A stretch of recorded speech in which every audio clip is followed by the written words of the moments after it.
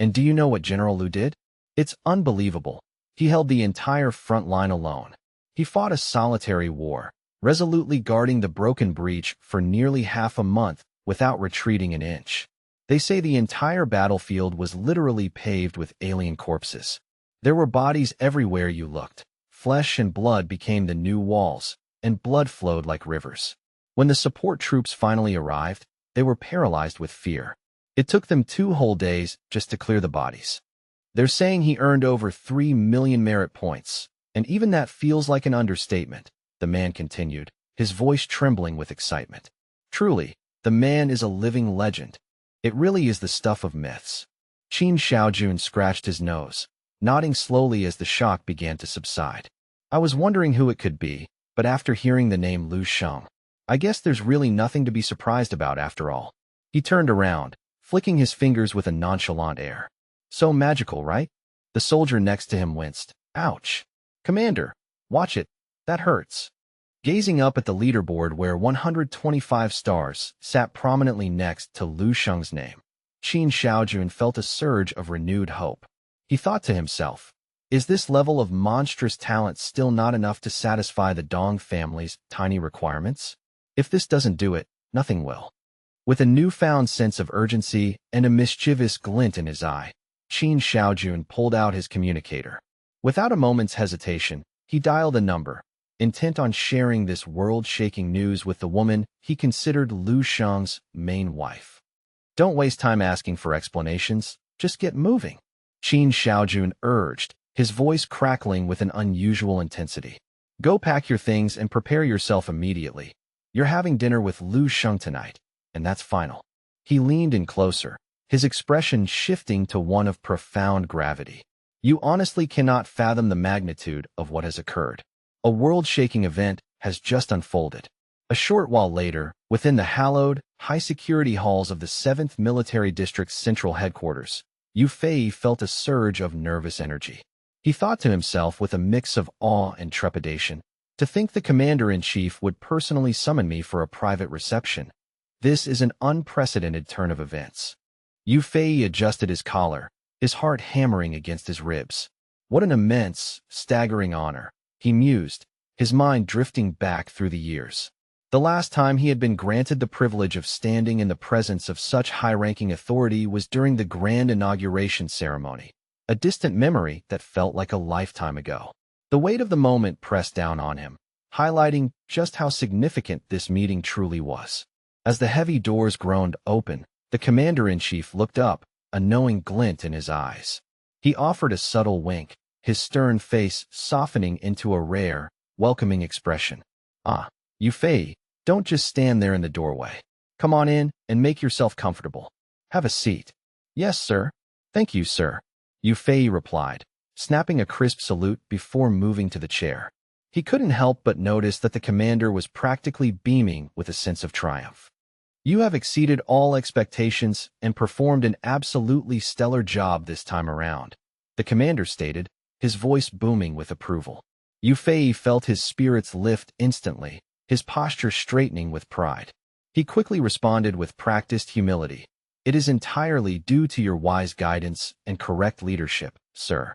I merely followed the path you laid out. The commander let out a hearty, booming laugh that echoed off the mahogany walls, shaking his head dismissively. Ha, don't be so modest. This success has very little to do with me. It was you who possessed the discerning eye to spot true greatness. Upon hearing those words, Yu Fei felt as though a bolt of lightning had surged through his nervous system. A mask of pure, unadulterated astonishment spread across his features, leaving him utterly bewildered and grasping for context. Wait, didn't the commander summon me because of my performance at the A-level catacombs front? He wondered. I thought my defensive strategies were the highlight of the campaign. What does he mean by me having a discerning eye? The confusion became unbearable. Sir, please forgive my ignorance, but I am completely lost. Please, enlighten me. Yu Fei finally managed to stammer out. The commander, seemingly having anticipated this reaction, didn't look surprised at all. He reached for a thick, classified dossier on his desk and slid it across the surface. Take a look at this. Once you read it, everything will become perfectly clear. Yu Fei reached out with trembling hands, respectfully receiving the document before flipping it open. His eyes scanned the first few lines, and his breath hitched. Lu Sheng, is this actually real? This level of performance is nothing short of a freakish anomaly. Thinking this, his heart racing, Yu Fei quickly flipped to the subsequent page. A specific line of text struck him with the force of a high-speed locomotive. Single-handedly guarded the number 23 front line for 9 consecutive days. The realization was staggering. Lu Sheng had held that critical, blood-soaked line entirely on his own for 9 grueling days.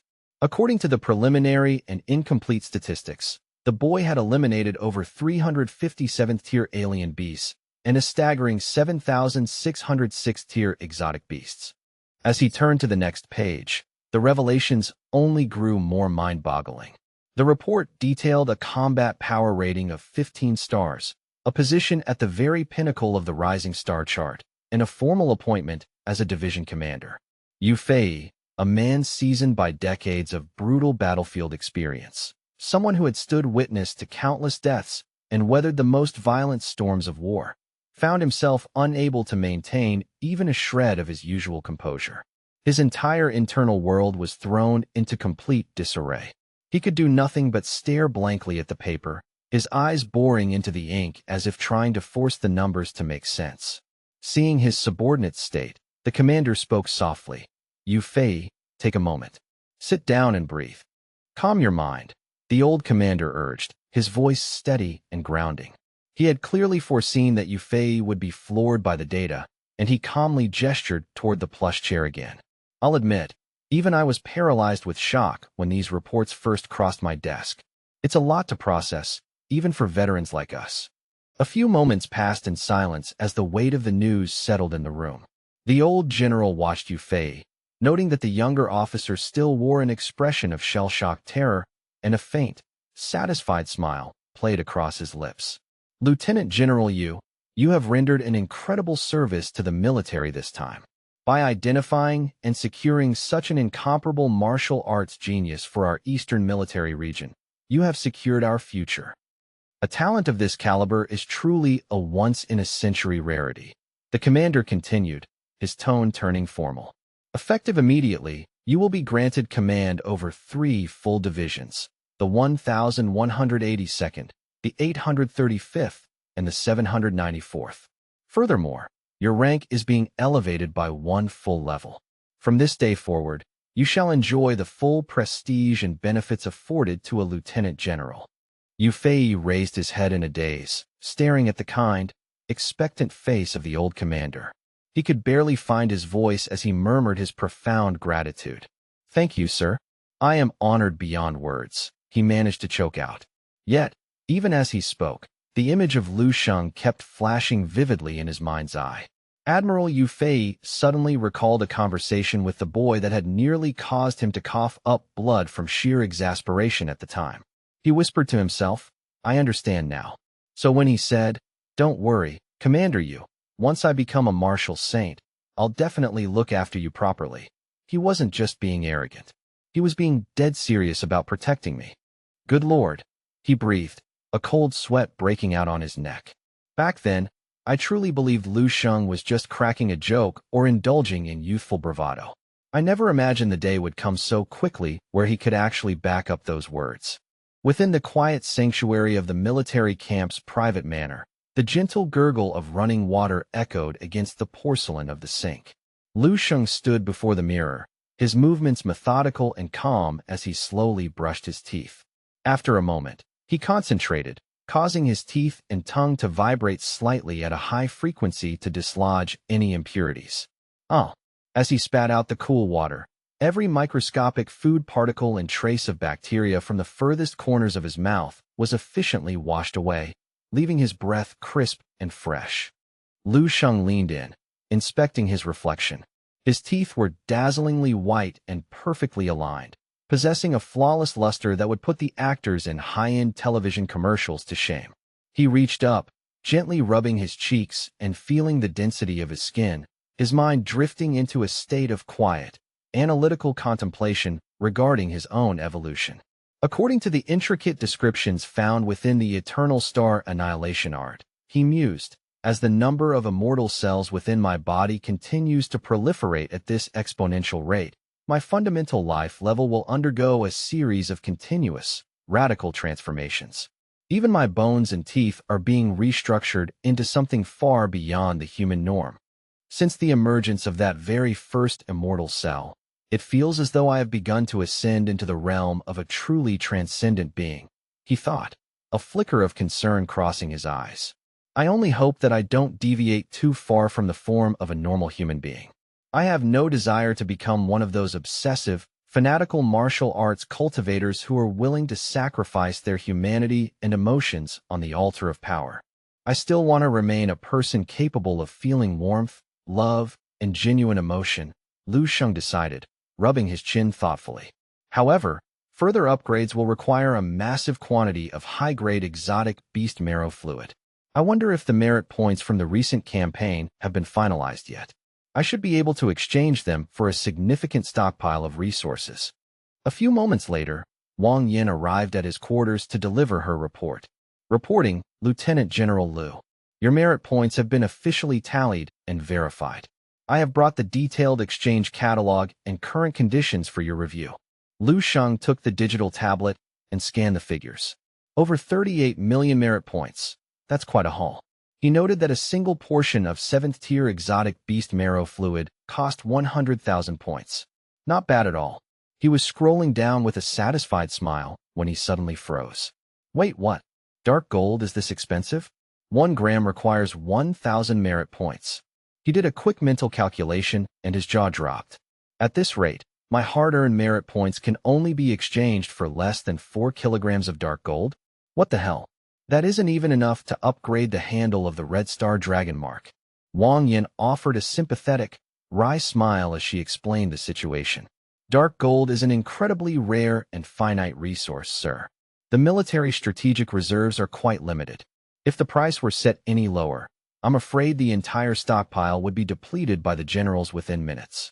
Unlike exotic beasts, which reproduce constantly, dark gold cannot be manufactured.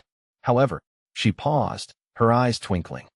The Commander-in-Chief has issued a special directive. Lieutenant General Lu, you don't need to worry about your current balance. You have been granted a pre-approved credit line of 1 billion merit points to spend as you see fit. Oh, Lu Sheng's eyes widened, a mixture of surprise and delight washing over him. I certainly didn't expect to be granted such a lucrative privilege. In that case, I can definitely move forward with the comprehensive upgrade for the Red Star Dragon mark. He turned his attention back to the report, his curiosity piqued. By the way, is there any 8th-tier exotic beast marrow fluid available? It isn't listed in the standard catalog. He thought to himself, if the military doesn't have it, I might have to go hunting for dark gold mines myself.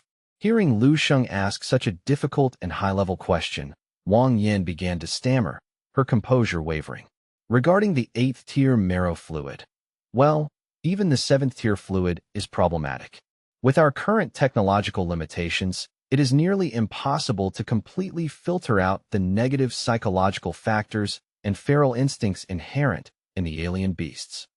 8th-tier marrow fluid is exponentially more volatile and difficult to refine, she continued. At present, there isn't a single person in the military capable of absorbing it directly without risking severe side effects or mental collapse. Lu Sheng didn't hesitate for a second. That's fine. Procure 5 tubes for me. Wang Yan's eyes nearly popped out of her head. Yes, sir, but I must warn you, the price is 10 times that of the 7th-tier fluid. I will arrange for the transfer immediately. Hearing the price, Lu Sheng felt like he might actually retch. 10 times? Never mind. Forget the 5 tubes. Just bring me 1 for now to test the waters. Understood, sir. Wang Yin nodded quickly before continuing her briefing. Lieutenant General Lu, I have also completed the background investigation into Lu Qiming's current status as you requested. Do you wish for us to place him under special surveillance or offer specific assistance? Lu Sheng nodded firmly. Yes.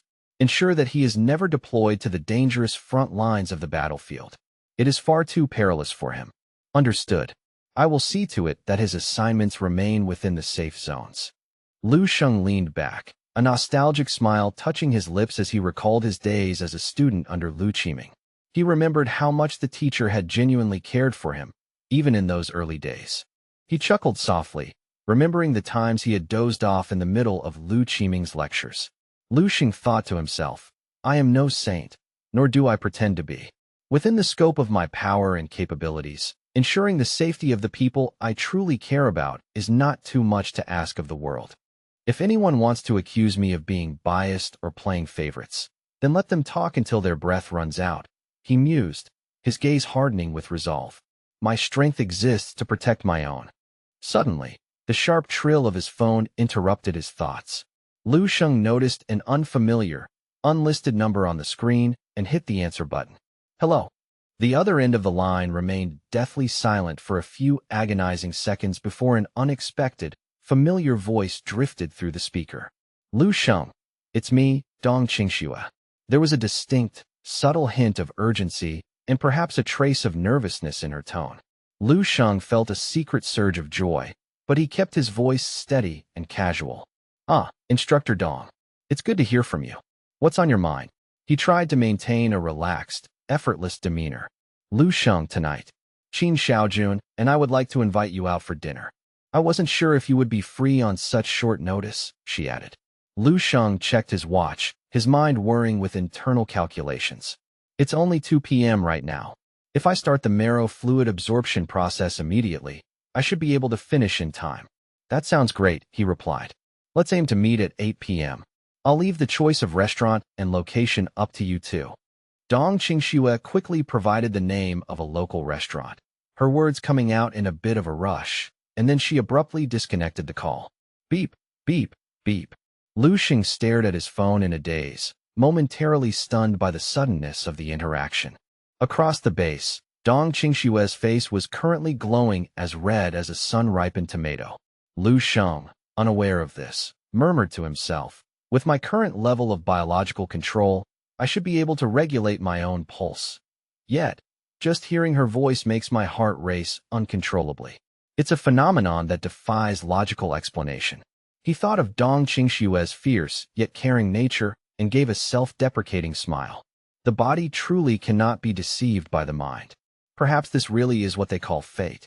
At the same time, on the other side of the military district, Dong Qingxue took several deep breaths to steady her racing heart after hanging up the phone.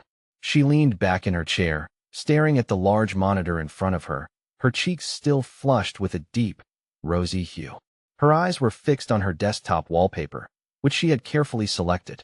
The image depicted a young man in the heat of combat during the National Student Martial Arts Tournament, radiating an aura of absolute dominance. And who else could it be but that incredible show-off, Lu Xing? Suddenly, the door to her office swung open, and Qin Xiaojun sauntered in with a mischievous grin. Hee. So, did you actually manage to secure a date with him, or did you chicken out at the last second? Dong Qingxue's face turned even redder, if that were even possible. She pointedly avoided Qin Xiaojun's teasing gaze, focusing on her paperwork as she replied with a clipped, rapid-fire tone. Yes, it's settled. Tonight at 8 p.m. at the Blue Dove restaurant. Now leave me alone. Qin Xiaojun refused to let it go, leaning against her desk and wagging his eyebrows. Wow, Dong Qingxue, I didn't realize you were such a master of the art of flirting. I've suspected it for a while, but the way you look at Lu Xing is definitely not how a teacher looks at a student. I'm impressed. You actually managed to hook up with your own star pupil. That's legendary. Before he could finish his sentence, a thunderous "Get lost" echoed through the room. The office door practically exploded open as Dong Qingxue's mental energy sent Qin Xiaojun flying backward at lightning speed. He slammed hard into the opposite wall of the corridor with a dull thud. Dong Qingxue didn't have the patience for his nonsense today. She reached into her collar, gently touching a honey-colored jade pendant she wore. The central military region, the one they call the Eastern Emperor, a successor destined to surpass the Dong lineage. She muttered, her eyes clouding with complex emotions. She seemed on the verge of saying more, but she bit her lip and stopped herself. Finally, her gaze hardened with a fierce resolve. I have to break through and reach the Grandmaster level as quickly as possible. I won't be left behind. Meanwhile, Back at his private quarters, Lu Sheng was startled by the sharp vibration of a text message notification in his pocket. He quickly retrieved his device to check the sender, his mind already switching back into cultivation mode. The message was from Wang Yan. Sir, the 7th-tier marrow fluid you requested has been delivered to the 2nd-floor hall. Additionally, I have included the specially refined 8th-tier marrow fluid as per your order. Please exercise extreme caution when consuming it. Lu Sheng stroked his chin, a plan forming in his mind. That was fast. It's still early in the afternoon. I might as well begin a cultivation session now. If I can boost my strength even a little more, I might look even more impressive and handsome when I meet Dong Qingxue tonight. Lu Sheng ascended the stairs to the 2nd-floor training hall. Wang Yan's team had been efficient, setting up several large, sterile vats filled with the shimmering marrow fluid. Lu Sheng conducted a quick visual inspection, sorting through the various containers. He looked at the row of identical blue glass tubes, knowing each one was packed with the concentrated essence of a 7th-tier beast. Set apart from the rest, he noticed a single tube with a unique, obsidian-colored casing and a sophisticated pressure seal. That was the rare 8th-tier marrow fluid. Lu Sheng reached out and grabbed one of the 7th-tier tubes first. Even through the reinforced glass, he could see the swirling, iridescent energy contained within, pulsing like a miniature heart. Lu Sheng tilted his head back and drained the entire 7th-tier tube in a single, practiced gulp. Almost instantly, a familiar and incredibly violent stream of energy erupted in his stomach, spreading through his limbs like molten lead. The potency of the 7th-tier fluid was significantly higher, several times more intense than the 6th tier, and the taste was remarkably more bitter and metallic. Lu Sheng closed his eyes, savoring the burn for a moment before reaching for the next tube in the row. In the blink of an eye, Lu Sheng had consumed every single tube of the 7th-tier marrow fluid provided. There wasn't another martial artist in the world who would dare to absorb such a colossal amount of raw, unrefined energy in such a reckless, rapid-fire fashion. Lu Sheng exhaled a long breath of steam, murmuring, "Strange. I don't feel anything particularly special yet." However, the moment the words left his lips, his senses flared with an alarm. A wave of violent, fierce, and bloodthirsty thoughts, primal instincts belonging to the beast the marrow was harvested from, suddenly surged into Lu Sheng's consciousness. The onslaught was so sudden and inhuman that a lesser mind would have been instantly overwhelmed. Fortunately, Lu Sheng's martial will had been forged in the fires of the dream world and was tempered to an unbreakable degree. He simply manipulated a specific strand of his will upon the gray disk in his mind, effortlessly obliterating the beastly influence.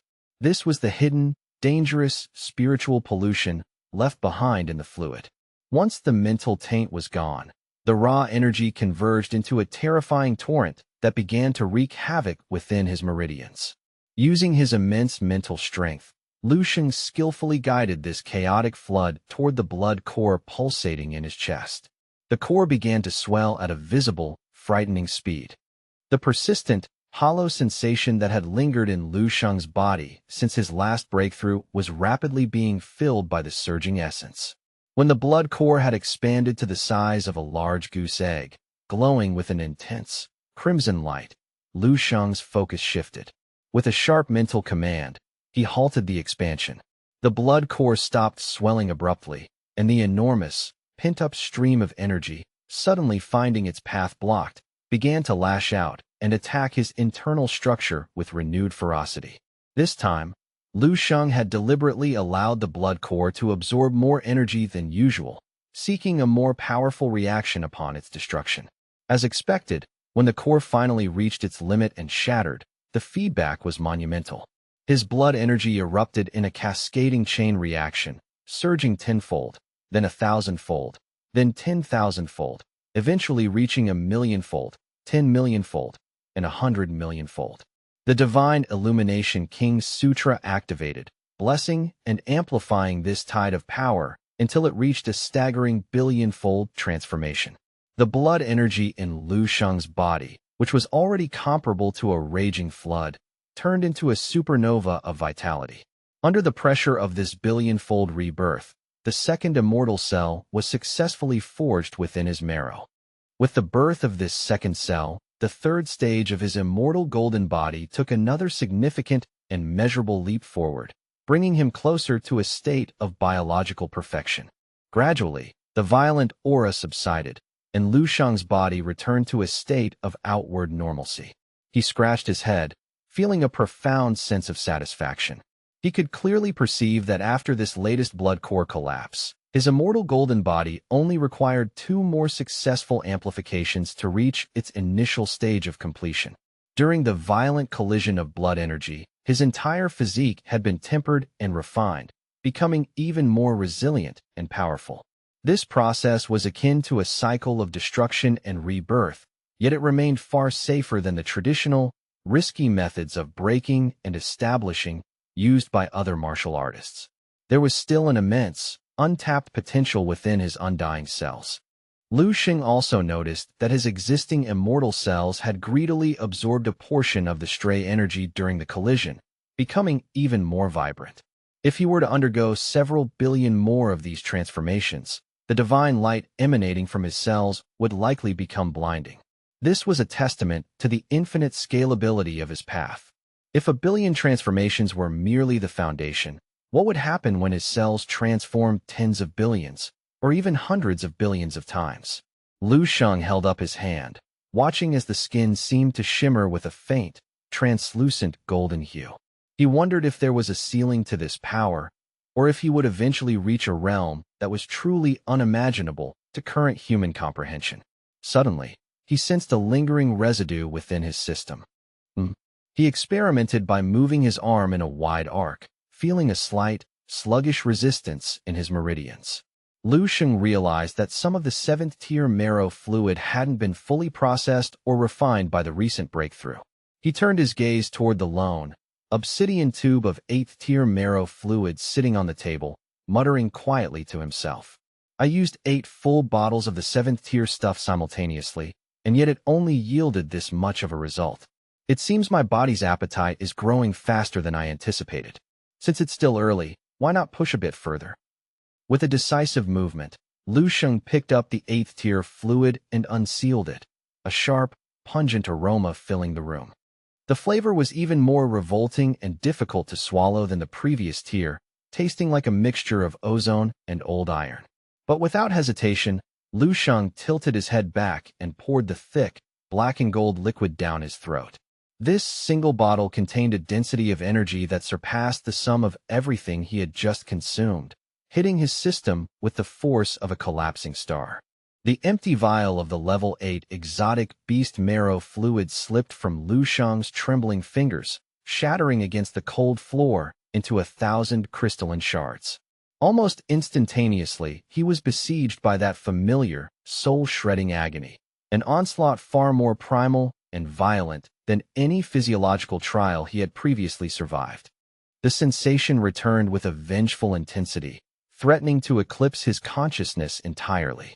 Within the depths of Lu Shang's mind, those dark, feral impulses, thoughts characterized by a raw, bloodthirsty inhumanity, erupted like a dormant volcano. A torrential flood of negative energy surged through his psyche, far more potent than any previous dose. It felt as though an ancient, malevolent demon king had taken residence within his marrow, carrying with it a prehistoric instinct for slaughter. This shadow presence was terrifyingly visceral, a caged beast of immense power that threw itself against the walls of his mental fortitude, desperate to break free and claim his soul. Overcome by the sheer physical pressure, Lu Shang collapsed onto the floor, his hands clawing at his abdomen as if trying to tear out the source of the heat. He ground his teeth together with such force that they threatened to shatter, desperately attempting to endure the agonizing, visceral mutation unfolding within his very cells. A maddened, guttural roar tore itself from Lu Shang's throat, echoing through the chamber. With every violent collision between his martial will and the beastly instinct of the marrow, beads of dark, concentrated blood began to seep through his pores.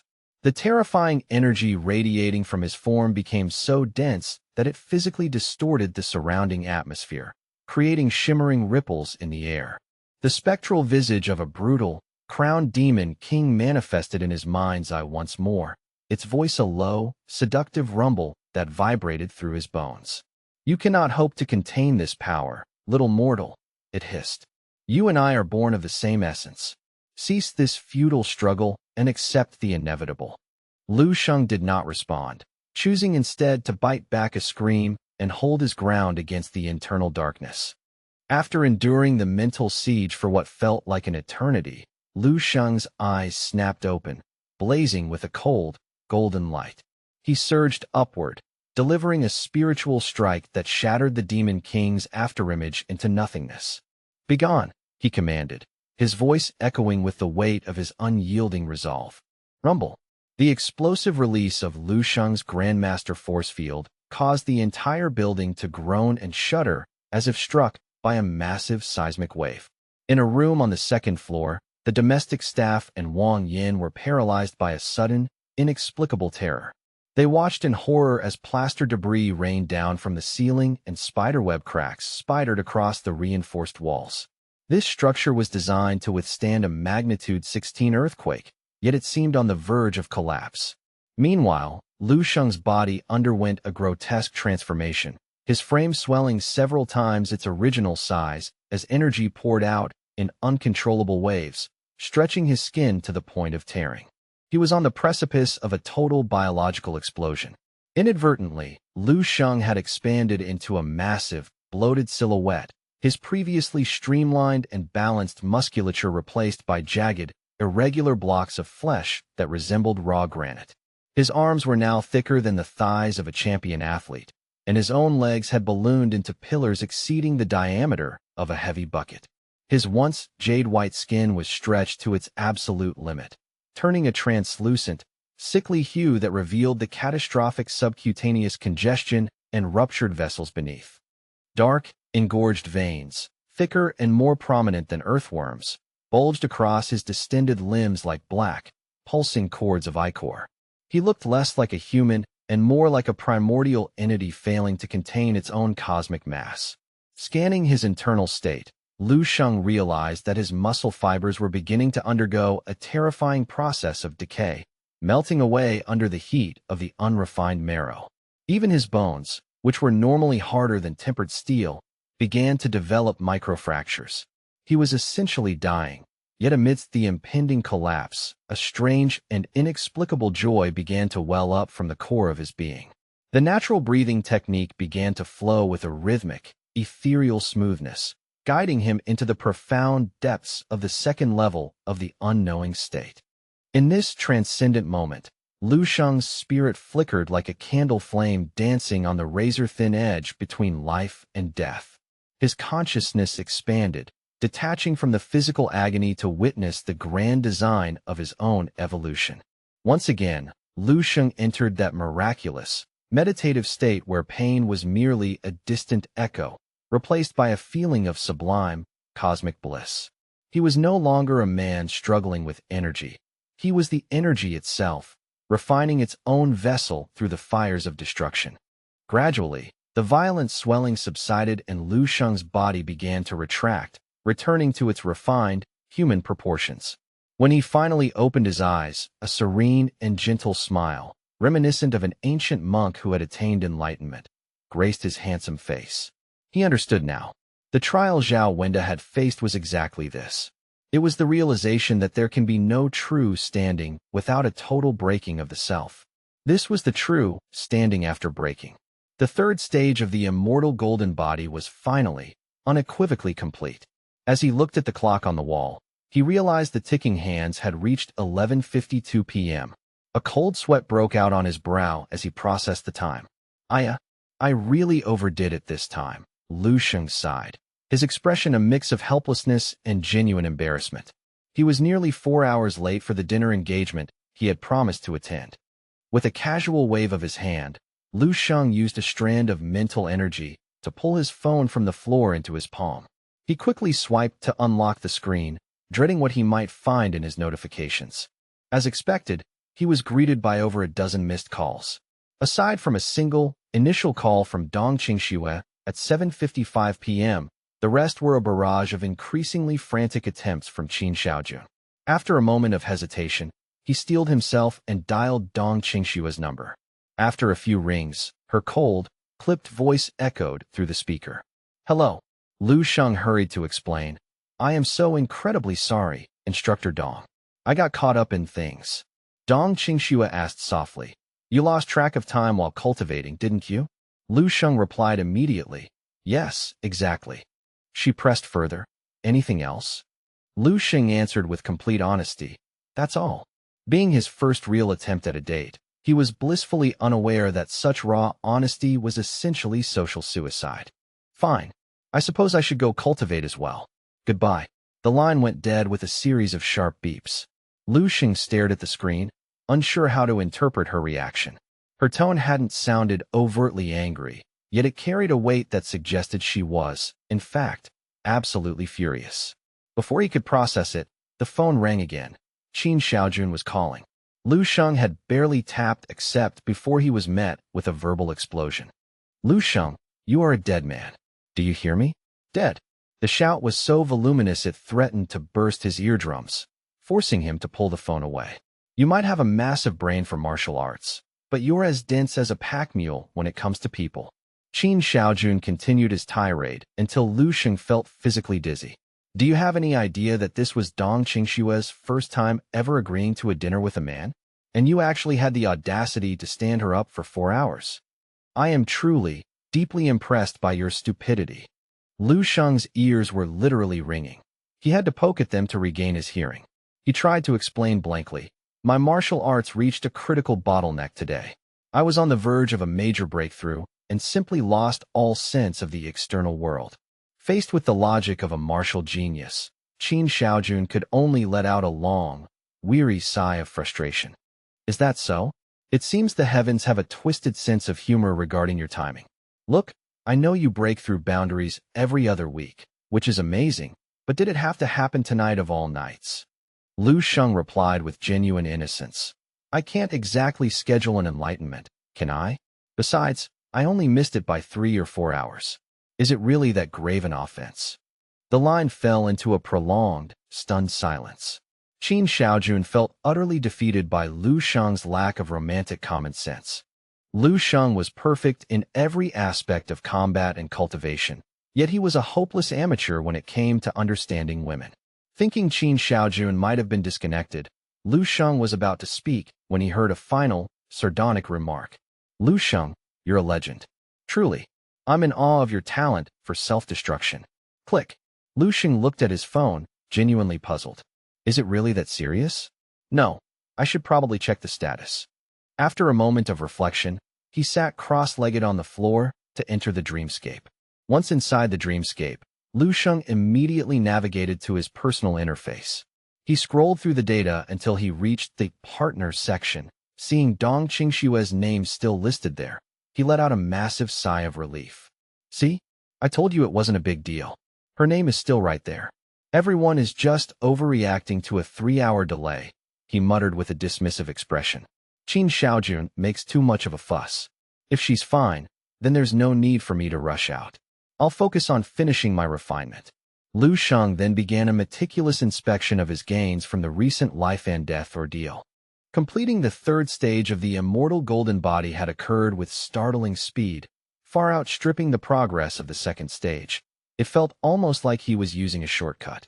This was an incredible development, as his physical form had improved exponentially.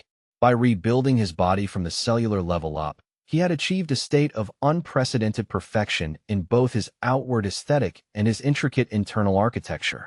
Virtually all martial arts techniques throughout history carry specific requirements for the practitioner's skeletal structure and innate talent. These factors determine the ultimate compatibility between the technique and the body it inhabits. For instance, those born with naturally dense and heavy bones are inherently suited for the crushing power of fist techniques and the wielding of massive, heavy weaponry. Those gifted with long, lithe limbs find themselves naturally inclined toward the finesse of swordplay, while those with agile joints are better suited for high-speed movement techniques. The same technique, when wielded by different individuals or at different stages of their development, can produce vastly different levels of lethality. Lu Sheng was a comprehensive body cultivator, Yet even he hadn't known his true level of compatibility with the high-level stellar refining methods he had uncovered. Throughout his journey, his body had been constantly shifting toward a form more suitable for these techniques. However, he realized that no matter how much a body changed through effort, it could never achieve absolute, perfect compatibility with a foreign technique. Lu Sheng pondered this deeply. It wasn't hyperbole. Even if he were to master the Eternal Star Annihilation art to the same level as the legendary Wang He would likely never reach the same heights, simply because he was not the creator himself. The Eternal Star Annihilation art was a masterpiece specifically tailored for the eastern extremity, Wang He. As long as Lu Sheng followed it to the letter, he was merely a traveler walking a path someone else had already paved, limited by the shadow of the pioneer. But from this moment forward, everything was different. Thanks to the recursive refinement provided by the natural breathing technique, Lu Sheng had effectively rebuilt his own foundation from scratch. He had successfully transformed the Eternal Star Annihilation art into a unique variant specifically optimized for his own physiology. His compatibility level had reached a staggering 100%, a feat that might even surpass that of the original creator, Wang He, as he had refined the technique through the lens of modern martial theory. Lu Sheng blinked, his mind wandering toward the concept of titles. A martial body of this caliber deserved a name that reflected its peerless nature. He considered simply calling it the Eternal Star Undying Body, a tribute to its origins and resilience. His thoughts drifted toward the legendary physiques mentioned in ancient lore, the primordial sacred body, the celestial overlord body, the innate Tao embryo, or the chaos body. Each represented a pinnacle of existence that stood above the stars. In his current state, he felt he could legitimately claim to possess the strongest physique in the universe. Though he allowed himself a moment of self-admiration, the raw power thrumming through his veins was undeniably real and immense. While part of it was youthful fantasy, his actual strength had increased to a degree that was visible to the naked eye. Looking internally, he could see his new skeletal and muscular structure. The fiber patterns and bone curves possessed subtle, bizarre variations that differed from any standard martial artist. These changes were difficult to put into words, but they were filled with a kind of haunting, magical beauty. This aesthetic transcended the physical, resembling a masterpiece just beginning to take shape, mysterious, complex, and profoundly divine. It was like witnessing a star being conceived within the primordial dark. Even his blood had changed, carrying a faint, shimmering golden hue that spoke of his new, undying status. Lu Sheng casually threw a punch into the empty air, not a focused strike, just a simple, effortless swing of his arm. Suddenly, the entire room was illuminated as if the sun had abruptly risen in the east. He was the center of a radiant field. Every movement he made seemed to generate a natural luminescence. What? Lu Sheng struck his own chest, and his body emitted a strange, resonant sound, a mixture of a dragon's thunderous roar and a tiger's deep growl, layered with the metallic chime of a bell from a mountaintop temple. The dragon's roar, the tiger's growl, and the temple bell. These were the legendary signs of a grandmaster of the physical arts.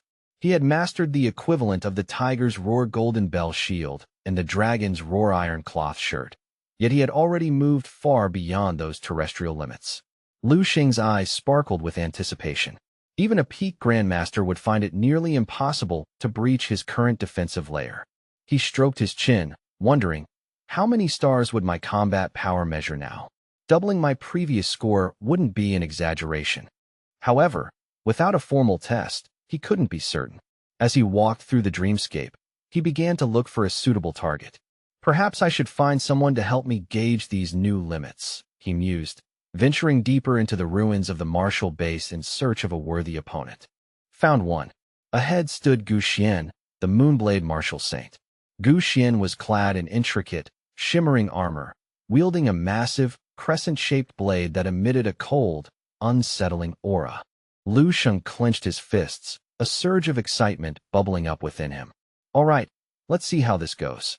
Let's see if I can truly stand toe-to-toe with the shadow of a martial saint now. Within the simulated reality of the dreamscape, Lu Sheng's silhouette manifested with terrifying silence.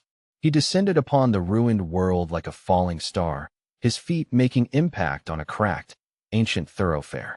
A fierce, unquenchable fighting spirit blazed in Lu Sheng's eyes. His pace quickened instantly, his entire being morphing into a streak of light as he launched a ferocious, high-speed charge toward the distant figure of the saint. The peerless Gu Xian slowly raised his head, his gaze as frigid and indifferent as a frozen tundra. With a casual flick of his wrist, he lifted his black long blade. A dazzling, vertical arc of light descended from the sky, appearing before Lu Sheng in the blink of an eye. Lu Sheng's pupils contracted as he met the strike head-on, refusing to dodge. Boom! The collision of their power sent shockwaves through the ruins. The sheer force of martial Saint Gu Xian's blade strike was overwhelming, forcing Lu Sheng into a defensive posture. He braced his entire frame, grit his teeth, and attempted to tank the blow with his raw physical strength. Boom!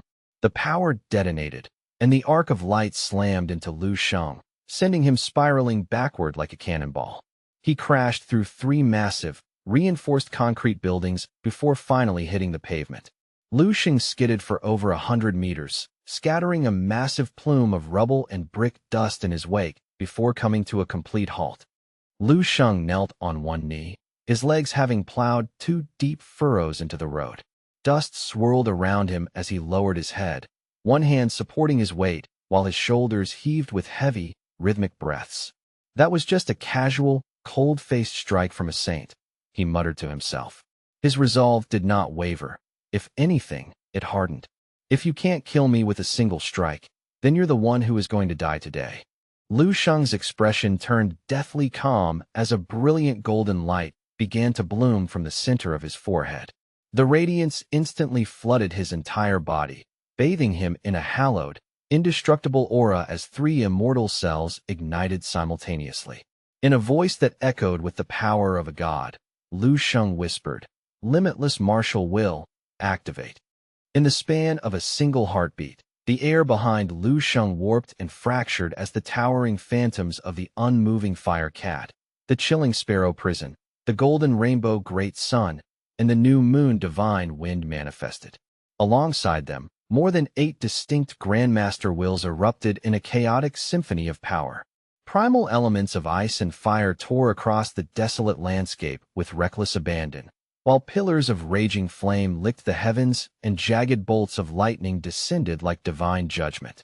The sheer visual spectacle and the suffocating pressure of his aura reached an unprecedented peak. As his natural breathing technique reached full activation, Lu Sheng stood amidst the carnage, his expression a mask of cold indifference, his vacant gaze fixed upon the hollow form of Gu Xian. With a slow, deliberate motion, Lu Sheng raised his hand, his fingers curling slightly as he prepared to channel the cataclysmic energy swirling around him into a singular, devastating strike that would redefine the battlefield. Lu Sheng stared into Gu Xian's unwavering eyes, searching the depths of that blank, porcelain-like face. In that silence, he seemed to decipher a hidden truth, a silent testament to the nature of their clash, the realization that true brilliance is often masked by a deceptively simple exterior. All that glitters is not gold. A single slash, and the curtains will fall, Lu Sheng whispered, his senses reaching out in a state of profound, silent clarity. Once again, he could perceive the ebb and flow of his opponent's intent, a tactical advantage that brought a thin, confident smile to his lips. Stepping back with measured grace, he casually brushed away the fragments of debris from his open wounds and spoke with a voice like sharpening steel. "Then allow me the honor of demonstrating the pinnacle of true power." In an instant, the deep black of Lu Sheng's pupils bled into a piercing, ghostly gray, and his very stature seemed to expand, becoming majestic and intimidating. He stood with a pride so absolute and unyielding that it was as if he were perched upon the highest, most unreachable peak of the world, looking down upon all of creation. Ascending into the martial god state, he declared, "Witness the culmination of my path. This is my complete martial Tao." With a nonchalant wave of his hand, the fabric of reality tore asunder. Hundreds of Lu Sheng apparitions materialized instantaneously across the horizon, each occupying a unique position, caught in a different moment of lethal motion. In perfect unison, Every manifestation of Lu Sheng clenched their fists, launching a synchronized assault toward Gu Xian that threatened to collapse the very space between them. In the face of this overwhelming tidal wave of force, the mask of absolute serenity finally shattered. A slight, almost imperceptible ripple of emotion flickered across Gu Xian's calm features, betraying the first hint of genuine reaction. The martial saint reached for his blade, drawing it in a blur of motion. A haunting, pink blade aura erupted, radiating a pressure so immense it felt physical. An unprecedented and blinding arc of light sliced through the firmament, tearing the sky apart like parchment. As the ripples surged within Lu Sheng's gray pupils, a sudden flash of insight struck him, dragging his mind back to his previous life-and-death struggle against Lan Chun, the terrifying sensation of the void itself being shattered. The hundreds of Lu Sheng clones struck as one, a collective hammer blow of fate. At that exact moment, nearly 20 distinct variations of Grandmaster wills bloomed simultaneously, creating a kaleidoscopic explosion of spiritual intent. The two cataclysmic techniques collided with a force that defied logic. A deafening explosion roared across the wasteland, followed by a brilliance so intense it washed out the world. This dazzling shroud of light swallowed more than half of the expansive road, creating an impenetrable veil of white that made it impossible for any observer to discern the carnage unfolding within. As the blinding radiance finally ebbed and the thick, acrid smoke began to drift away, the solitary figure of Gu Xian remained, standing silently upon the fractured road. He was frozen in a defensive stance, both hands gripped tightly around his blade, yet the physical toll was evident. Intricate cracks had begun to spiderweb across his face and torso. Lu Sheng tightened his fists, and in a blur of speed, his figure flashed past the saint, his sturdy knuckles now wreathed in flickering, ominous gray flames. Lu Sheng retracted his predatory gaze and turned his attention to the fading form of Gu Xian, who was on the precipice of total annihilation. "It is a pity," he murmured, his voice tinged with a genuine, if arrogant, sense of regret. "You possess a beauty that is simply too refined. I cannot permit anyone in this realm to eclipse my own presence." Placing a hand over his heart, Lu Sheng bowed his head in a solemn, warrior's salute. "Rest in eternal peace. May your martial spirit remain undying in the halls of memory." As the words left his lips, Gu Xian's physical form weathered away like sand in a gale, leaving nothing behind but a heap of shattered, obsidian, and crimson armor upon the dirt. A flicker of lingering trepidation danced in Lu Sheng's eyes. He realized he had been far too arrogant, dangerously underestimating the sheer, visceral terror a martial saint-level zombie could command. Gu Xian had clearly been in the process of manifesting an apocalyptic killing move. Had the creature possessed even a shred of its former tactical brilliance instead of relying on raw, mindless instinct, Lu Sheng knew the outcome would have been his own demise. To put it bluntly, had Lu Sheng not sensed the impending doom of Gu Xian's ultimate technique and reacted with preemptive, overwhelming lethality, the scales of victory might have easily tipped toward the dead. The adrenaline finally began to recede, and the heavy toll of the battle hit him all at once.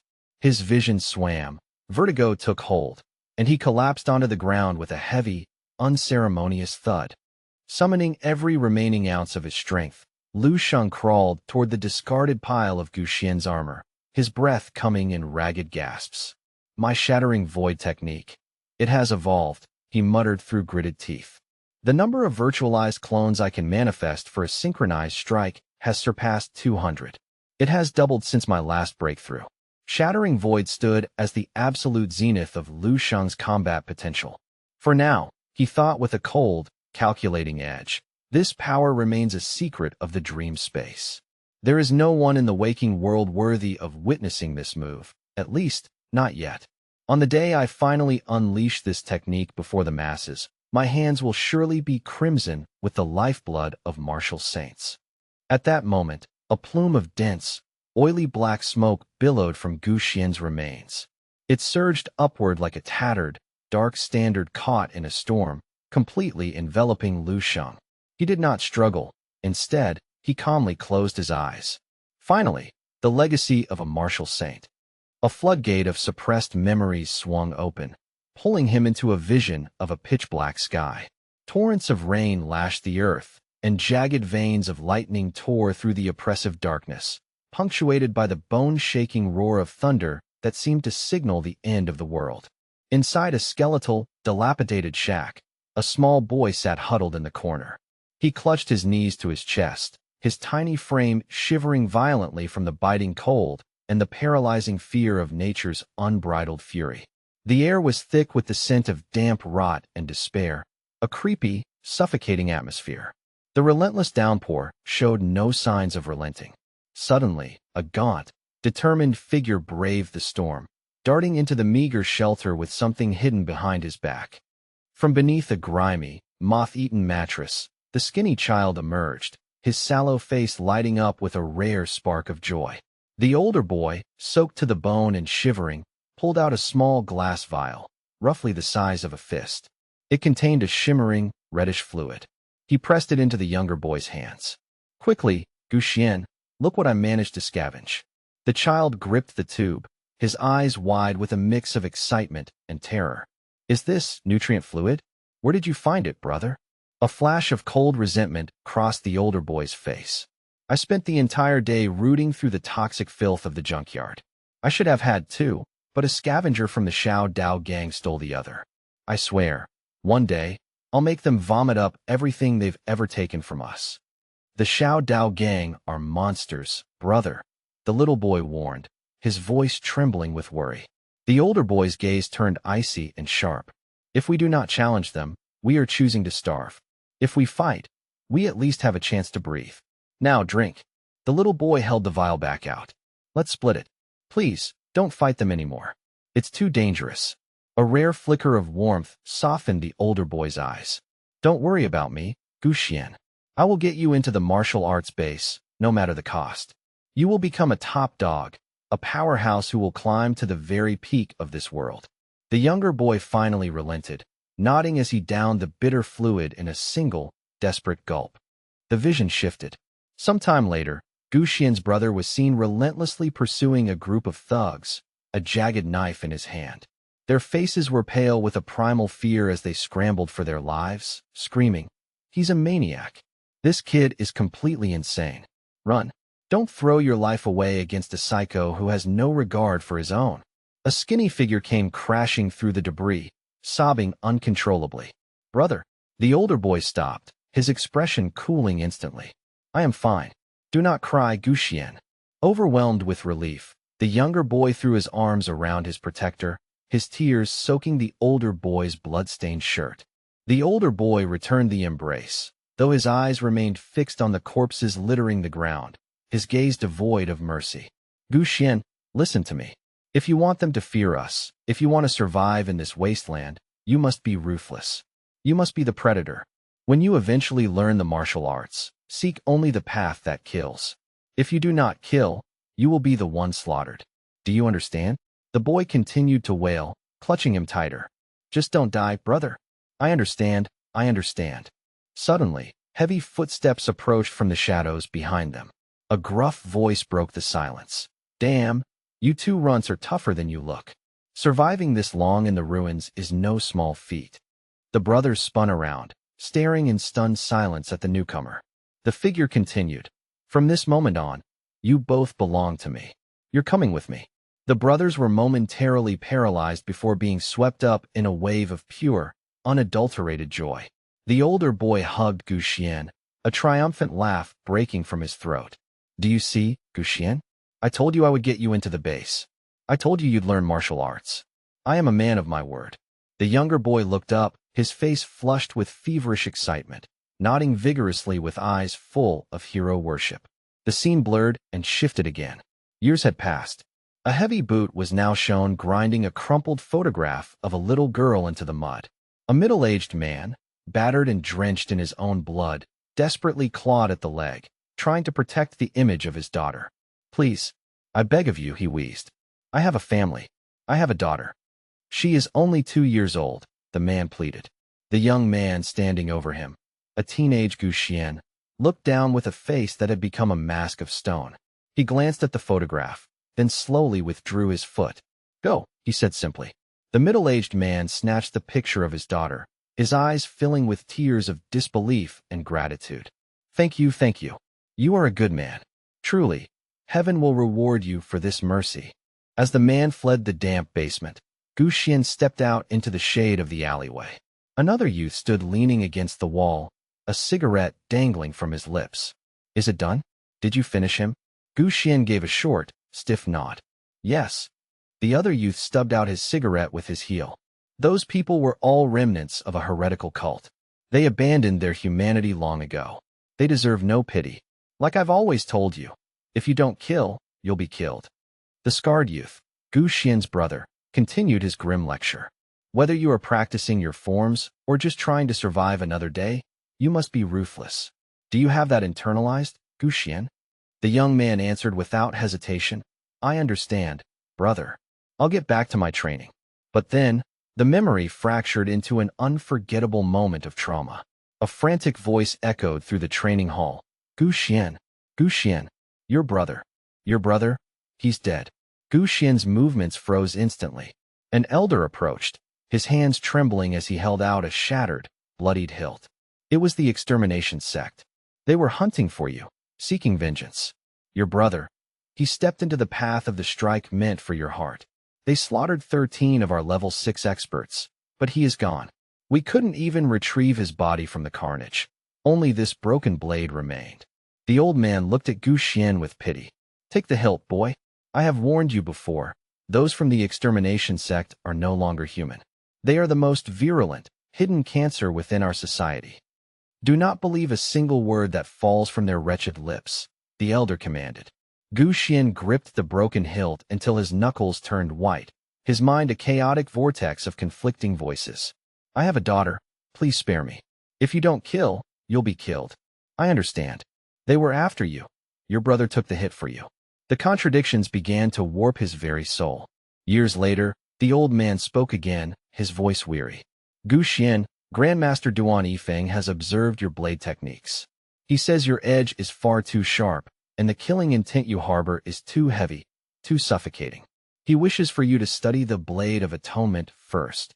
The elder handed a weathered, ancient manual to Gu Xian, offering a final piece of instruction. "Once you have successfully tempered and quelled the primal killing intent within your blade, only then will the Grandmaster be willing to grant you an audience." 10 years passed in a blur of motion, and Gu Xian was still using his blade as an instrument of slaughter. Another 5 years vanished, and his killing intent had not only failed to diminish, but had grown into a monstrous, tangible force. The old man's voice returned, sounding more distant and disappointed than ever. "Grandmaster Duan Yifeng will not see you. Return to your training. Wait another 10 years. The scene remained frozen in time, a testament to his obsession. A blade stood plunged into the earth, surrounded by a macabre circle of those who had been driven to suicide by his sheer presence. Gu Xian knelt in the center, his heart a furnace of fury. The old man's voice rang out one last time by the edge of a bamboo forest, his face etched with profound sorrow. "Gu Xian, you still cannot let go of the blood. You have wandered far down the wrong path. What you are cultivating is merely the art of murder, not the true way of the blade. Duan Yifeng will never see you again in this lifetime. Never tell another soul that you were a successor of the Blade of Atonement.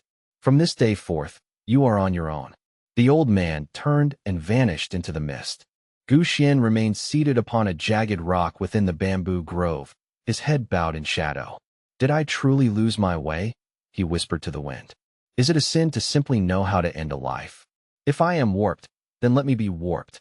The way of the blade is the art of killing. That is the fundamental truth.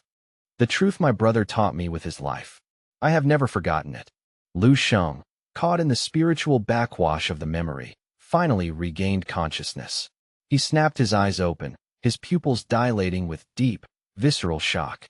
He clutched his head, cold sweat pouring down his face as he processed the psychic weight.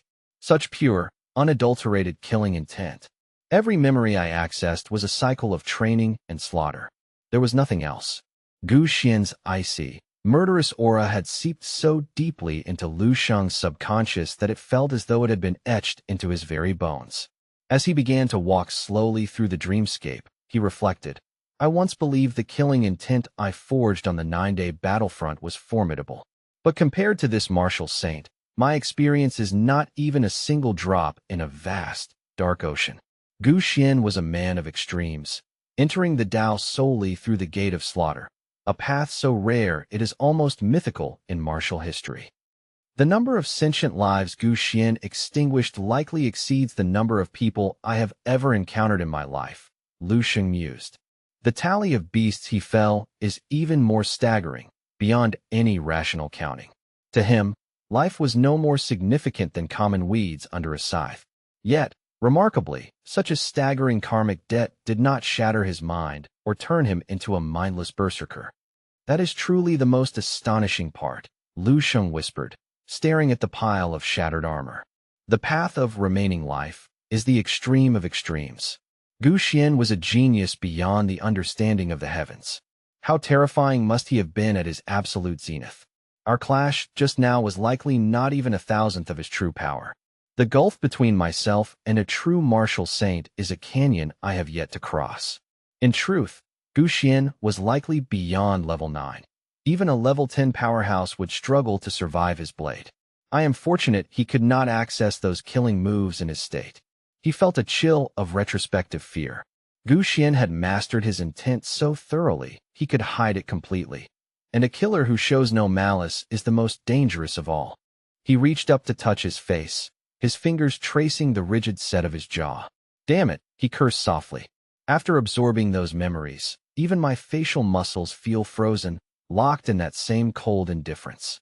Once this expedition is concluded, I'll need to binge-watch 100 episodes of some mindless romance drama, just to feel human again. However, he had not forgotten the primary objective, Gu Xian's core of martial arts, the most vital treasure of the martial saint. Now, let's see where you're hiding. He began to methodically sift through the pile of broken armor. After a few moments of searching, Lu Sheng's eyes ignited with a sharp, predatory light. He let out a triumphant shout. Found it! Gu Xian's martial core manifested as a jagged, crystalline fragment of a blade. The moment Lu Sheng's skin made contact, his vision was forcibly dragged into a nightmare realm, a boundless sea of gore and corpses. Countless bodies of both humans and monstrous beasts floated in a crimson tide, and the air was so thick with killing intent it felt like breathing shards of ice. From the depths of that blood-red ocean, a monolithic figure slowly rose. A voice like the grinding of tectonic plates echoed through his mind. Heaven's will is a blade. Human will is a blade. Human life is but weeds for the harvest. This singular, terrifying insight was the essence of Gu Xian's martial saint technique, the pinnacle of his slaughter Tao. It was a move known as one thought to extinguish a life. Suddenly, a sound like a high-pitched scream filled the air, the song of the blade. This was no ordinary strike. It possessed the rhythmic, terrifying grace of a farmer in an autumn wheat field. It was the movement of a man bringing in a harvest, but instead of grain, the scythe claimed souls. The blade rose, cold steel gleaming with a malevolent light, before sweeping down in a graceful, unstoppable arc to claim the weeds. The sheer destructive output of the technique was staggering, far beyond anything Lu Sheng had anticipated. Billowing clouds of dust and acrid smoke erupted, completely obscuring the landscape in a chaotic haze. Visibility was reduced to zero within the epicenter of the strike. However, as the turbulent dust finally began to settle, a new image flickered to life on the gray mental compass within Lu Sheng's mind. A vibrant, blood-red long-blade totem had manifested, its lines sharp and ominous. Lu Sheng let out a visceral roar of success. "I've done it," he exclaimed, his eyes scanning the new addition to his spiritual arsenal. This was his second Dharma totem. As he scrutinized it, he noted that compared to the divine whale totem, this bloodblade totem was significantly more defined, possessing a depth and a menacing aura that the previous one lacked. It stood to reason. A dharma is the physical manifestation of one's martial will. Gu Xian was a 9th-level martial saint, whose killing intent was leagues beyond the divine whale of Lanchun at Mount Giant. Lu Sheng stroked his chin, a look of profound impression crossing his face. The sheer quantitative boost this would provide to his overall combat power was, frankly, astronomical. He reached out and grasped the physical manifestation of the long blade Gu Xian had left behind, testing its weight with a few experimental swings. My most potent cold weapon skill used to be the striking steel four-realm spear combo, he mused, but that era has officially come to an end.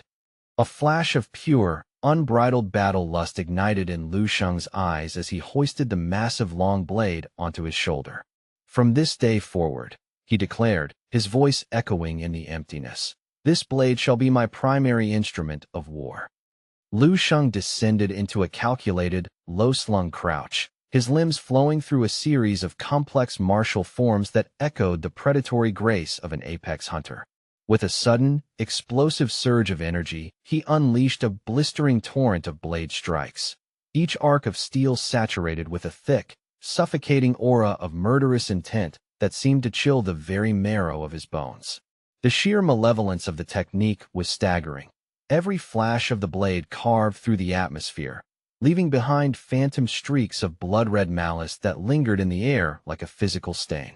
After a prolonged moment of violent, poetic motion, Lu Sheng suddenly arrested the blade's momentum, standing perfectly upright as the echoes of his killing intent slowly dissipated. In the blink of an eye, the oppressive atmosphere evaporated, replaced by a profound and almost unnerving serenity. Lu Sheng's entire demeanor shifted from a harbinger of death to a state of absolute, centered tranquility. He tightened his grip on the hilt, his eyes narrowing as he scrutinized the weapon with a mixture of awe and burgeoning satisfaction. It was no longer just a physical object. It possessed the uncanny, terrifying ability to sever the very fabric of space itself. A thin, knowing smirk played across his lips as he realized that the thousands of lives Gu Xian had reaped, the centuries of refined, concentrated malice, constituted a weapon far more devastating than any mere technique or physical edge. A sudden, prickling sensation of irony washed over Lu Sheng, leaving him with a faint expression of chagrin as he stood in the silence of the training hall. He scratched his head thoughtfully, a single bead of cold sweat rolling down his temple as he tallied his recent expenses. Perhaps, he mused silently, squandering 8 million merit points on that crimson dragon vein spear was a touch premature. Had he realized his aptitude for the killing blade was this absolute, he might have discarded the spear entirely to embrace the path of the sword. Yet, a cunning glint soon returned to his eyes. His path was that of perfect martial arts, a journey toward omniscience. To be a true master, he had to be fluid, adopting whatever instrument of destruction the situation demanded without the rigid hang-ups of traditionalists. I suppose my next priority, he thought, is securing deeper veins of mithril and orichalcum to fuel this inevitable evolution. By the following morning, Lu Sheng was back in his living quarters, reclining at the table while scrolling through the latest military district dispatches on his high-end, cowhide-wrapped tablet. The screen displayed a grim montage of the world's current state. An S-level Earth cave outbreak had been successfully suppressed, while new fissures were suspected to be forming in the northern military region. In the eastern military region, the 9th main defensive line was holding firm against an A-level crack.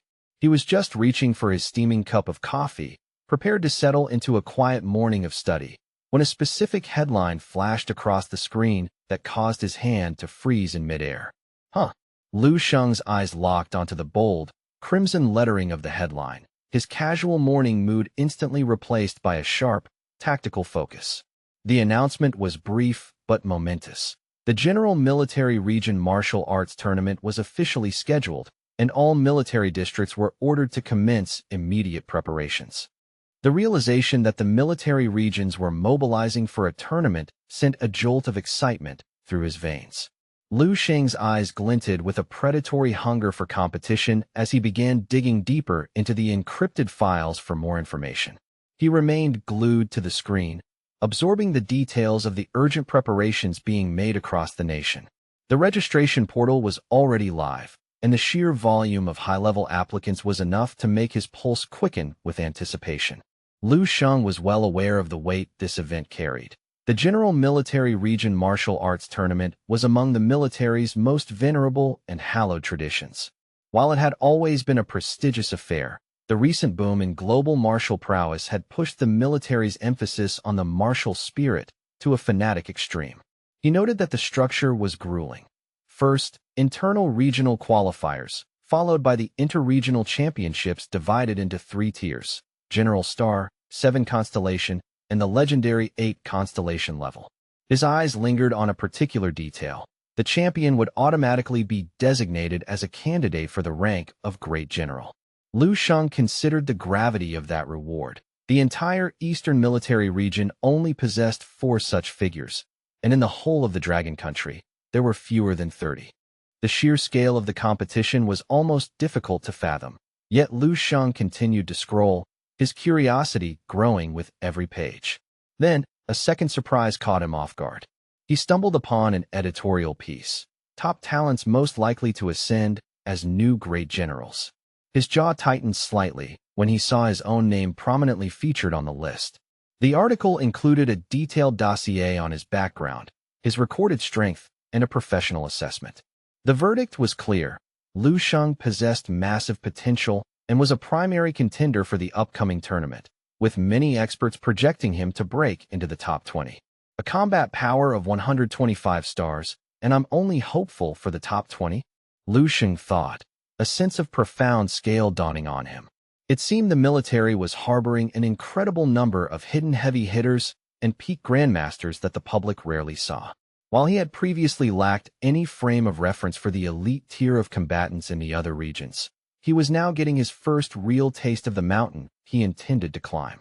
As he continued to scroll down the rankings, he encountered a name accompanied by a truly formidable description. The accompanying photo showed a man with mountainous musculature and 3 jagged scars cutting across his eyes, a face that had seen 1,000 battlefields. This was Dong Patian, currently holding the first-place position on the General Star rankings with a staggering 27-star combat power.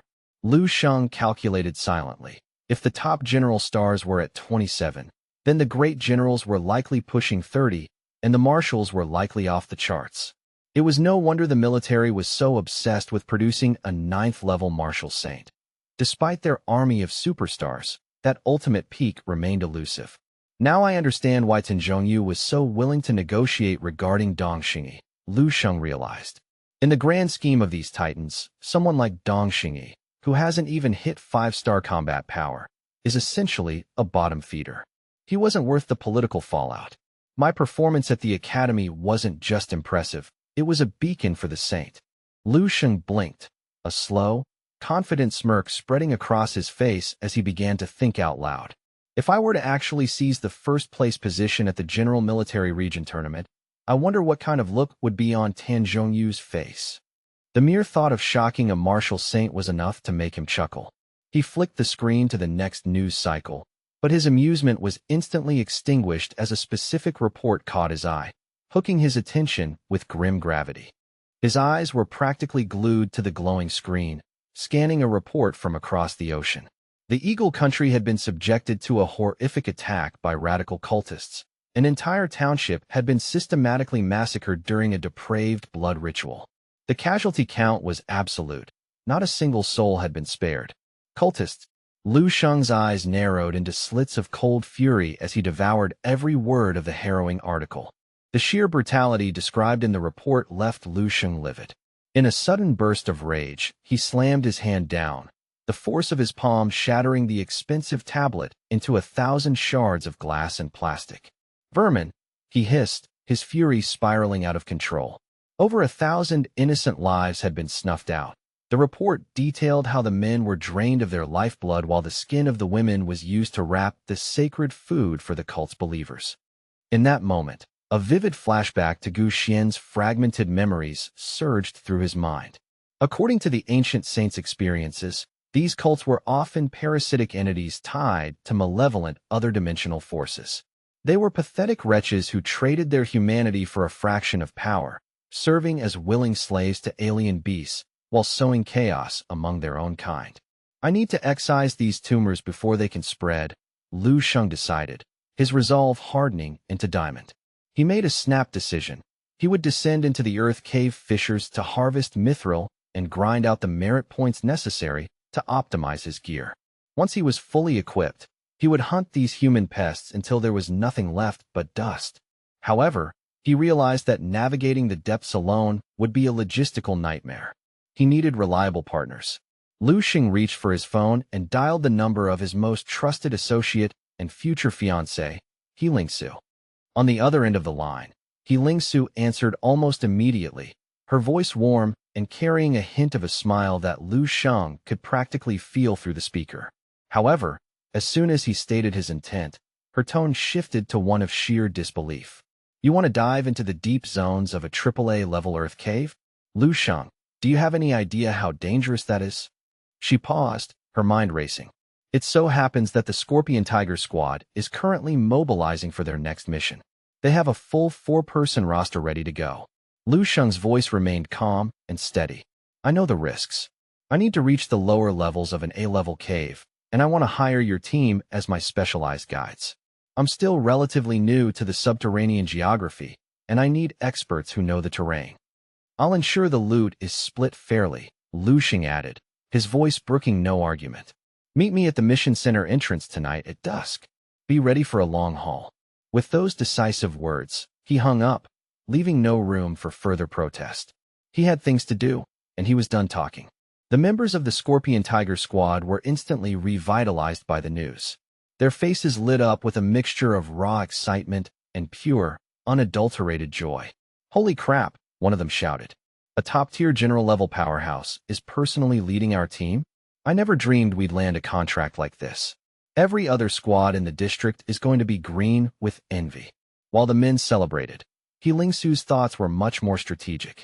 For her, this wasn't just about a successful mission. It was about solidifying a permanent, high-level relationship with Lord Lu Xing. The men in the back of the briefing room began to cheer in unison, their voices echoing off the walls. Captain, we totally get it. You and Lord Lu Xing sharing the same vehicle. Don't you worry, we promise to stay in the support truck and not disturb your private time.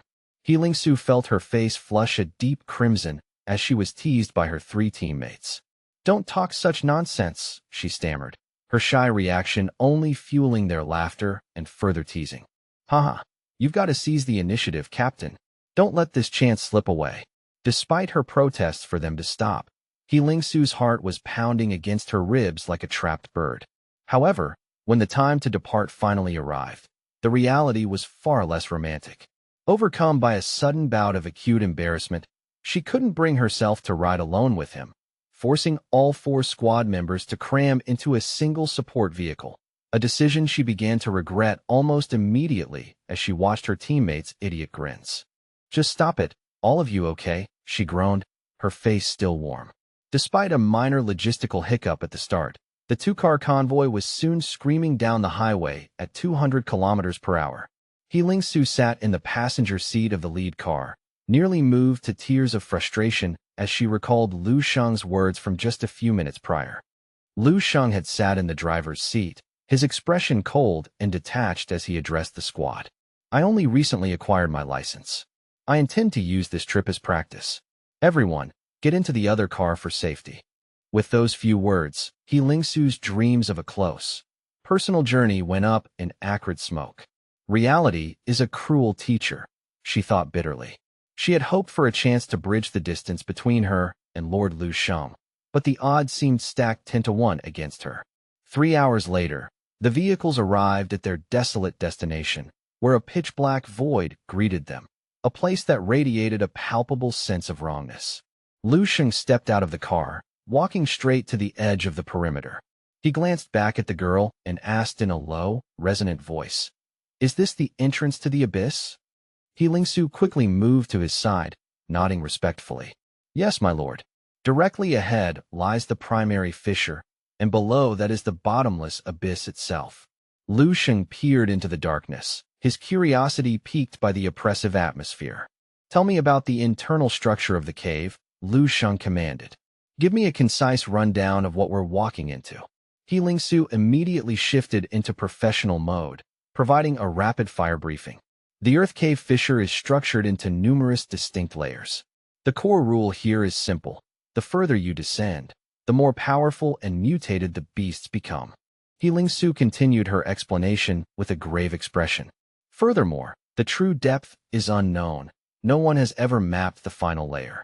But as dangerous as the mutated beasts are, there is a threat far more insidious, the abyss itself. The abyss. Lu Sheng repeated the words slowly, as if testing their weight. He Lingsu confirmed his suspicion. Yes. As my lord is likely aware, the mutated beasts are interdimensional invaders. The abyss is essentially a gateway to that other world, or perhaps a bleeding wound where our realities overlap, she explained. It is from this darkness that the beasts crawl. The abyss constantly hemorrhages otherworldly energy, which manifests in our physical realm as that strange, swirling black mist you see clinging to the rocks. Upon hearing this, Lu Xing asked with a sharp focus, that black mist, is it the substance that dampens the explosive power of firearms, causes sophisticated electronics to short-circuit, and can even corrupt the biology of ordinary humans, twisting them into monsters? He Lingsu broke out in a slight cold sweat as she replied, Precisely, my lord. However, its corruptive influence primarily targets the unawakened. It has far less of an immediate effect on those who follow the martial Tao. Nevertheless, we maintain as much distance from the abyss as possible, she added. If the mist thickens, we retreat immediately. The swarms of beasts that emerge from its depths are truly inexhaustible. He Lingsu's description struck a chord deep within Lu Sheng's mind, reminding him vividly of the swirling black miasma that dominated his dream space. The parallels were undeniable. The environment she described was a mirror image of the desolate landscape in his subconscious visions. So, the source of the dream mist lies here, he realized, momentarily lost in a daze. He remained in deep thought for a long time until He Lingsu finally called out to him. My lord, the equipment is checked, and we are ready for the descent. Shall we set off?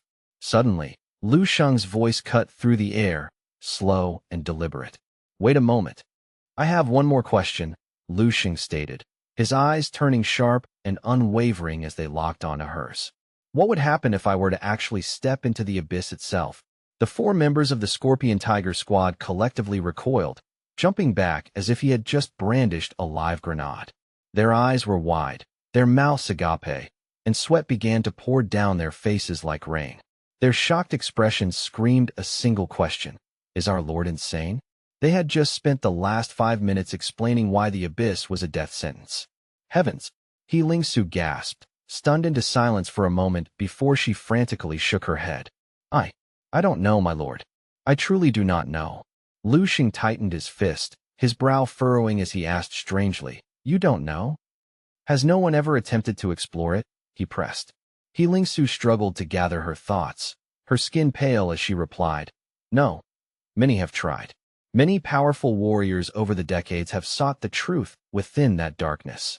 She added with a terrifyingly serious expression, but every single person who entered that abyss vanished without a trace. It was as if they had been erased from existence entirely, never to be heard from again. This includes powerhouses at the martial saint level. Because no one ever returns, there is simply no answer to your question.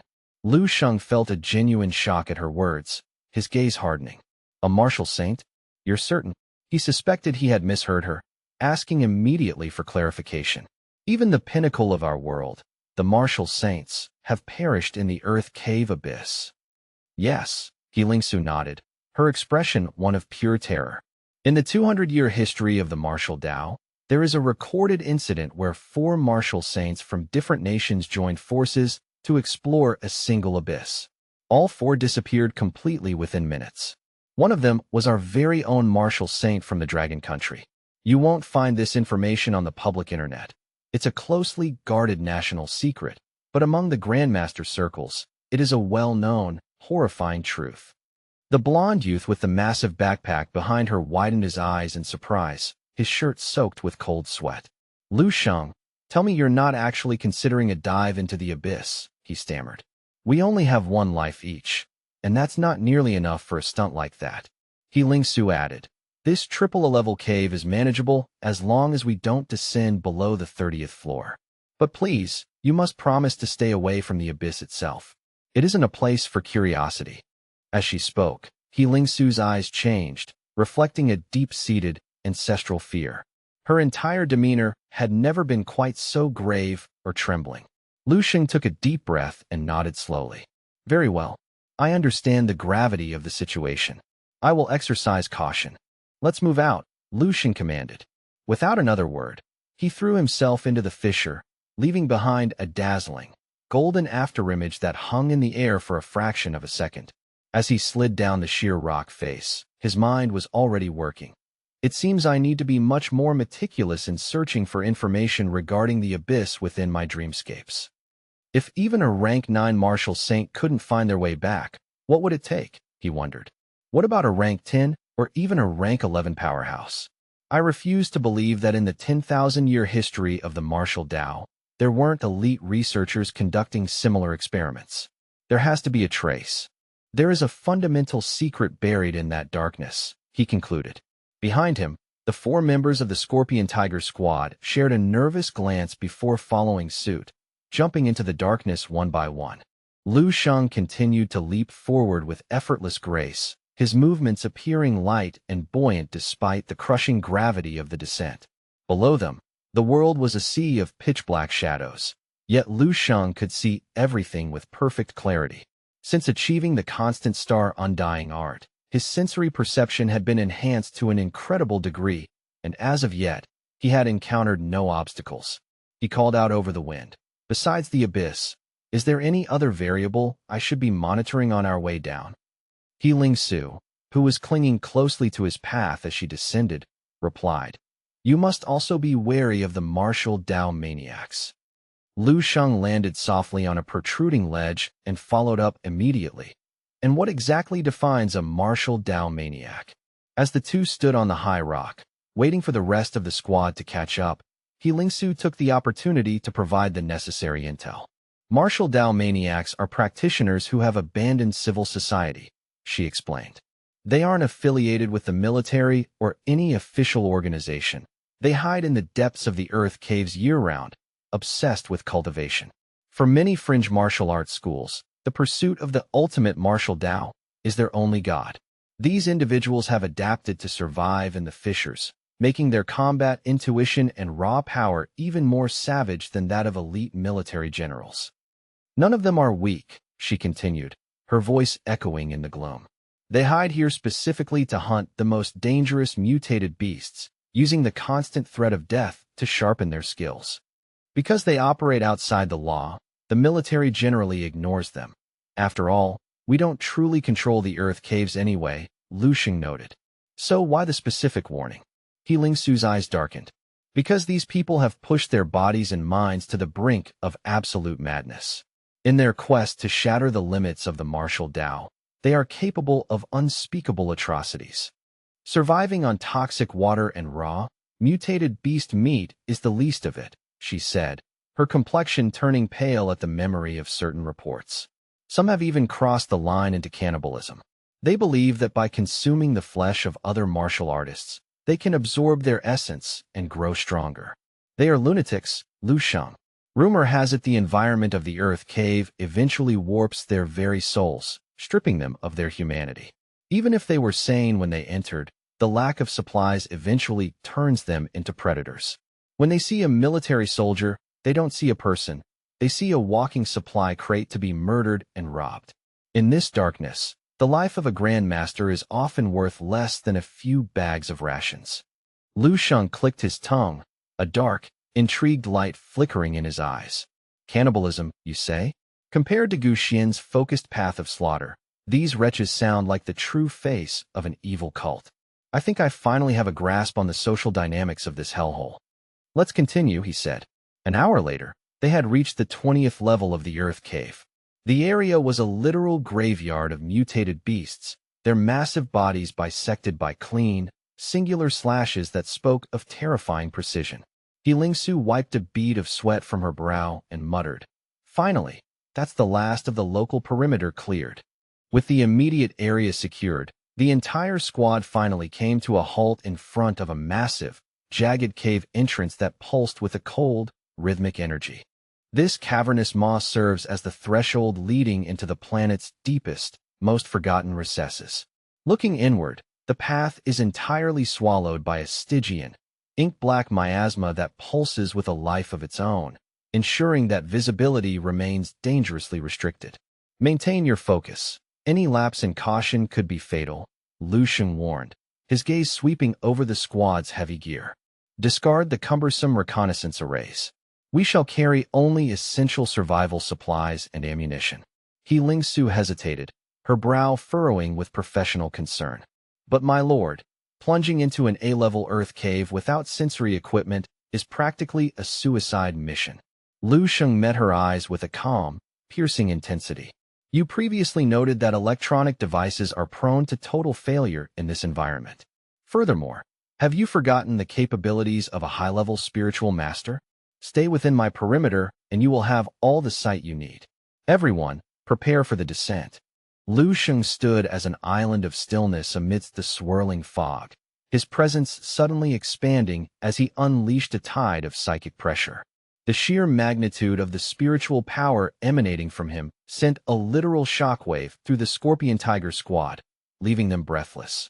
You truly are a monster, Lu Sheng, one of them stammered in awe. He had just confirmed through a brief mental pulse that the corrosive black fog had a negligible effect on pure spiritual energy. His consciousness spread through the jagged tunnels like a vast, unseen web, reaching deep into the earth. Only a few distant, hollow pockets felt vague and distorted, the telltale markers of the true abyss. Witnessing He Lingsu's lingering trepidation, Lu Sheng offered a faint, reassuring smile. It was merely a preliminary test. There is nothing in these upper levels that can hinder us. To prove his point and test the physical limits of his stellar body, he allowed the thin tendrils of black fog to coil around him. Sensing no discomfort, he took a deep, sudden breath. His nostrils acted like a powerful atmospheric maelstrom, drawing in the surrounding miasma with such force that the air began to whistle, vacuuming the localized fog directly into his lungs. The members of the Scorpion Tiger squad, having just reached the lower staging ground, were met with this staggering display of physical dominance. Their complexions paled as they watched him inhale the very substance they had been taught to fear. While it was true that the fog had a reduced effect on high-level martial artists, Lu Sheng's domineering and reckless consumption of the toxin was unheard of. He remained perfectly composed, his internal senses meticulously observing the fog's journey. He soon realized, however, that the experiment was redundant. The moment the corrosive energy encountered the radiant power of his constant star undying art, it was instantly vaporized, leaving nothing behind but a faint, useless residue. His physical vessel had reached a level of purity that simply would not tolerate the presence of foreign contaminants or otherworldly corruption. Acknowledging that he could not derive any benefit from the fog, Lu Sheng exhaled a clean, sharp gust of air, abandoning the idea of further consumption. The immediate vicinity had been scrubbed clean of the miasma by his forceful inhalation, leaving the jagged cave walls more visible than they had been in centuries. Suddenly, the silence was shattered as He Lingsu's voice rang out in a sharp cry of alarm. Look out! We have hostiles taking advantage of the shadows, an ambush. From the shifting darkness, a mutated beast lunged, its jagged fangs bared, and its claws scraping against the stone. Its eyes glowed with a predatory, blood-red luminescence that cut through the gloom. Even for seasoned veterans, the eerie, suffocating atmosphere of the cave coupled with the sudden assault was enough to make their legs tremble. Strange, guttural cries began to echo from every corner, weaving into a prolonged, haunting chorus as the darkness seemed to merge the silhouettes of a dozen more creatures into a single, undulating mass of death. To the terrified observers, the scene looked like a dense, malevolent patch of blue-green evening primroses suddenly blooming in the dark, but these were no flowers. It was the bioluminescent shimmer of scales and eyes as a swarm of predators spread rapidly across the cavern floor toward them. In the following heartbeat, two massive mutated carcasses were hurled back into the shadows, dead before they even touched the ground. The Scorpion Tiger squad stood frozen, their expressions a mix of shock and total bewilderment at the speed of the execution. He Lingsu wiped cold sweat from her brow, her heart hammering against her ribs. That level 5 Dark Moon Sickle Demon, a creature that could decimate an entire squad, hadn't even been able to breach the outer rim of Lu Sheng's personal space. She looked at the towering, silent figure of the young general and sighed with a complex, bittersweet realization. Is this truly the gap between us? Is this the overwhelming strength of a 12-star lieutenant general? The squad's buzzcut fighter stared at the carnage with wide eyes, whispering, Lord Lu Sheng is far more terrifying than any lieutenant general I've ever seen. That spiritual density is unnatural. He shook his head in disbelief, remembering the dossiers. Don't forget, he supposedly went through half a month of nonstop combat and was in a state of extreme blood and energy depletion during his recent evaluations. To maintain this level of psychic dominance under such conditions, it's simply unheard of. The remaining 2 members of the team nodded in somber agreement, their earlier confidence replaced by a profound sense of humility. The squad's most handsome member spoke up first, his voice tinged with a hint of existential dread. I honestly cannot fathom the nature of Lord Lu Sheng's cultivation. Standing next to him, I feel like a clumsy amateur playing at war. The equipment specialist carrying the heavy pack offered a bitter, self-deprecating smile. You're right. I thought we were here to earn merit by assisting him, but it's becoming clear we're just spectators. He is so domineering that the monsters don't even last long enough for us to draw our weapons. He Lingsu, meanwhile, seemed to be drowning in a sea of pure, unadulterated admiration. She gazed at Lu Sheng with eyes that sparkled with adoration, her professional poise momentarily forgotten. At this point, she whispered to herself, we should just consider this a leisurely stroll through the underworld in the company of a god. This is an honor that very few warriors in the Dragon Country will ever get to experience. Without warning, a thunderous explosion rocked the very foundations of the cavern, sending tremors through the floor. A brilliant, concentrated beam of light erupted from a fissure ahead, shooting straight toward the ceiling as plumes of acrid smoke and pulverized rock billowed into the air. What in the hell was that? The buzzcut warrior shouted in horror, his hand flying to his sidearm. There's something massive moving beneath the crust. It's still under us. He Lingsu's heart leaped into her throat as she screamed over the roar of falling debris. My lord, Lu Sheng, are you hurt? Ignoring the protocol of caution and the danger of falling rocks, she rushed headlong into the center of the dust cloud. Her unyielding devotion to the young general seemed etched into her very soul, a lingering attachment that perhaps even the cycle of rebirth could not fully sever. As the smoke began to thin, Lu Sheng's silhouette emerged.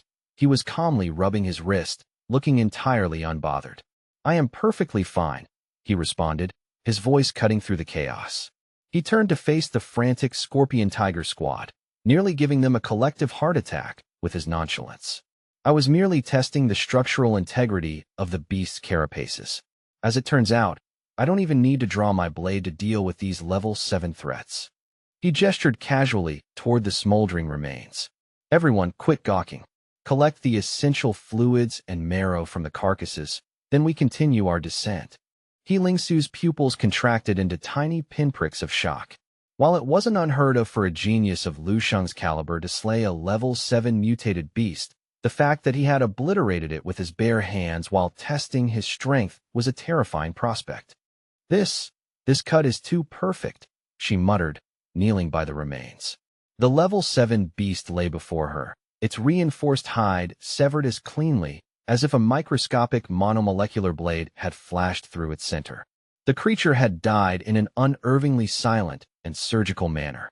Recognizing the shift in pace, the Scorpion Tiger squad fell into a practiced rhythm, their years of Earth Cave experience allowing them to harvest the valuable biological materials with veteran efficiency. To them, the act of collecting such high-tier spoils without having to risk their lives was a surreal but welcome luxury. The peaceful moment of harvesting was suddenly cut short. Lu Sheng spun around with predatory grace, his eyes fixing on the darkness behind them. Halt your work, he commanded in a low, vibrating tone. We are no longer alone. Someone is approaching from the rear. He Lingsu's eyes widened, her skin instantly breaking out in a cold sweat as she reached for her twin swords. How is that possible? We're too deep for casual scavengers. Who could be operating in this sector? With her blades drawn and a sharp glint of steel in her eyes, She ordered her team into a defensive perimeter. Vigilance, everyone. Prepare for a hostile engagement. She squinted into the approaching gloom, her heart racing as she tried to identify the silhouettes emerging from the fog. As the figures drew closer, a nagging sense of recognition flickered in the back of He Lingsu's mind. There was something familiar about their tactical movement and the way they carried themselves. Emerging from the darkness was a squad of 5 people, their movements heavy with exhaustion and their gear battered by constant combat. Their tactical suits were saturated with a visceral crimson fluid, the stench of iron following them like a ghost. All 5 warriors were clad in the distinctive, battle-worn uniforms of a specific division. After a second, more focused look, He Lingsu's eyes widened as she recognized the insignias. It was the Scarlet Spiral Squad, one of the more storied veteran units of the Eastern Military Region. Recognizing a friendly face, she lowered her guard slightly and waved her hand, shouting out to the lead figure. "It's a friendly unit. Yang Ijo, is that you?" The rest of the Scorpion Tiger squad immediately exhaled a collective sigh of relief, the lethal tension in their muscles finally beginning to slacken as they lowered their weapons. The lead figure stopped and yanked back his red hood, revealing a face lined with grime and fatigue. Recognizing He Lingsu, he signaled his squad to take a knee and rest. He Lingsu hurried over, her curiosity getting the better of her. "Yang Ijo, what on earth are you doing this deep? How long has your team been stuck in this fissure?" "Don't even get me started," Yang Ijo sighed, leaning heavily against a jagged rock. "We've been trapped in this hellhole for nearly a month. We almost lost 3 of our people in a level 24 nest, and for all that trouble, we haven't harvested a single high-tier resource. It's been a total disaster." He then glanced at her fresh gear and asked with genuine concern, "By the way, what's your objective? Which level are you madmen planning to descend to?" Suddenly, Yang Ijo's expression shifted into one of absolute dread. His eyes went wide with a horrified realization as he leaned in closer, his voice dropping to a harsh whisper. "Listen to me very carefully, He Lingsu. Whatever you do, do not descend below level 25. The martial Dao maniacs inhabiting those lower tiers have completely lost their minds. They've abandoned all pretense of humanity." He gritted his teeth, his hand trembling. "They are actively hunting military rising stars. 2 veteran squads went down there a week ago and completely vanished. Not even a distress signal reached the surface." Yang Ijo yanked up his bloodstained sleeve, his voice rising in a panicked rasp. "I moved my team the moment I heard the reports of the massacre.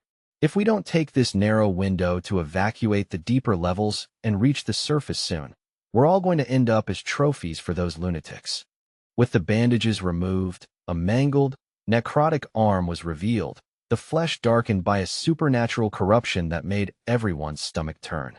Between Yang Ijo's harrowing testimony and the visceral evidence of his wound, the Scorpion Tiger squad was left in a state of stunned disbelief. He Lingsu's face turned pale as the implications set in. They're already targeting high-level officers as high as level 25? The situation has deteriorated that far. Yang Ijo nodded solemnly. "It's a full-scale insurrection down there. We were heading back to the surface to file an emergency report with the High Command." After a brief moment, the air in the tunnel seemed to thicken with a renewed tension. The Scarlet Spiral members had recovered just enough to stand. Yang Ijo prepared to lead his men toward the exit, but before he left, the buzzcut member of his team gave He Lingsu a final, grim warning. "We're out of here. Stay safe, Captain He. Don't let your ambition get you killed." Once the other squad had vanished back into the fog, He Lingsu turned toward Lu Sheng, her voice laden with anxiety. "The captain of the Scarlet Spiral is known for his iron nerves and cautious approach," she whispered, her eyes searching Lu Sheng's face. "Perhaps we should reconsider our—" Her sentence was cut short as Lu Sheng casually obliterated a lunging monster with a single palm strike. His entire silhouette was suddenly wreathed in a magnificent, blinding amber aura that radiated absolute power. Lu Sheng turned to her, his expression as calm as a frozen lake despite the carnage at his feet. "I have heard your concerns, He Lingsu. You need to remain calm. My objectives remain unchanged. Our search parameters don't strictly require us to venture into the lawless zones below level 25 this time," he added. With a flick of his wrist, he swatted aside a level 6 predator that had tried to block their path, his momentum never slowing as he continued to lead the way deeper into the earth. "There is no need for such trepidation," Lu Sheng said, his icy blue eyes reflecting a confidence that bordered on the divine. "Even if circumstances force us into the deepest pits of this place, I have the power to bring you down safely, and I most certainly have the power to bring you back out. No one will be lost." "Yes, my lord. I understand." He Lingsu bowed her head in a gesture of total submission, silencing her protests. She realized that against a force of nature like Lu Sheng, the warnings of common men were irrelevant. Lu Sheng tightened his fist, the subtle hum of his internal energy preparing to send a few more encroaching monsters to an early grave. He accelerated his pace, clearing the jagged path with effortless gestures of his hands. He wasn't dismissing He Lingsu's warnings out of arrogance, but rather out of a realistic assessment of his own capabilities. He understood their fear. They had seen a squad of comparable strength broken and bloodied. But for Lu Sheng, the insurmountable dangers that could wipe out veteran teams like the Scorpion Tiger or Scarlet Spiral were little more than a tedious distraction. The group rapidly descended into the planet's bowels, their speed far exceeding that of any standard exploration team. Lu Sheng's navigation was flawless, guided by the unerring radar of his spiritual force, which reduced the risk of an accidental ambush to near zero. He had no desire to linger in the oppressive atmosphere of the cave longer than necessary. His goal was surgical: find the mithril vein, secure the resources, and depart. As they crossed the threshold into level 25, the black miasma became noticeably denser, a thick soup of otherworldly energy that tested their resolve. Lu Sheng countered it by radiating an even more intense psychic pressure. Stopping momentarily, Lu Sheng closed his eyes and expanded his sensory net to its absolute limit, carefully cataloging every vibration and heat signature in the surrounding tunnels. "Finally, level 25, he whispered. "At my current level of cultivation," he analyzed internally, "as long as I don't stumble upon a legendary rank 9 monstrosity, there is virtually nothing in this fissure that poses a genuine threat to our lives." Now, to recall the specific coordinates mentioned in the classified mining files regarding the silver deposit, Lu Sheng had the precise layout of the subterranean cave system burned into his photographic memory. He unleashed his spiritual force once more, focusing it into a mega-powerful psychic spotlight that seemed to shine through the very rock of the floors below. He mentally bypassed 100 blurry, irrelevant heat signatures, his focus narrowing on a single, crystalline goal: the silver vein. After several seconds of intense concentration, his eyes finally snapped open, a rare spark of genuine excitement bubbling up in his chest. "I have located the source," he announced, his voice echoing with newfound urgency. "Follow me closely and do not fall behind." Without waiting for a response, Lu Sheng took off, moving like a phantom through the jagged terrain at a speed that defied the laws of physics. Seeing Lu Sheng blitz through the supposedly lethal level 25 as if it were a manicured garden, the members of the Scorpion Tiger squad were momentarily frozen in place, their mouths hanging agape in disbelief. Snapping out of their trance, they scrambled to follow him, their heavy backpacks bouncing rhythmically against their armor as they shouted, "Sir, please wait for us." The buzzcut warrior was utterly bewildered. "Wait? I thought we agreed not to go any deeper?" He Lingsu didn't answer, her focus entirely on keeping Lu Sheng's golden aura in sight as they plummeted past levels 26, 27, 28, and 29, finally skidding to a halt on the threshold of level 30. Lu Sheng moved with a terrifying, weightless momentum, his silhouette barely a blur in the darkness. Despite the crushing pressure of the atmosphere, his pace never wavered even as the black miasma grew thick enough to choke the light from their lamps. For even the most seasoned masters, the visibility was plummeting toward total blindness. Doubts began to gnaw at He Lingsu's resolve, and the members of the Scorpion Tiger squad felt the first cold fingers of dread creeping up their spines. None of them had ever dared to venture as deep as the 30th floor. He Lingsu glanced at the oppressive, absolute darkness pressing in on them from all sides and spoke with a voice of forced iron. "Listen up. Sticking close to Lord Lu Sheng is the only guarantee of safety we have in this abyss. Do not, under any circumstances, wander off or lose sight of his aura. She then sprinted forward to close the gap, with the other 3 men following her lead with desperate haste. A few minutes later, Lu Sheng abruptly halted his progress. Something in the darkness ahead had caught his unwavering attention. Protruding from the cavern wall was a massive outcropping of raw ore, a monolith that towered over Lu Sheng by several meters. Its surface possessed a mesmerizing, crystalline sparkle, but it was clear that claim would not be surrendered easily. Coiled protectively around the base of the deposit was a level 7 guardian beast, its scales shimmering with a metallic sheen.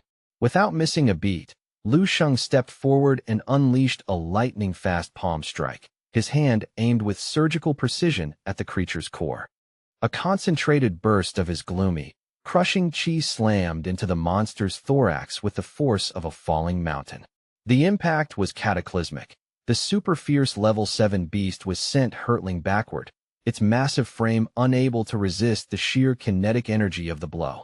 The creature's massive body slammed into the far cliff face with a sickening crunch, leaving a deep indentation in the solid rock and causing the surrounding ore veins to fracture and groan. With a final, echoing boom, the monster slumped to the ground, dead before the sound of the impact had even faded. Lu Sheng glanced at the smoking corpse, his eyes gleaming with satisfaction, before gesturing for the squad to approach. The Guardian is neutralized. Everyone, move in and begin collecting the vital fluids and marrow, he commanded, his gaze already returning to the ore. The members of the Scorpion Tiger squad stared at the broken body of the level 7 beast in stunned silence before responding in a unified chorus. Yes, sir. Moving in now. The men rushed forward to begin their harvest, and the buzzcut warrior happened to pick up a jagged, sparkling shard of ore that had been dislodged. He was about to ask a question when he suddenly let out a shaky, exhilarated shout that echoed through the cavern. My God! Sir, look at this. It's silver. It's pure, high-grade mithril silver ore.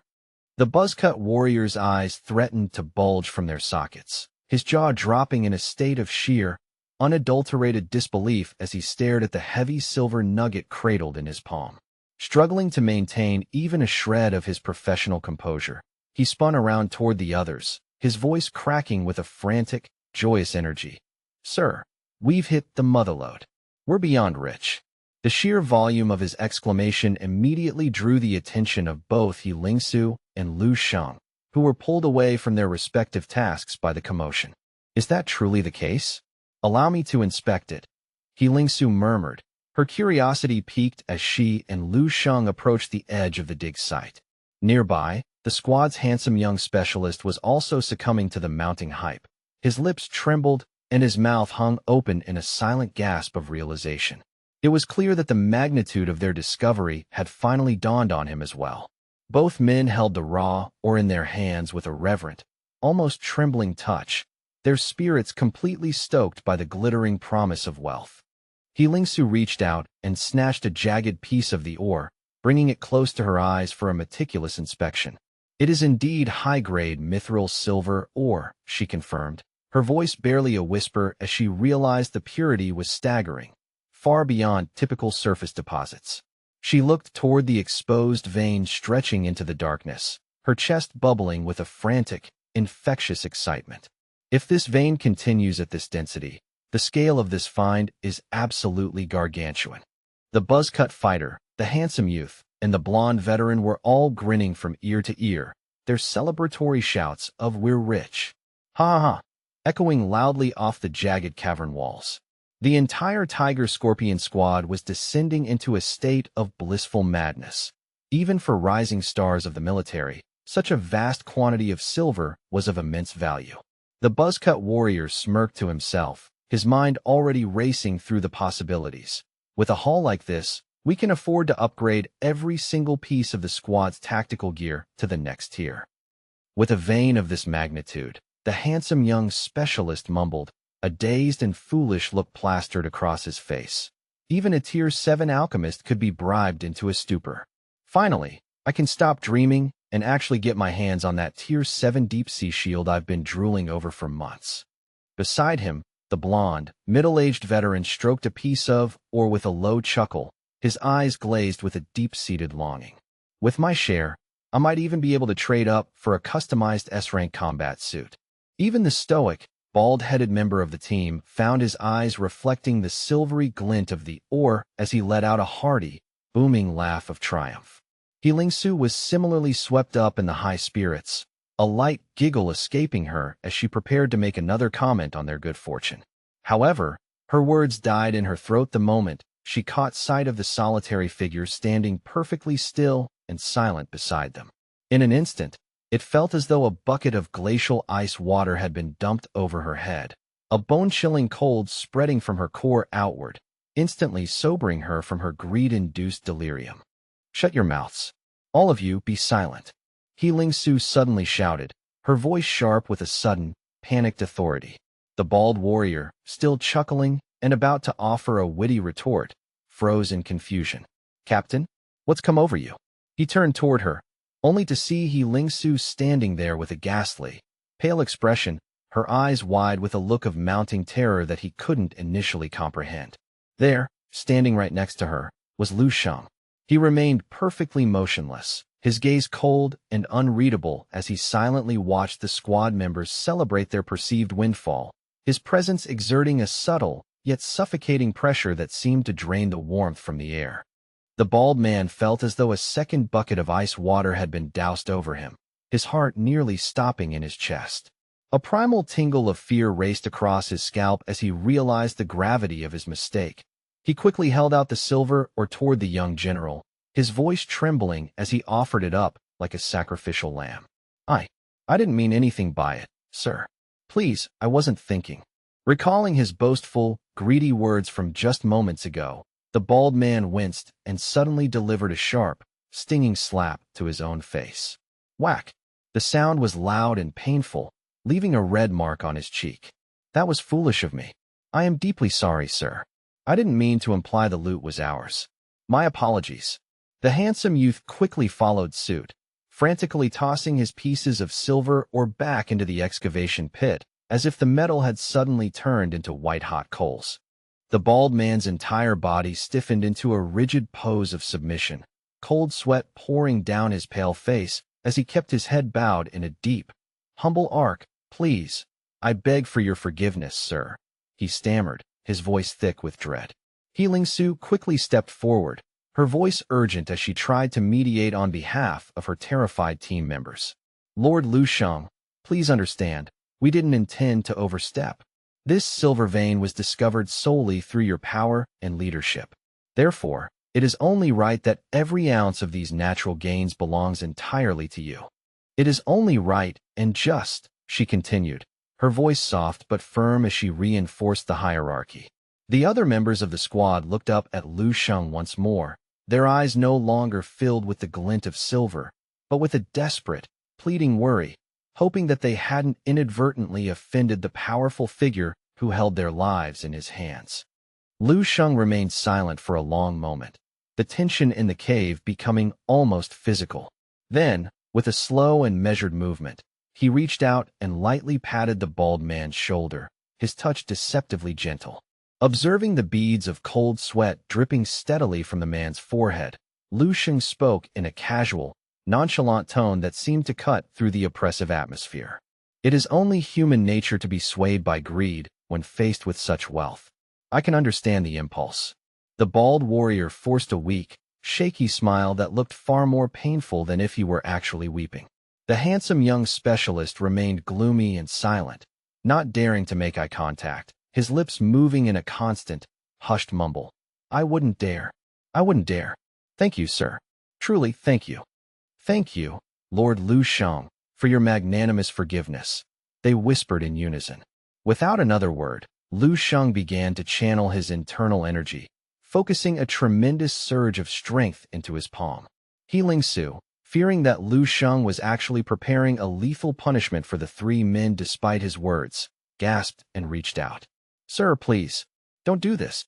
Lu Sheng ignored her plea, instead projecting multiple pulses of refined mental energy into the rocky wall, a psychic equivalent of a high-resolution CT scan to map the mineral's density. In the mere blink of an eye, he used his overwhelming mental power to surgically shear the silver or into uniform, manageable blocks. With the task complete, Lu Sheng turned his head to look back at the Tiger Scorpion squad, who were still standing there in a state of dumbfounded shock, and pointed toward the pile of processed or behind them. "Why are you all still standing there like statues?" Lu Sheng asked, his voice carrying a hint of amusement. "Come over here and assist me in collecting this silver vein." The 4 members of the squad finally snapped out of their trance as if waking from a fever dream, letting out a collective, ragged sigh of relief that they had survived the encounter with their lives intact. The sudden allure of massive wealth had briefly clouded their judgment, making them complacent in a place where one's guard should never be lowered. They had come dangerously close to disaster. Lingsu wiped the cold sweat from her brow, feeling a profound sense of relief wash over her. Thankfully, the Lord is as generous as he is powerful, she thought. If he had truly been angered by their insolence, I hate to think of the consequences. That was truly bizarre behavior on my part, the bald warrior muttered, slapping the side of his head as if to knock some sense into it. Regardless of the fact that we were following Lord Lu Sheng, even if it were someone else, knowing I put in 0 effort, I shouldn't have even dreamed of taking a single shard of that silver. Why did I act as if I were possessed by some greedy ghost just now? It was utterly shameful. The handsome youth and the middle-aged veteran beside him nodded in somber agreement. However, the older man couldn't help but ask a haunting question. Could our behavior have been influenced by that thick black fog permeating this 30th floor? Lingsu approached them with a cold, stern face. "Stop your incessant mumbling. Focus on the task at hand and transport the silver, or immediately. Did you not hear the orders given by Lord Lu Sheng?" "Yes, Captain," the 3 of them responded, snapping to attention with startled energy. They realized with a jolt of terror that they had almost caused yet another disaster by dawdling and chatting while Lord Lu Sheng waited. To think they were behaving so casually and chatting for so long while possessed by such strange impulses was truly terrifying. Suddenly, every shadow and crevice on this 30th floor seemed to exude a malevolent, unsettling aura. Internally, they prayed to complete the extraction and flee this cursed level as quickly as possible, though they couldn't help but harbor one lingering regret. Damn it, they thought. If I had known, I wouldn't have been so generous with those 2 extra resupply packs we gave to the Scarlet Spiral members earlier. Imagine how much more silver we could have carried back. Exactly. We shouldn't have bothered helping those ungrateful bastards, they whispered under their breath. Lu Sheng, however, possessed hearing far sharper than any ordinary human, and he heard their spiteful words with crystalline clarity. That is highly unusual, he thought to himself. Their earlier interactions with Yang Ijo's Scarlet Spiral team had been amicable, even generous. Yet now, these men seemed to have completely discarded their former altruism and enthusiasm, displaying a level of petty selfishness that was entirely out of character for them. They had never shown such traits before entering this specific zone. It appeared that the dense black fog on the 30th floor possessed properties far more insidious than simple physical corruption. It seemed to actively rot the morality of those within it. Suddenly, Lu Sheng's eyes caught sight of something else, a series of strange, distorted footprints imprinted in the dust on the cavern floor nearby. Lu Sheng's brow furrowed, a series of mental question marks forming as he analyzed the prints. Suddenly, a sharp glint flashed in his eyes, and he allowed his mental power to surge outward, expanding in a wide, circular ripples. Almost immediately, a cacophony of eerie, distorted voices began to resonate within his mind. Food, fresh food, meat. Lu Sheng sensed dozens of twisted figures suddenly erupting into motion, rushing toward their position from every conceivable direction. The harrowing voices grew increasingly loud and frantic, chanting the word food in a rhythmic, hunger-crazed chorus. These were undoubtedly the reclusive martial arts maniacs that Yang Ijo had warned them about, the Hell-Dwellers who had lost their humanity long ago. Lu Sheng intensified his mental probe, instantly locking onto the individual signatures and auras of the approaching attackers. The auras he sensed were erratic and jagged, suggesting that these individuals were in a state of profound chi deviation or spiritual corruption.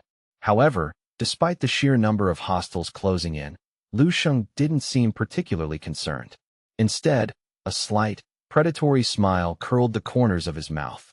"If you wish to come, then come," Lu Sheng whispered, clenching his fist as he decided to eliminate the threat in a single, decisive sweep.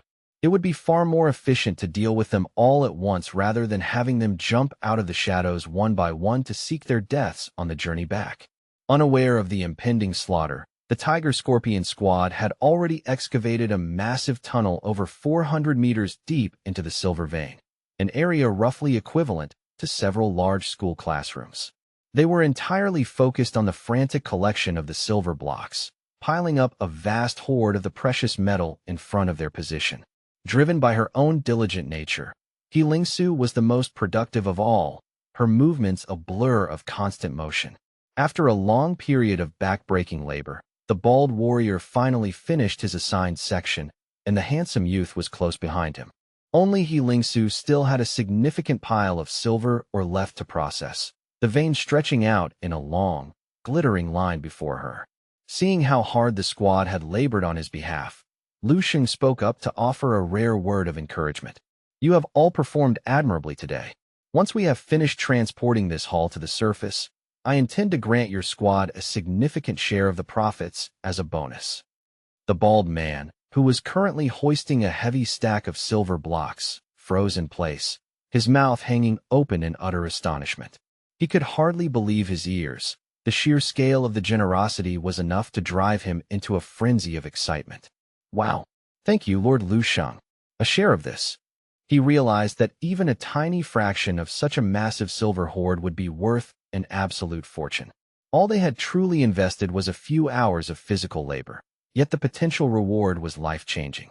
He Lingsu let out a long, amazed sigh, her eyes reflecting a mix of gratitude and hesitation. "We are deeply thankful for your unparalleled generosity, sir," she said, before firmly shaking her head in a gesture of refusal. "But we couldn't possibly accept. We have done so little to earn such a bounty." Lu Sheng's gaze turned cold and decisive. "I am not asking for your opinion on what you deserve. If I choose to give it to you, you will accept it without further argument." He Lingsu's body trembled slightly at the command, the weight of his will leaving her with no room for dissent. Confronted with such an absolute decree, He Lingsu didn't dare to utter another word of protest. She quickly lowered her head and changed her tone. "Yes, my lord. We humbly accept your gift. Thank you." Lu Sheng watched the squad return to their work with renewed efficiency and obedience, and a feeling of indescribable satisfaction swelled in his heart. It was a simple, brutal truth of the world. When one is weak, even their anger is a hollow, useless thing. But when one is strong, even their kindness becomes a command that cannot be refused. This feeling, it truly is satisfying, he thought. Suddenly, the atmosphere in the cavern shifted, and He Lingsu's instincts screamed of an impending, lethal danger. Letting out a sharp, guttural snort of alarm, she spun around toward Lu Sheng to deliver a warning. "Lord Lu Sheng, something is very wrong." Lu Sheng cut her off, his voice calm and steady as he replied, "I am already aware. In fact, I have been waiting for them to reveal themselves." At that moment, the thick black fog surrounding their position began to churn violently. Clatter, clatter, clatter. The sound of rapid, light footsteps echoing off the stone floor began to fill the silent excavation site. Dozens of glowing red eyes began to emerge from the darkness, closing in like a pack of starving wolves. The 4 members of the Tiger Scorpion squad instantly snapped into a combat-ready state, their muscles tensed and their hearts pounding. They turned to face the source of the noise as if confronting a legendary, world-ending enemy. However, the sound of scurrying feet was no longer coming from a single direction. It was everywhere. Front, back, left, and right. The echoes of rapid movement completely surrounded them, creating a disorienting wall of sound in the darkness. They were being encircled from every conceivable angle. The dense black fog was whipped into a frenzy by the movement of the approaching swarm. Suddenly, a group of frenzied, gaunt people erupted from the mist. Their appearances varied, but each exuded the same gloomy, necrotic aura. They were tall, skeletal figures with skin so pale it appeared translucent, as if they hadn't seen the sun in decades. Their eyes flashed with a dark, bloodthirsty red light, and they looked less like people and more like starving refugees or some hybrid of beast and zombie. They began to chant a single, terrifying phrase: "Fresh meat. Give us fresh meat." Despite their withered appearance, the blood and energy radiating from their bodies were unnaturally powerful, their life force flaring up in the darkness like blinding distress flares. These weren't mere scavengers. They were legitimate, high-level martial arts grandmasters who had completely lost their minds. The faces of the Tiger Scorpion squad members turned ashen as they realized the threat. A primal fear took hold of them, and they instinctively took several steps back toward Lu Sheng. These monsters, they're all grandmasters? How is that even possible? Why are there so many here? Healing Su asked, her face set in a grim mask. The middle-aged veteran beside her snapped. Think about it. If they weren't at least at the grandmaster level, they never would have survived the corruption of these lower floors for this long. Judging by their deranged state, these must be the legendary martial arts maniacs we were warned about. They likely haunt the levels between 25 and 30, he continued, his voice trembling. They must be the ones responsible for the disappearance of the Scarlet Spiral team that went missing after being ambushed. It's almost certain, Lingsu whispered, her grip tightening on her blades. To think that these bastards have descended so far into depravity that they're actively hunting and consuming their own kind. They've abandoned their humanity entirely. But look at them, the handsome youth noted, his voice full of dread. These maniacs are usually solitary predators. When did they ever start coordinating their attacks and working together like a pack? Lu Sheng's voice cut through the air, providing the chilling answer. The Tiger Scorpion squad whipped around as Lu Sheng stepped forward, his expression as calm and detached as ever, his gaze fixed on a single point in the churning fog. There is only one reason for such behavior, he stated clearly. There is an individual among them who possesses such absolute, crushing power that they have been forced into submission. He is their leader, their king. Lingsu and the others were stunned into silence. A king. A moment later, from the exact direction Lu Sheng was staring, the sound of slow, rhythmic clapping echoed through the cave. The black mist suddenly dispersed as if pushed by an unseen hand, revealing a tall, slender figure emerging from the gloom. A pale young man with sunken cheeks and hypnotic, bewitching eyes. He continued his slow applause as he walked toward the group, his movements graceful yet deeply unsettling. He was clad in tattered, high-grade combat gear reinforced with thick plates of alloy armor, giving him an appearance strikingly similar to a modern military officer, albeit one who had survived 1,000 hells. The young man stopped and offered a chilling smile to Lu Sheng. "You are clearly the most intelligent and the most powerful specimen here," he said, his voice smooth and melodic. "That means your flesh will be the most exquisite of all. Devouring a creature of your caliber will surely propel me to a new level of power." His tone was casual and conversational, as if discussing a gourmet meal rather than cannibalism. Hearing his words, the surrounding maniacs began to drool, their expressions becoming even more ravenous. One of them croaked out, "Lu Moing, the boy is yours to feast upon, but the other 4 belong to us.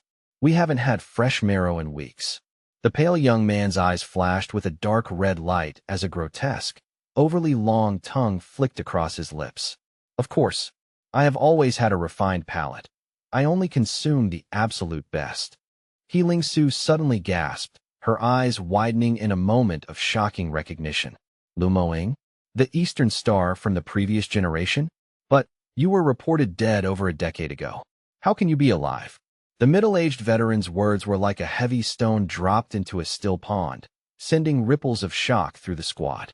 Everyone's focus shifted to the pale young man. Lu Sheng turned slightly to Lingsu and asked, "You are familiar with this individual?" She nodded, cold sweat pouring down her face. "Sir, you are from a newer generation, so there are many legends you haven't heard. In the past, only the most transcendentally talented geniuses in the Eastern military region were honored with the title of Eastern Star," she explained breathlessly. Lu Moing was the most prominent among them, at one point ranking 3rd on the entire Eastern region star ranking with a recorded combat power of 13 stars. However, she continued, her voice trembling. Over 10 years ago, he was assigned to a mission to suppress a massive riot by an alien race. During the operation, he and his entire unit vanished without a trace. The military eventually declared him dead. Lingsu finished, her tone a mixture of horror and profound sadness. To think he's been hiding in this darkness all these years, sustaining his life by devouring the flesh and blood of his fellow grandmasters. It's beyond tragic.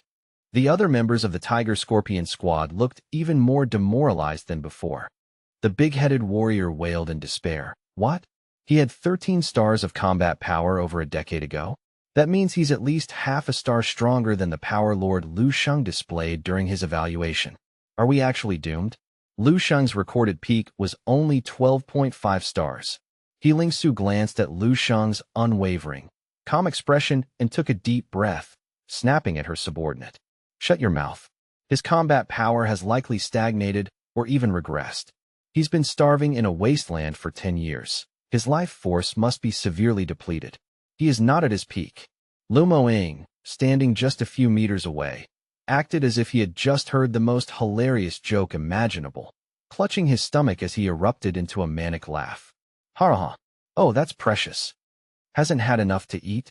Are you trying to kill me with laughter before I can even taste you? Suddenly, his laughter ceased, and his eyes burned with an intense, predatory red light. Lu Moying's smile became twisted and bizarre as he leaned forward. As for the question of food, isn't the most delicious feast I've seen in years standing right in front of me? He straightened his posture, his voice turning cold and sharp. Regardless, I have grown weary of conversing with my dinner. I wouldn't want the flavor to spoil by waiting too long. He raised a pale, slender hand, and the surrounding black mist immediately began to surge and boil, rushing toward his body in a synchronized, swirling torrent. His gaze was now filled with a concentrated, suffocating killing intent. You pathetic little brats should feel honored, he hissed. Very few have the privilege of witnessing my true, evolved form before they are consumed. Within seconds, Lu Moying transformed into the center of a massive, pitch-black vortex that represented the absolute deepest darkness of the abyss, relentlessly devouring the light and air around him. The members of the Tiger Scorpion squad had barely managed to cling to Lingsu's theory that the lunatic's strength had faded, but that small spark of hope was instantly obliterated. Their faces turned ashen as they struggled to even remain standing against the bizarre, unnatural storm generated by Lu Moying's transformation. A primal, hellish roar echoed through the cavern as his body warped. He grew into a monstrous beast, spiraling horns erupting from his skull to pierce the ceiling, while razor-sharp teeth glinted behind a long, prehensile tongue. His hands lengthened into obsidian claws that looked like the scythes of death itself, and massive, leathery wings unfurled from his back, allowing him to hover with a terrifying, predatory agility. Lingsu and the entire Tiger Scorpion squad were left completely paralyzed by the sight, their minds unable to process the sheer, overwhelming malevolence of the creature standing before them. What in the name of the heavens, is this nightmare? With serpentine green eyes that pulsed with a sickly malevolent light and a long, bifurcated tongue that flicked rhythmically against the humid air, Lu Moying stood gloating. He basked in the intoxicating, dark surge of power that coursed through his transformed veins, a primal, eldritch energy that felt far more potent and visceral than any human cultivation he had ever known. This is the sensation I have hungered for through a decade of darkness. This is the ultimate feeling of transcendence, he hissed, his voice a distorted, gravelly rasp. The title of Eastern Star is nothing more than ancient, dusty history to me now. Back when I walked the surface as a mortal, I was a pathetic creature, as weak and inconsequential as a common ant, he continued, his obsidian claws digging deep into the stone floor. As luck would have it, that cataclysmic alien race riot occurred, and I plummeted into the lightless, forgotten depths of this dungeon. In the cold, suffocating embrace of my despair, a god reached out to guide me toward the ultimate, forbidden path of the martial arts. Lu Sheng's expression flickered with a subtle, dangerous intensity, his sharp mind immediately seizing upon the specific, blasphemous word used in the madman's rambling. A god? Lu Sheng interjected, his voice heavy with a cold, investigative probe. What do you mean by a god guided you? Who exactly is pulling the strings in this abyss? Lu Sheng demanded. But Lumo incompletely ignored the question, his mind seemingly fractured by his own power as he continued to rant as he pleased, lost in his own delusions of grandeur. The true essence of the martial arts is to achieve absolute strength through any means necessary, regardless of the cost to one's humanity. He was right all along. If alien beasts could be served as food to make martial artists stronger, then it stands to reason that martial artists are the highest grade of food for the path of true martial arts. Lu Sheng's brow furrowed in a mask of profound disgust. Who told you this? Who fed you these lies? Who exactly is it that gave you this enlightenment? Lu Sheng pressed once more. Lu Moying still offered no answer, instead spreading his malformed arms wide and tilting his head at a disturbing angle before bursting into a cacophony of manic laughter. He grinned, revealing rows of jagged fangs, and roared toward the ceiling. The eastern star of the past has been eclipsed. I am now the son of the east, Moyong. I, Moyong, will one day radiate my dark light out of this dungeon, covering the entire land in my shadow. Hearing this, the faces of the He Lingsu and her squad turned as white as parchment, their hands trembling so violently they could barely maintain their grip on their weapons. At that precise moment, a voice suddenly rang out, vibrating with a chilling clarity in everyone's ears. I have asked you twice now. Did your ears fail you? Or have you simply lost the ability to comprehend human speech? Everyone was jolted by the sound, their gazes snapping in one direction. There stood a tall, imposing figure silently observing the madness. Lu Sheng lowered his head slightly, casually sliding his hands into his pockets as he struck a pose of absolute, unshakable dominance, exuding an aura of power that seemed to dwarf the surrounding monsters. It appears you didn't listen to a single word I uttered, did you? Lu Sheng's eyes flashed with a potent mixture of disdain and cold contempt. He pursed his lips as if struggling to suppress a sardonic smile, but his gaze suddenly sharpened like a whetted blade. Fine. If you won't speak, I will simply go find that great one you mentioned and extract the answers from them myself. Suddenly, an earth-shattering, boundless killing intent erupted from Lu Sheng like a surging, unstoppable glacier. In a singular instant, the pressure of his intent blew away every trace of the black mist within a radius of several kilometers. The arrogant smile on Lu Moying's transformed face froze instantly, his expression becoming stiff and paralyzed. What is this suffocating aura? You, who exactly are you to wield such a terrifying level of malice? He watched in frozen horror as Lu Sheng took a single, deliberate step toward him. In Lu Moying's perception, that step carried with it the weight of a mountain of corpses and the stench of a sea of blood. Faced with this level of concentrated killing intent, Lu Moying felt like a flickering firefly standing beneath the brilliance of a full moon, insignificant to the point of being non-existent. Lu Sheng simply waved his hand in a dismissive arc, unleashing a casual palm strike. The air screamed as Lu Moying's physical body began to fracture and shatter under the mere pressure of the blow. Boom! Lu Moying's monstrous body exploded into a shower of dark gore, and the eerie black light he radiated was extinguished in an instant. At that moment, the members of the He Lingsu squad saw Lu Sheng's cold, handsome face reflected in their eyes, his silhouette standing tall amidst the settling dust. That figure spoke with a voice of indifferent finality to the flickering remnants of Lu Moying's soul. You claim to be the sun? If you are the sun, then what exactly does that make me? With those words, Lu Sheng lightly clenched his 5 fingers into a fist.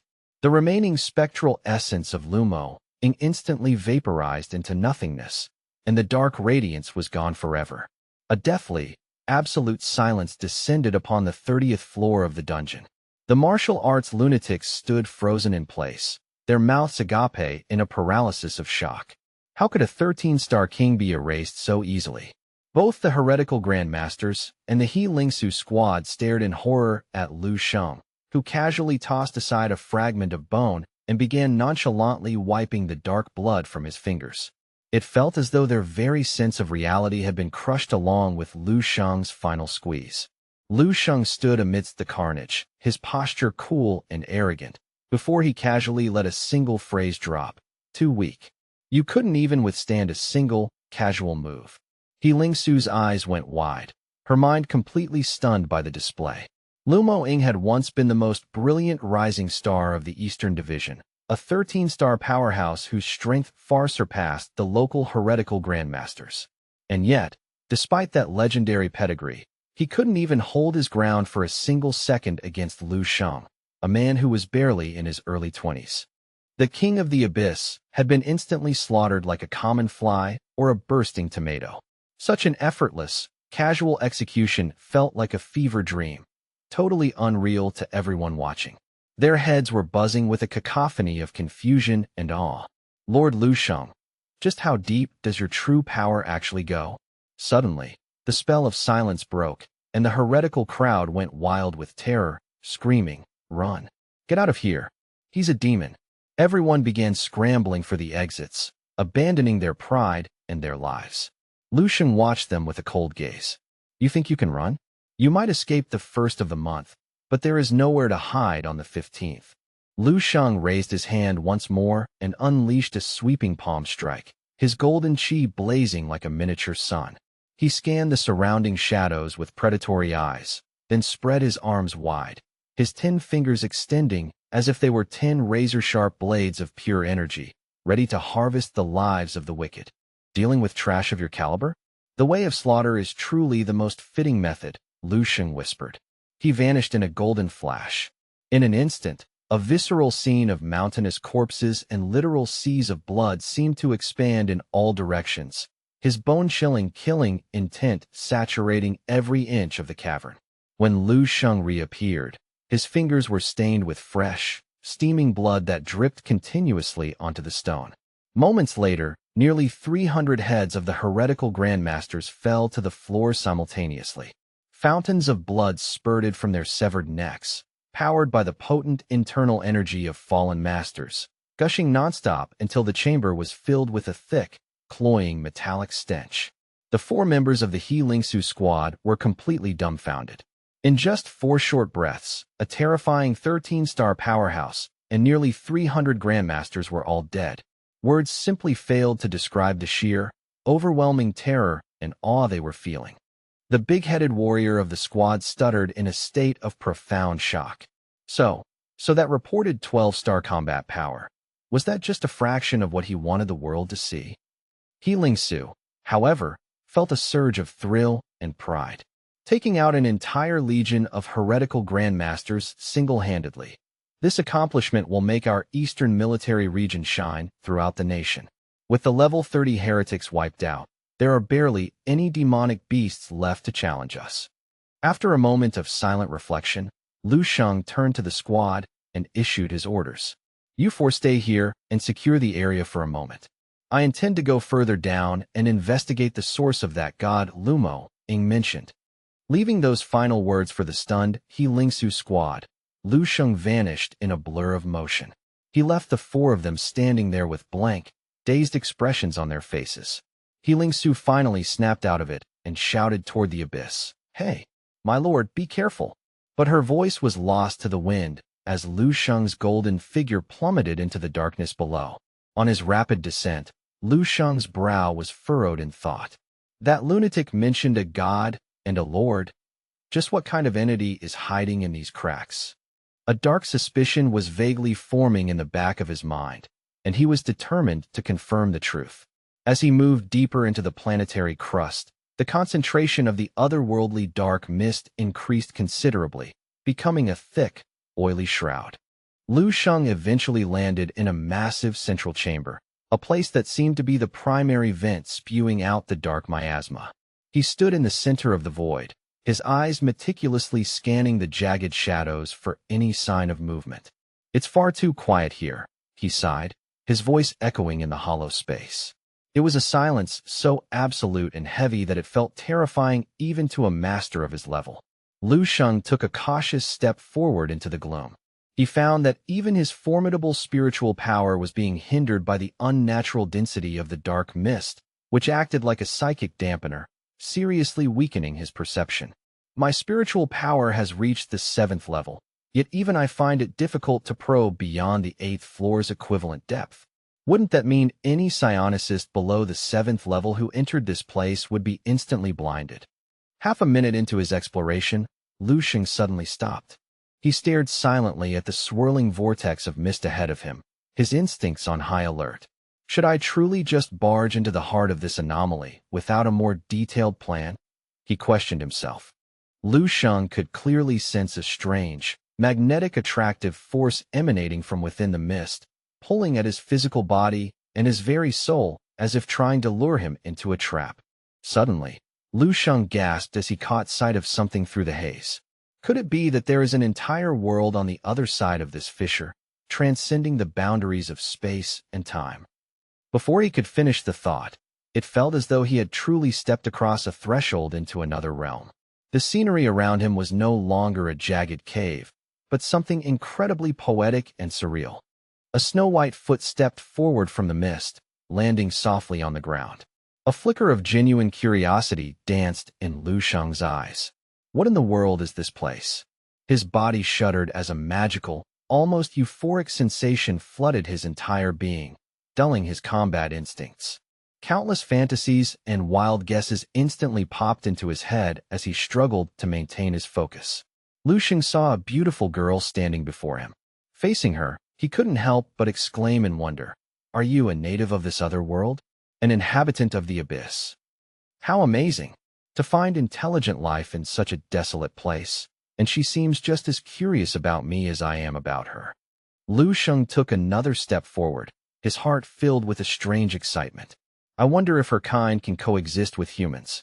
The girl reached out a slender hand, her eyes soft and gentle. Countless romantic thoughts flashed through Lu Sheng's head.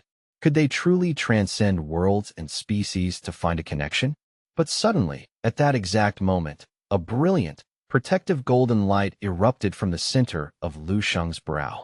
The curiosity and warmth in those beautiful eyes vanished in a heartbeat, replaced by an expression of intense cruelty and primal brutality. The beautiful figure disintegrated, leaving behind only a terrifying, multi-limbed demonic beast, a sight that left Lu Sheng momentarily confused and disgusted by the illusion. The demonic beast didn't attack immediately. Instead, it began to coax him with sweet, hypnotic words that resonated directly in his mind. "Do not be afraid, little one. Come to me. Do not mind my current appearance. It is merely a shell. Come here, and you will find every desire you have ever harbored realized within these depths." It seemed desperate to hypnotize Lu Sheng back into the hallucination. "That's right. Surrender your will and join me." Its slimy, barbed tentacles lashed out, quickly wrapping around Lu Sheng's limbs. "Come into my embrace, my dear child, and become one with the void." Believing that Lu Sheng had lost consciousness and succumbed to the mental assault, the demonic beast began to drool, its maw opening wide to devour him whole.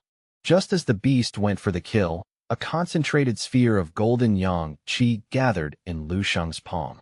With a roar of power, he punched the demonic beast directly in its central mass, the impact sending the creature flying backward with a sickening crunch. "Ah!" It shrieked in agonizing pain as its physical form began to dissolve. Lu Sheng adjusted his collar and muttered coldly, "You certainly gave me a start there with that illusion. But did you honestly think I wouldn't notice the stench of rot? I was merely playing along to see what you were, and you actually fell for it." With a mocking smirk, Lu Sheng flipped his middle finger in a gesture of pure provocation. "Idiot!" The demonic beast went absolutely berserk, roaring through gritted teeth as it stabilized itself. "I hate disobedient, arrogant children the most. Kill! I want to tear your soul apart." As it roared, the surrounding dark mist grew thicker and more violent. "Damn it! Catch him! Do not let the tribute escape." Countless other demonic beasts began to surge toward Lu Sheng from within the churning dark mist, their numbers overwhelming. Meanwhile, back on the 30th floor, Heilingsu was carefully retrieving a blood-stained silver card from the pile of Lumo Ying's remains. "As I expected, it really is Lumo Ying. His official military identity card is still intact after all these years. Heelingsu carefully examined the details on the card, then gasped in shock. Wait, this second person, he was a high-ranking grandmaster from the prestigious Overlord Martial Hall. The other members of the Heelingsu squad began to search the other bodies of the fallen heretics. The man with the big backpack reported his findings with a grim face. This one is Hong Fong, a former master of the Thunder Martial Hall. Heelingsu realized the gravity of the situation. So even their former chief hall masters ended up as lunatics here. Collect every piece of evidence we can find. We must report this bloodbath back to the military district immediately. She glanced at the field of corpses, her expression complex. Nearly 30 recognized martial Dao grandmasters have perished in a single hour. I fear this is the most significant grandmaster-level bloodbath in our nation's recent history. The crew-cut warrior of the squad didn't seem to care about the politics. He stood up, crossed his arms, and spat on the ground. They were already dead men walking, Captain. Dying again in this pit doesn't change anything. These traitors definitely weren't up to anything good anyway. Heelingsu nodded slowly. I suppose you're right. It's a cleanup long overdue. Just then, a sharp whooshing sound echoed, and a figure materialized before them. Lu Sheng had returned, carrying a massive sack overflowing with rare mithril ore. The moment they saw his face, the 4 members of the Heelingsu squad snapped to attention, their greeting even more respectful and hushed than before. My lord, you have returned safely. Lu Sheng nodded calmly. Everyone, pack your gear and the ore immediately. We are evacuating this hellish pit this instant. Also, Heelingsu, find a way to broadcast a warning to any other elite teams operating in these lower sectors. Tell them to run for their lives. Heelingsu was stunned and instinctively asked, My lord, what happened down there? Lu Sheng turned to look at her and casually adjusted the weight of his sack. It's nothing major. I merely accidentally provoked some of the larger, territorial toys lurking in the deep. They appear to be going through a bit of a collective mental breakdown right about now. Lu Sheng's casual dismissal of the threat stunned the entire squad, leaving them feeling incredibly shaken. Far below, the demonic beasts surging out of the dark mist were beginning to frantically rampage through the tunnels. They were scouring every corner of the abyss in a desperate, frenzied search for Lu Sheng. The roars of thousands of monsters echoed continuously, the sound vibrating through the very stone of the dungeon. I want his heart. Kill him. The entire subterranean level was falling into total chaos. The 4 members of the Heelingsu squad finally woke up to the danger. A primal fear welled up inside them as they felt the ground begin to shake. Knowing Lu Sheng wouldn't exaggerate such a threat, they immediately packed their belongings and prepared to skedaddle. They didn't have much to carry besides their survival gear and several heavy bags crammed with the precious mithril. Lu Sheng used a wave of his mental power to scoop up the remaining mithril shards from the ground, then urged, Let us move. Now. Yes, sir. The 4 members of the squad grabbed their loads and frantically trailed behind Lu Sheng. Lu Sheng was naturally the fastest among them, so he took the lead, acting as a human plow to clear a path through any encroaching threats for the rest of the group. He spread his mental power in all directions, monitoring the rapid movements of the hell beasts as they swarmed upward. He realized his initial worries were justified. The beasts on every level were currently in a state of high alert frenzy. Fortunately, many of the other martial artists testing themselves in the cracks had already sensed the shift in the atmosphere and were already hightailing it back to the established safe zones. Lu Sheng's mental capacity was truly off the charts. From his perspective, he could see waves of hell beasts charging toward their position from every intersecting tunnel. However, the beasts inhabiting the 30th floor were not of a particularly high level. Even though their numbers were staggering, Lu Sheng didn't break a sweat. With a sharp flick of his mind, his immense spiritual power burst outward, creating an invisible, crushing storm. Lu Sheng glanced at a pack of beasts preparing to pounce, and they were instantly blasted away, exploding into fine dust and clearing the path ahead. Lu Sheng commanded over his shoulder, Focus on your footing and do not worry about the monsters. Just stay within the wake of my power. The Heelingsu squad had already developed a blind, absolute faith in Lu Sheng's abilities. They followed his every instruction without question, focusing entirely on keeping up with his blurring speed. With their heads down and hearts racing, they charged forward through the chaos. A few moments later, the group, lugging 3 massive bags of mithril, successfully breached the surface and escaped the fissure. As Lingsu stood coughing amidst the dust and smoke of the entrance, Lu Sheng's lips curled into a slight, satisfied smile. Finally back on solid ground, he looked back down into the giant pit where thousands of fiery red eyes stared up, wanting to devour the world whole. Lingsu felt incredibly fortunate to be alive. Whoa, that was way too close. Thank the heavens they are physically unable to climb out of the pit to follow us up here. She looked at Lu Sheng, her curiosity finally getting the better of her. What exactly did you do down there? She asked, scratching her head in confusion. What kind of hornet's nest did you kick to cause such a massive ruckus? Luckily, there were so many beasts they began crowding and slowing each other down in the narrow passages, she added, shivering.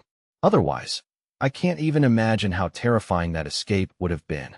Lu Sheng, however, had no intention of admitting the full extent of the trouble he had caused. Lu Sheng maintained his casual, detached facade. It was nothing worth noting. Do not lose yourself in worry. Let us get this mithril back to the military district immediately so we can finalize the rewards. The 3 men of the Lingsu squad let out a tired cheer, each hoisting a massive sack of mithril onto their heads as they began the trek back to the transport vehicles. The crushing weight of their haul seemed to vanish into thin air, leaving the team unburdened by the physical strain. Instead of the expected fatigue, the air was filled with light-hearted laughter and animated chatter as they basked in a rare moment of relaxed joy. Yes, sir, the 3 subordinates replied in a perfectly synchronized chorus, their voices ringing with newfound respect. Hongchuan offered a sweet, admiring smile, her gaze following Lu Sheng's every move with total devotion. As the convoy began its rhythmic departure, Lu Sheng remained stationary at the edge of the jagged hell pit. He stared into the abyss, his right hand suddenly clenching the empty air with a savage intensity, as if he were physically seizing the throat of the rift itself. Being toyed with by a mere, insignificant insect, he muttered, his voice dropping to a low, dangerous growl. I find that I would be quite infuriated as well. Just you wait for the day when that very same bug, the one that dared to interfere with your designs, crawls out from the shadows and stands directly before your face. I want to see your expression when it suddenly drives a fist into your jaw with everything it has. That realization will surely make your blood boil even hotter.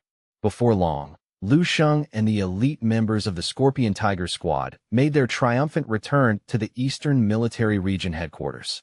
The moment the massive, shimmering mound of mithril was unveiled, the surrounding crowd let out a collective, audible gasp of pure astonishment. Good heavens, you Scorpion Tiger bastards must have been blessed by the gods of fortune themselves. To stumble upon a concentrated mithril vein after such a brief stint in the subterranean depths is unheard of. And the quality, it's not just the sheer volume that's terrifying, but the crystalline purity of the ore is off the charts. You men are absolutely loaded. This is a generational fortune.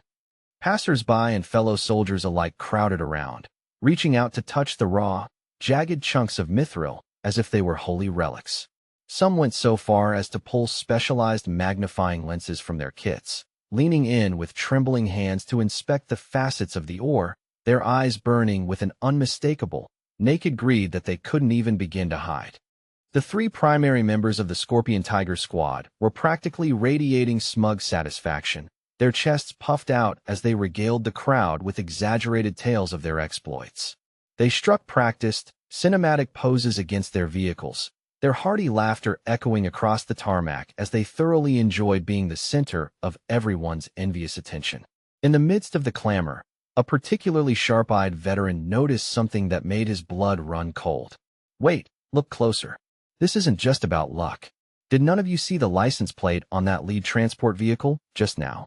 That DZ2 designation belongs exclusively to the personal fleet of a high-ranking central general. The realization rippled through those nearby like a physical shockwave. Wait, what? Are you serious? The two soldiers standing closest to the vehicle felt a cold sweat break out across their brows, their hearts hammering against their ribs. Could that previously unknown youth, Lu Shang, actually be a hidden high-ranking general within the military hierarchy? The members of the Scarlet Snail squad stood frozen, their faces masks of utter disbelief and mounting regret. Captain Zhang Yu took one look at the retreating vehicle and confirmed the suspicion with a grim nod. There is no mistake. We all catastrophically misjudged the weight of his presence. He isn't just a talent. He is a genuine, undisputed big shot. If I could somehow manage to latch onto a powerhouse of that caliber, my career would skyrocket into the stratosphere instantly. Zhang Yu felt a violent shiver of raw, electric excitement coursing through his veins just at the mere thought of such a connection. He found himself so overwhelmed by the sudden shift in fortune and the proximity to power that his eyes began to prickle with tears of agitation. Nearby, the bald veteran from the Scorpion Tiger squad let out a boisterous, knowing laugh, his voice filled with a deep sense of marvel. Don't be fooled by the labels. Even though Major Lu Sheng officially holds the rank of a 12-star general, that barely scratches the surface of his true, terrifying potential. I suspect the Major has already breached the boundaries of the 2-star realm and gone beyond. The bald man's face was a portrait of pure, unadulterated adoration, his loyalty now forged in iron. The bald man's casual revelation sent a fresh wave of shock through the assembled crowd, leaving them reeling. The members of the Scarlet Snail squad found themselves trapped in a whirlwind of complex, conflicting emotions, their minds a chaotic mess of envy, fear, and awe. They struggled to process what they were hearing. The implications were simply too terrifying to comprehend. 5 minutes later, the scene shifted to the outskirts of the base, arriving at Lu Sheng's personal residence, a massive, hyper-fortified villa that loomed like a modern fortress. The perimeter was patrolled by elite sentries 24/7, creating an atmosphere of impenetrable security. Lu Sheng turned to the 4 members of the Scorpion Tiger squad, his voice calm, but possessing an inherent authority. Take the raw materials to the logistics department for a formal inventory. Once the valuation is finalized, your designated shares will be wired directly to your military accounts. You are dismissed for the day.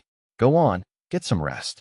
The 4 members of the squad nodded in immediate, respectful agreement, having no objections to the generous terms offered by their benefactor. And Ai Hongchuan and her 3 teammates snapped to attention with practiced precision, their hands flying to their brows in a crisp, sharp military salute. Understood, sir. We will handle it immediately, they shouted in unison before turning to carry out their final task of the mission. Once the Scorpion Tiger squad had departed, Lu Sheng wasted no time and retreated to the sanctuary of his primary bedroom. He sat cross-legged and immediately plunged his consciousness into the dreamscape. The moment the familiar, surreal landscape manifested around him, he bypassed all distractions and directly accessed the central light brain interface. He began a high-level search through the Fireseed Resource Library, hunting for any data related to Hell's consciousness fluctuations. I need to see exactly what dwells within that abyss, he whispered to the digital void. And I need to know the true nature of the monstrosity lurking in its deepest, darkest reaches. With a focused thought, he clicked into the encrypted data files regarding the upper cave systems. This specific section of the digital catalog was flagged with a pulsating, crimson danger warning, signifying information restricted to the highest clearance levels. A long moment passed in silence before Lu Sheng's consciousness snapped back into the physical world. He let out a long, heavy sigh of relief, the tension draining from his shoulders because he had finally secured the definitive answer he had been seeking. So, that's the truth of it. That cursed place is directly connected to the second battlefield. The Fireseed Resource Library provided a chilling explanation, describing the abyss not as a mere hole in the ground, but as a violent spatial rift, a wound in reality born from the catastrophic overlay and collision of 2 distinct worlds. These abyssal rifts were never uniform. They were as varied and unpredictable as the terrain of a mountain range. The data indicated that these spatial fractures fluctuated wildly in both their physical size and the thickness of the dimensional barriers separating the 2 realms.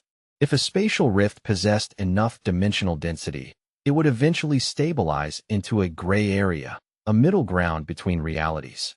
Within these specialized zones, the top-tier, world-ending powerhouses of the alien world could actually manifest their forms and descend.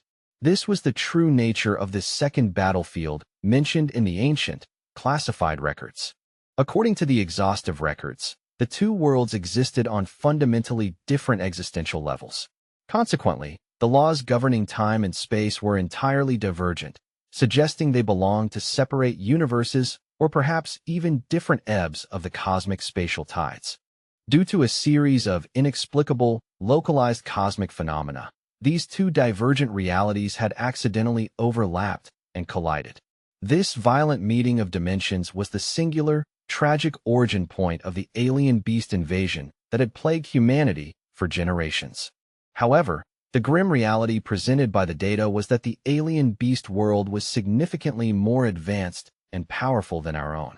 Because of this staggering disparity in fundamental strength between the two civilizations, the alien beasts found it relatively easy to tear through the veil and invade our world at will.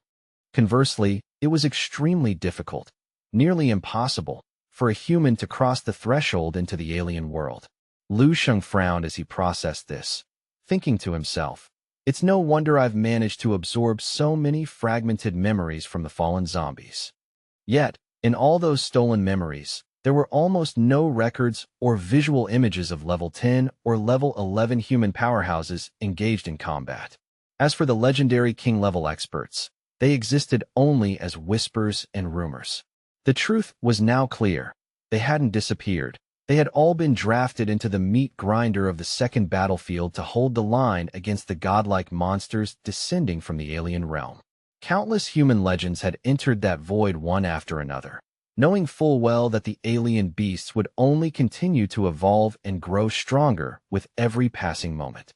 The entire evolution of martial arts over the next 10,000 years was essentially a desperate struggle to find a solution to this existential threat.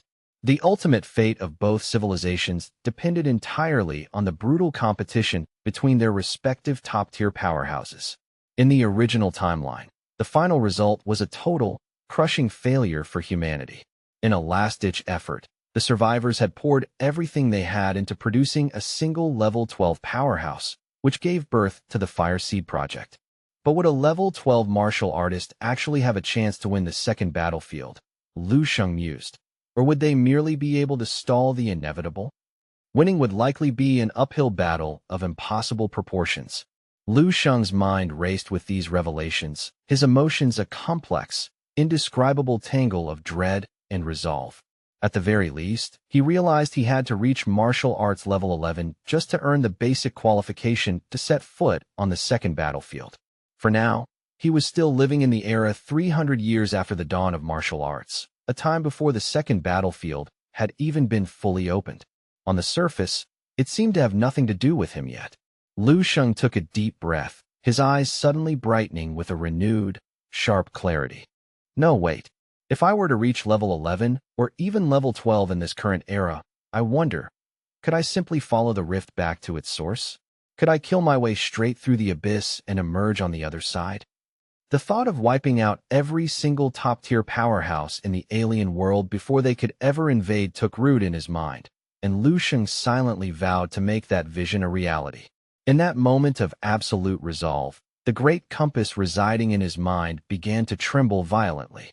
The ethereal tool suddenly expanded, its form becoming more solid, more intricate, and radiating a sense of profound mystery and ancient power that far surpassed its previous state.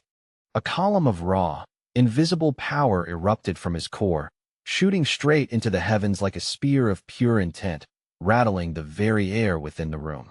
Lu Sheng's martial Tao was instantly fortified, tempered by his newfound purpose. His entire being seemed to hum with an overflow of vibrant, restless energy. Is this surge because my ultimate goal has finally become crystalline and clear? He wondered. Lu Sheng pondered the change with a stoic calm. Although the sudden evolution was unexpected, he wasn't particularly surprised. He had felt his spirit reaching for something greater for a long time.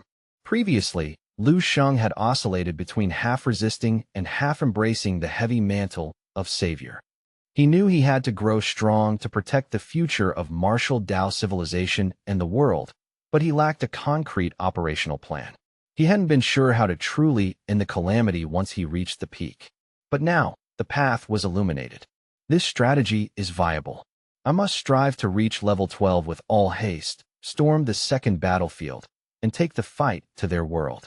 I will resolve this disaster at its very source.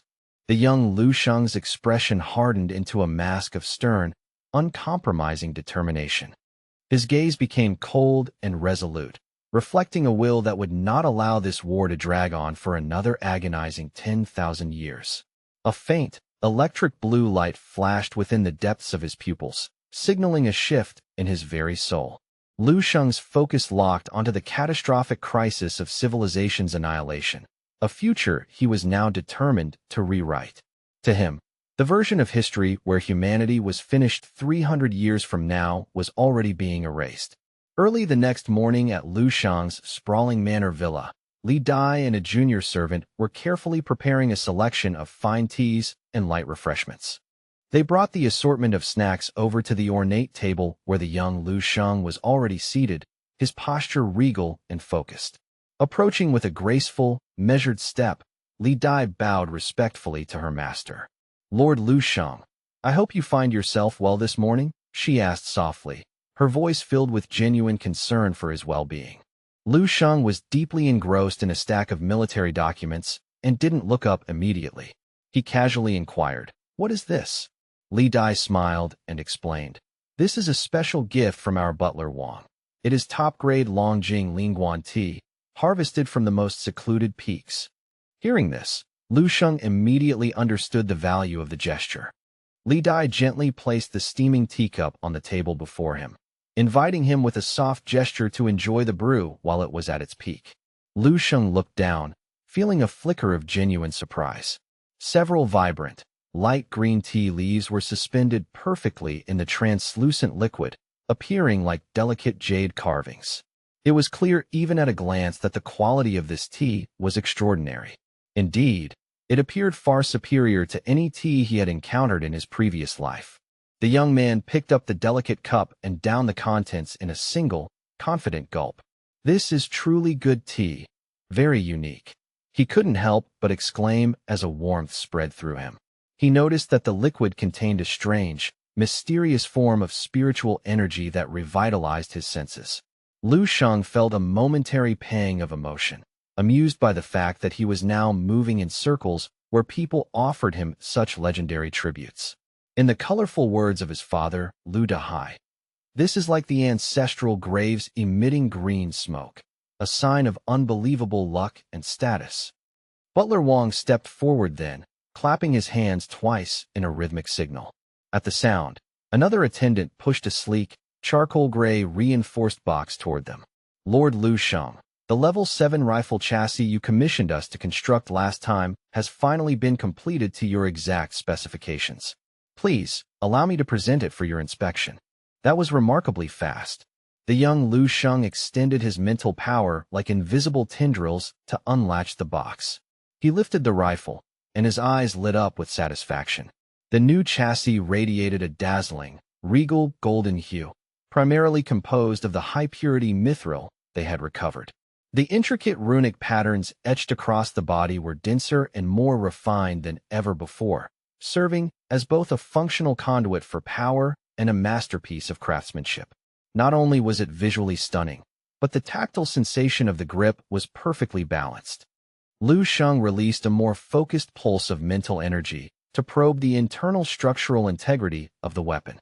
Whether he tested its tensile toughness or its sheer material hardness, it far surpassed the performance of his previous equipment. Excellent. This isn't just a standard level 7 weapon. Its quality is actually approaching the threshold of level 8. Highly satisfied, he ran his hand along the smooth, cold metal of the barrel before issuing new instructions. "Since I brought back a significant stockpile of mithril from the rift, I want you to use the excess to help me forge another specialized weapon. Wait a moment, and I will transmit the schematic designs to you." Butler Wang nodded decisively, bowing low in a gesture of absolute obedience. "As you command, my lord." Lu Sheng then turned his attention back to Li Dai and added, "Escort Butler Wong out for now. Later this afternoon, I'll be inviting some friends over for a gathering. Please ensure the kitchens prepare the finest wine and a variety of high-quality dishes." The young woman replied with an obedient nod. "Yes, Lord Lu Sheng. It shall be done exactly as you wish." Li Dai led Butler Wong away from the study. As soon as they had cleared the heavy doors and reached the hallway, Butler Wong turned to the girl, his voice tinged with a rare moment of genuine emotion. "You truly are a fortunate soul, Li Dai, to be able to serve a master as brilliant and ascending as Lord Lu Sheng." "I know," she replied earnestly, her eyes shining. "I must work 1,000 times harder than before to ensure I never fail the trust he has placed in me." Butler Wong smiled enigmatically. "Keep that attitude, and in the future, your own status may rise further than you ever dreamed." Butler Wong offered a final, encouraging wave of his hand before departing toward the manor's main gate. Li Dai stood there for a moment, watching his retreating figure while she replayed his words in her mind. Her face slowly flushed a deep, vibrant red, looking very much like a ripe tomato in her embarrassment and secret hope. However, just as she was lost in her anxious daydreams and silent worries, a chilling, creepy laugh suddenly echoed from the shadows behind her. "Hee hee." The voice was dry and raspy, belonging to a middle-aged man dressed in somber black clothing and wearing a partial mask that obscured his features. "Li Dai, there's no need to be so nervous. I am an old comrade in arms who served alongside your parents long ago. Why, I even remember holding you when you were just a tiny babe." The masked man stepped out from a dark corner near the manor's perimeter wall. Li Dai whirled around, her heart sinking as an intense feeling of unease washed over her. The stranger watched her closely, his eyes glinting. "You are serving under Lu Sheng now, aren't you? Tell me, would you be interested in having a little chat about your new master?" Li Dai's eyes blinked instinctively in rapid succession, her mind momentarily dazed by the stranger's sudden appearance and his claim of knowing her family. A cold sweat began to bead on her neck as her instincts screamed at her to flee. She hesitated for a long, agonizing moment, caught between fear and curiosity, before finally giving a slow, reluctant nod. At the exact same time, the atmosphere was far more formal at the bustling international airport serving the Third Eastern War Zone. Dong Qingxue was standing near the arrivals terminal, dressed in a sharp, dark blue velvet military dress uniform that served to accentuate the porcelain, snow-white quality of her skin. The tight, polished belt cinched her waist, highlighting her commanding yet feminine silhouette. Her legs, encased in high-grade alloy combat boots, appeared long and perfectly straight. Dong Qingxue's physical proportions were nothing short of perfect, complemented by features that were exquisitely refined. Her temperament, however, remained as cold and unapproachable as the pristine snow on a distant, lonely mountain peak, naturally drawing the lingering gazes of every officer in the vicinity. A blond man stepped out from the nearby exit, sliding his sunglasses down his nose to stare at her without even a hint of subtlety, letting out a low, appreciative sigh. His predatory gaze first lingered on her curves before slowly migrating upward to study her beautiful, icy face. He smacked his lips together in a crude show of admiration, whispering to himself, "This figure, this cold temperament, she is exactly my type. Truly impressive." He then clenched his fist and delivered a light, performative punch to the reinforced wall behind him, leaning against it in a cool pose designed to showcase his physical power and confidence to everyone watching. He opened his mouth, projecting a charming, practiced smile. "Hello there, beautiful. I don't believe we've met. Which war zone and division do you have the honor of serving in?" It was the kind of arrogant pickup line that had a 90% failure rate with women of substance. However, Dong Qingxue's eyes didn't focus on his face. They landed on the 7 brilliant gold stars gleaming on his shoulder. A 7-star general, she noted internally. Without changing her expression, she immediately snapped into a formal military salute. "Sir," she replied calmly, her voice as smooth and emotionless as glass. "Lieutenant Colonel Dong Qingxue, 1182nd Division, Qizhong War Zone, under the command of General Yu Fei." Greetings, sir. The handsome blond man blinked, his smile widening. Ah, Yufei? I'm not particularly familiar with him personally, but I do know the presiding general of your 9th War Zone quite well. How about this? Have dinner with me tonight. I'll even personally call your general to apologize for borrowing you for the evening. Dong Qingxue shook her head, her refusal delivered with a firm resolve that was neither arrogant nor subservient. I'm afraid I must decline, sir. I am currently on duty waiting for someone, and I already have a prior appointment for the evening. I would hate to disappoint you, but my schedule is fixed. A deep, authoritative furrow formed on the blond man's brow as he spoke with the absolute weight of his high rank. Refusal is not an option available to you, Lieutenant Colonel, he commanded, his voice cold and sharp like a winter blade. Cancel your prior arrangements immediately. My presence takes precedence over any local appointments. Dong Qingxue, however, stood her ground, shaking her head with a stoic defiance. I cannot cancel it, sir. Lord Lu Sheng has already agreed to this meeting, and his time is not to be trifled with. The other party involved would be exceedingly displeased.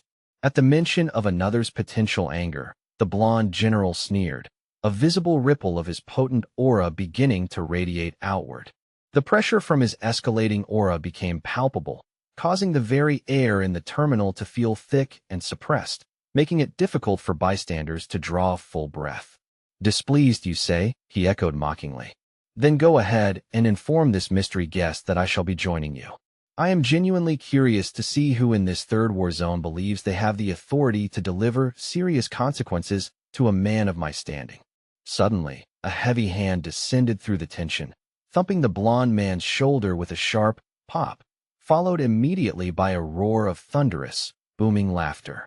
Then allow me the pleasure of broadening those narrow horizons of yours. A calm, resonant voice projected from behind the gathered crowd. The blond general whirled around, his pupils contracting into pinpricks as he witnessed a massive hand reaching with predatory speed for his throat. Who do you think you are? He snarled. In an instant, the violent aura of a high-level grandmaster erupted without restraint. His blood chi surged like a churning sea, and his vital energy rose like pillars of dark smoke, illuminating the area as if a miniature, scorching sun had suddenly manifested on the airport floor. Yet, a mere heartbeat later, this blazing sun was unceremoniously snuffed out. He found himself hoisted into the air by his neck like a helpless chick, his feet dangling uselessly. So, this is the sum total of the strength possessed by an Eastern Military Region Lieutenant General? Utterly underwhelming. Choked to the point of turning purple, he struggled desperately, his fingers clawing at the tall man's iron-like grip in a futile attempt to regain his breath. With a dismissive tch, the newcomer tossed the high-ranking officer aside like a bag of refuse, sending him hurtling through the air until he crashed into the reinforced wall behind them. The impact was so great that it pulverized the masonry, creating a massive, jagged crater. Trying to flirt with my sister while looking like a pathetic peacock? The giant spat, dusting off his hands with a look of pure contempt. Humph, you are utterly useless. As her older brother, I find your character, and your strength, entirely lacking. I certainly do not approve of such a weakling sniffing around her. The booming voice of the newcomer echoed through the hall, carrying the weight of an apex predator. This man, Dong Xingyi, stood incredibly tall and imposing, a veritable mountain of muscle and martial intent that instantly drained all the momentum from the blonde general's earlier display. However, as he turned toward his sister, his fierce expression vanished, replaced by a grin of awkward flattery. Hey, little sis, it's been far too long. I must say, I didn't expect you to have grown even more radiant since we last met. Dong Qingxue, unaffected by his boisterous energy, offered only a cold, clipped reply. Since you have clearly arrived and made a scene, I shall head out first to handle my own business. Dong Xingyi threw his head back and laughed heartily, the sound vibrating in the chests of everyone present. Still as frosty and cold as ever, I see. You haven't changed a bit, Qingxue. He then turned his gaze back to the blonde officer crawling out of the rubble and sneered. Haha. All right, since you're so eager for action, why don't you go and deliver a message? Tell every self-proclaimed expert in the Eastern Military Region that Dong Xingyi has arrived, and I'm looking for a real challenge. Meanwhile, deep inside a bustling, neon-lit bar where the thumping bass of popular online remixes threatened to rattle the glassware. Lu Sheng and Qin Xiaojun were tucked away at a long, secluded table. The atmosphere was thick with the scent of expensive spirits and the kaleidoscopic glow of strobe lights. Several waitresses, sporting playful bunny ears and short skirts, moved deftly through the crowd, delivering a continuous stream of premium drinks to their station. Lu Sheng downed a glass of the amber liquid in a single, fluid motion, his expression tight, with an uncharacteristic restlessness. Qin Xiaojun, you mentioned that Dong Qingxue went to the Third War Zone specifically to pick someone up at the airport? Lu Sheng's mind was a whirlwind of concern and a strange, prickling jealousy he wasn't quite ready to admit. He found himself constantly wondering who could possibly merit her personal attention. He was practically burning up with internal anxiety, terrified at the thought of losing his beautiful, heavy-duty battle machine to some unknown rival. Qin Xiaojun finished his own drink with a sigh, replying bluntly, "Yep, she did. Damn it all, the timing couldn't be worse." Lu Sheng inquired with a forced sense of curiosity, "Does instructor Dong Qingxue actually have close friends visiting the military region who requires such a personal escort?"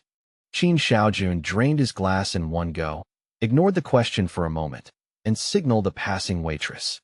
"Bring us another bottle of the good stuff," he commanded, before pointing a finger across the table at Lu Sheng. "He's the one footing the bill tonight." The girl beamed a happy, professional smile and scurried off. Lu Sheng didn't even register Qin Xiaojun's blatant opportunism. He was too preoccupied with the potential loss of his future wife to care about a few thousand credits. As long as he could extract information about Dong Qingxue's mysterious guest, money was no object. Seeing the free drinks flowing, Qin Xiaojun finally relented and leaned in. "It's not a friend, Lu Sheng. It's family. Specifically, her half-brother, a man by the name of Dong Xingyi." Qin Xiaojun poured himself another glass and downed it instantly, smacking his lips with a look of pure, alcoholic satisfaction. "That guy is in a category of his own," he muttered, raising a single finger in a gesture of profound, albeit drunken, respect. "This Dong Xingyi is anything but simple. In fact, he's a lot like you. He's a monstrous martial arts genius who has defied every standard metric of growth. More importantly, he is the hand-picked disciple that the martial saint values above all others. You could essentially call him the true successor to the martial saint's legacy." Lu Sheng was genuinely taken aback, his eyebrows rising in surprise. "Is that so? Then he truly must be a formidable individual." Qin Xiaojun caught the look on Lu Sheng's face and let out a loud, mocking laugh. "Looking at that stoic mug of yours, it doesn't seem like you actually believe he's that amazing, does it?" Lu Sheng took another slow sip, a fine bead of sweat forming on his brow from the internal shock of the revelation. "Is my skepticism really that obvious?" Qin Xiaojun reached over and draped a heavy arm around Lu Sheng's shoulder, leaning in with a conspiratorial air. "Listen to me seriously for once. I know you're young, and that your raw battle power has already hit the staggering 12-star mark. You are incredibly talented, truly a once-in-a-generation freak of nature. But as your brother, I'm giving you some vital advice. Never, ever underestimate the hidden depths of others. Whatever you do, don't let arrogance cloud your judgment. Dong Xingyi really isn't some ordinary character you can just brush aside. Being the successor to the martial saint carries a weight that is far more complex than you realize. Moreover, you should know that Dong Qingxue has another brother named Dong Patian. He's currently stationed in the central military region, sitting right at the pinnacle of the general star chart." Qin Xiaojun raised two fingers, gesturing wildly in the air as his tone shifted from playful to deadly serious. "That guy, he is the truly terrifying one of the bunch. His official, recorded strength has already reached a mind-boggling 27 stars. They call him the Dong Emperor of the Central Region. Think about that for a second, Lu Sheng. That is more than double your current battle power. Just try to wrap your head around that kind of gap." Lu Sheng felt a sudden, internal sinking feeling, his mind racing as he processed this staggering information. So, Dong Qingxue's brother was the legendary Dong Emperor of the Central Region? The realization that his prospective partner's family was essentially a dynasty of monsters was beginning to weigh on him. He recalled seeing snippets of news about a Dongpatian in the military newspapers before. He was heralded as the most promising rookie destined to dominate the upcoming grand military exercises. Lu Sheng had paid him some passing attention at the time, but he never would have guessed that the rising star of the central region was actually Dong Qingshua's half-brother. Qin Xiaojun noticed the heavy silence and patted Lu Sheng's shoulder with a sympathetic thud. "You're getting too tense, kid. I can practically see the gears grinding in your head from here." Qin Xiaojun gripped his glass so tightly his knuckles turned white, letting out a long, weary sigh as a light sheen of sweat covered his forehead. "Listen, my friend," he continued, taking another bracing sip of wine. "If you truly intend to pursue a romantic relationship with Dong Qingxue, you need to understand that you aren't just dating her. You have to find a way to get past those two overprotective, monster-level brothers of hers. The road ahead of you isn't just bumpy. It's a mountain range of obstacles. Lu Sheng, you'd better start taking better care of your health and preparing yourself for the struggle." Upon hearing this, Lu Sheng lowered his gaze, staring into his drink as he pondered the situation. Slowly, his face began to flush a deep, vibrant crimson, looking very much like a ripe tomato. He took a hasty sip of his wine, trying to maintain a facade of cool professionalism. "Who exactly said I wanted to pursue instructor Dong Qingxue? You've clearly misinterpreted my professional admiration for something else." The moment Qin Xiaojun heard that denial, he practically fell out of his chair with a loud exclamation. "Oh, give me a break.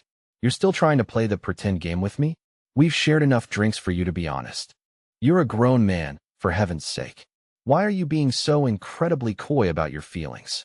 Qin Xiaojun leaned in closer, a mischievous glint in his eyes. "Besides, it's not like it's a secret. Dong Qingxue has already admitted as much to." Lu Sheng, who had been holding his glass with forced calm, suddenly slammed it down on the table with a violent crack. The sound of the glass hitting the wood cut through the bar's music.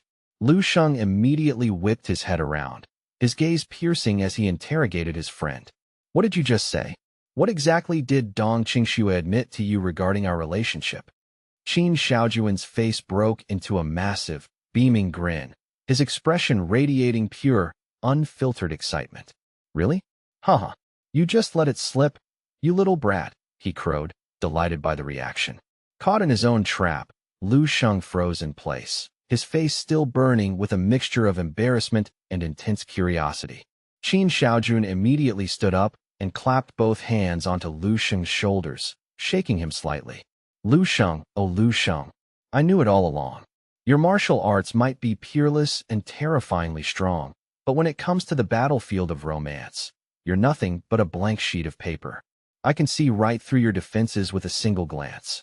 At the mention of something involving his future wife, Lu Sheng's guard dropped completely. Lu Sheng turned back toward his friend, no longer trying to hide his vulnerability or avoid his obvious weakness. "Fine, you're right. In terms of romance and emotional nuances, I am indeed a blank sheet of paper," he admitted with a sigh. "So tell me, what exactly did Instructor Dong admit to you during your last conversation?" Qin Xiaojun winked broadly and let out another hearty laugh. "What do you want her to admit, exactly? That she dreams of you? All right. All right. Instructor Qin will stop teasing you now," he said, holding up his hands in a mock gesture of surrender. "I'm not kidding anymore. I've seen the way she looks at you when you aren't paying attention. She definitely has deep-seated feelings for you." But then, the mood shifted as Qin Xiaojun suddenly pointed a finger at Lu Sheng's face, scolding him with a huff. "You little punk. Do you remember the last time I invited you out to dinner with her? I'm almost certain she was prepared to say these things to you then. But you just went ahead and ditched her without a second thought. You really have quite the difficult personality, don't you?" Lu Sheng sat there, frozen in a state of sudden realization as the pieces of the past finally clicked into place. "Oh, so that's how it was. I see." He felt a wave of regret for the missed opportunity. Qin Xiaojun, meanwhile, went back to enthusiastically pouring more wine into his glass.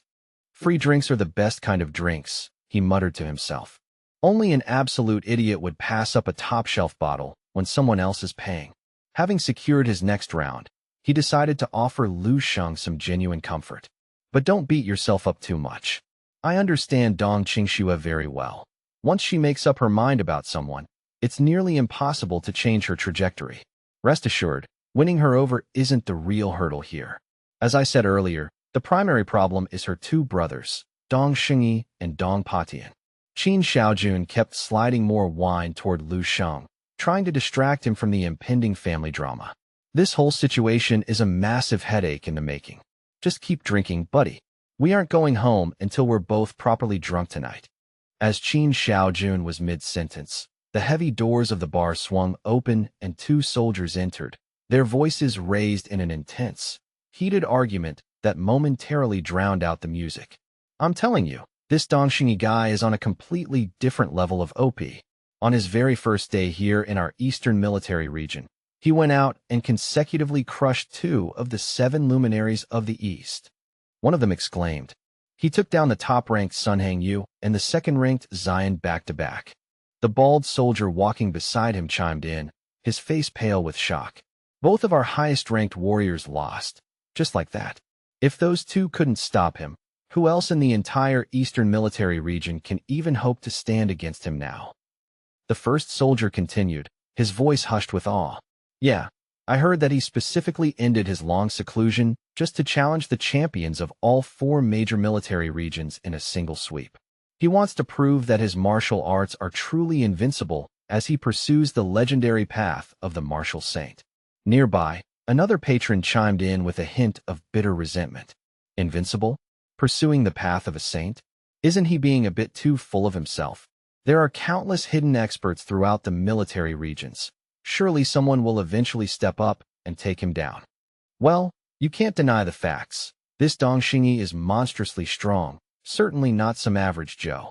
This discussion immediately caught the attention of Lu Sheng and Qin Xiaojun, who both turned to watch the newcomers. Qin Xiaojun muttered under his breath, Dongxingyi is already making his move. The Eastern Conference is just about to kick off, and he chooses this exact moment to issue a challenge. Talk about being incredibly arrogant. Qin Xiaojun swallowed half a glass of wine in a single, large gulp before continuing his analysis. Since he's framed this as a formal pursuit of the path of the martial saint, he's essentially untouchable. The military region command can't really interfere with a sacred martial challenge without looking weak or disrespectful to the tradition. He slammed his glass back onto the table, sending a few drops of wine splashing onto the wood. Qin Xiaojun wiped his mouth with the back of his hand, and suddenly, as if struck by a bolt of lightning, he turned to Lu Sheng with a look of warning. You really need to be careful, Lu Sheng. Dongxingyi declared that he intends to sweep through every ranked fighter in the East. He's working his way through the official rankings, which means you are inevitably next on his list. Plus, considering your complicated relationship with Dong Qingxue, I have a feeling he's going to give you some very special, very violent attention. Lu Sheng remained calm, thoughtfully stroking his chin as he processed the threat. After a moment of silence, he looked up and asked, what exactly is the current state of the relationship between Dong Qingxue and Dong Xingyi? Qin Xiaojun paused, blinking in confusion before instinctively asking, what do you mean by that? Are you hoping that Dong Qingxue will step in and put in a good word for you? Do you want her to convince Dong Xingyi to go easy on you? Lu Sheng's brow furrowed slightly as he gave a firm, immediate reply. No, of course that's not what I mean. I'm considering the fact that Dong Xingyi came to the military region specifically to use these battles as a forge. He wants to cultivate an invincible martial will, which is a crucial foundation for any warrior hoping to eventually break into the martial saint realm in the future. And since he is Dong Qingxue's older brother, that essentially makes him my future brother-in-law. Upon saying this, Lu Sheng suddenly trailed off, causing Qin Xiaojun's eyes to bulge with curiosity. He leaned forward, looking utterly puzzled. Yeah? And so? What's the problem? Lu Sheng looked at him with a deadpan expression and replied frankly. The problem is that if he meets me, he is definitely going to get his butt kicked. If Dong Xingyi comes looking for a fight, he's getting clobbered.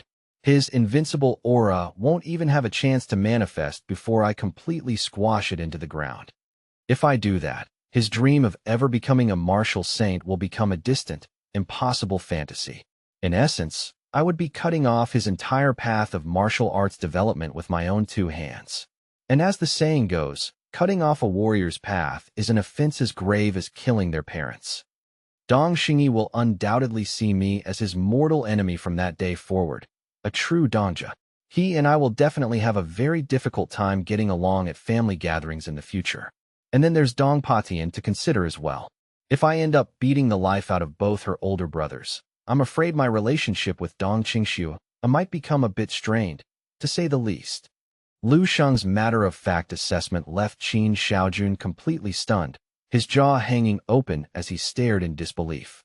Dude, you seriously have some of the wildest, most arrogant thoughts I've ever heard in my life, he managed to choke out. Lu Sheng let out a soft, weary sigh, sounding genuinely distressed. I'm really in a difficult bind here. Qin Xiaojun just sat there, staring at Lu Sheng for a long time, completely speechless and wondering if his friend had finally lost his mind. In his eyes, Lu Sheng was a hopeless case of overconfidence. After a while, Qin Xiaojun mirrored the sigh. Lu Sheng tilted his head and asked, "What's wrong with you?" Qin Xiaojun simply didn't have the words to respond to such a bizarrely confident internal monologue. After a prolonged silence, he finally held up a thumb in a gesture of mock praise. When it comes to the art of bragging, Lu Sheng, you are truly the undisputed champion. I am deeply impressed by your delusions. Lu Sheng looked him straight in the eye and affirmed with absolute certainty, I am being completely serious. At this point, Qin Xiaojun was too defeated to argue. He could only nod frantically. Yeah, sure. I know you are. I wouldn't dream of disagreeing with the man who plans to dismantle the Dong family's legacy. At the same time, in a completely different sector of the sprawling military region, the air was thick with the scent of ozone and swirling dust. Dong Xingyi casually brushed a thin layer of debris off his shoulder with one hand, his expression one of profound, lingering disappointment.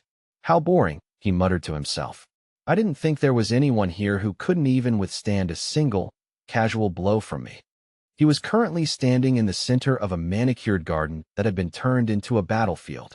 Scattered all around him were the groaning forms of the elite soldiers he had just systematically dismantled. Dong Xingyi looked down at them and asked sarcastically, "Is this truly the best you have to offer? Is this the limit of the Eastern elites?" The fallen warriors struggled to pull themselves up, their voices filled with a mixture of pain and awe as they whispered, "He's too strong. Far too strong for us." Not far away, concealed in the shadows of a stone archway, Dong Qingxue watched the scene with a deeply complicated expression. Her eyes wavered as she saw the ease with which her brother moved. He has become too powerful, she thought. Even when our finest work together, they can't even scratch him. What on earth am I supposed to do? Sensing her presence, Dong Xingyi suddenly broke into a wide grin and waved a cheerful hello, leaving the surrounding crowd utterly bewildered by his sudden shift in mood. Dong Qingxue hesitated for a second before slowly waving back. "Don't forget about me," a bright voice rang out. Standing right beside Dong Xingyi was a young woman with a face so perfectly sculpted she looked like an artist's masterpiece. She giggled softly and added, "You have to remember, Dong Xingyi has been training in absolute seclusion for 20 long years. Now that he has finally decided to emerge, he will undoubtedly send a shockwave through the entire land of Xinjiao. Hello there, Sister Qingxue." Dong Qingxue looked toward the girl, a rare, genuine smile touching her lips. "Miss Lin Wanwan, I assume you must have some very important business to attend to if you've traveled all the way to our military region with my brother this time, right?" The girl, Lin Wanwan, dashed forward with an effervescent energy, hooking her arm playfully through Dong Qingxue's as a radiant, floral smile lit up her face.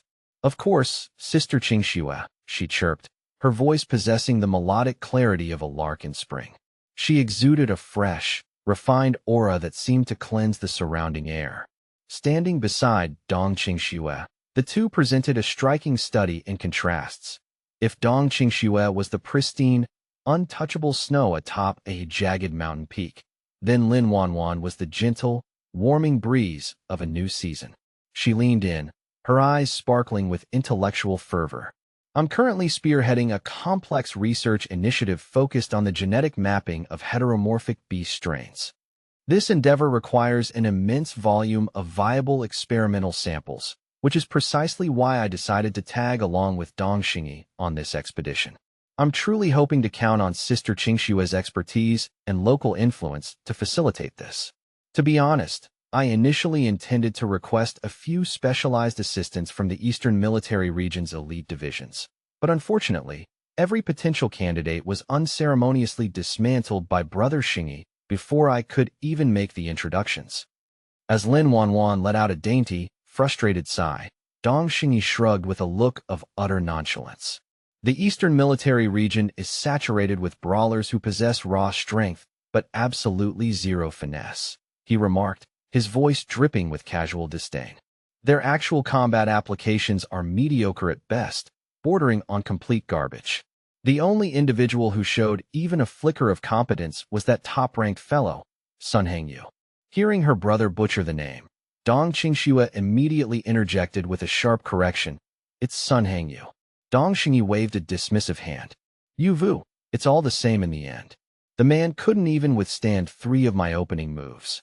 He isn't even worth the mental effort required to memorize his name. Dong Xingyi continued, his gaze turning serious. Anyway, I assume Wanwan has briefed you on the primary objective?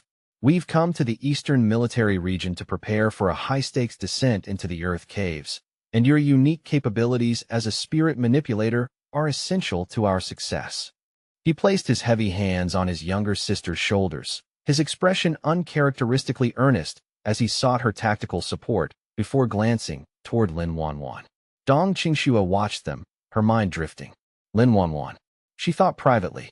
Such a simple, unassuming name for someone so bright, like a harmless little white rabbit.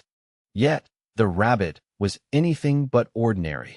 Her mother was the legendary martial saint Lin Zhengyue, one of the Dragon Nation's most revered and formidable pillars of power. Dong Qingxue remained silent for a moment, weighing the risks of the request, before finally asking the crucial question. Which specific Earth cave are you planning to infiltrate, and what is your target depth for this excursion?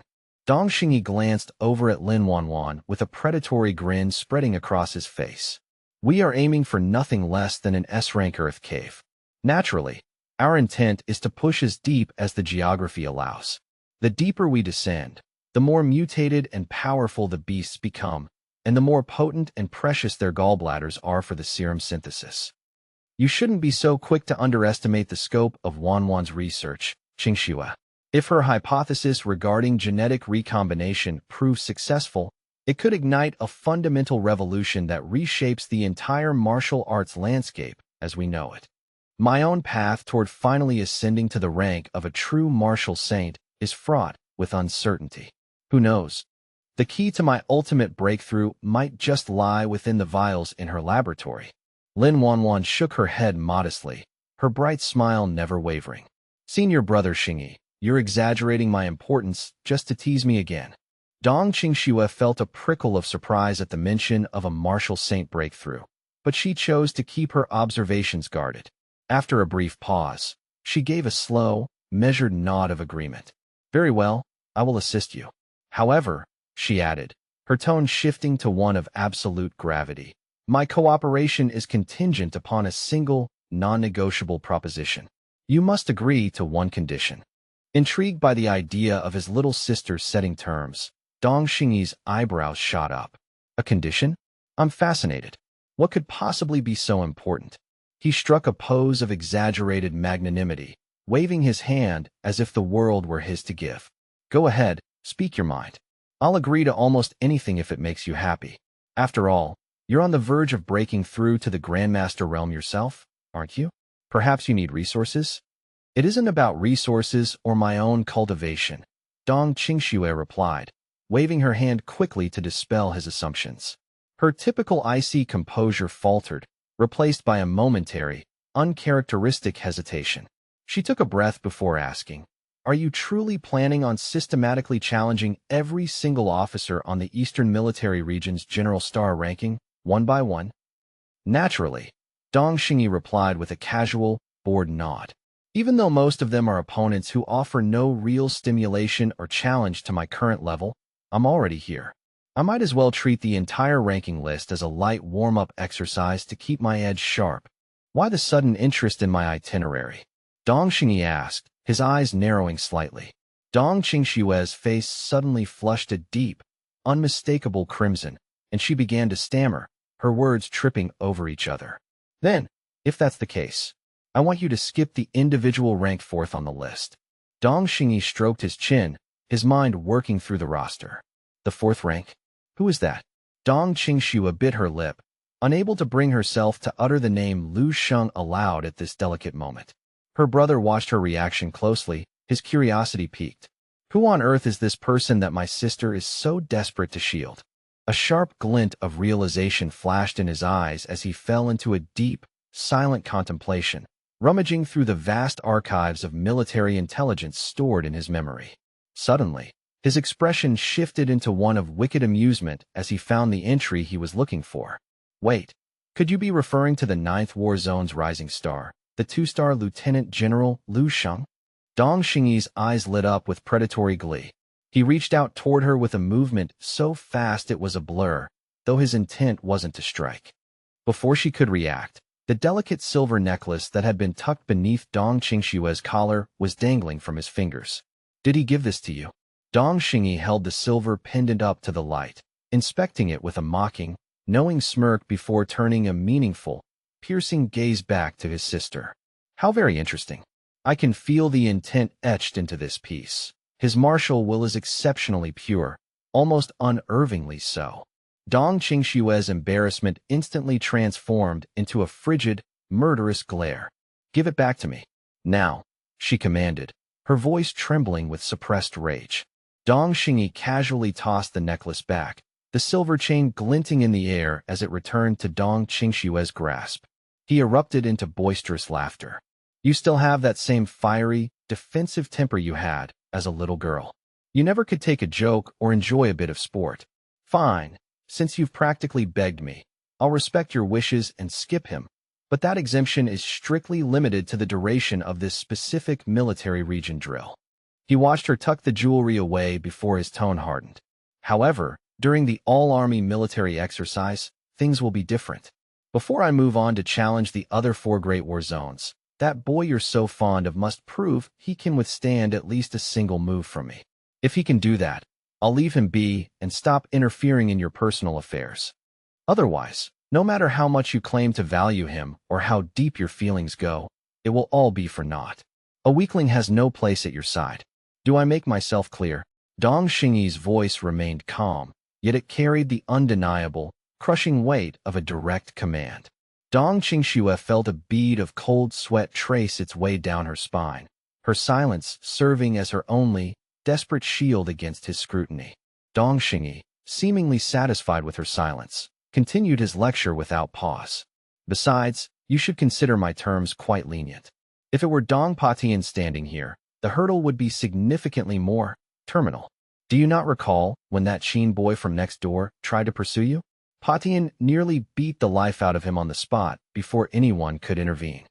Dong Qingshue's eyes flickered with a haunting memory, and the cold sweat began to pour down her face, like rain once more. Dong Xingyi reached out, his touch surprisingly gentle as he patted her shoulder, though his words were laced with a subtle warning. Think carefully, little sister. After all, you must realize that not every brother in this family is as refined, understanding, and easy to negotiate with as I am. Lin Wanwan, who had been standing quietly to the side, slowly pieced together the subtext of the conversation. So, Sister Qingsue has fallen for someone, she thought. And if this man wants a future with her, he has to survive the gauntlet of her 2 terrifying older brothers? That sounds like an impossible nightmare. Lin Wanwan couldn't help but feel a surge of deep sympathy. She reached out to take Dong Qingshue's hand, whispering softly, "Don't worry, I'll talk to senior brother. I'll make sure he secretly goes easy on him. I guarantee he won't sustain any serious injuries." Dong Xingyi looked at her, caught between genuine laughter and exasperated tears.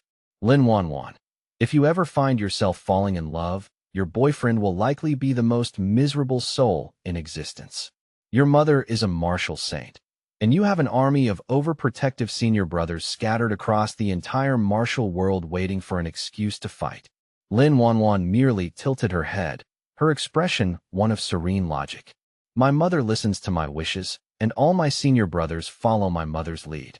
Under those circumstances, what could I possibly have to worry about? Dong Xingyi stood stunned, scratching his head as he struggled to find a logical rebuttal to her disarming innocence. Finally, he stretched his massive limbs and let out a sharp breath. Let's move. There's no point lingering here. We'll rotate to the next war zone. Within the next 3 days, I intend to sweep the floor with every elite listed on the Eastern Military Region's General Star ranking until it's spotless. Then, we dive into the Earth Cave. Qingxue, make sure the preparations are handled with haste. And Lu Sheng, I've certainly got you marked for later. At that very moment, deep within the ethereal expanse of the dreamscape, Lu Sheng was wearing a rather peculiar, contemplative expression. He had just finished sifting through the Fireseed database's detailed dossier on Dong Qingxue, taking the opportunity to cross-reference the individuals most closely associated with her. He hadn't paid much attention to her social circle previously, but he was now noticing that the people surrounding her were all assigned remarkably high potential ratings by the system.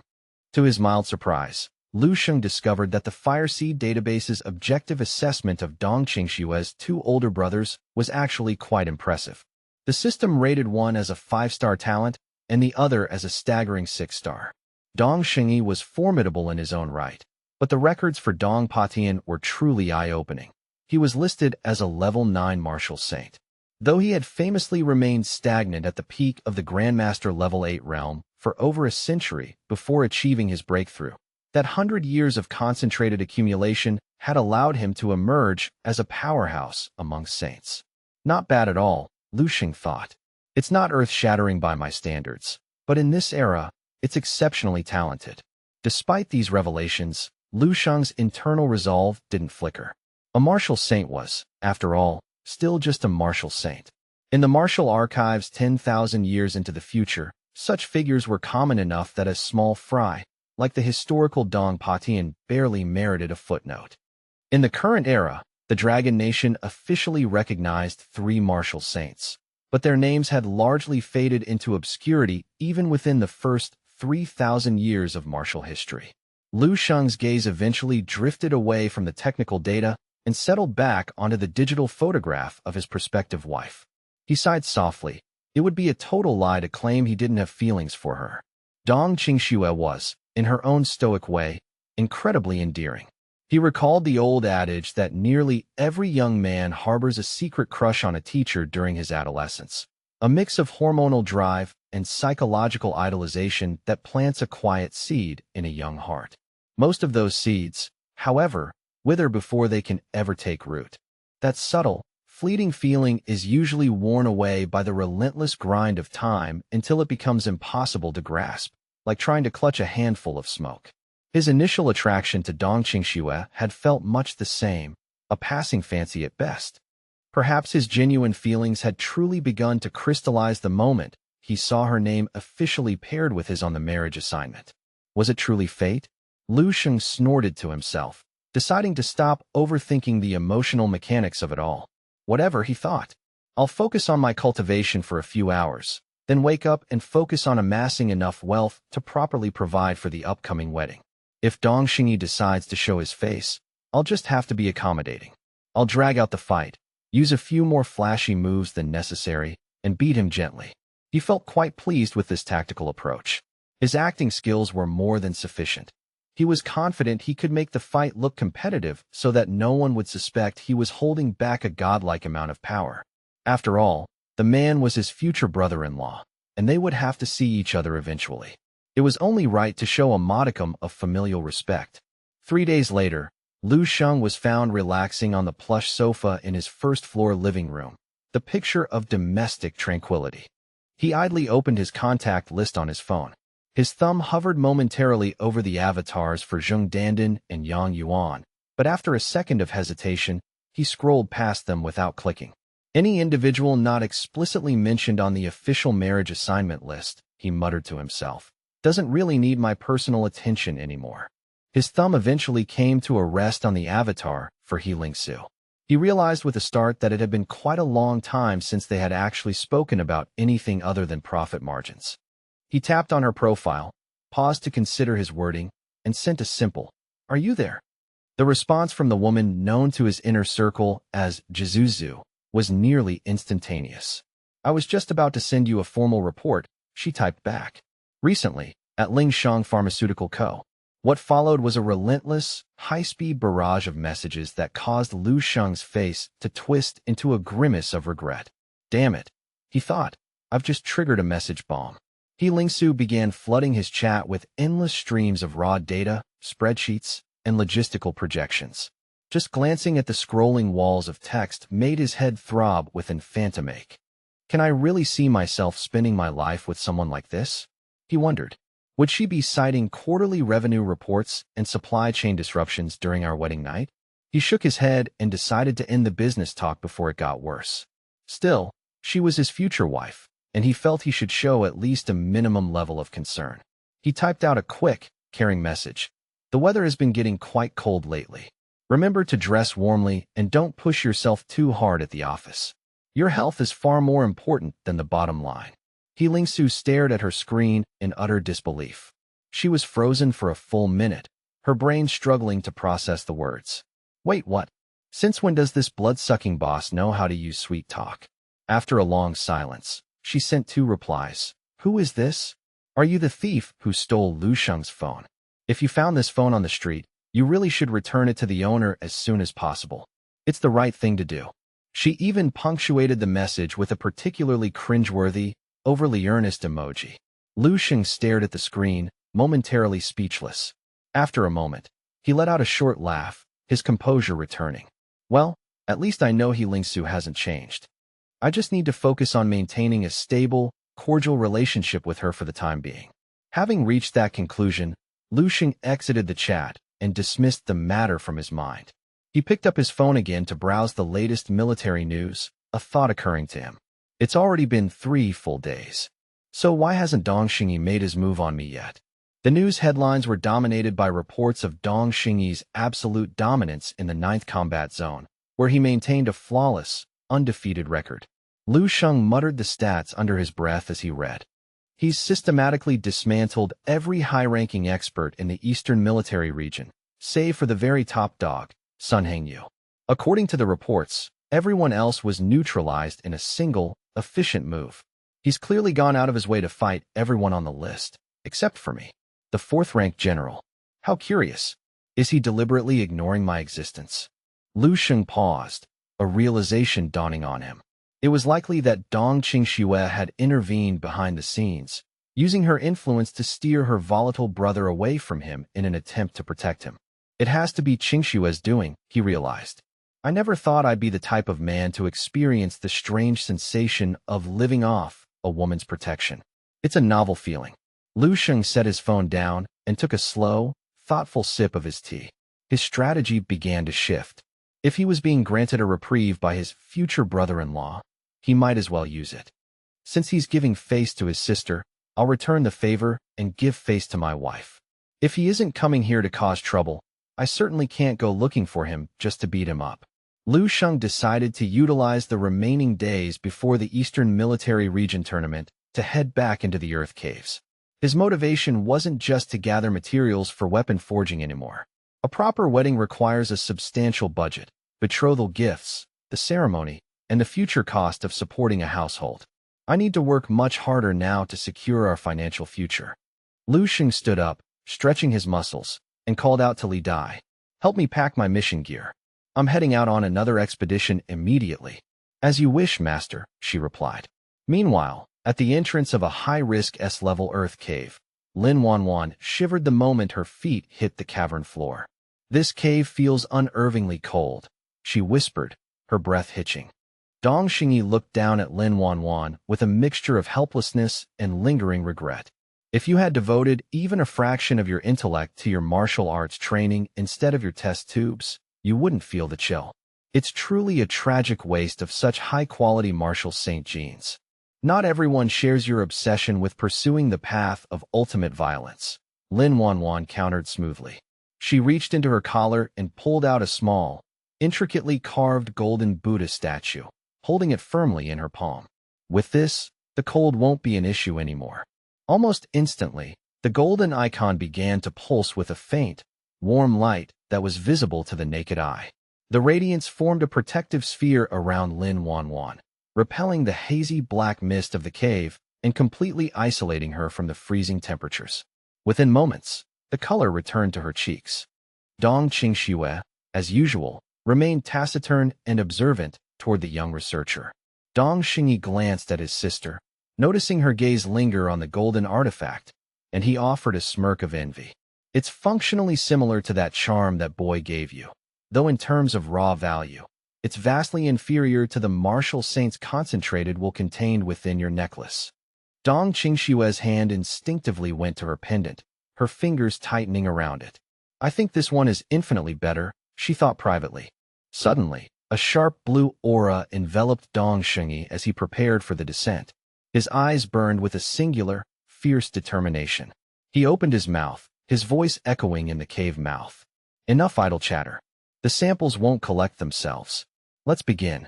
The two powerful warriors moved forward in sync, ready to support each other as they began their exploration of the dimensional rift.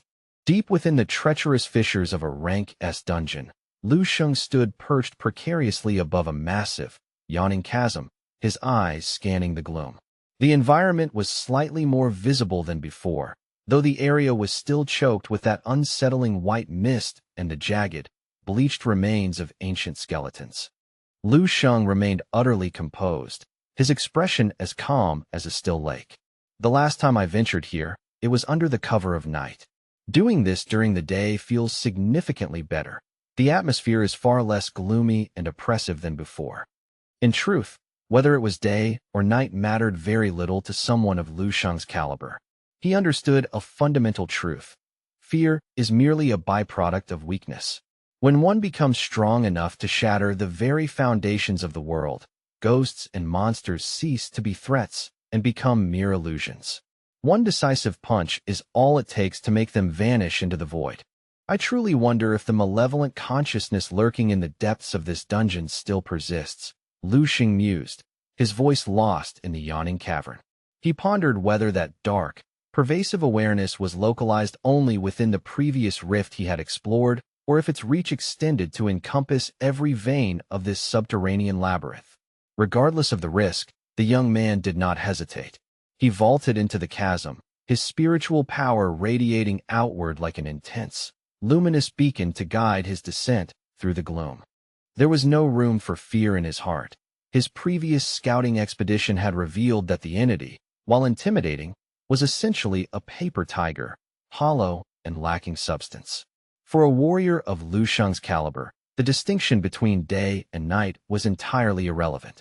Even if the consciousness were significantly more powerful than him, the dimensional laws of the abyss prevented the opponent from manifesting a direct physical strike. If it were truly omnipotent, why would it need to resort to such elaborate deceptions to trick him into descending further? Seconds later, the young man's boots touched the jagged floor of the pit with a dull thud.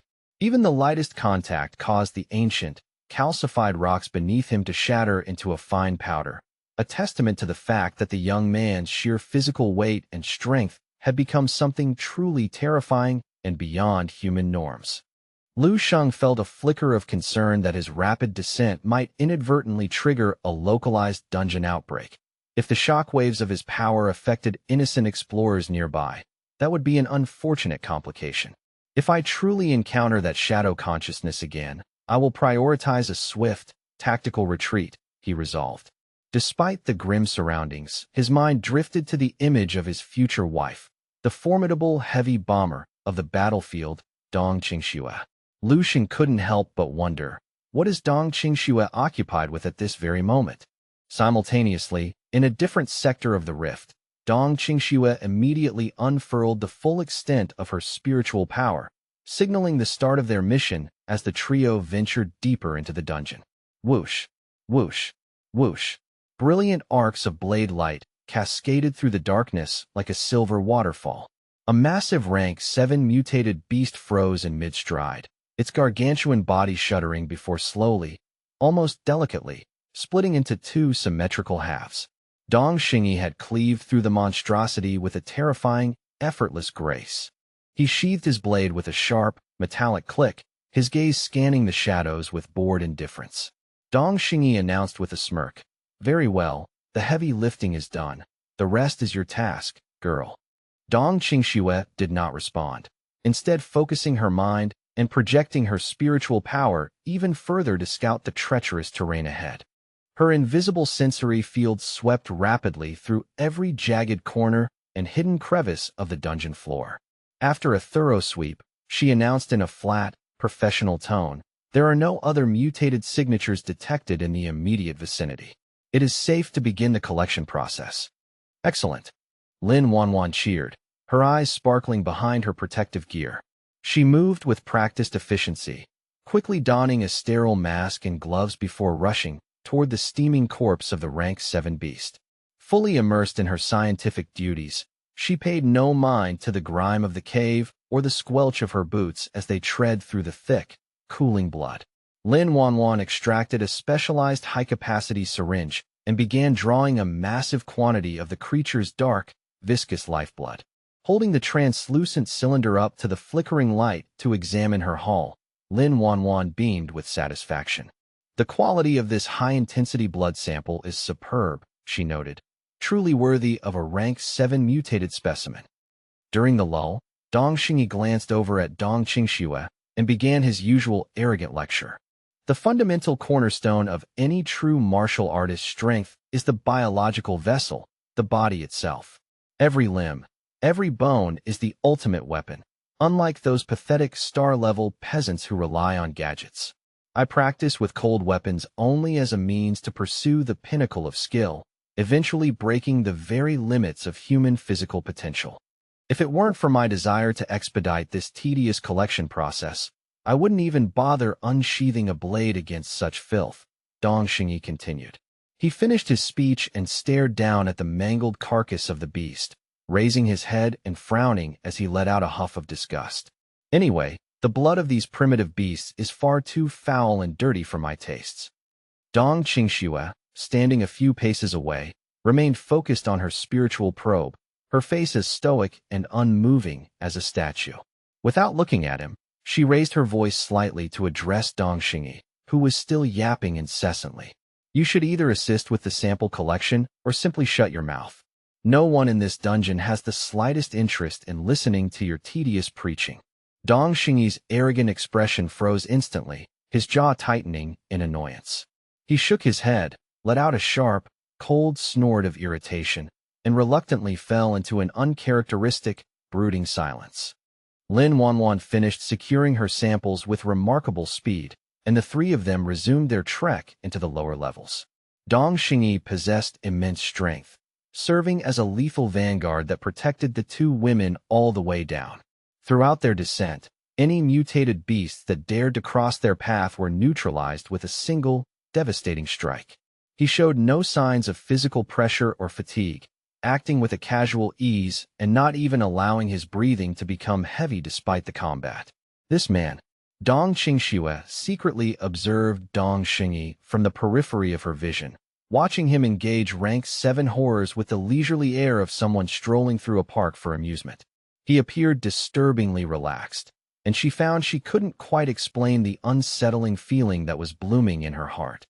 From a logical perspective, she understood she should be grateful to have such a formidable older brother ensuring their safety. However, the nagging thought of how easily Lu Sheng might be defeated or humiliated by him in the upcoming trial filled Dong Qingxue with a sharp, uncontrollable sense of annoyance. A dark, fleeting thought suddenly crossed Dong Qingxue's mind. It wouldn't be the worst thing if this arrogant guy sustained a minor injury in this dungeon, she mused. At that exact moment, she watched as Dong Xingyi began walking toward a deceptively hidden, shadowy abyss that blended into the cave floor. Her initial instinct was to cry out a warning, but as if possessed by a sudden, stubborn streak of mischief, she firmly swallowed the words back. Dong Qingxue maintained her calm, detached facade as she watched Dong Xingyi walk toward the yawning abyss step by step, getting closer and closer to the precipice. Just as Dong Xingyi was about to plunge his foot into the wash basin-sized dimensional rift, his instincts flared. He suddenly stopped mid-step, his body tensing as he turned to question his surroundings. Dong Xingyi whirled around, a deep frown marring his features as he glared at Dong Qingxue. Qingxue, there is a spatial abyss right here. Why on earth didn't you warn me? If it weren't for my refined martial intuition screaming a reminder at me, I might have walked right into a lethal trap. My apologies, I simply didn't see it, Dong Qingxue replied, her expression remaining perfectly neutral. She pretended as though nothing out of the ordinary had occurred and casually walked to Dong Xingyi's side, remarking with a shrug, "It is such a minuscule abyss, after all. A man of your caliber wouldn't die even if you accidentally bumped into it. At the very most, you would just be left seriously injured and humbled," she added coolly. When she uttered these stinging words, Dong Qingxue didn't even blink, her gaze steady. Dong Xingyi was utterly stunned, cold sweat beginning to pour down his face like rain as his eyes widened in shock. He could scarcely believe that such callous words had just originated from his own sister's mouth. Humph! Utterly unreasonable. Dong Xingyi snorted, his pride wounded. He found himself at a total loss for words and could only continue moving forward, his pace now much more cautious.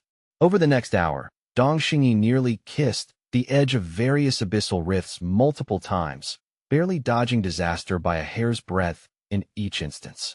On one occasion, he was nearly wrecked by a sudden gravity fluctuation from a rift he hadn't noticed. Dong Xingyi was being forced to deal with high-level mutated beasts and environmental hazards without pause. Even he realized something was fundamentally wrong. His face turning a sickly shade of green, he glared at Dong Qingxue, grilling her with a sharp voice. "Qingxue, what the hell are you trying to pull here?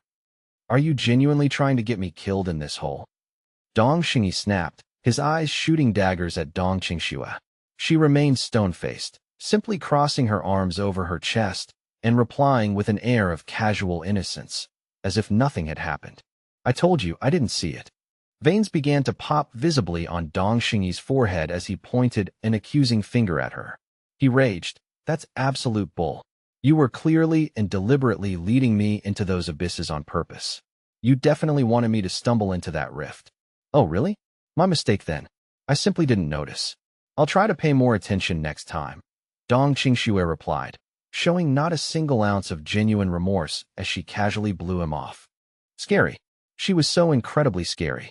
Dong Xingyi's lips actually trembled with a mixture of rage and disbelief as he stared at Dong Qingxue, who continued to act as though she were merely out for a pleasant stroll. Dong Xingyi, with one hand on his hip, pointed a shaking finger at Dong Qingxue and blasted her. "This woman is completely insane. She isn't even married yet, and she's already acting like this, pushing her own blood brother into a death pit for some boy. How am I supposed to live with her in the family?" Dong Qingxue didn't even flinch at the outburst, simply turning her back to him. Dong Xingyi could only grit his teeth in a futile, silent fury. Lin Wanwan walked up to Dong Xingyi's side, looking at him with a gaze of profound sympathy. "Senior brother Dong, please take care of yourself." Taking the hint from Lin Wanwan and using it to slam Dong Qingxue again, Dong Xingyi blurted out, "Wanwan, if you ever decide to date, don't you dare learn from her example. This woman's heart is darker and more treacherous than the abyss itself." Finally, the trio reached the 30th floor of the dungeon. The environment had become significantly more hostile. They faced an increasing density of mutated beasts, and the power levels were skyrocketing, with rank 8 monstrosities beginning to pop up from the shadows. Even a powerhouse like Dong Xingyi was forced to get serious, his expression bordering on genuine alarm. He was tasked not only with combat, but also with the constant protection of Dong Qingxue and Lin Wanwan, making the pressure far higher than if he were attempting a solo run. He suddenly exclaimed, "Not again." A streak of lethal purple energy silently flashed past his side, almost striking him squarely in the chest, leaving him questioning his own reflexes. Dong Xingyi looked down to see a jagged hole ripped clean through his reinforced battlesuit.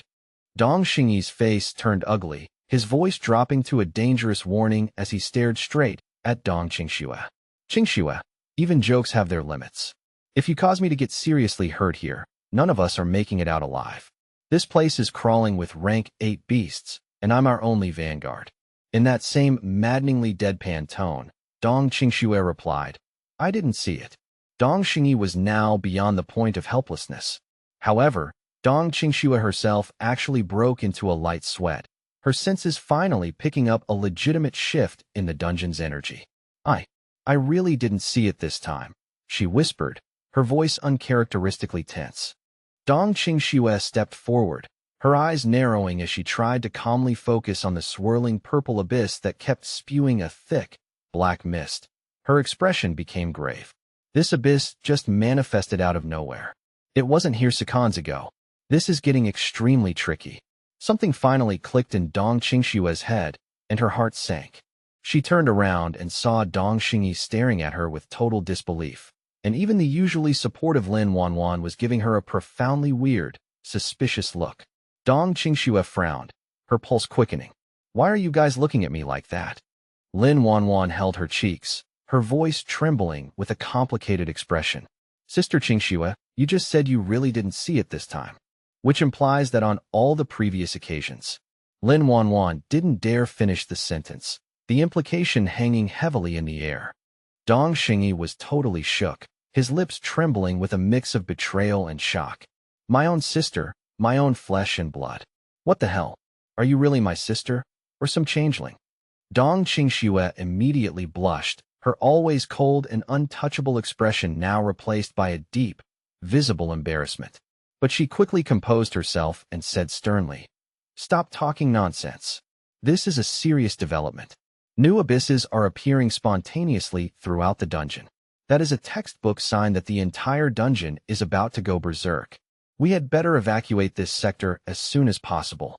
A rank SS dungeon going into a full berserk state is no laughing matter. It's a death sentence for the unprepared." Lin Wanwan looked hesitant, her fingers fidgeting. "But I still need to collect just a few more specific genetic samples." Seeing how genuinely serious Dong Qingxue appeared, she realized the gravity of the situation, yet she was reluctant to leave her research unfinished. In the end, Lin Wanwan could only look to Dong Xingyi for a final decision. Dong Xingyi waved his hand dismissively, sneering at his sister. "It's fine, Wanwan, let's keep going." "Dong Qingxue, I don't believe a single word that comes out of your mouth anymore." Qingxue blinked, and for a moment, she was at a loss for words. She knew that no matter how she tried to explain the genuine danger now, it wouldn't matter to them. Meanwhile, on the 35th floor of the same rank SS dungeon, the youth Lu Sheng was casually punching a swarm of high-level mutated beasts into total oblivion, his movements a blur of lethal efficiency. The young man then began methodically collecting the vital fluids from the cooling corpses of the rank 7 beasts, funneling them into a reinforced bottle on his back through a specialized tube. He muttered to himself, "I watched the Scorpion Tiger Squad perform this ritual a dozen times. It seemed easy enough. It really is quite simple once you have the technique down." Suddenly, the young man's combat instincts flared as he sensed something was fundamentally off. He paused, asking himself, Lu Sheng abruptly raised his hand to rub his forehead and the bridge of his nose. "How strange. What on earth is going on? Why do I suddenly have this overwhelming feeling of unease? Ever since I set foot in this dungeon today, the undying cells on my forehead have been vibrating intermittently. They are transmitting some very strange, erratic signals directly into my consciousness. What could these signals possibly mean? This isn't just random biological noise. It means that either I, or someone of great importance to me, is in immediate, mortal danger." Lu Sheng's face paled as the realization hit him. Lu Sheng gripped the Crimson Star Cloud Dragon spear, the tip of which was currently embedded in the rocky floor, still radiating a fierce, mad spiritual power. Holding his head with one hand, the youth was thinking as hard as he could. He felt somewhat helpless and began to tap his forehead rhythmically, like someone smacking an old, flickering television set when the reception is failing, hoping those 3 immortal cells would send a clearer, more coherent signal. Lu Sheng's face darkened further. This was no random hunch or a minor twitch of the immortal cells. Lu Sheng closed his eyes, focusing his spiritual power to sense the vibration. This level of biological alarm only happened when he or someone he cared about was in deep trouble. Who the hell could it be? Cultivating the highest levels of martial arts often unlocks unbelievable treasures within the human vessel, including the ability to predict shifts in fortune. While some consider it a minor divine power, for regular martial artists. It is usually just a gut feeling or a heightened sense of danger that helps them avoid sketchy spots. But for Lu Sheng, whose 3 immortal cells have already surpassed the life level of any average warrior, this ability has been boosted to an incredible degree. He can essentially foresee imminent danger for himself and receive a rough, telepathic impression of what is happening to those bound to him. The youth's eyes turned ice cold. Suddenly, he blurted out, "No way." Unfortunately, the signal was currently of potato quality, making it impossible to pinpoint the exact source of the threat. Lu Sheng had no way of knowing if the danger was closing in on him or if one of his loved ones was currently in peril. The people I give a damn about. Mom, Dad, my little sister Qinghe, Dong Qingxue, Qin Xiaojun, Lu Qiming, He Lingsu. Phone in hand, Lu Sheng hesitated. Trying to check on each of them one by one would take far too long. Furthermore, the dungeon's interference resulted in garbage reception. He couldn't even manage a voice call, and texting was a frustrating exercise in futility. He was unable to verify their safety no matter what. Lu Sheng began sweating bullets, his mind racing. I can only hope they aren't too far away, or I'll be far too late to intervene. In an instantaneous blur of motion, Lu Sheng seizes the Crimson Star Cloud Dragon Spear and ignites a trajectory of blinding speed through the cavern. His intent is not yet centered on an immediate retreat. The rich mithril deposits he previously located are within striking distance. Driven by the need for a swift, decisive acquisition, the youth tears through the subterranean gloom, his passage leaving nothing behind but a shimmering golden afterimage that lingers in the stagnant air. The youth eventually reaches the designated mithril excavation site, his eyes narrowing as he surveys the jagged terrain. "This is the place," he murmurs. He immediately projects his spiritual power outward in a sweeping radius, meticulously scanning the environment for hidden threats. The total absence of spiritual detection feedback suggests a lack of high-level evil path grandmasters within this specific sector of the dungeon. It appears that not all dimensional rifts are interconnected, a realization that causes the youth's eyes to gleam with predatory focus. Lu Sheng tightens his grip on the shaft of the Crimson Star Cloud Dragon Spear and brings the weapon crashing down with cataclysmic force. Boom. Upon impact, the spear erupts into the likeness of a raging fire dragon, slamming into the monolithic rock face to unearth the precious mithril hidden within the stone. At this moment, Lu Sheng is utterly indifferent to whether the commotion attracts roaming beasts or opportunistic evil path grandmasters. His singular objective is to finalize the extraction with maximum haste and depart. As if summoned by the violence of the strike, a massive rank 7 mutated beast manifests behind Lu Sheng, emerging like a phantom from the absolute darkness to launch a lethal ambush. It moves without a single sound, yet Lu Sheng, possessing a spiritual awareness pushed to its absolute zenith, detects the creature's killing intent the millisecond it surfaces. Without deigning to turn around, Lu Sheng lets out a sharp, frigid command, "Do not bother me." With a fluid, casual grace, the youth twirls the Crimson Star Cloud Dragon Spear, his entire silhouette beginning to radiate a blinding celestial light. Boom. The beast, caught mid-leap, is decapitated by a single, whirling strike. Its headless carcass crashes into the dirt, while the fading sparks of its life force cause the massive limbs to twitch in a final, involuntary spasm. A short distance away, a small group of scavengers squatting over the remains of another creature pause their material collection and stand in unison, peering into the shadows. What was that seismic noise? One of them whispers, his nostrils flaring. The air is thick with the scent of fresh blood. Is that the work of a beast or a high-level martial artist? Another companion narrows his eyes. Hard to tell. Let's investigate the source. The crew reaches an immediate consensus, hastily securing their loot before moving toward the disturbance. Elsewhere within the labyrinthine dungeon, a series of guttural, earth-shaking roars echo through the halls. A gargantuan beast with dark blue, leathery skin and 12 jagged horns crowning its head lies sprawled across the floor, its 10-meter body heaving in agony. Any standard warrior would be paralyzed with terror at the sight, for this is a formidable rank 8 beast, a creature possessing a distorting force field capable of neutralizing small-scale nuclear munitions. Yet this rank 8 beast, an undisputed overlord of this dungeon level, now possesses a completely pulverized skull. Its immense life signs are flickering and fading with every passing second, the vitality draining into the cold stone floor. A crimson imprint in the shape of a fish, glowing like white-hot iron, is scorched deep into the monster's cranial bone, having nearly punched through the entire skull. A lone figure stands atop the Titan's head. Though his size is dwarfed by the rank 8 beast, he exudes the suffocating aura of a ruthless predator at the absolute pinnacle of the food chain.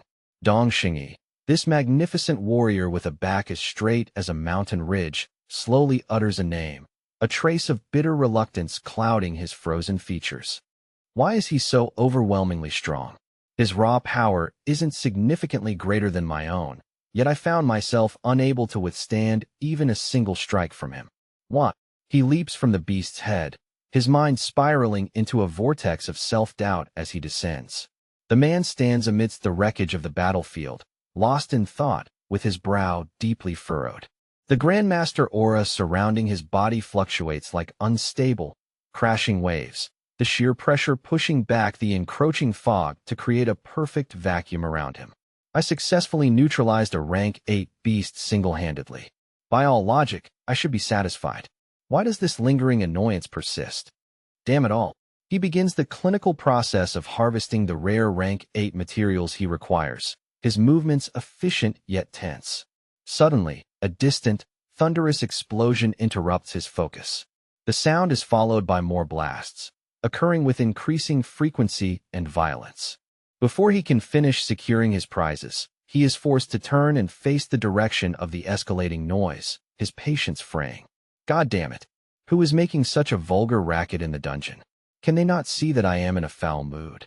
Deep between his eyebrows, he suppresses a mounting irritation that feels like a pressurized reservoir of pent-up rage. Boom!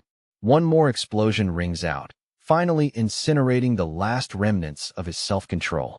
He inhales a sharp, cold breath, his figure flashing forward like a gale-force wind toward the source of the noise. Just you wait.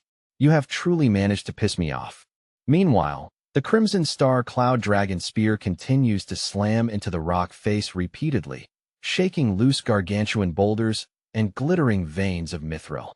The youth surveys the scattered ore with a glimmer of professional satisfaction. The sheer quantity of mithril present here is staggering. However, just as he prepares to collect it, the vibrations of his work draw in 3 more mutated beasts, which charge from the gloom with bared fangs. The young man barely shifts his stance, deploying his shield with such precision that the charging beasts simply crash against the barrier and expire instantly from the kinetic backlash. Lu Sheng mutters under his breath. This is the part where the noise inevitably attracts the vermin. He realizes that while he could dig deeper, the yield won't match the massive haul from last time, primarily because he is working solo this time. He finds himself briefly missing the efficiency of the Scorpion Tiger squad. Oh well, I lack the manpower. I'll have to haul this back manually and slowly. I can't afford to lift too much with my spiritual energy. I need to reserve most of it for environmental scanning. Abruptly, the young man's hand suffers a violent spasm. An erratic, piercing signal from his undying cells triggers a wave of gut-wrenching unease that washes over him. It is the visceral sensation of watching a priceless, fragile vase shatter before one's eyes. Someone vital to me is in immediate peril. This sensation, it is far too potent to ignore. I have no more time for mining.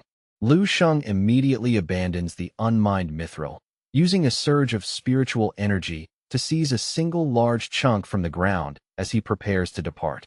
Screw it, this one piece will have to suffice. The rest of the vein can rot for all I care. As he tenses his muscles to leap away, he senses a shift in the local atmosphere. Several figures materialize from the fog before him, their greedy gazes locked onto the shimmering golden mithril floating in Lu Sheng's grasp and the loose or scattered around the floor. Their eyes light up with predatory hunger, and their breathing becomes audibly hitched. Holy crap! Mithril! There's so much raw mithril here. Their eyes dart back and forth, alternating between the unmined riches and Lu Sheng's solitary figure. One of them shouts to his companions, "This guy stumbled onto a literal mithril mine. Check it out, brothers, we've hit the jackpot. Damn, it's a fortune." The sight of them circling him reminds Lu Sheng of the mangy stray dogs from his past life, shambling mutts following a person home in hopes of stealing a scrap of food. Reading their obvious intentions, Lu Sheng says coldly, "The remainder of the mine is yours. Now get out of my path." He is too anxious about the warning from his cells to waste a second on these bottom feeders, decisively surrendering the unmined section since he lacked a squad to secure it anyway. A bald, middle-aged man peers through the swirling black mist and lets out a mocking chuckle. "Brother, you must be joking, right?" He reaches down to casually touch the flattened, mangled corpse of a mutated beast Lu Sheng had killed. "You've been making enough noise to wake the dead, drawing every beast for miles. You didn't realize? You've likely lured a whole horde toward us. How are we supposed to mine the rest in peace?" The man's gaze fixes on the large mithril chunk in Lu Sheng's hand, a sinister glint appearing in his eyes.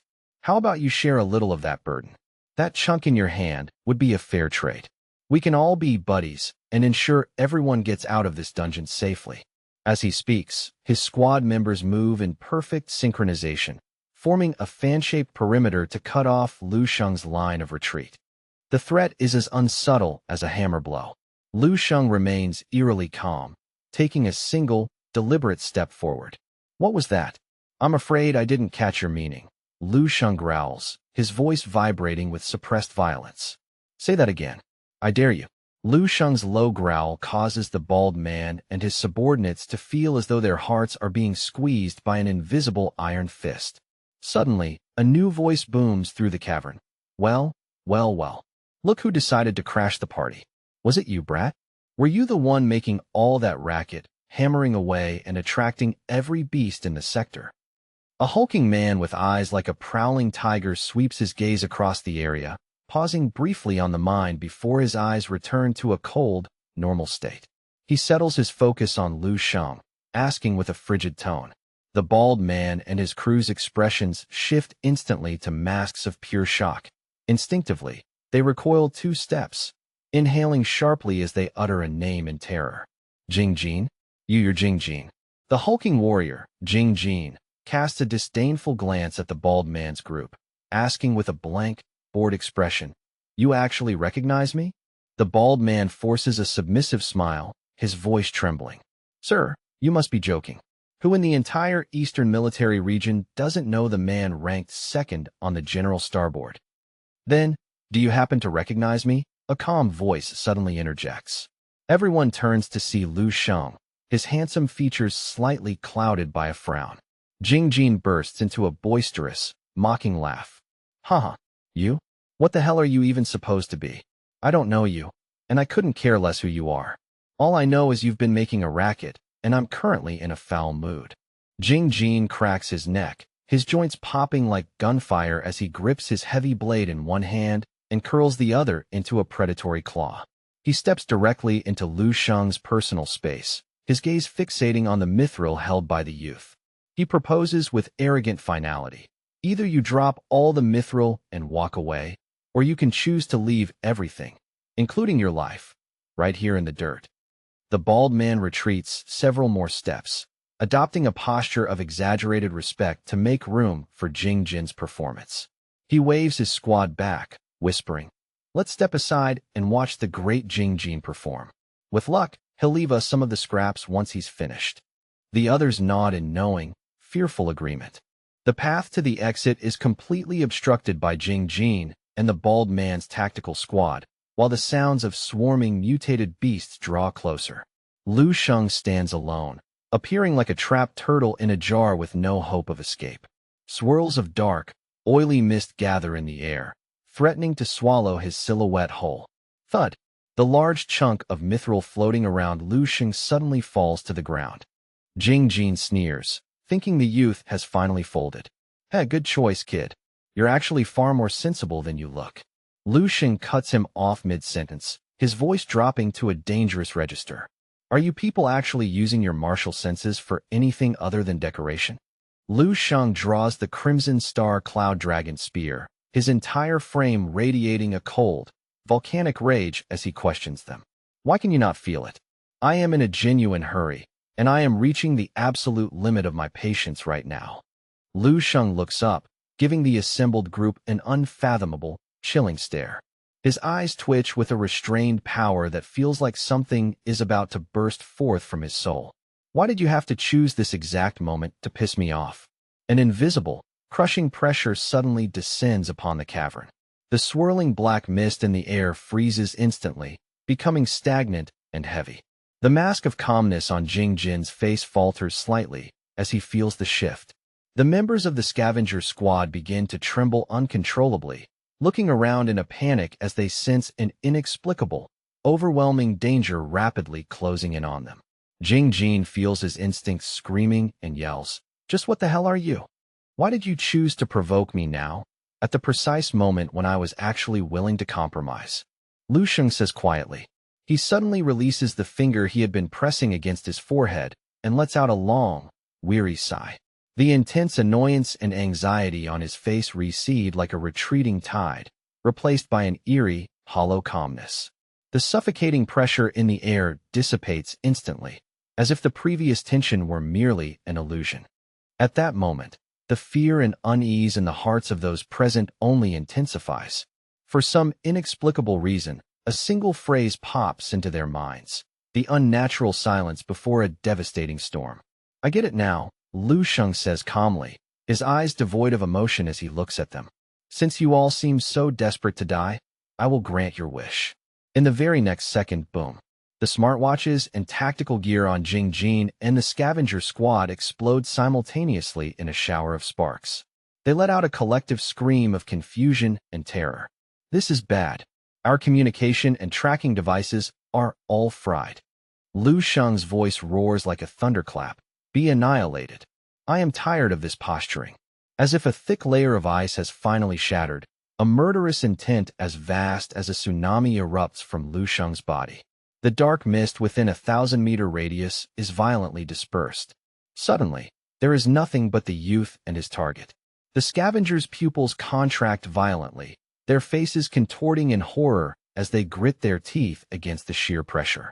Jing Jin's face turns ashen, his eyes wide with a soul-crushing terror, and his mouth agape in a silent scream.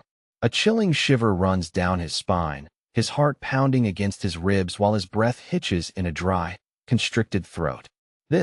How is this power even possible? Meanwhile, Dong Qingxue stands before a swirling gray abyss, staring into the void. We have descended more than 30 meters into this dungeon, and this rift just appeared out of thin air. Dong Qingxue turns around, her expression deathly serious. "No, we cannot afford to go any further." Lin Wanwan, having just secured the genetic serum from a fallen beast, is currently engrossed in admiring her spoils, holding up the glowing tubes for a closer look. She nods hastily in agreement.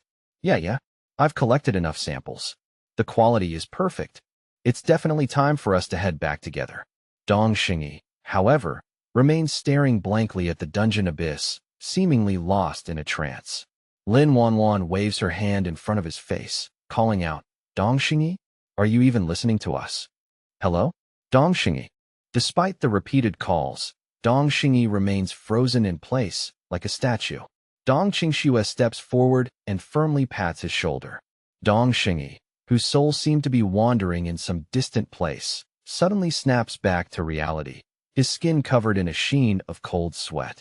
He turns his head, a fleeting look of panic crossing his features before he quickly forces his expression back to normal. What's the matter? I was merely deep in thought and didn't catch what you were saying." Dong Qingxue's brow furrows. "We feel it is time to withdraw. New abyssal rifts are appearing with increasing frequency on these lower levels." Dong Xingyi snorts dismissively. "And yet, on our way here, the reality proved that no dungeon riot occurred despite your warnings." Dong Qingxue retorts sharply, "But I constantly feel a deep sense of unease. I just scouted the perimeter and..." Before she can finish her sentence, Dong Xingyi raises a hand to rudely interrupt her. "That is enough, Dong Qingxue." He completely disregards her tactical concerns. Your sole task is to scout the path ahead. I will handle any mutated beasts myself. My strength is absolute. Dong Qingxue stares at him, her expression saying, "Who do you actually think you are?" Another arrogant sentence leaves Dong Qingxue momentarily speechless. Dong Xingyi continues with a disdainful expression, his lip curling. Do not use your limited 6th grade martial arts vision to speculate about the boundaries of my power. Even if a genuine riot occurs, I am absolutely confident I can extract you both safely. Dong Qingxue looks at Dong Xingyi in silence for a long time, then calmly nods. Okay, I understand. With that, she turns and walks away to the edge of the clearing. Lin Wanwan hurries over and whispers to him, Dong Xingyi, you're being far too harsh. Qingxue is just worried about us being in danger. Dong Xingyi sneers. Humph. If she were truly worried, she wouldn't have treated me with such disrespect earlier. We are still slightly short on 8th grade mutated beast samples. We will continue further down until we have a full set, and only then will we return. Dong Xingyi's eyes light up with a fanatical glint, a sinister smile spreading across his face. I can feel it. The opportunity to finally break through to the rank of martial saint is right here in this cave. I absolutely cannot afford to fail now. Suddenly, he seizes Lin Wanwan's right hand with a crushing grip, startling her. Ah! Lin Wanwan cries out, as Dong Xingyi lets out a roar like a primal monster. I absolutely cannot go further, Lin Wanwan stammered, her entire frame locked in a state of crystalline paralysis. Her pupils were blown wide with a primal, suffocating terror, and fat droplets of moisture began to well in her eyes before spilling down a face that had turned the color of bleached bone. Dong Xingyi. She parted her trembling lips, desperate to cast a lifeline of logic toward him, but the man had already vanished. Like a ghost reclaiming its grave, Dong Xingyi stepped into the roiling, obsidian depths of the subterranean mist without a single backward glance. The silence stretched out, thick and heavy, as Dong Qingxue remained motionless, her gaze fixed on the spot where the darkness had swallowed her brother. After a long, agonizing interval, Lin Wanwan couldn't endure the tension any longer and turned toward the instructor, seeking to offer some fragment of solace. Qingxue, please, don't harbor bitterness toward Dong Xingyi. He surely didn't intend for his words to cut so deeply. Dong Qingxue merely shook her head slowly, her expression unreadable. I am not angry, Wanwan. We have been inseparable siblings since our earliest memories. How could I allow such a trivial friction to fester in my heart? It is just that I feel. She trailed off, a sudden, sharp hesitation clouding her features. Her eyes narrowed into thin slits as she watched the distant, receding silhouette of Dong Xingyi, whose form was rapidly being erased by the gloom. Wanwan, she whispered, her voice tight with an underlying dread. Do you feel it too? Lin Wanwan stood utterly bewildered, her mind struggling to keep pace with the shifting atmosphere. Feel what exactly? She asked, her voice small. Dong Qingxue did not mince words, her tone turning clinical and blunt. Dong Xingyi, the aura he radiates right now is fundamentally wrong. He is projecting a sensation that is profoundly, deeply eerie. Dong Qingxue pressed the tip of her index finger against her temple, focusing her internal reserves until her mental powers surged outward. It manifested as a series of invisible, high-frequency ripples that cataloged the environment with predatory precision. Consider the facts, she murmured. When we first breached this dungeon, Dong Xingyi refused to stray more than 5 meters from our flank. Now, we stand upon the 34th floor, a descent 10 times more perilous than the upper reaches. Yet look at him. He has distanced himself significantly, moving with a cold autonomy, seemingly oblivious to the fact that we are no longer following in his wake. Inhaling a sharp, steadying breath, Dong Qingxue felt her pulse quicken as her flickering gaze pierced the shadows of the path ahead. Her voice took on a condensed, crystalline quality, heavy with the weight of her realization. Based on his trajectory and the shift in his temperament, I suspect the truth is far more grim. It seems Dong Xingyi intends to abandon our formation entirely. He is driven by a singular, obsessive urge to descend alone into the most abyssal reaches of this dungeon. The focus shifted violently back to Lu Sheng's position. The man known as Gray felt his pupils contract into pinpricks of shock as the environment warped around the young martial artist. As Lu Sheng lunged, Gray instinctively moved to intercept the strike, but before his arm could even fully rise, Lu Sheng was already within his guard. With a casual, almost contemptuous flick of his wrist, Lu Sheng's hand tore through the Grandmaster's defensive force field as if it were nothing more than wet parchment. With his right hand, the youth gripped his scarlet dragon-marked spear, while his left hand clamped around Gray's throat like a vice of forged iron. Gray gasped, his airway crushed, unable to draw a single breath as bile and saliva leaked from the corners of his mouth. Lu Sheng's aura had expanded, becoming something monumental and suffocating. The tension reached a breaking point as Lu Sheng's grip tightened with explosive intent. A thunderous boom reverberated through the cavern, a shockwave that seemed to split the very sky above.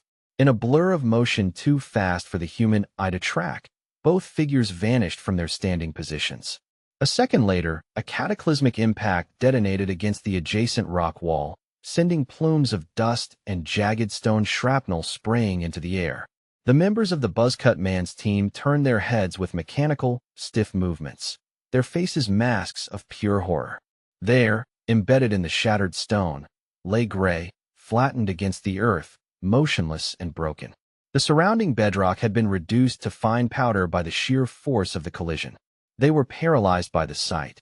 This was the supposedly invincible Gray, the second-ranked powerhouse of the entire military region. To see him crushed by this mysterious youth, rendered utterly incapable of even a moment's resistance, left them questioning if he was even still among the living. The spectacle forced the Buzzcut leader to inhale great, ragged gulps of cold air. A violent surge of bioelectricity seemed to race from the base of his spine to the crown of his head, leaving his scalp tingling with a numb, terrified heat. My God, he thought, if word of this slaughter reaches the surface, it will send shockwaves through the entire eastern military region. Suddenly, Lu Sheng turned his frigid, piercing gaze toward them and stepped forward, uttering a simple, low-toned hey. The Buzzcut Man nearly lost control of his bladder, collapsing instantly into a frantic kowtow. Lord, great Lord, please, stay your hand. Do not let your anger boil over toward us. Please, let us negotiate. There is no need for further bloodshed, the man wailed, his forehead striking the dirt repeatedly. We were blind, Lord. We were utterly, catastrophically wrong. A dark, spreading puddle began to form beneath the Buzzcut Man's feet. The primal terror had finally overridden his physical control. His mind raced through a gallery of horrors. Their communication wristbands were shattered, their strength was spent, and if they were abandoned in this hellscape for even half a day, the local dire beasts would pick their bones clean before sundown. He kept his face pressed into the dirt, his eyes squeezed shut, terrified that a single glance at Lu Sheng would invite execution. Are we truly destined to rot in this sunless pit forever? He despaired. I'm not ready. I don't want to die here. Just as the darkness of his thoughts reached its zenith, Lu Sheng's voice cut through the air, pulling the group back from the precipice of hell. Forget it, Lu Sheng stated calmly. The heat of my irritation has cooled sufficiently, and despite appearances, I am not a man who delights in senseless slaughter.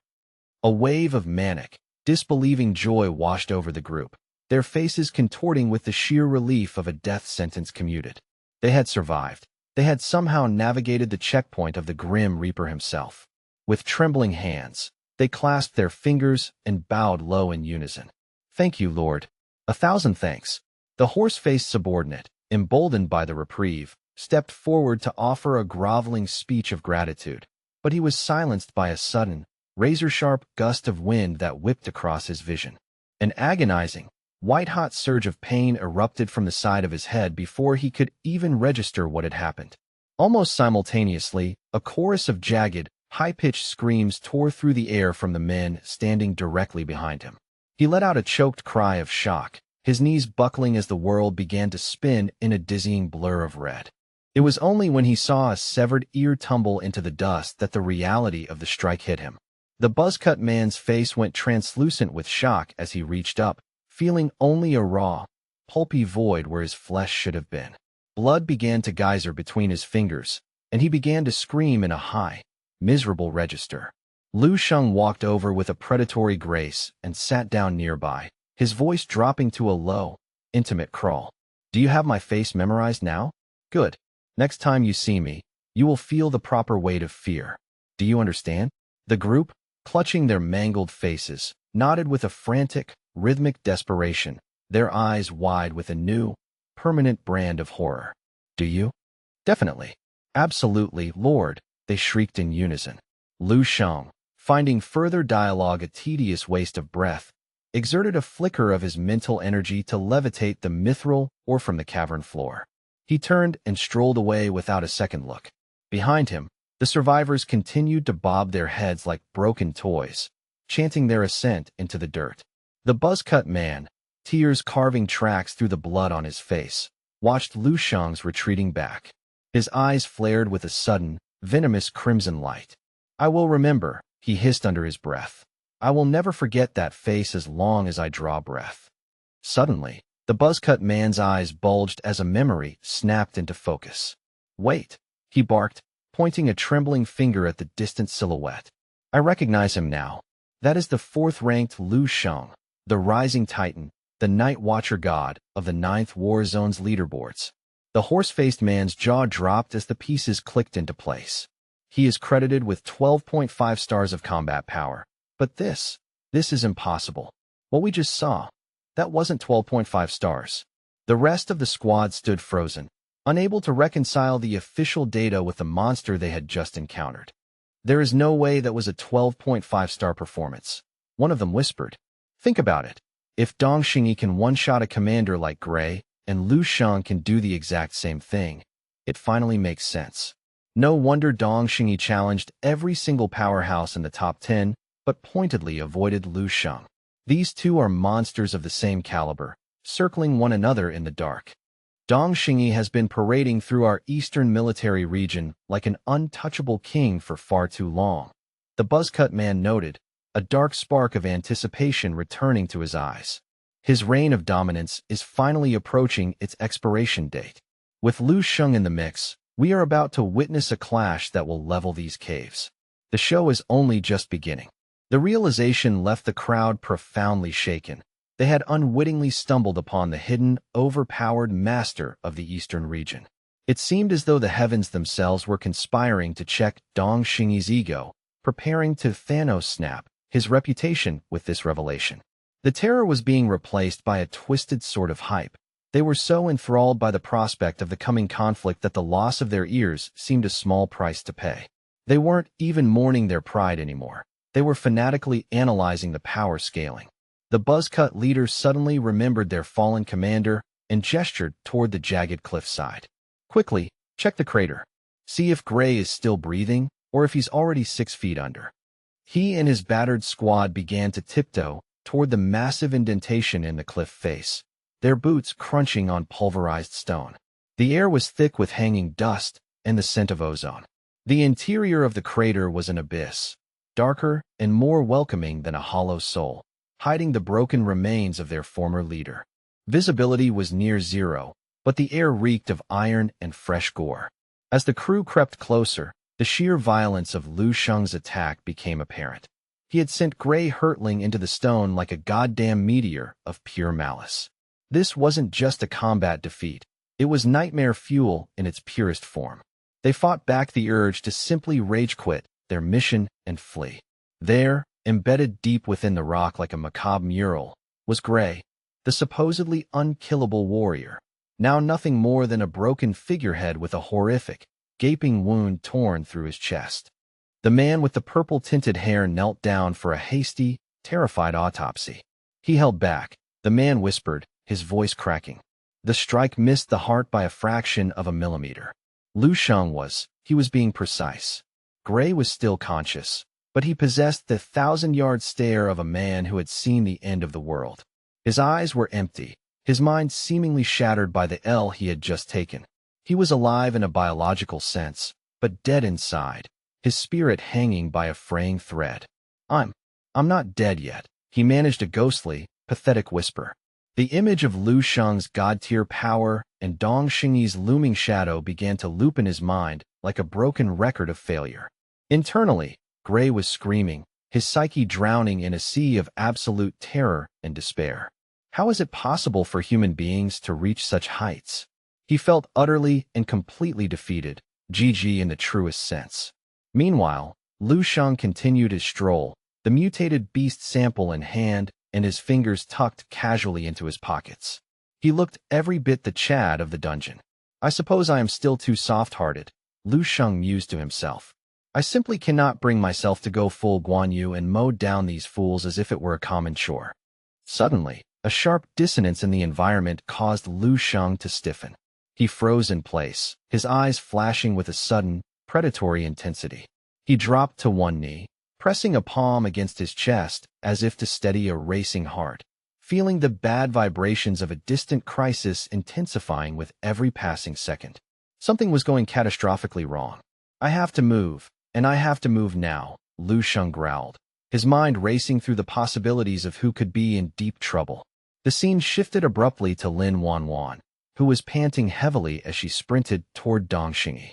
She lunged forward, grabbing his arm with a desperate, white-knuckled grip. Dong, brother, we have to stop. We cannot keep going. This place is too damn dangerous for us. She was pouring every ounce of her will into convincing him to abort the mission. Dong Xingyi turned, and his eyes were a terrifying, incandescent red, darker and more malevolent than a demon's backside. He had undergone a total 180-degree transformation from his usual stoic self. With a violent jerk, he flicked Lin Wanwan away as if she were a bothersome insect, leaving her stunned and reeling.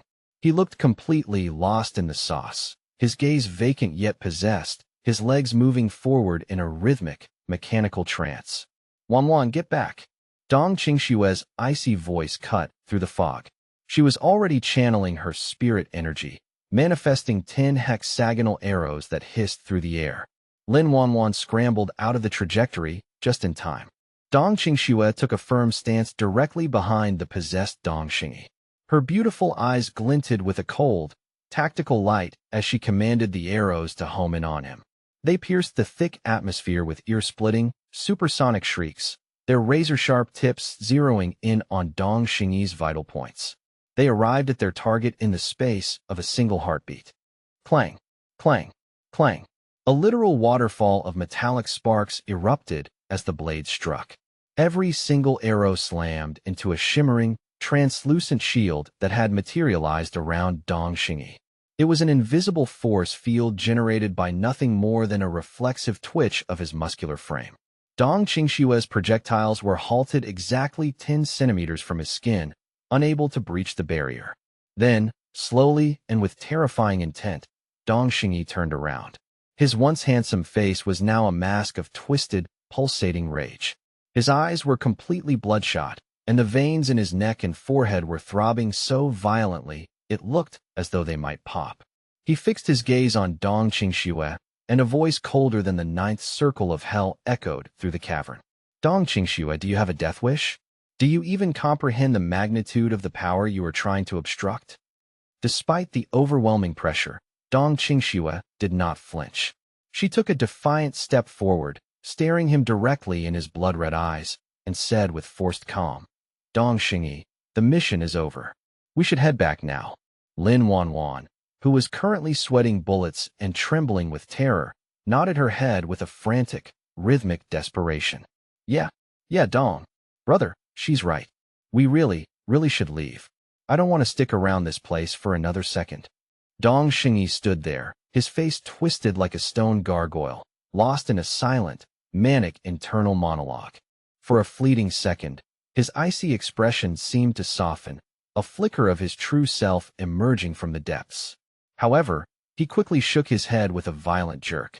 You guys go first, he commanded, his voice devoid of warmth. Go now. Without waiting for a response, he turned his back on them and began walking toward the abyss where the black mist swirled like a sentient, hungry thing. I have to see it, he muttered, his voice trailing off into the gloom. I have to investigate the deepest part of this pit. I can feel it. Something down there is calling to me, and I cannot ignore the summons. Down there. That is where it lies, he continued, his eyes blazing with a manic, obsessive intensity. He began to grit his teeth, his expression becoming increasingly unhinged as he spoke in cryptic, broken sentences. The ultimate martial Tao, the realm I have been searching for my entire life. It is waiting for me in the dark. A dark, unsettling smirk spread across Dong Xingyi's face as he stared into the yawning mouth of the cavern. Dong Qingxue, her voice cutting through his delusions like a serrated knife, shouted after him. Don't get ahead of yourself, Dong Xingyi. Wake up. Even if there were such a thing as an ultimate martial Tao, it wouldn't be rotting in some god's-forsaken cave. You are being mind-controlled. Something is pulling your strings, she screamed. Dong Xingyi merely waved off her words with a lazy, dismissive gesture, far too consumed by his inner fire to explain. A sinister chuckle bubbled up from his throat as he muttered to himself. It's there. I know it is. It has to be. He took another heavy step forward. Dong Xingyi. Dong Xingyi. Dong Qingxue yelled his name twice more, her voice echoing off the damp walls, but he didn't even grant her the courtesy of a backward glance. Dong Qingxue stared at his retreating form and shook her head in a gesture of profound resignation. He's possessed, she whispered. Lin Wanwan was currently spiraling into a full-blown panic attack, surrounded by the encroaching darkness and feeling utterly lost, confused, and anxious. Dong, brother, stop. Qingxue, please, make him stop. What do we do now? What's the plan? Lin Wanwan clutched her head and let out a scream of pure despair. We can't even make it back to get help. We're trapped. Dong Qingxue took a deep, stabilizing breath, her eyes locked onto Dong Xingyi's silhouette. She bit her lip until it bled and said, You wait here. I'm going to go in there and snap him out of his trance. Her eyes burned with a fierce, sisterly determination. I have to bring him back, no matter the cost. With a sharp mental command, the hexagonal arrows scattered on the ground rose into the air once more. She and her arsenal charged forward toward Dong Xingyi. Lin Wanwan's eyes lit up with a spark of hope, and she scrambled to follow. Qingxue, sis, wait for me. I'm coming to help. In her heart, however, she knew the odds. Dong Xingyi was a peak grandmaster.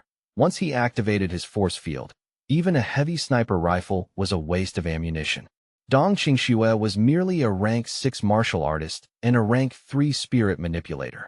She would be lucky if she could even graze the fabric of his clothes. Dong Qingxue was painfully aware of this disparity, and her beautiful eyes flashed with a tactical brilliance. Instead of attacking him directly, she channeled her spirit energy into the arrows and began slamming them into the weakened rock walls on either side of the passage. She was attempting to trigger a localized collapse to physically bar his progress. Rumble, rumble. A cacophony of groaning stone filled the air as tons of rock began to detach from the ceiling, piling up in a massive, jagged mound that gradually choked off the path leading down into the cave. It successfully halted Dong Xingyi's steps. Seeing the opening, Lin Wanwan sprinted ahead, positioning herself in front of the rock pile and spreading her arms wide to block him. Senior Dong, if you don't turn back right now, I swear, I'll tell my mom. She'll punish you for months. The threat of her mother's wrath didn't seem to faze Dong Xingyi for long, mostly because Lin Wanwan's bravado vanished as she saw what he did next. Dong Xingyi took a sharp breath, and his right leg became a blurred streak of kinetic energy. He unleashed a thunderous, earth-shaking kick that shattered the massive rock pile into thousands of jagged shards, scattering them into the air like lethal confetti. The violent aura from the strike caused the very ground beneath them to shudder and crack. His pace remained unchanged as he continued his steadfast march forward through the debris.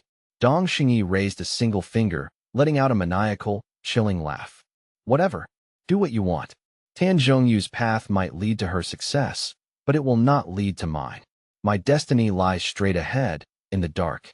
Hearing his dismissive words toward the martial saint, Lin Wanwan turned to look at Dong Qingxue, her voice a hollow murmur of defeat. It's over. It's all over. Senior Dong used to respect my mother like a god. Now he speaks of her like she's a footnote. Is he truly going crazy? Is he really losing his mind? She pointed a trembling finger toward the way they had come. Dong Qingxue asked, Are we just going to stand here and watch him walk to his death? Lin Wanwan looked back.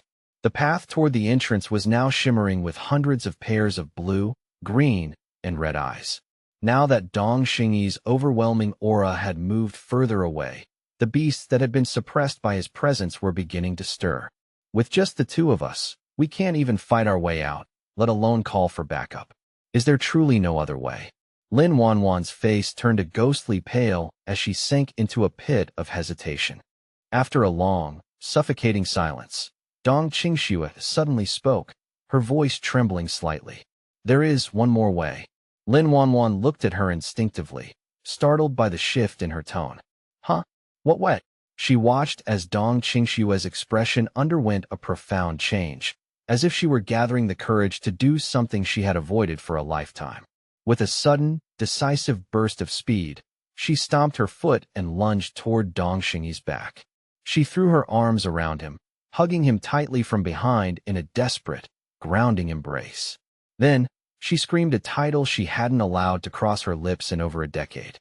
Second brother. The call seemed to carry a strange, magical resonance, piercing through the layers of madness and the shimmering force field alike. Dong Xingyi, whose stride had been so steady and mechanical, suddenly trembled violently. His boots skidded on the grit, and he came to a dead stop. You? Dong Xingyi's brow furrowed, and he remained silent for a long moment, the red light in his eyes flickering like a dying candle. Second brother, Dong Qingxue repeated, her expression calming into a mask of pure, familial love. She called out to him again, her voice echoing softly. Second brother, look at me. Don't you recognize me anymore? Dong Xingyi seemed to stir from a deep sleep, blurting out a confused, "I," as the crimson hue in his pupils began to fade. Second brother, we are far too deep within this cave. It is filled with unknown dangers that we cannot handle, she whispered. The mission for Tan Zhongyu, the martial saint, has already been completed by Wanwan. We have what we came for. Dong Qingxue realized she had found the key to his psyche, and she continued to emphasize the words second brother and martial Saint Tan with every ounce of her spirit energy, speaking with the utmost seriousness. Please, do not go any further. Heavy beads of sweat began to pour down Dong Xingyi's face like rain as he fought the internal pressure. He clenched his teeth so hard they threatened to crack, shaking his head violently back and forth. It was a visible manifestation of a fierce, agonizing battle raging within his mind, a war between his rational soul and the dark, corrupting power that was urging him to descend into the maw of the abyss. The young woman, Dong Qingxue, continues to speak in a voice as soft as falling silk, pleading with him. Second brother, we cannot find our way alone. We need you to regain your strength and escort us back to the surface. Her gentle entreaty acts like a grounding wire, pulling Dong Xingyi back from the precipice of his delusions. Slowly, the madness recedes, and he regains his full senses, though the transition is painful. Dong Xingyi clutches his throbbing temples, his face contorting as he spits out a bitter curse. Damn it all. What sort of sickness has taken root in my mind? Why did I lead you both into this death trap? As he reconstructs the fragments of his previous erratic behavior, his complexion turns a sickly, ashen gray, reflecting the horror of his own actions. It was as if a voice was woven into the very air, he murmurs, his gaze fixed on the darkness he nearly walked into. A constant, relentless siren song calling me to descend further. It felt as though the thing I craved most in this world, the summit of martial power, was waiting just beyond the next shadow. As Dong Xingyi finishes his confession, a sudden wave of renewed panic washes over him. His eyes begin to dart restlessly toward the abyss once more, and a disturbing, vacuous smile begins to tug at the corners of his mouth, suggesting the mental intrusion hasn't been fully purged. Without warning, the chaotic energy within Dong Xingyi's body erupts with the violence of a solar flare. His invisible force field, normally a steady shield, expands outward in a frantic, uncontrolled explosion of raw power. The shockwave catches Dong Qingxue off guard, the sheer physical force of the blast throwing her slight frame backward like a leaf caught in a gale.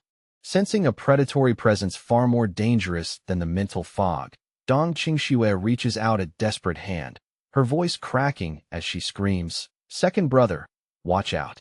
In that instant, a colossal obsidian silhouette, measuring over 10 meters in length, lunges from the lightless void like a leviathan breaching the surface of a midnight sea. It is a nightmare of scales and hunger, opening a cavernous maw filled with rows of curved fangs. It strikes with impossible velocity, surging toward Dong Qingxue and snapping its jaws shut with a sickening, bone-deep thud of impact. The ambush is executed with such terrifying fluidity and speed that neither the elite Dong Xingyi nor the panicked Lin Wanwan can muster a response in time. By the time their senses catch up to the reality of the horror, the gargantuan beast has already let out a muffled, vibrating roar and dived back into the subterranean earth. It vanishes into the impenetrable darkness as quickly as it appeared, taking the beautiful, aloof, and pure Dong Qingxue into the depths with it, leaving only a cloud of settling dust behind. Lin Wanwan's wide eyes stretch even further, their pupils shrinking to pinpricks of pure, unadulterated disbelief and shock. Her hand remains frozen in the air as she lets out a shrill, heart-wrenching wail. Qingxue, sister. Beside her, Dong Xingyi's face undergoes a monstrous contortion of rage and grief. Thick veins bulge like snakes along his forehead and neck, his eyes turning a vivid, bloodshot crimson that seems to burn with internal fire. His roar of fury echoes through the cavern like a localized thunderstorm, causing the very stones and the surrounding space to vibrate with his agony as he screams her name. Dong Qingxue. The shock leaves Dong Xingyi momentarily paralyzed, staring blankly at the empty space where his sister had stood just seconds prior. He reaches out a trembling hand, grasping at the cold, damp air as if he could pull her back from the void, but his fingers find nothing but shadows. A somber, deathly gloom settles over him before it is replaced by a volcanic eruption of regret and incandescent fury. Give her back. Release my sister, he bellows. A faint, ethereal white light begins to bloom from his core, expanding with a violent intensity until it forms a massive sphere of pure energy. The resulting explosion illuminates every hidden corner of the dungeon levels, sending a massive tremor through the earth that Lu Shang can feel even in the deepest recesses of the abyss. Far below, in the lightless gut of the dungeon, Lu Shang's expression turns dangerously dark as he senses the cataclysmic shift in energy. His fingers tighten around the cold steel of the Scarlet Star Dragon spear until his knuckles turn white. With a guttural roar of his own, he leaps upward, ascending through the vertical shafts of the dungeon with predatory grace. He lands firmly on the upper ground, his posture low and his face set in a grim mask of impending violence. Crash! A sound like the shattering of 1,000 mirrors resonates within Lu Shang's psyche, vibrating through his very marrow. He skids to a halt, standing perfectly still like a statue carved from ice for a long, agonizing moment. A sudden jolt of electricity seems to pass through him. What was that sensation? He whispers to himself, his breath hitching. In that singular, fleeting instant, he felt a visceral spiritual connection fray. It was as if something vital, something essential to his very existence, was being forcibly torn away and carried into the distance. This is bad. The immortal cell has gone silent, he notes, his anxiety mounting. The lack of any transmitting signal from his mental markers is a harbinger of absolute disaster. Knowing that every second is now a precious commodity, he realizes he must coordinate with the surface immediately. As he crests the entrance of the cavern, his phone finally catches a flickering signal. Lu Sheng fumbles for the device, his thumb hovering over the screen as he dials his family to confirm the worst-case scenario isn't happening at home. The youth, his brow slick with cold sweat, waits through the agonizingly slow ringing tones. When the call finally connects and a familiar, warm voice answers from the other end, he feels a temporary weight lift from his chest. Hello, Mom. Yes, it's Lu Sheng. I needed to hear your voice. How are you and Dad doing today? His parents, confused by the sudden, breathless call, ask if something is wrong. Lu Sheng forced a calm tone into his voice. It's nothing, really. I just had a momentary lapse and wanted to check in on everyone. I'm glad you're both safe. I'll talk to you soon, okay? I'm hanging up now. Hanging up, he immediately dials his younger sister. Lu Qinghe, are you at your desk? Are you studying? Hearing her upbeat response confirms that his immediate family is out of harm's way. He exhales a ragged sigh of relief. His parents are safely at their place of work, and Lu Qinghe is tucked away in the security of her school. His entire household is accounted for, yet the gnawing dread in his gut persists because there is still one more name on his mind. Lu Sheng's thumb blurs as he scrolls through his digital contacts until he finds Dong Qingshua's name.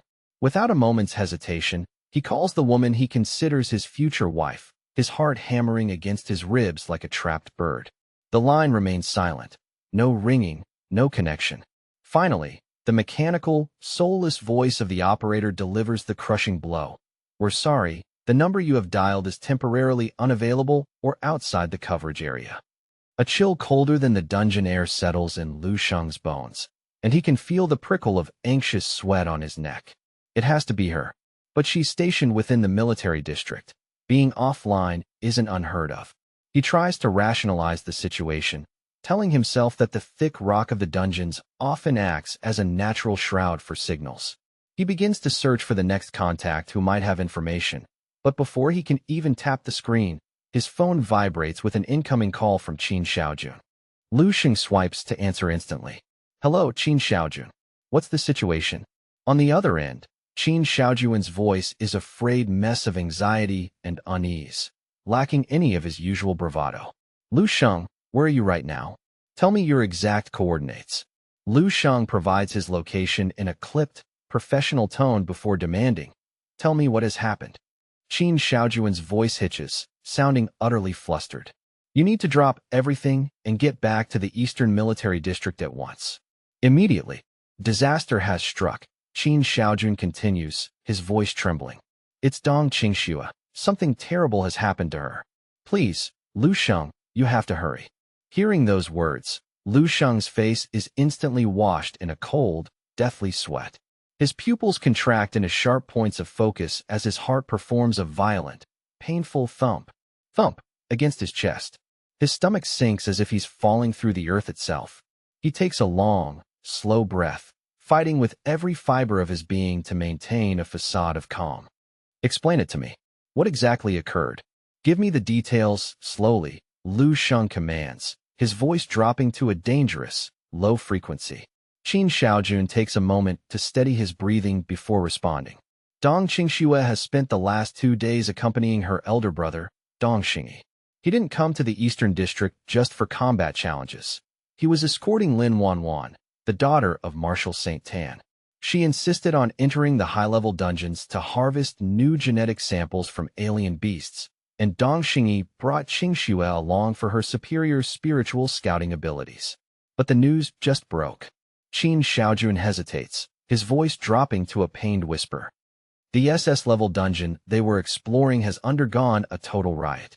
It's been classified as a level M, the highest possible disaster rating.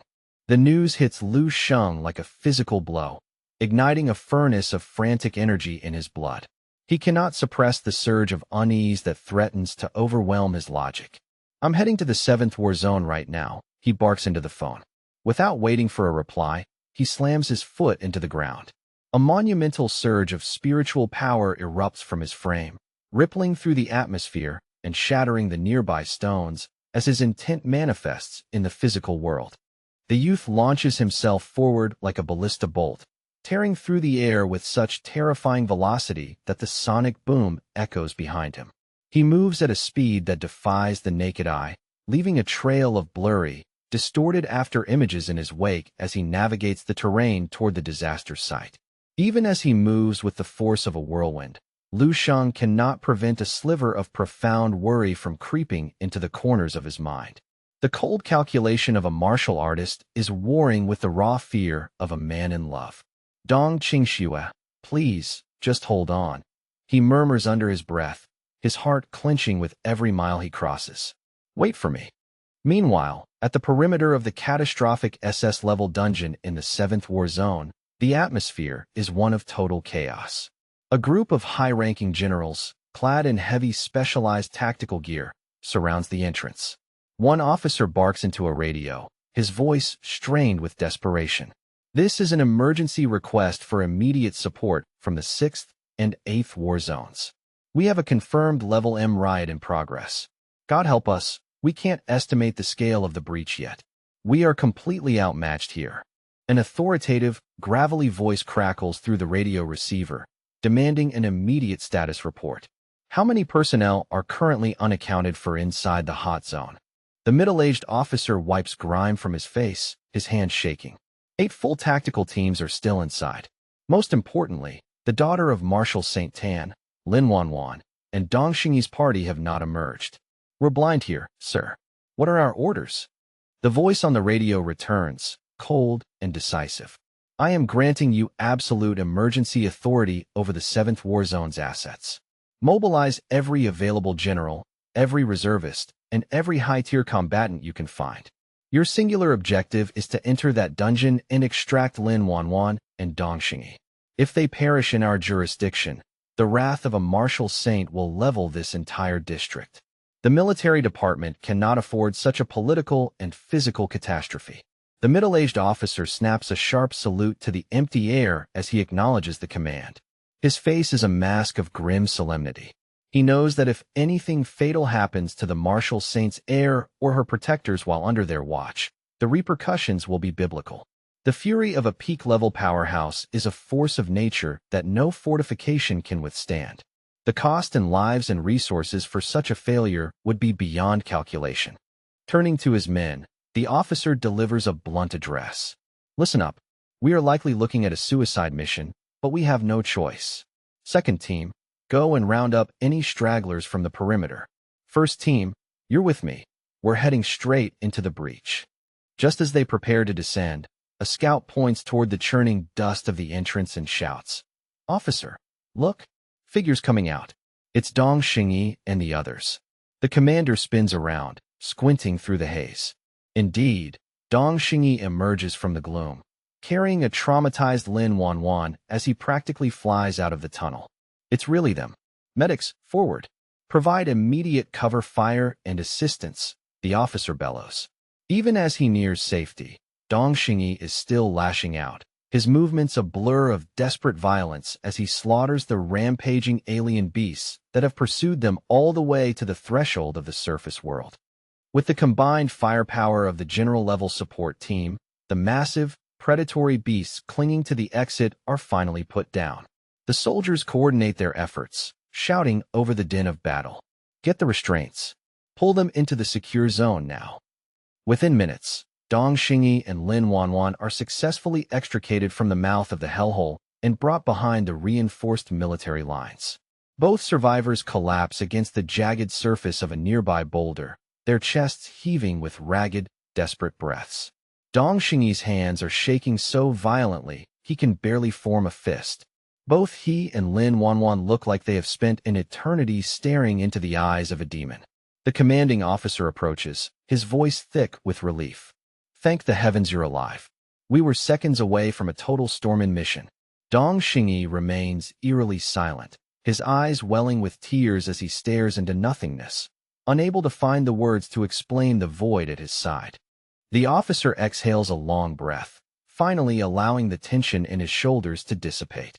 At least Dong Xingyi and Lin Wanwan are physically intact, he mutters to his adjutant. Truly, the martial saint's disciple is formidable. Not only did he survive an M-level riot, but he seems to have brought back several elite squads who were stranded. But the praise falls on deaf ears as Dong Xingyi suddenly loses his remaining strength, collapsing to his knees in the dirt. Lin Wanwan lets out a sobbing cry of concern. Senior brother Dong. The officer rushes forward, his brows knitting together. What is it? Are you injured? Where does it hurt? Dong Xingyi is currently being devoured from the inside by a corrosive, absolute regret. His entire frame trembles uncontrollably, and when he finally speaks, his voice is a choked, agonizing rasp. It was me. It was all my fault. I doomed her. Confused, a junior officer leans in to whisper into the commander's ear, relaying the frantic chatter from the rescued squads. Sir, word is they entered as a trio. One member of their party is still down there. The commander's eyes pop with shock as he snarls. What? Who was left behind? Why the hell wasn't this in the initial manifest? The officer swallows hard before replying. The identity is complicated. It's someone close to the party. It's Dong Shengyi's biological younger sister, the officer reveals. She's a colonel currently serving in the 9th War Zone Army. The commander's posture instantly relaxes, a long, weary sigh escaping him. Phew. Damn it. You nearly gave me a heart attack. I thought it was another high-profile Saint Heir. Look, death is the only constant on a battlefield like this. It's a tragedy, sure, but rank 7 grandmasters fall in these holes every week. A junior officer from the 9th? That's just the cost of doing business. Dong Shengyi will mourn. He'll move on. He's the Saint's heir. He needs this kind of character development to truly harden his heart. Before he can finish his cold rationalization, the very fabric of the atmosphere seems to be shredded by a blinding, incandescent light from above. The entire assembly of soldiers and generals instinctively shield their eyes, their pupils contracting in terror. A figure, descending with the kinetic fury of a falling star, streaks down from the clouds. Boom. A cataclysmic explosion rocks the front line as the figure impacts the steel-reinforced ground, creating a massive, smoking crater. The earth groans under the force, and as the dust begins to swirl, 2 eyes, burning like twin furnaces of molten flame, pierce through the haze. A voice, so cold it seems to freeze the very moisture in the air, resonates across the clearing.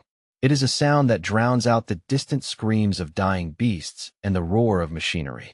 It sounds like the descent of a heavenly judge, like thunder amplified tenfold, vibrating through the bones of every man present. Where is Dong Shengyi? The figure slowly rises from the center of the crater. It is a handsome young man, his knuckles white as he grips a spear. Every inch of his being is radiating a physical, tangible aura of overwhelming killing intent that makes the air feel heavy and metallic. In Lu Sheng's deep, glacial eyes, there is a hollow coldness that seems to reflect ancient mountains of corpses and endless seas of blood. The commander finds his mouth hanging agape, his brow furrowed in a mix of confusion and primal fear. Who the hell is this kid? I'm a 10-star general, yet looking at him makes my skin crawl. Despite his decades of combat experience, the general feels his heart hammer against his ribs. He instinctively retreats half a step, cowering before the fury in the youth's gaze as Lu Sheng roars with the power of a wounded god. Dong Shengyi, show your face. Lu Sheng's eyes lock onto the broken figure slumped in the dirt. Dong Shengyi looks up, his gaze glazed and listless, appearing like a man whose soul has already departed, leaving only a hollow shell behind. Without warning, Lu Sheng's hand blurs through the air. He moves with a terrifying economy of motion, reaching out and snatching Dong Shengyi by the collar as easily as one might pick up a common chicken. With a single, effortless jerk, he hoists the elite martial artist clean off the ground. Lu Sheng pulls the man close until their faces are inches apart. His razor-sharp eyes bore into Dong Shengyi's flickering consciousness, his voice dripping with a low, predatory rage that promises total annihilation. Where is Dong Qingxue? Answer me now. The name acts like a lightning strike to Dong Shengyi's shattered heart. Beside him, the young Lin Wanwan looks up, her face a mask of tear-streaked confusion. Dong Shengyi can only tremble, cold sweat drenching his clothes as he struggles to find his voice. Dong Qing. He stammers, unable to complete the thought. Lin Wanwan can only sob, calling out between gasps, Sister Qingxue, she's gone. Lu Sheng abruptly releases his grip, allowing Dong Shengyi to collapse backward into the dust like a discarded rag. A localized storm of spiritual anger blazes around Lu Sheng's form. You were the one who led her into that hellhole. You had the responsibility to protect her, and you failed to bring her back. Do not think for 1 second that your blood relation absolves you of this sin. Dong Shengyi, you were so desperate to prove the validity of your martial path, weren't you? Fine. I am going in to bring Dong Qingxue back. And when I return, I will personally shatter your foundation and sever your path to the martial arts forever. Lu Sheng speaks each word with the finality of a funeral bell, his eyes brimming with a promise of absolute murder. The moment he finishes his declaration, he spins on his heel. With a light, explosive push-off, his spiritual power erupts like a geyser. The commander behind him finally finds his voice, shouting, "Hey, stop. Do you have a death wish, kid? That dungeon is in the middle of a level M riot. It's a suicide mission. But Lu Sheng is already a blur, a human cannonball streaking toward the dark mouth of the dungeon. At that moment, the familiar pressure of the aura finally registers in Dong Shengyi's mind. He stares at the vanishing figure of the young man, his eyes widening as he realizes the identity of the person who just threatened him. That guy, that was Lu Sheng.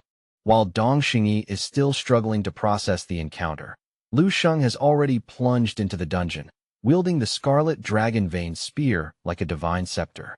His eyes are twin beacons of fire in the gloom, and his entire body is enveloped in a faint, pulsating golden radiance.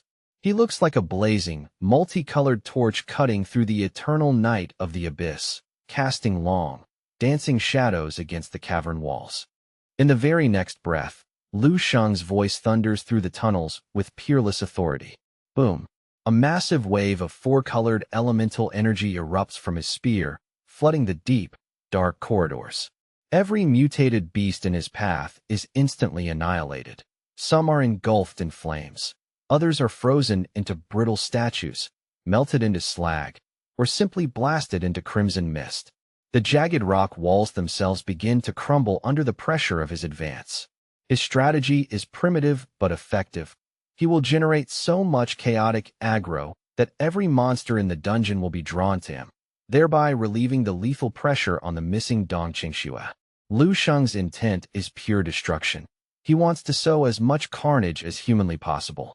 If the laws of physics allow it, he intends to systematically obliterate every floor of this dungeon until there is nothing left but dust and the woman he came to save.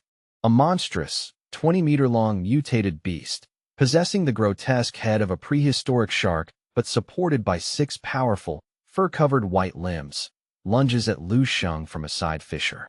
Its blood-red maw unhinges, revealing terrifying rows of serrated, black saw-like teeth.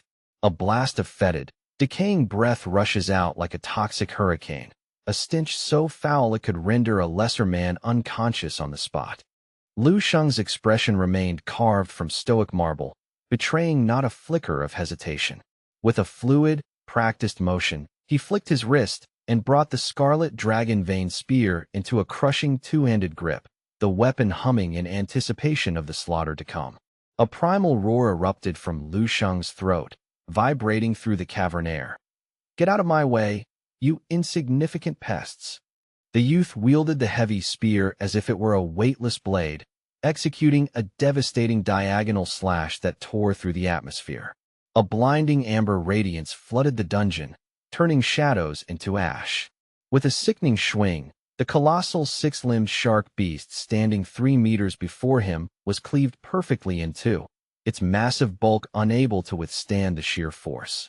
Its own momentum sent the bifurcated halves tumbling backward until they slammed into the jagged walls with a thunderous resonance. It was as if a massive galleon had been forced into a violent course correction at the last second, only to shatter and burn against the rocks. Lu Sheng, spear held firm, blazed through the space where the beast once stood, leaving only a collapsing corpse in his wake. Far away, watching through the lens of a specialized monitoring array, a scout's voice trembled with pure, unadulterated horror. One hit. Only one hit to eradicate an 8th-level mutated nightmare.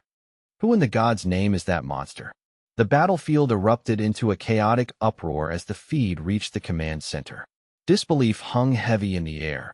This was a sulfur monosulfide-class dungeon, a literal death trap where even elite players were currently scrambling for their lives. Yet here was this anomaly, diving deeper into the abyss. Did he possess a death wish, or was he simply a force of nature beyond their comprehension? To those witnessing Lu Sheng's descent, he appeared as a beautiful, terrifying maniac. Among the observers, Dong Shengyi felt a bead of cold sweat trace a path down his spine. He stood frozen, his mind a frantic whirlpool of shock and realization. I have walked this path for years and encountered countless heroes. Men and women willing to cast their lives into the furnace for a noble cause or a grand ideal. But never in my life have I witnessed a soul so utterly decisive, so completely devoid of fear.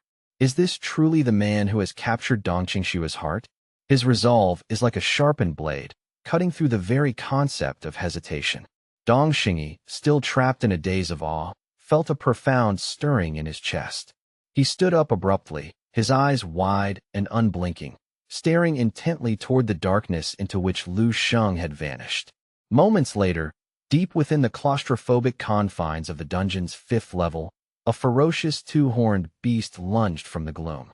It bared its serrated fangs, strings of viscous drool escaping its maw as its predatory eyes locked onto Lu Sheng, sensing a meal to devour. The youth did not even break his stride. With a singular, focused motion, Lu Sheng thrust his spear forward, the tip burying itself deep within the monster's vitals and extinguishing its life before it could even register the strike. His icy, penetrating gaze swept across the swirling black mists that choked the corridor. Lu Sheng had entered the dreamscape with a singular purpose, and he moved with surgical precision to check Dong Qingshue's personal status indicators. Seeing that her vital information remained active and stable brought a momentary surge of relief. It was definitive proof that the light of her life had not yet been snuffed out. Lu Sheng possessed a unique, godlike advantage, the ability to use dreamscape data to divine the objective reality of another's fate. In the annals of the dreamscape, Dong Qingshue's records confirmed that her existence had not reached its terminus at year 300, confirming his hope. She was trapped, entombed within the belly of the beast, but she was not yet dead. However, time was a luxury he did not possess. If the clock continued to tick, the future remained a volatile shadow. Lu Sheng felt a chilling dread at the thought of entering the dreamscape again only to find Dong Qingshue's data corrupted or erased by a cruel fate. I have to move faster. Lu Sheng charged forward, his body cutting through the air like a localized hurricane, his voice a low, determined growl that echoed off the damp stone. Qingxue, wait for me. Just hold on. I will find you, no matter what. Meanwhile, the reality inside the beast's stomach was a descent into a living hell. The lightless cavern of the creature's gut was slick with acidic mucus, creating a scene of grotesque, suffocating horror. Dong Qingshue's body was a map of pain, her injuries sustained from the crushing pressures of the esophagus and the churning stomach walls. She had lost all sense of direction within the 8th-level monstrosity, her only solace being the mithril pendant she clutched desperately, a small beacon emitting a rhythmic, 5-colored pulse of protective light. After an eternity of darkness, Dong Qingshue's eyelids fluttered open, her consciousness returning in painful increments. Am I still among the living? She whispered, her voice rasping against the foul air. Catching the faint, shimmering glow emanating from the mithril pendant, she realized with a start that this small artifact was the only reason her soul hadn't been digested by the beast's corrosive interior. Her cranium throbbed with a rhythmic, agonizing pulse. Clutching her head as if to hold the shattered pieces of her memory together, the events of the assault slowly filtered back.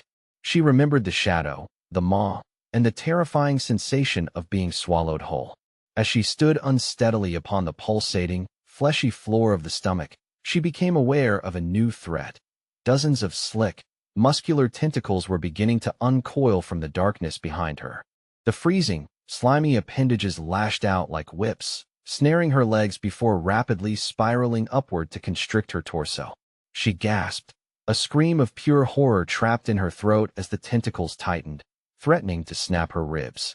Dong Qingshuo realized with sickening clarity that these were the specialized digestive feelers of the beast's inner chamber, designed to immobilize prey for the slow process of dissolution.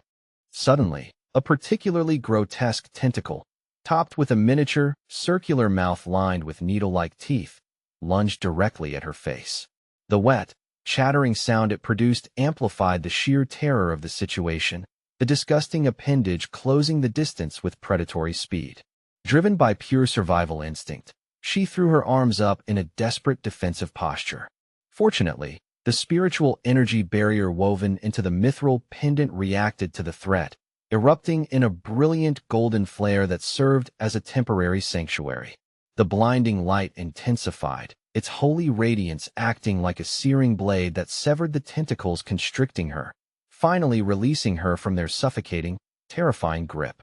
In an instant, the energy coalesced into a shimmering, solid shield that encased Dong Qingshuo in a protective sphere.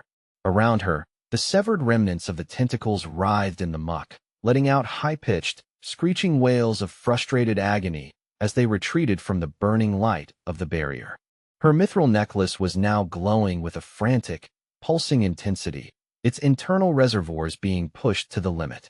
Dong Qingxue muttered to herself through gritted teeth, "This mental energy shield can repel malicious intent, but the drain on my remaining focus is catastrophic. If I endure another assault like that..." She flinched as gobs of steaming, lime-colored bile from the severed limbs splattered against her shield, sizzling upon contact. She recognized the danger immediately. The monster's gastric fluids were hypercorrosive, capable of melting through reinforced steel. She dropped to one knee, her mind racing with fierce, cold determination despite the rising panic. "I have to find an exit, and I have to find it now."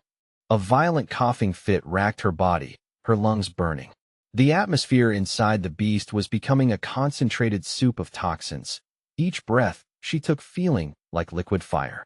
If I weren't a rank 6 martial artist with a constitution forged in fire, I would have succumbed to the poison minutes ago. I can't sustain this defense forever.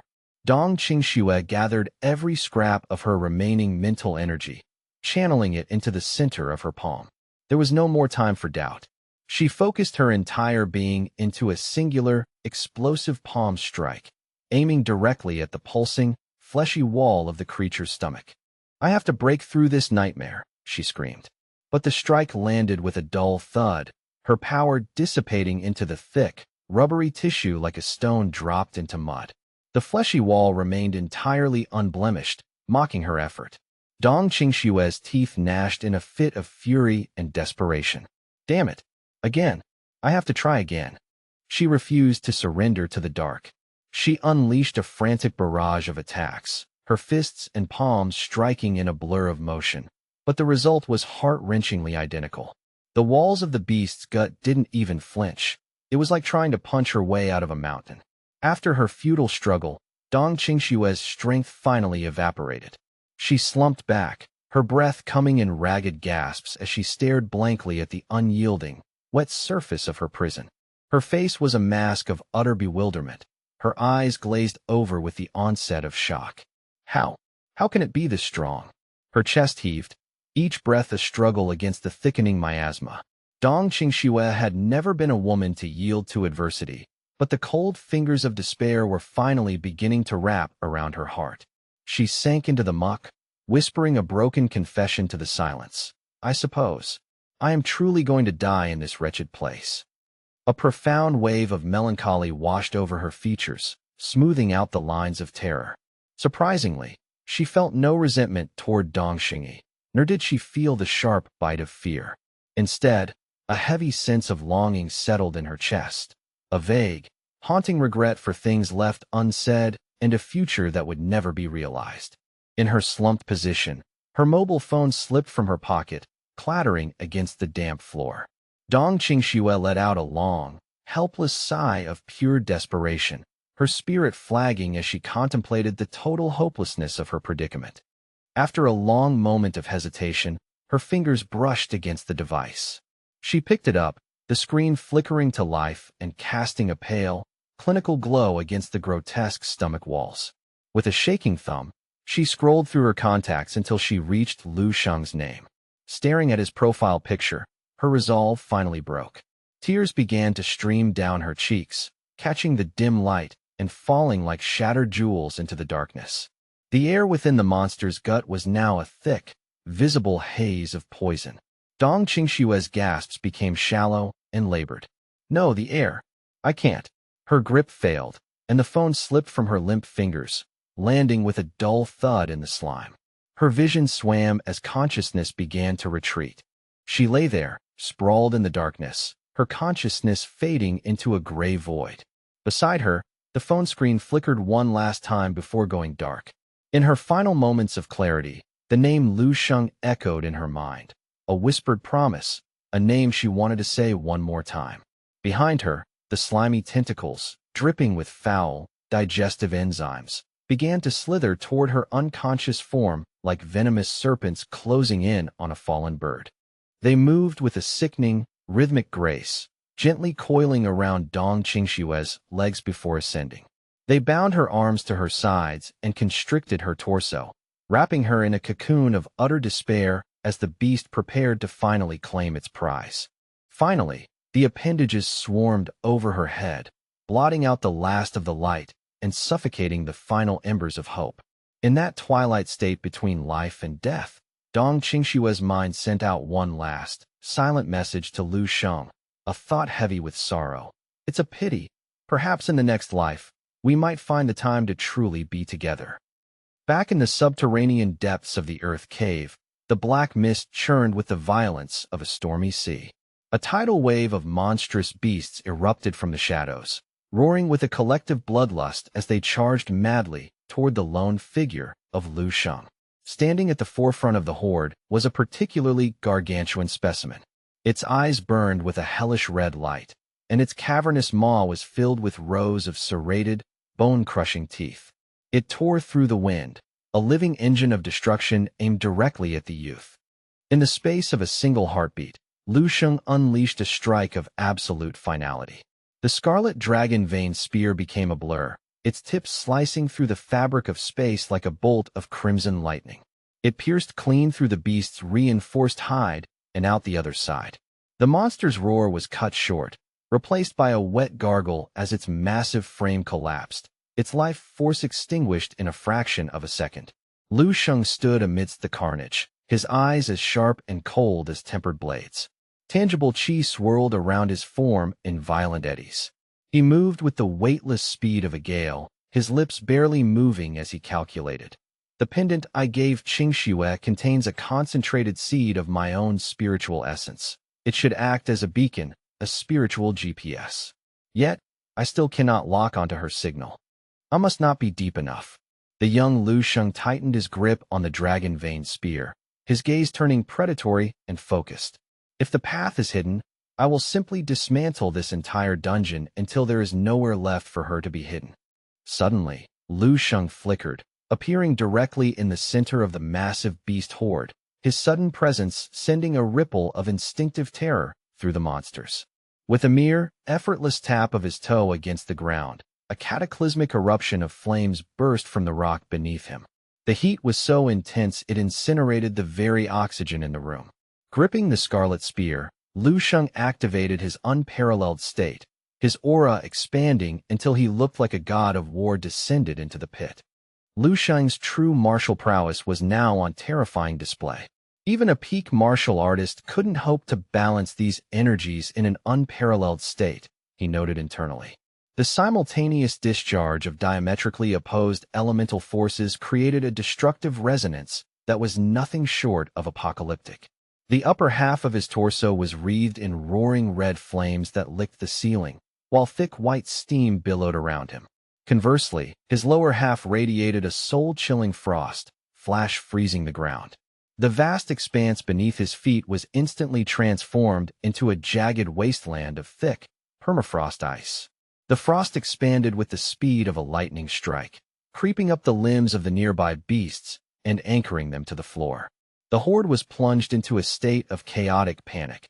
They could not comprehend the nature of this predator, their eyes filling with a very human-like shock and primal fear. Lu Sheng's eyes blazed with the fury of an erupting volcano, his vision locking onto the struggling, frozen horde. His voice thundered through the cavern, a command that carried the weight of inevitable doom. Perish, you wretched animals. Witness the slaughter Dao. Lu Sheng swung his spear in a wide arc, unleashing a devastating wave of binary force. Fire and ice merged with massive, amber-colored blades of compressed air. He summoned layers of crushing earth and stone to rain down upon them. No matter which element he chose to wield, the result was a rhythmic, massive splatter of black blood against the cavern walls. Lu Sheng's eyes glowed with a terrifying, incandescent red. He gritted out his next words with a savage, low-frequency fury. I said, kill them all. The unparalleled state is the ultimate tool for purging these swarms. Combined with the slaughter Dao, it's less like a battle and more like mowing dry grass, Lu Sheng thought coldly. To him, the limitations of a standard grandmaster were clear. No matter how much raw power they possessed, a single punch or kick was limited by the physics of its reach. But Lu Sheng was an elemental conductor. He used the environment as his blade, amplified by his immense spiritual power. The stacked effects of his techniques were a literal natural disaster for these lower-level creatures, primarily because his attack range was obscenely wide. Wherever the scarlet spear swept, it left a wake of absolute carnage. The floor became a carpet of broken bodies. With a thunderous boom, Lu Sheng stomped his foot, the force shattering the very bedrock of the dungeon level. His spear thrust forward, the shockwave alone tearing apart hundreds of beasts and blasting their remains into the mist. Every motion was a masterclass in explosive power, each strike carrying the combined weight of fire, ice, wind, and earth. The ancient patterns on the dragon vein spear glowed with a brilliant, celestial light. Even as he decimated the horde, Lu Sheng felt a burning dissatisfaction in his gut. His heart was a furnace of anxiety. This is still too slow. Every second I spend here is a second she suffers. I need to be by her side now. Without a moment's hesitation, the youth concentrated the entirety of his kinetic energy into his legs. He slammed his feet down, the recoil shattering the ground beneath him as his body launched into the air like a guided missile, piercing the upper reaches of the cavern. Looking down upon the sea of monsters from his aerial vantage point, Lu Sheng's expression turned cold and final. It was time to end this level of the dungeon once and for all. He began to manifest his ultimate technique. Divine Meridian Avatar. Lu Sheng appeared to be wielding a gargantuan, semi-transparent divine weapon that spanned dozens of meters in length, shadowed by the towering, spectral phantom of a master's while rising behind him. The scale of the battle had shifted from a skirmish to a legend. Lu Sheng swung the spear, the dragon vein weapon appearing as a streak of crimson lightning that sought to pierce the very core of the earth. The monsters below seemed to line up for their execution, unable to even flee. The spearhead carried a mountain-leveling force, trailing streaks of primordial fire and localized hurricanes. With an earth-shattering detonation, the spearhead struck the floor of the cave, not just killing the beasts, but completely shattering the structural integrity of the floor and opening a jagged, vertical abyss into the levels below. Standing on the precipice of the smoking, deep earth cave he had just forcibly created, Lu Sheng felt a sudden, sharp resonance. He was closer to Dong Qingxue now. His heart hammered against his ribs, and a fierce glimmer of hope ignited in his eyes. He let out a shout, his voice thick with both relief and ironclad resolve. "She's right below me. Qingxue, wait for me." Without a shred of fear, Lu Sheng's entire form erupted into a pillar of flame. He dived headlong into the vertical shaft he had carved, descending like a vengeful meteor through the darkness. He moved at a terrifying velocity, a streak of light zigzagging between the treacherous, jagged cliffs of the inner earth. Level 15. Level 20. He bypassed the floors in heartbeats. Within seconds, Lu Sheng had plummeted to the 40th level of the dungeon. The amber-hued gangshi surrounding his body intensified until he resembled a miniature sun, his presence forcefully pushing back the ancient, oppressive darkness of the deep. Upon landing on the 40th floor, Lu Sheng's eyes flashed with a predatory excitement. The spiritual connection was now a roar in his mind. Dong Qingxue was right in front of him. "I can feel her. She's just behind this wall." The young man pulled back his fist, drawing every ounce of his staggering power into a single point, his gaze burning with the singular focus of a man who would break the world to save what was his. A thunderous boom reverberated through the subterranean cavern as Lu Sheng unleashed a strike of cataclysmic proportions, his fist shattering the ancient stone barrier into a cloud of jagged shrapnel. As the dust settled, the space beyond was finally laid bare. But the sight that met his gaze sent a cold jolt of alarm through his veins. There, lurking in the shadows of the newly opened chamber, was a monstrous entity that defied all biological reason. Towering over the ruins was a colossal, vermiform nightmare, a worm of such gargantuan proportions that it made the surrounding architecture look like a child's plaything. Its segmented, pulsating body was easily 100 times the size of Lu Sheng, winding through the cavernous depths like a living mountain of flesh.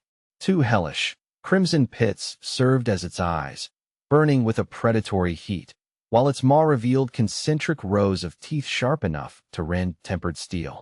Surrounding its bloated form, a thicket of slimy tentacles writhed in a nauseating, rhythmic dance of death.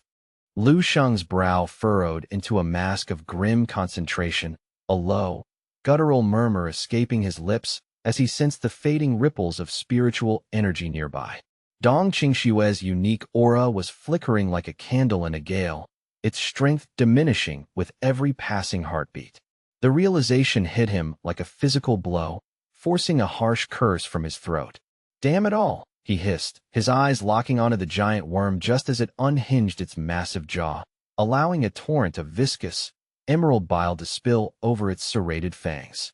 With a guttural roar, the beast catapulted a pressurized stream of that corrosive green liquid toward Lu Sheng, the spray spreading out like a shroud of lethal acid rain. Despite the looming dissolution of his very flesh, the young man remained eerily motionless. He stood with the calm of a hurricane's eye, his sharp gaze calculating the trajectory of the poison without so much as a flinch, his stoicism serving as a chilling contrast to the monster's frenzied aggression. Lu Sheng's fingers curled into a white-knuckled fist, his knuckles popping as a searing, ethereal flame began to coat his arm. His eyes, now twin embers of absolute fury, bored into the creature as he let out a low, menacing growl that seemed to vibrate the very air. You are the filth that dared to lay a hand on her," he declared. Without permitting the creature even a second of respite, he lunged forward, the sheer pressure of his surging aura parting the acidic mist like a hot knife through wax. In a blur of motion that defied the limits of human perception, the youth soared through the air, appearing directly before the colossal worm's sensory organs. The creature recoiled, its primitive mind reeling from the sudden, aggressive proximity of its prey. Lu Sheng didn't just attack, he conducted an interrogation, his voice ringing out with a frigid, crystalline clarity that felt like a winter frost. "Answer me, beast. She's trapped within your belly, isn't she?" The only answer was the sound of impact, a bone-shattering boom, as another heaven-defying punch collided squarely with the monster's armored cranium. Lu Sheng's vision was now consumed by a haunting, emerald luminescence as he surrendered to a controlled berserker rage. The cavern echoed with his thunderous command, "You mindless abomination! I will strip the life from your marrow. Release her to me this instant," he roared, his hands sinking deep into the creature's thick, leathery hide. With a display of raw, terrifying physical power that transcended the boundaries of a grandmaster, Lu Sheng literally tore the massive beast asunder, its flesh yielding like wet parchment. Deep within the cavernous, pulsating gloom of the creature's viscera, the limp form of Dong Qingxue lay ensnared, buried beneath a suffocating lattice of constricting tentacles. At the very precipice of her endurance, a sudden, brilliant shaft of light pierced the oppressive darkness surrounding Dong Qingxue. Her heavy eyelids fluttered open, her vision blurry and unfocused. This radiance, she thought, her mind drifting in a haze of exhaustion and pain. Is this the fabled light at the end of the tunnel? Has the specter of death finally come to claim my soul from this wretched place? Dong Qingxue found she could no longer muster the strength to even care about her fate, as her hold on consciousness began to slip away into a cold, numbing void. The light intensified with supernatural speed. It grew from a flicker to a shimmering dawn, eventually becoming a blinding, celestial white that washed away the gore and the shadows of the beast's interior. Dong Qingxue, a familiar voice, resonant and filled with an inexplicable warmth, shattered the silence of her fading world. Through the haze, she witnessed the impossible. The massive, meaty walls of her organic prison were being systematically rent apart. It looked as if a god were peeling back the layers of reality itself. The translucent, jade-colored tentacles that had been sapping her life force began to disintegrate, snapping into harmless fragments under the pressure of an external force. As the support of the tentacles vanished, her weakened body began a rapid descent toward the floor of the cavern. Confusion swirled through Dong Qingxue's mind, her thoughts sluggish and disjointed. What is happening? Why is the world falling away? She wondered. But before she could strike the cold stone, a pair of powerful, steady arms swept in, catching her with a tenderness that defied the violence of the moment. Her eyes snapped open, widening in profound shock as they locked onto the face of her savior. A handsome young man whose entire silhouette was bathed in a soft, majestic golden glow. He held her with a fierce possessiveness, his bright, piercing eyes softening into a gentle smile as he looked down at her. Dong Qingxue, I've finally reached you. I'm here to take you back. The words hit her with the force of a physical impact, leaving her paralyzed as she stared up at the impossible visage of the man standing in the heart of the abyss. The world seemed to fall away, leaving only the two of them in a pocket of silence amidst the carnage. She remained suspended in his arms, her breath hitching in her throat as she struggled to reconcile her memories with the reality of his presence.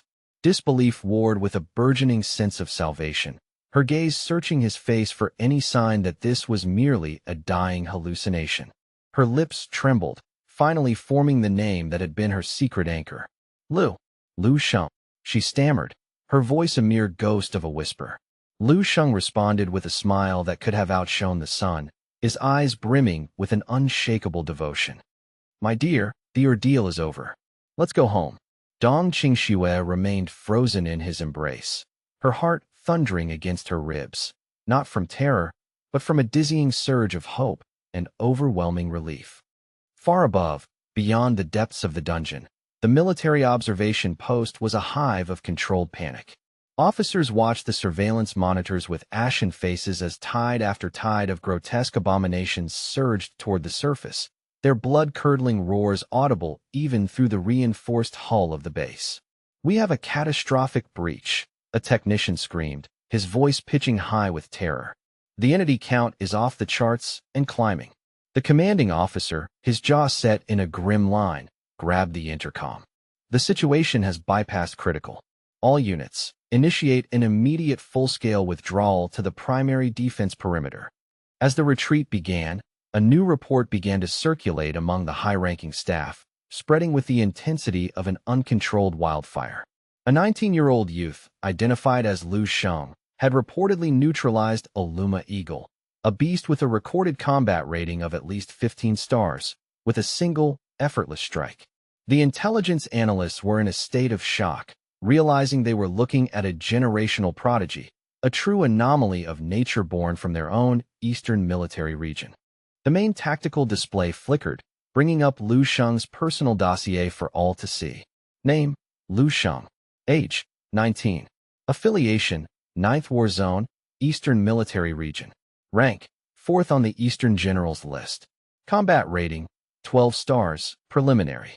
The notes below detailed his one-shot victory over the Luma Eagle, a feat that caused a heavy silence to fall over the command center. Every officer present was mesmerized by the data, the weight of the news hitting them like a physical force. They were witnessing the rise of a monster-tier talent in their own ranks. The data suggested a potential that eclipsed even the legendary Dong Xingyi, a realization that left the commanding officer nearly breathless. In all his decades of service, he had never encountered a trajectory so steep, a talent so refined at such a tender age. He let out a sharp, ragged gasp of air. By the heavens, we are looking at a once-in-a-century miracle. This boy is the future of our borders. He nearly collapsed into his chair, overwhelmed by the sheer magnitude of Lu Sheng's capability. There is no one else, he muttered, his voice thick with awe. To be so young and already possess such overwhelming power. He is a singularity. But that awe was quickly replaced by a stabbing pang of regret. Recalling the reports of Lu Sheng plunging headlong into the unstable, sulfur-grade dungeon, a mission that was effectively a death sentence, he cried out.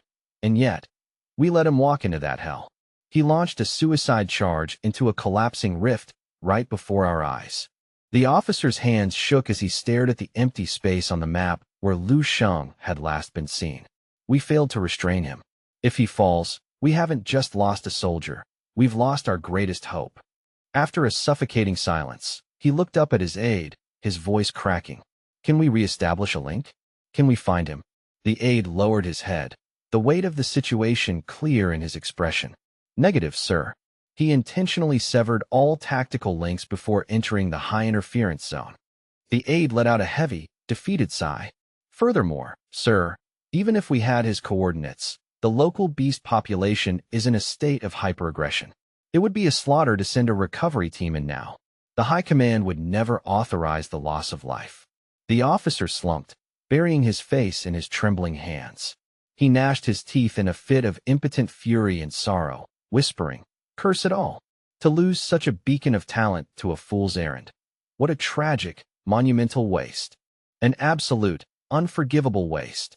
He roared, slamming his fist onto the metal tactical table with enough force to dent the surface. He lost all semblance of professional composure, his voice echoing through the command room. That arrogant disciple of the martial saint and his reckless kin. Their negligence has cost the Eastern Military Region its greatest treasure. Lu Sheng was a boy who could have truly ascended to level 9. If not for their interference, I would personally see them stripped of their rank. "Careful with your words, Commander," the aide whispered, glancing nervously at the recording devices. "You lack the standing to challenge Dongxingyi, regardless of the circumstances." The officer's face twisted into a bitter grimace, the reality of the political landscape cooling his hot blood. I know, but can I not even harbor the thought of justice?" He sighed, a desperate hope flickering in his eyes. Perhaps a miracle will occur. Perhaps he is more than even we imagined. We are told reinforcements are coming, but it will take weeks to stabilize this rift. To survive in that abyss for 15 days, it is beyond human capability. We can only pray. The officer paced the room like a caged animal before turning to his staff with a wild look in his eyes. What about a localized tactical strike? If we soften the upper layers with a high-yield detonation, could we clear a path for a rescue? The aide's response was a sharp, frantic whisper. "Absolutely not, sir. High Command has strictly forbidden the use of such assets. The environmental cost and the risk of further rift destabilization are too high. It's out of the question." In the modern era, strategic ordinances remain the ultimate deterrent, but their use is a double-edged sword. While they can vaporize thousands of monsters in an instant, the radiation and energy discharge often act as a beacon, widening the dimensional rifts and inviting even more powerful entities from the void to cross over. History shows that nearly half of the world's most dangerous SS-class dungeons were the direct result of governments attempting to solve a crisis with nuclear force. It is a classic case of short-term gain for long-term catastrophe. Using such weapons might provide a moment of peace, but it ensures that the next disaster will be exponentially more lethal. It is essentially drinking poison to satisfy a momentary thirst. "This is intolerable," the officer shouted, slamming the table once more. "We are paralyzed by our own protocols." The dilemma was agonizing. Even knowing the catastrophic consequences, when a rift goes into a full-scale violent rampage that threatens entire cities, humanity is often forced to swallow that bitter poison. The commander's desperate plan was to utilize a low-yield, precision-targeted device just outside the main entrance to thin the herd of high-level predators. In his mind, it was the only slim margin of hope they had to reach Lu Sheng before he was consumed by the depths. He knew the odds were astronomical, perhaps even worse than the boy's chances of surviving on his own for 2 weeks in the dark. Yet, he couldn't stomach the idea of doing nothing while a legend died in the dirt. His heart hammered against his ribs as he prepared to bypass the standing orders. "I won't let a pillar of our future crumble because we were too afraid to act. I will take the fall for this decision. Prepare the launch sequence. We risk it all on." He was cut off as a frantic soldier burst into the room, gasping for air. "Commander, urgent update from the forward scanners. The biological signatures are shifting. The entire tactical landscape has just inverted." The soldier scrambled to the console, his hands flying over the keys. "Sir, the front line is reporting a massive, unprecedented movement. The battle has changed." The commander spun around, his eyes wide with confusion. "Explain. What could possibly cause a shift of this magnitude?" The soldier looked up, his face a mask of bewilderment. "Sir, the forward sensors are picking up a mass exodus. The monsters, they aren't attacking anymore. They are all retreating toward the dungeon rift at top speed." Retreating. The officer's interest was piqued instantly. "Bring up the high-resolution satellite feed. I want eyes on every sector of that battlefield now." Within seconds, The large screen flickered to life, showing the chaotic terrain from above. To a layman, it looked like the horde had simply given up, scurrying back into the dark hole from whence they came as if the sun itself had frightened them away. However, the commander's experienced eyes saw the truth behind the movement. He leaned in closer, his gaze narrowing as he studied the frantic behavior of the beasts. No, that isn't a retreat. They aren't falling back in an orderly fashion. His eyes blazed with a sudden, sharp realization. Look at their formation. They aren't running away from us. They're running towards something inside. Their nest is under attack. The backyard of the dungeon is on fire. A shocked murmur rippled through the staff as they processed his words. As the technicians zoomed the image in, the terrifying reality became clear. The monsters were ignoring the human soldiers entirely, throwing themselves frantically back into the maw of the rift. They were attacking the entrance with a suicidal desperation, as if trying to prevent something from escaping. They fought with a madness that suggested they feared what was inside more than death itself. It was a spectacle of primal terror. It looked as though some primordial, world-ending force was about to tear its way out from the very heart of the dungeon rift, and the monsters were the ones trying to hold the door shut. Suddenly, a pillar of celestial fire erupted from the abyss, manifesting as a magnificent phoenix of flame that clawed its way toward the sky. Its aura was so potent it could be felt through the sensors, and it instantly incinerated any mutated beast foolish enough to be in its path, cleaving through their ranks like a hot scythe through dry wheat. The officers in the command center gaped at the screen, their eyes bloodshot and wide with an awe that bordered on religious fervor. Emerging from the heart of that inferno were a pair of armored boots wreathed in flickering tongues of fire.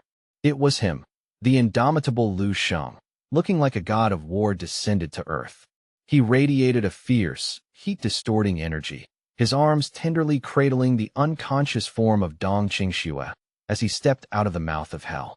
An endless sea of snarling, mutated predators immediately closed in around them, a carpet of gnashing teeth and glinting claws.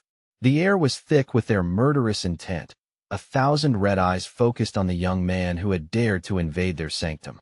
It was a standoff of impossible odds, but Lu Sheng merely stood his ground, the massive fire phoenix hovering behind him like a loyal sentinel. However, as the cacophony of the beasts grew louder, Lu Sheng looked down at Dong Qingxue, worried the noise would disturb her rest. He let out a sigh of pure annoyance. "Be silent. You're far too loud for a lady's company." With those words, the majestic phoenix descended, its radiant glow intensifying until it seemed to scorch the very clouds above. Lu Sheng, possessing the aura of an absolute monarch, stepped onto the creature's broad, fiery back while still holding his companion with effortless grace. The bird's wingspan unfurled, a sweep of living flame that propelled them into the stratosphere. They left behind a wasteland consumed by a sea of raging, purifying fire, soaring high above the reach of the terrestrial horrors. The officers at the front line were beyond stunned. They were culturally and spiritually shaken. The scene playing out on their monitors defied every law of martial arts they knew. He's actually flying," one whispered, his voice trembling. "Is he a god? Is this some ancient myth come to life?" In their world, flight was the ultimate hallmark of a martial saint, reserved for those who had achieved total mastery over the elements. To see a 19-year-old boy command the sky with such ease was a paradigm shift. But the drama wasn't over. A massive, winged predator suddenly veered from the horde, diving toward them. The creature descended like a living storm, its scythe-like appendages extended to deliver a vengeful strike. It sought to crush the intruder who had laid waste to its kin, pouring all of its primal malice into a singular, high-velocity dive intended to swat Lu Sheng from the air. I said, "Shut up." Lu Sheng's command was not a shout, but a vibration that seemed to slice through the air like a blade. A cataclysmic surge of spiritual energy erupted from his core, physically warping the space around the phoenix. A howling gale manifested out of thin air, and a dozen bolts of azure lightning cascaded from the heavens, converging on the attacking beast. The monster didn't even have time to scream before it was reduced to a charred husk, its agonizing roar cut short by the absolute power of the heavens. The cold, detached Lu Sheng raised a single finger to his lips, a chilling gesture demanding absolute silence from the world. His voice carried a hellish undertone that resonated in the minds of every living thing below. If another sound escapes your throats, I will erase your entire species from this mountain. The beasts below, driven by instinctual fear, momentarily faltered, but their primitive brains were still clouded by the rift's influence. They continued to gnash their teeth, their roars creating a chaotic, disrespectful din that echoed through the valley. Lu Sheng's jaw tightened. Very well. Since you crave the silence of the grave, I shall provide it. The fire phoenix spread its wings to their full extent, releasing a blinding, sacrosanct light that washed over the valley like a tidal wave. The mutated beasts finally realized the scale of the doom approaching, scattering in a blind panic, but the light was faster.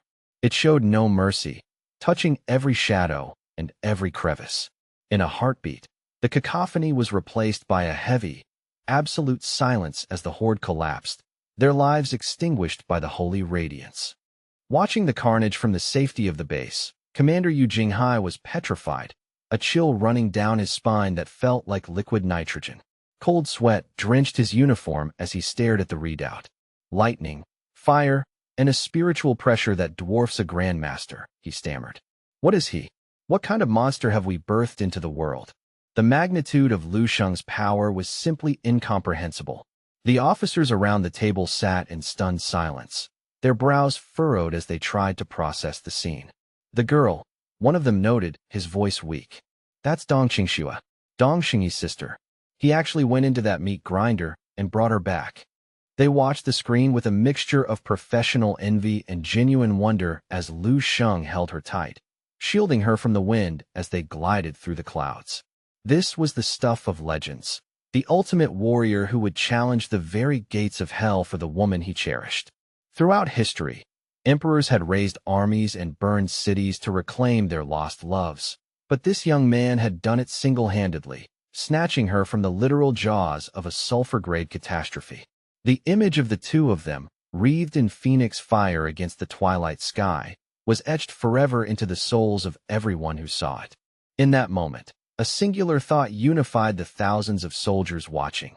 They were witnessing an unparalleled talent, a star general who would be spoken of for ages to come. When the commander finally got a clear look at Lu Sheng's calm, unbothered face, his initial shock transformed into a manic, soaring joy. His lips trembled, his words failing him at first, until they burst forth as a booming, triumphant laugh. Ha ha! The boy did it. He lunged for the communications array, his voice ringing across every frequency. The enemy is broken. All units, initiate an immediate counteroffensive. Sweep the field. Understood, sir. The roar of the soldiers in the camp was deafening, their morale restored by the impossible victory they had just witnessed. Meanwhile, Dong Xingyi stood alone outside a nearby medical tent, his head bowed in a posture of utter defeat. He couldn't bring himself to look anyone in the eye, crushed by the weight of the mistake that had nearly ended his sister's life. He was a man drowning in a sea of his own regret, certain he would carry the guilt of her death to his own grave. The sudden, violent rush of air and the smell of ozone startled him, forcing him to look up. His eyes widened into dinner plates, his jaw hanging slack as he watched a figure descend from the sky, still wreathed in the fading embers of a divine fire. Lu Sheng touched down with the weight of a mountain, the heat from his presence singeing the grass, his eyes locking onto the man who had let her go. Dong Xingyi reached out a trembling hand toward Lu Sheng, his voice cracking as he attempted to stammer. Qingxue. However, before he could utter another syllable, Lu Sheng exerted a subtle yet firm pressure with his spiritual power, effectively silencing him. Fearing that the elder brother's emotional outburst would disturb Dong Qingxue's hard-won tranquility, Lu Sheng leaned in and whispered with a soft, protective intensity, "She has only just finally succumbed to the exhaustion and fallen asleep.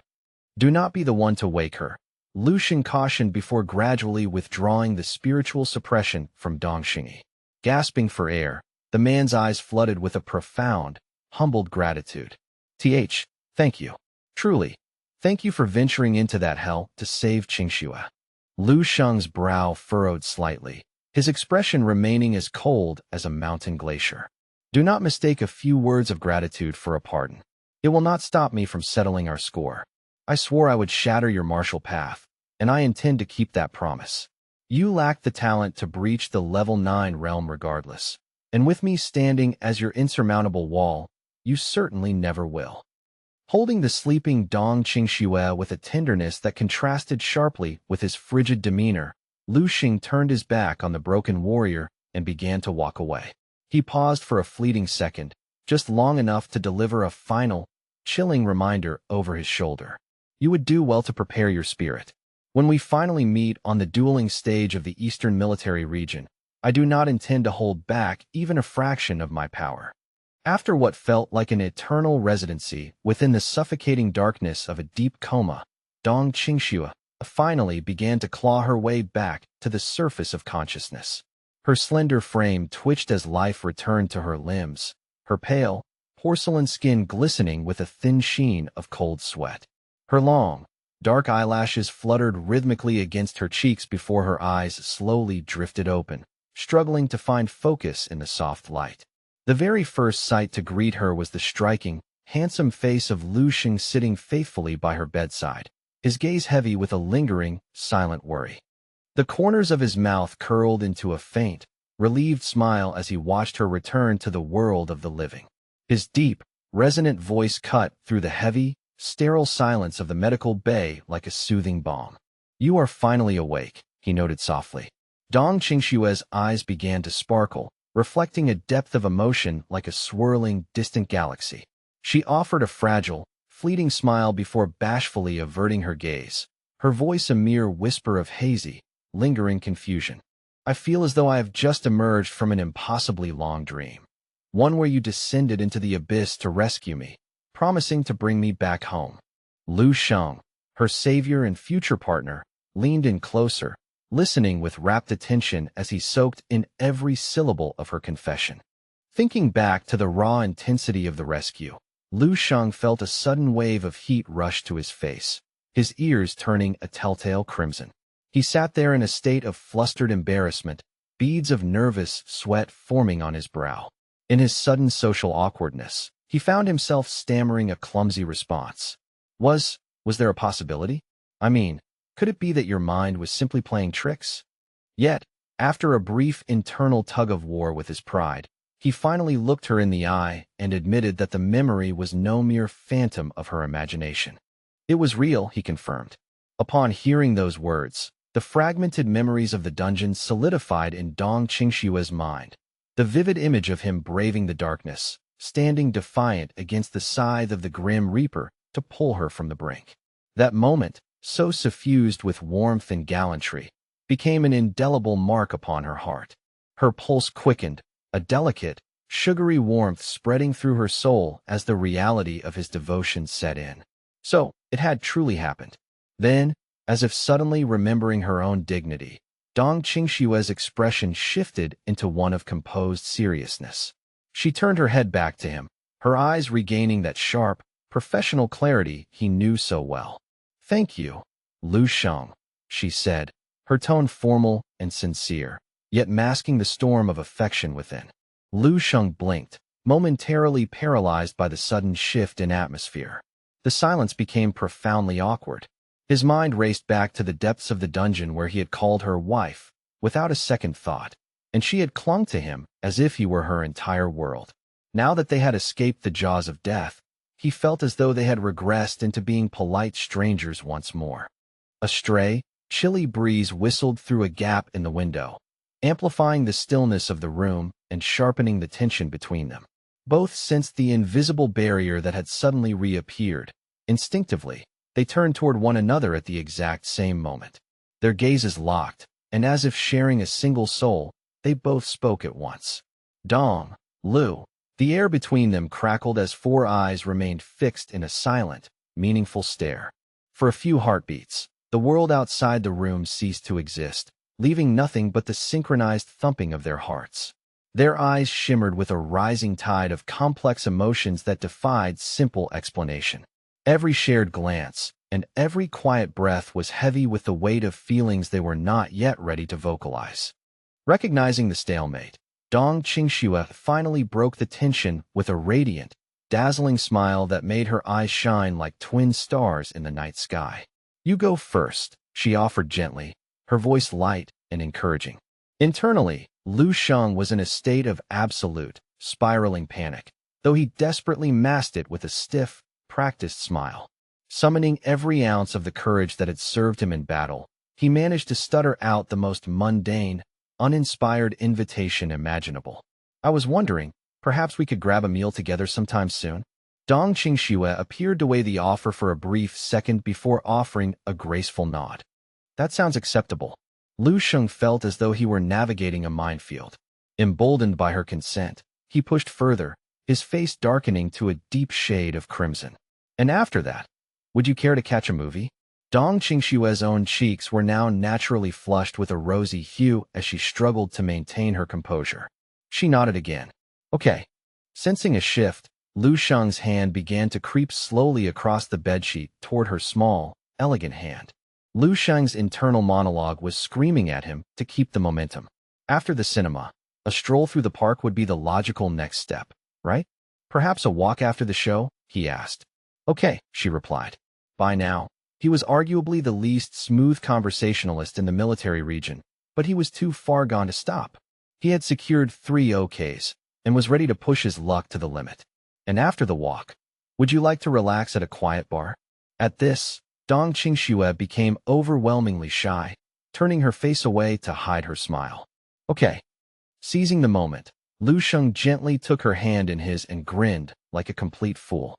The Lunar New Year is approaching. Would you like to come home with me to meet my family? Dong Qingxue nodded instinctively before the weight of his question fully registered. Her face exploded into a brilliant red as she glared at Lu Sheng, realizing she had been led into a trap. Taking full advantage of her shock, he moved to seal the pact before she could retract.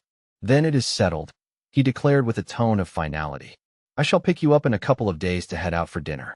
For now, you must focus on your recovery. He reached out and tenderly pulled the blanket up to her chin, ensuring his future partner was warm.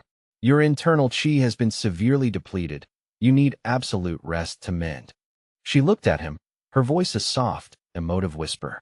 Okay. Lu Sheng turned the handle of the door, pausing on the threshold. I'm heading out for now. I will see you soon.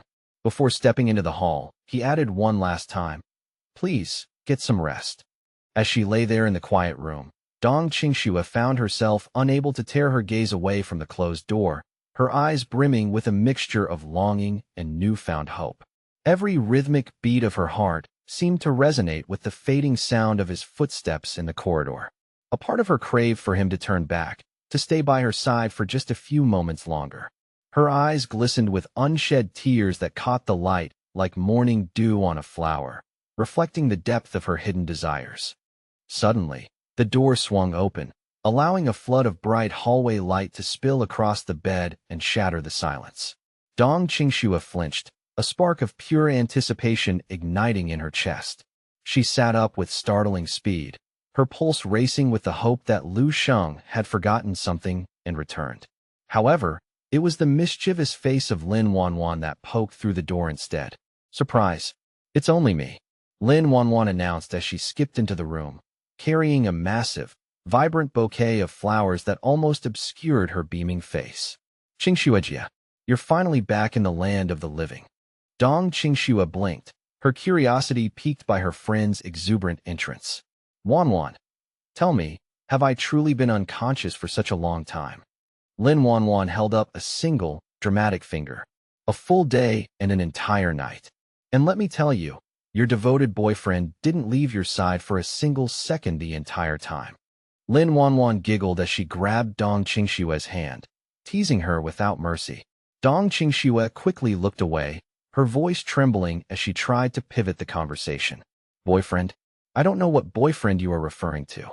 Lin Wanwan leaned in, her grin widening. Ooh, straight to denial. Don't try to hide it from me. You have the look of someone who is absolutely down bad, as the recruits say.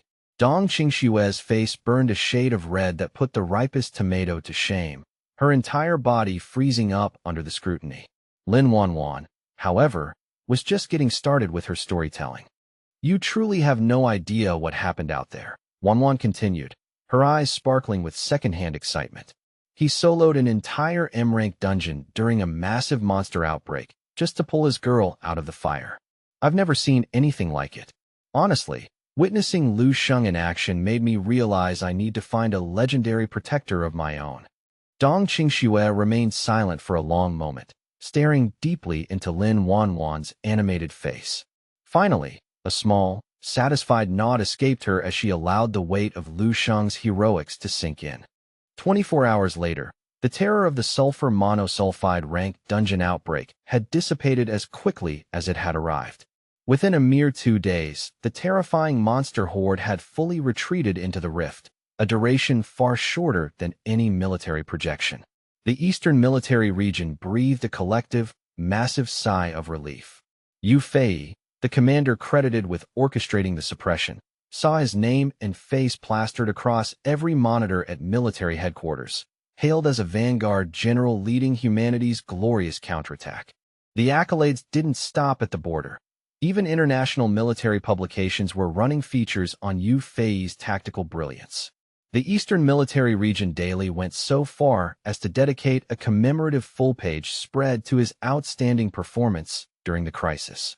Lu Sheng, lounging in his quarters, scrolled through his newsfeed only to be caught off guard by a candid photograph of himself carrying Dong Qingxue. The headline blared, "Driven by a hero's rage for his beauty, Lu Sheng bravely storms M-rank dungeon to become the Eastern Military Region's brightest rising star." While the feat of soloing a dungeon was undeniably impressive, the narrative of doing it solely to rescue a romantic interest wasn't exactly the kind of military discipline the brass wanted to encourage. It was understandable that the official articles buried his contribution further down the page, as individualistic heroism and breaking formation are generally frowned upon on a professional battlefield. "I see," Lu Sheng muttered, his eyes still fixed on the glowing screen.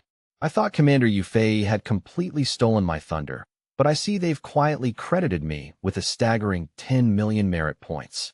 Even the missing dark gold from the 7th defense line was successfully recovered, and they've even awarded me a Diamond Dragon Medal of Honor, signed by the Martial Saint himself. I suppose I can't find much to complain about," Lu Sheng mused, taking a slow sip of his steaming black coffee. He leaned back, reflecting on the chaos. "In my desperation to reach Qingxue, I certainly revealed far more of my hidden capabilities than I intended. I've likely raised a few suspicious eyebrows among the higher-ups. That endless sea of monsters nearly drained my internal chi to the dregs. By the time I finally emerged from the rift, I was more physically and mentally exhausted than I've ever been in my life." Just the memory of that bone-deep fatigue made him feel a phantom weariness. Lu Sheng took another revitalizing gulp of coffee to sharpen his senses. He thoughtfully stroked his chin, his mind wandering. "I've heard rumors that only martial saints possess the sheer endurance to fight their way out of a raging dungeon solo. Does this imply that my current combat output is effectively on par with a rank 9 martial saint?" A second later, however, a sense of realism washed over him, and he shook his head. "No, that's not quite right. True martial saints can directly manipulate the latent energy of heaven and earth, multiplying their power exponentially. One strike becomes 10, 10 becomes 100. No matter how vast my personal reserves of Gang Chi are, I'm still a closed system compared to the infinite nature of a rank 9. Human potential is great, but the world is limitless. Attempting to match the raw power of the universe with just one's own body is a path of extreme difficulty. But I still possess an immense ceiling for growth," he reminded himself. "When I think about it, I haven't even formally transitioned into the Grandmaster realm yet. Not that it matters. The path I am carving is already fundamentally different from that of any ordinary martial artist. I simply need more practice in harmonizing with external energies." He reached out to touch the heavy, dark gold or resting on his desk, his mind running through complex calculations. "The timing is impeccable. Between the massive influx of merit points and this dark gold I've secured, I have everything I need for a significant breakthrough." He looked at the rare metal in his palm, his eyes gleaming with anticipation. At that moment, the sound of light, rhythmic footsteps approached his door. The maid, Li Dai, appeared behind Lu Sheng, bowing gracefully. Master, the kitchen has finished preparing the menu exactly as you requested, and all the arrangements for your guests have been finalized. Lu Sheng nodded in approval before pausing. Li Dai, I actually wanted to consult you on a personal matter. Please, speak freely, Master, she replied. Lu Sheng looked at her with uncharacteristic earnestness. In your opinion, what attire would be most appropriate to convey the best possible impression when meeting someone special? He was paying an unusual amount of attention to his appearance, clearly marking today as a momentous occasion.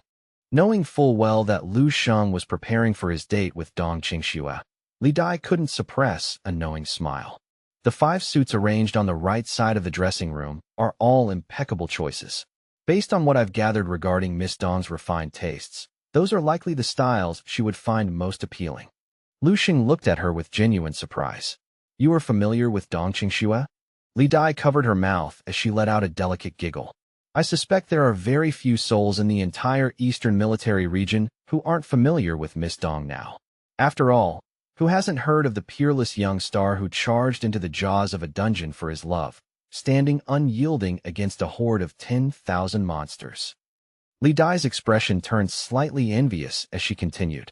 Miss Dong Qingxue has essentially become the primary object of admiration and envy for every female officer currently serving in the Eastern military region. Lu Sheng offered a small smile, shaking his head at the hyperbole. Is that really the case?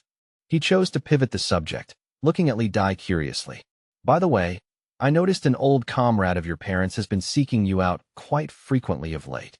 Does he require some sort of assistance? Li Dai's composure flickered for a brief second before she regained her mask. Oh, him? He has expressed a desire to pursue me for marriage. Lu Sheng was visibly taken aback by the bluntness of her answer. A moment later, his intuition flared, leading him to a simple, internal conclusion.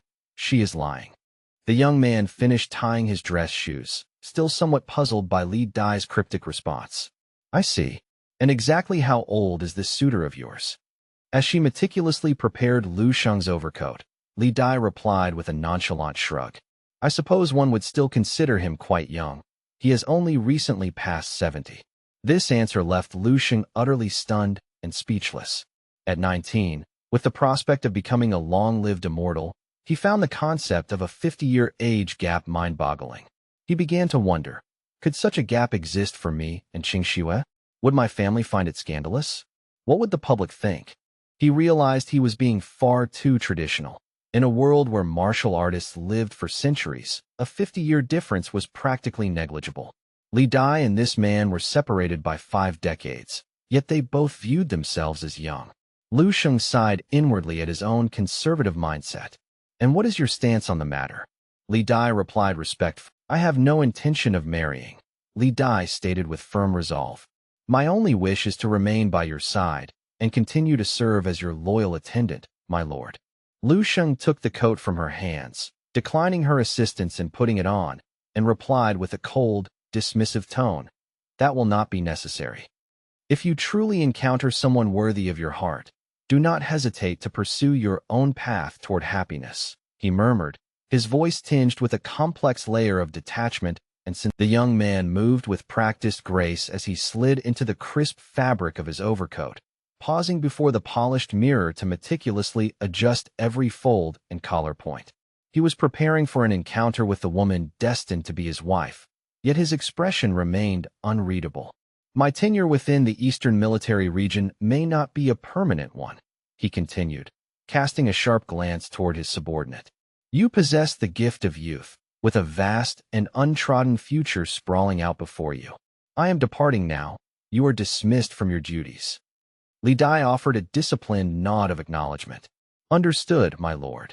She thought silently as she turned to leave, her footsteps echoing in the quiet hall. Lu Sheng watched her go, reflecting on the nature of secrets. As long as they remained dormant and didn't interfere with his trajectory, he cared little for them. Behind him, Li Dai remained momentarily paralyzed, her figure silhouetted against the light as she sank deep into a private, lingering reverie. Before long, the young man, resplendent in his fresh attire and adorned with a strikingly bold necklace, arrived at the entrance of the Blue Pigeon restaurant, their chosen rendezvous point. Upon reaching the threshold, Lu Sheng gazed up at the establishment's elegant facade, his heart quickening with a surge of genuine anticipation. A wry, slightly guilty smile tugged at the corners of his mouth as he muttered under his breath. The last time we arranged a date at this very spot, I ended up abandoning her entirely. This time, however, things will be different. I must treat this as a formal, official engagement and leave an impeccable impression. Driven by a rare touch of vanity, Lu Sheng used the expansive, reflective glass of the restaurant's storefront as a makeshift mirror, fussing over the alignment of his clothes one last time to ensure everything was perfect. In that moment of self-correction, the sharp, rhythmic clacking of high heels against the pavement reached his ears. Lu Sheng recognized that distinct cadence instantly, his intuition firing before he even needed to turn around. She had arrived. Under normal circumstances, his vast spiritual perception would have detected her presence from blocks away. But today he had intentionally lowered his guard, embracing the vulnerability of a simple romantic outing. Lu Sheng, her voice, as soft and refreshing as a summer breeze, drifted through the air and broke his concentration. The sound acted like a tether, pulling him out of his internal monologue and back to reality. The young man's face transformed, lighting up with a radiator of pure, undisguised excitement as he pivoted to face her. The vision that met his eyes was a startlingly different Dong Qingxue than the one he knew. She had traded her usual severity for a flowing dress and elegant high heels. Lu Sheng stood there, completely struck dumb. In every memory he held of her, she was clad in either the rigid lines of a military uniform or the rugged utility of combat gear. This transformation was breathtaking. No longer the stern officer, she wore a tailored dress that accentuated every graceful curve of her body, exuding a potent, sophisticated femininity that was nothing short of mesmerizing. Lu Sheng's mind raced as he struggled to process the sight.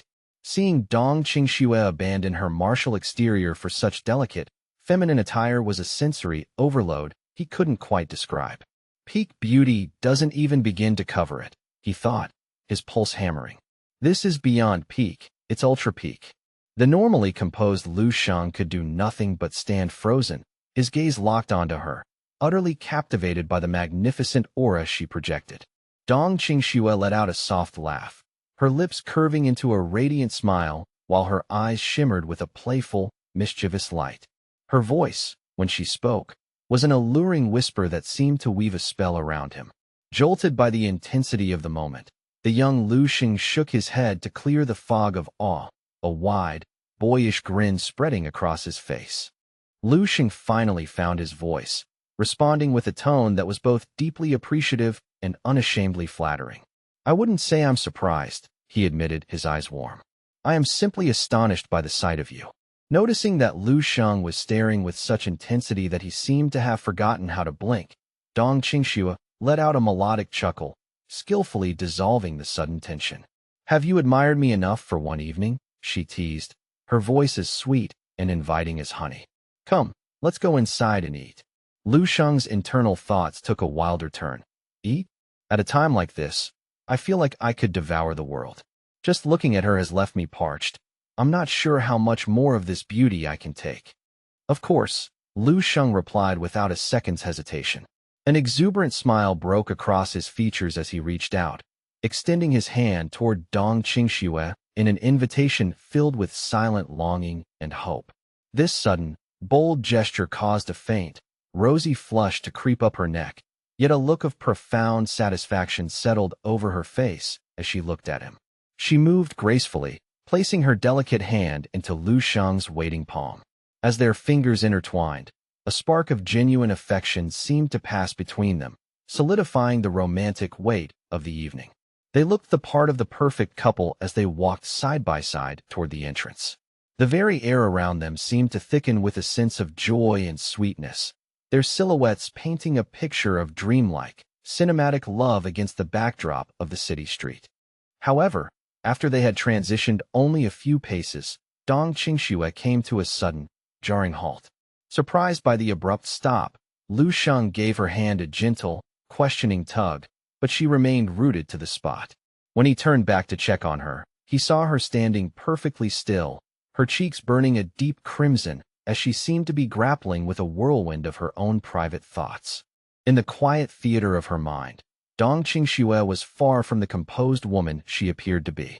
I have to maintain my calm, she told herself, even as her heart raced with a mix of nerves, social awkwardness, and genuine surprise at the depth of her own feelings. To an outside observer, her silent struggle only made her appear more endearingly human and cute. A few minutes later, the scene shifted to the interior of the restaurant. Dong Qingxue sat directly opposite Lu Sheng, having successfully reclaimed her usual facade of calm, slightly indifferent professional demeanor. Lu Sheng, sensing her need for a graceful recovery, chose not to tease her or expose her earlier vulnerability, allowing her the space to settle in and enjoy the meal comfortably. The table between them soon became a landscape of culinary indulgence: succulent red grilled shrimp, aromatic charred meats, perfectly roasted golden fish, and a vibrant array of fresh, crisp vegetables. It was a kaleidoscope of colors and tempting textures. The rich, savory aromas wafting from the plates aggressively stimulated the senses, inviting Lu Sheng, who was notorious for his voracious appetite, to dive in and enjoy the feast. Usually, the moment Lu Sheng laid eyes on such a spread, his instincts would take over, and he would begin devouring the food with reckless abandon. His hands hovered over the table, ready to snatch up the nearest delicacy, but he caught himself just in time. He suddenly remembered the context. He was on a high-stakes date with his girlfriend, not at a training camp mess hall. With a jerk, Lu Sheng retracted his hand and forced a series of dry coughs to mask his momentary lapse in etiquette.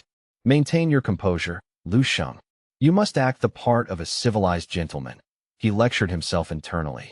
Adopting a mask of extreme seriousness, he picked up his knife and fork with exaggerated care, attempting to look refined and elegant despite the fact that he was absolutely starving and craving every bite.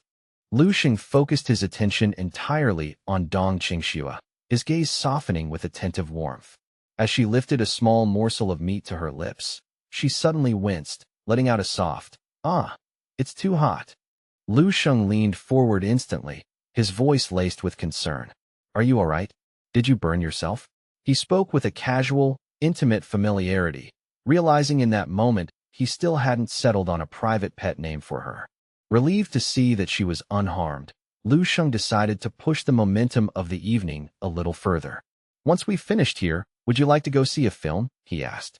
Dong Qingxue's expression brightened instantly, a truly happy and radiant smile blooming on her lips as she gave her answer. "Yes, I would like that very much." The dinner proceeded in a bubble of warmth and burgeoning romance, the atmosphere between them growing increasingly thick with shared happiness. In truth, they were undoubtedly the most striking and talked-about couple in the entirety of the Eastern military region at that moment, though they seemed completely oblivious to the world outside their table. Meanwhile, miles away within the confines of the secluded villa estate, a group of domestic maids had gathered in a corner, their heads bent together as they traded hushed, scandalous whispers. "Is it true? Are Commander Lu and that woman actually involved?" one hissed. The other shook her head in disbelief. "It's hard to reconcile. To think that someone as notoriously cold as her could be capable of dating." While the two women were buried deep in their speculation, a shadow moved silently across the floor behind them. A figure approached with ghostly stillness, watching as the maids remained utterly lost in their own world of chatter, completely oblivious to the fact that their private conversation was no longer private. A sudden, thunderous command shattered the silence, causing the two maids to nearly jump out of their skins, their hearts pounding against their ribs. They spun around in a panic to find Li Dai standing directly behind them. Her face was a mask of cold, expressionless fury, and a bead of cold sweat began to roll down the neck of one of the terrified gossips. "If I catch even a whisper of you two slandering the commander's private affairs again, your next assignment will be a permanent stay in the military prison," Li Dai declared, her voice like shards of ice. She punctuated the threat with a final, booming scram. Terrified for their lives, the maids fled the room instantly, not daring to slow down for even a second. Once they were gone, Li Dai's demeanor shifted.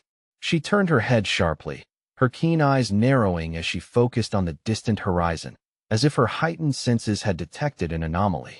Without a moment of hesitation, she began striding toward the perimeter wall behind the estate, where a thin, acrid trail of smoke was beginning to rise into the air. Li Dai recognized the man waiting there, a so-called old comrade of her parents. She approached him with a suspicious frown, demanding, "What is the meaning of this? Why have you surfaced here?" The man, clad entirely in black, watched her approach with a sneer. He casually flicked his cigarette but to the dirt and growled with cold impatience. "When do you intend to finally make your move?" He ground the smoldering filter into the earth with his boot before continuing in a low, ominous tone. "The benefactor is losing his patience with your delays." Li Dai's brow furrowed, the weight of the situation pressing down on her. "This is the heart of the Eastern Military Region," she hissed back. "Lu Sheng is their golden boy, a genius general of unparalleled status. How exactly do you expect me to strike here?" The anxiety written across Li Dai's face was palpable as she hesitated, the gravity of the betrayal weighing on her. "If I were to make a move now, within these walls, what hope would I have of escaping the Eastern Military Region alive?" The man in black ignored her concerns, his voice rising with a sense of urgent, irritable pressure. "So, what is your endgame?" he demanded, his own face contorting with a mix of worry and unease. "That boy's strength is escalating at a terrifying rate. He hasn't even seen his 20th year yet. In another few years, even the most lethal grade 9 mutant beast gene poisons won't be enough to drop him." He could no longer mask his agitation, a flash of murderous ferocity gleaming in his eyes as he shouted. Li Dai spoke up to reassure him, her voice regaining a forced sense of calm. "Cease your worrying. The Eastern Military Region's martial arts tournament is set to begin in just a few days. He will undoubtedly be chosen to represent the East in the inter-regional exercises held in the Central Region.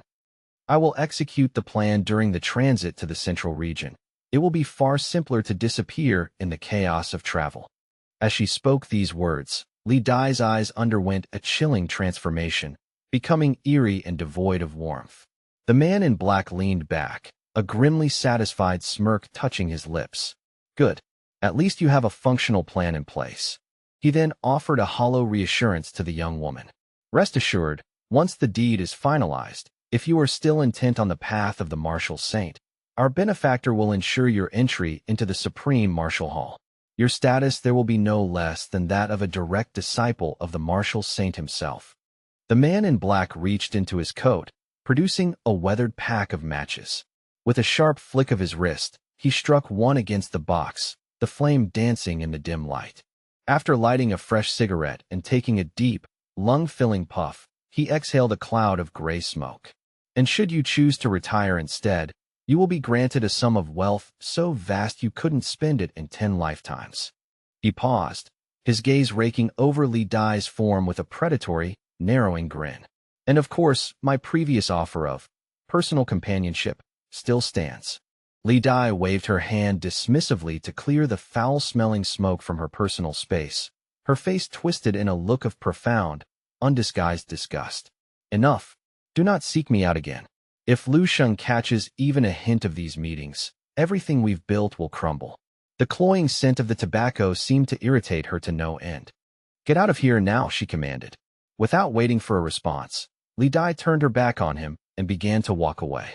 The middle-aged man watched her retreating figure, spitting a glob of phlegm onto the ground, his expression darkening as he muttered a venomous curse under his breath. "TCH, ungrateful brat. You think you can bite the hand that feeds you and still expect a peaceful death? You're delusional." With a final, hateful glance toward the estate, his form began to blur and dissolve, vanishing into a swirling cloud of eerie, unnatural black smoke that dissipated into the night air. Under the soft, silver glow of the rising moon, the narrow service road within the military compound stretched out in a tranquil silence. The evening was still, and the path was entirely devoid of any other passers-by or patrolling guards. Two figures, a man and a woman, strolled together in comfortable proximity, their presence blending seamlessly into the rare pocket of peace. The man wore a simple, well-fitted white shirt that emphasized his tall, athletic frame, while the woman beside him in her light purple dress looked like an ethereal vision from another realm. They walked in a companionable silence, both seemingly intent on savoring every fleeting second of this rare tranquility. A soft blush crept across the girl's face, her heart heavy with words she longed to say. She wanted to confess the depths of her feelings to the man beside her, but the sentences seemed to catch and stall in her throat. Ultimately, she could only steal fleeting glances at Lu Sheng, her eyes shimmering with a profound, unspoken affection that transcended words. Eventually, as they reached a quiet intersection that marked the boundary of her quarters, Dong Qingxue stopped, startled by how quickly the hours had vanished. "I've reached my destination," she said softly. Lu Sheng paused, a flicker of genuine regret crossing his handsome features as he nodded. "I see. Then I shall leave you here. Please, go on inside. I'll watch until you're safe." Dong Qingxue kept her head lowered for a moment, appearing to be locked in a deep internal struggle. Suddenly, she looked up, her voice tinged with a sudden, sharp anxiety. "Lu Sheng, the Eastern Military Region Martial Arts Tournament, is only a matter of days away now." Lu Sheng considered her words for a moment before responding with a knowing look. "I understand the root of your concern, Qingxue. I give you my word that I will not cause physical harm to Dong Xingyi," Lu Sheng stated, his tone hardening with a firm, unyielding resolve. "However, certain transgressions are too grave to be overlooked. Justice requires a significant price. I have declared my intention to sever his path in martial arts, and I fully intend to follow through on that promise." The young Lu Sheng tightened his hand into a powerful fist, his eyes turning as cold and sharp as winter ice. In truth, Dong Xingyi lacks the talent to ever reach level 9 in this lifetime. I am merely stripping away his delusions and forcing him to face that reality ahead of schedule. Dong Qingxue was momentarily stunned into silence. Though she couldn't fathom how Lu Sheng could be so certain of another's limits, or how he planned to neutralize a martial artist's power without inflicting injury, she saw the iron will in his gaze. She let out a long, weary sigh and nodded. "Very well. If your mind is made up, then do what you must." Before he could respond, she suddenly stepped forward, closing the distance and gripping the fabric of his shirt with trembling hands. Pressing her head against his chest, Dong Qingxue whispered with a fierce, desperate sincerity, "Regardless of the outcome, I will always, always stand by your side." Those final words seemed to require every ounce of courage she possessed. After the lingering echoes of their farewell faded, she pivoted with a sudden, hurried grace, her silhouette rapidly shrinking until she vanished into the distance. Lu Sheng remained motionless, his calm gaze anchored to the space where Dong Qingxue had just been, his heart replaying the resonance of her final words as a newfound softness began to thaw the habitual coldness in his eyes. The sheer absurdity of the situation struck him. He hadn't truly expected to successfully ensnare his own instructor in such a romantic entanglement. The young man reached up, a solitary finger tracing the contours of his own face as if to anchor himself to reality, doubting the validity of his senses because the turn of events felt far too magnificent to be real. Lu Sheng stood in a rare state of speechless wonder, grappling with an inexplicable, surging tide of accomplishment that swelled within his chest. Mid-reverie, a sharp realization pierced through Lu Sheng's thoughts, causing his expression to shift violently from triumph to grim dismay. The young man began to scratch at his head with frantic regret, the weight of a sudden oversight bearing down on his conscience. Wait, did I let a golden moment slip through my fingers? As the vivid memory of his passionate embrace and kiss with Dong Qingxue flashed behind his eyes, a wave of visceral heartbreak and missed opportunity washed over him. Lu Sheng tightened his hand into a white-knuckled fist, his resolve hardening even as he cursed his own hesitation. I bungled the climax. I failed to seize the ultimate advantage when the stars were aligned. I must be more decisive, more predatory, next time. Meanwhile, having retreated to the sanctuary of her home, Dong Qingxue padded across the floor on bare feet, having carelessly liberated herself from her high heels, leaving them discarded where they fell. She collapsed onto the bed, the relief palpable as the ache from hours of standing in formal footwear finally began to recede, though her thoughts remained anchored to the date, her face flushing with a recurring, heat-filled embarrassment. A full 30 minutes drifted by before Dong Qingxue managed to dampen the fires of her agitated spirit, her features finally smoothing into a mask of outward composure. Yet, beneath that calm exterior, a nagging sensation of incompleteness persisted, a lingering feeling that the evening's narrative had ended on an unresolved note. Driven by a sudden impulse of curiosity, she retrieved her smartphone and typed the keywords "second date" into the search engine with focused intent. The screen immediately populated with a cascade of advice columns and forum queries. What is the primary protocol for a girl's conduct? And is initiating a kiss on the second date considered overstepping? Alongside articles detailing the 10 archetypes of women men find irresistible and the appropriate timeline for meeting the family. Dong Qingxue's eyes widened in genuine shock at the sheer volume of information, a soft exclamation escaping her lips as she realized the labyrinthine complexity of modern dating etiquette. Simultaneously, in another part of the city, the young Lu Sheng had already transitioned his consciousness into the enigmatic dream space, where he found himself once again face-to-face with a familiar cadre of the Walking Dead. Deep into the silent watches of the night, Lu Sheng's tall, imposing figure sat in a meditative trance within the confines of the martial arts practice room. Having concluded his data extraction from the dream space, he prepared for the arduous task of manifesting the heaven and earth bridges, muttering to himself about the unexpected resistance he encountered. While the underlying theory, breaking the physical and spiritual shackles that bind a human soul, was elegantly simple, the actual execution proved to be a daunting cerebral and physical challenge.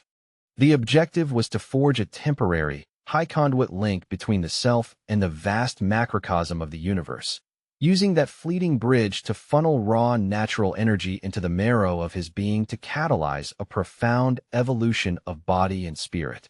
It was, in essence, a proactive pursuit of enlightenment, recognizing that while human potential has its ceiling, the energy of the universe is an infinite wellspring.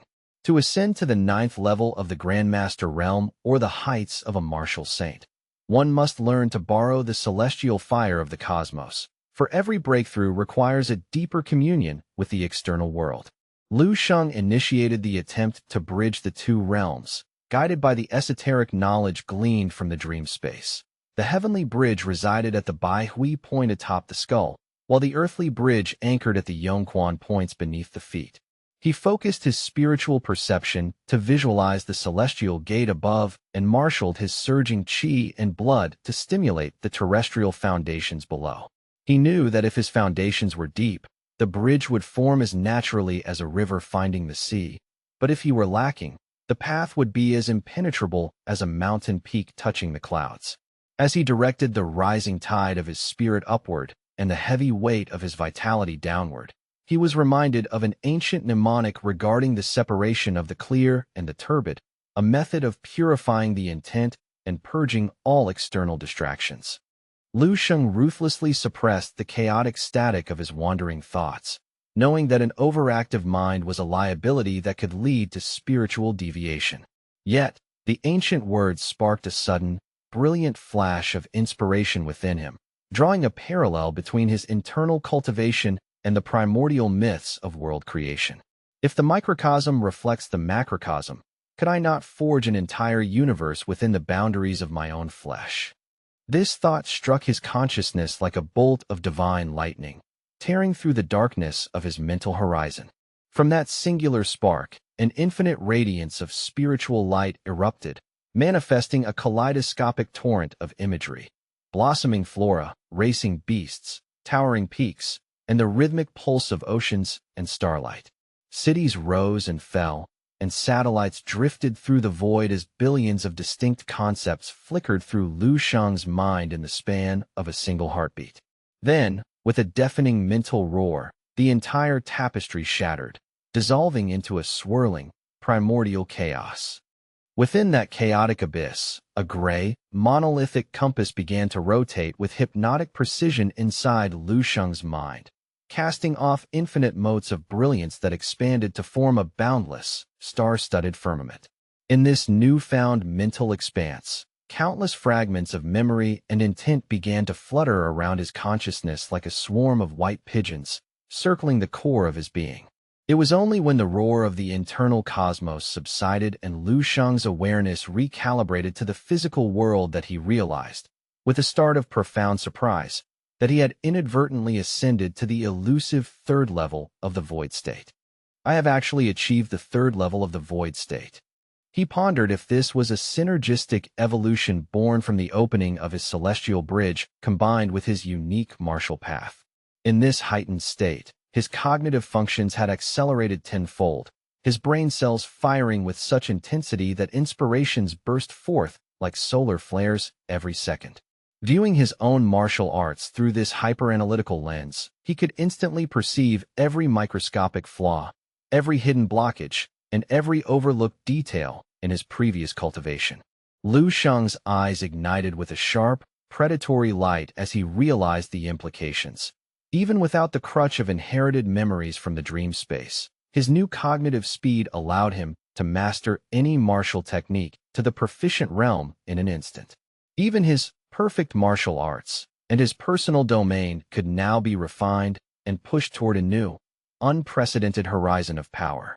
Had I possessed this level of insight during my previous life as a perfect martial saint, I would not have succumbed to simple exhaustion. He mused that with the third level of the void state, he might have glimpsed the dawn of the third form of his arts, and his command over elemental forces would have been exponentially more devastating. A realization struck him. His heavenly bridge was already wide open, functioning with terrifying efficiency. With this mental processing speed and a constant influx of energy, I can temper an undying cell in a mere 2 weeks. That's 24 cells in a single year. At this accelerated pace, he would amass 100 undying cells in less than 5 years, granting him the power to obliterate a martial saint with nothing more than a casual flick of his wrist.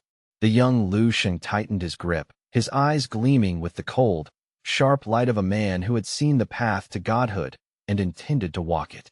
In the wider world, following the suppression of the Yahello riot, a deceptive period of calm had settled over the earth fissures guarded by the 12 war zones of the eastern military region, as if the very planet had entered a temporary slumber. As the frontline generals began to withdraw from the depths of the fissures, a major shift was occurring behind the scenes, the commencement of the Eastern Military Region's Grand Martial Arts Tournament.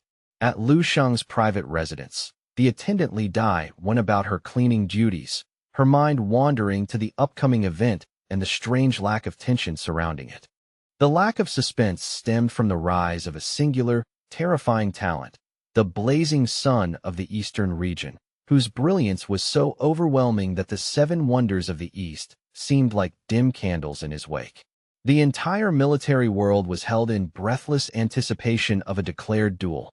Lu Sheng had vowed to shatter the martial path of Dong Xingyi, the heir to a transcendent martial saint. While Dong Xingyi was a genius in his own right, rising like a cold, silver moon over the hills, he was now on a collision course with the sun. This impending clash between the sun and the moon had become the focal point of all strategic discourse, a battle that promised to redefine the hierarchy of power. As the atmosphere reached a fever pitch, Lu Sheng finally emerged from his seclusion and descended the stairs. Li Dai immediately stopped her work, bowing with deep respect as she announced the arrival of the military transport sent to escort him to the tournament.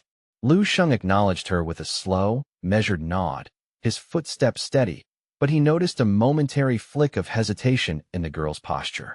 A peculiar, fleeting glint in her eyes didn't escape his sharpened senses, and when he turned his gaze fully upon her, Li Dai felt as though her soul was being weighed.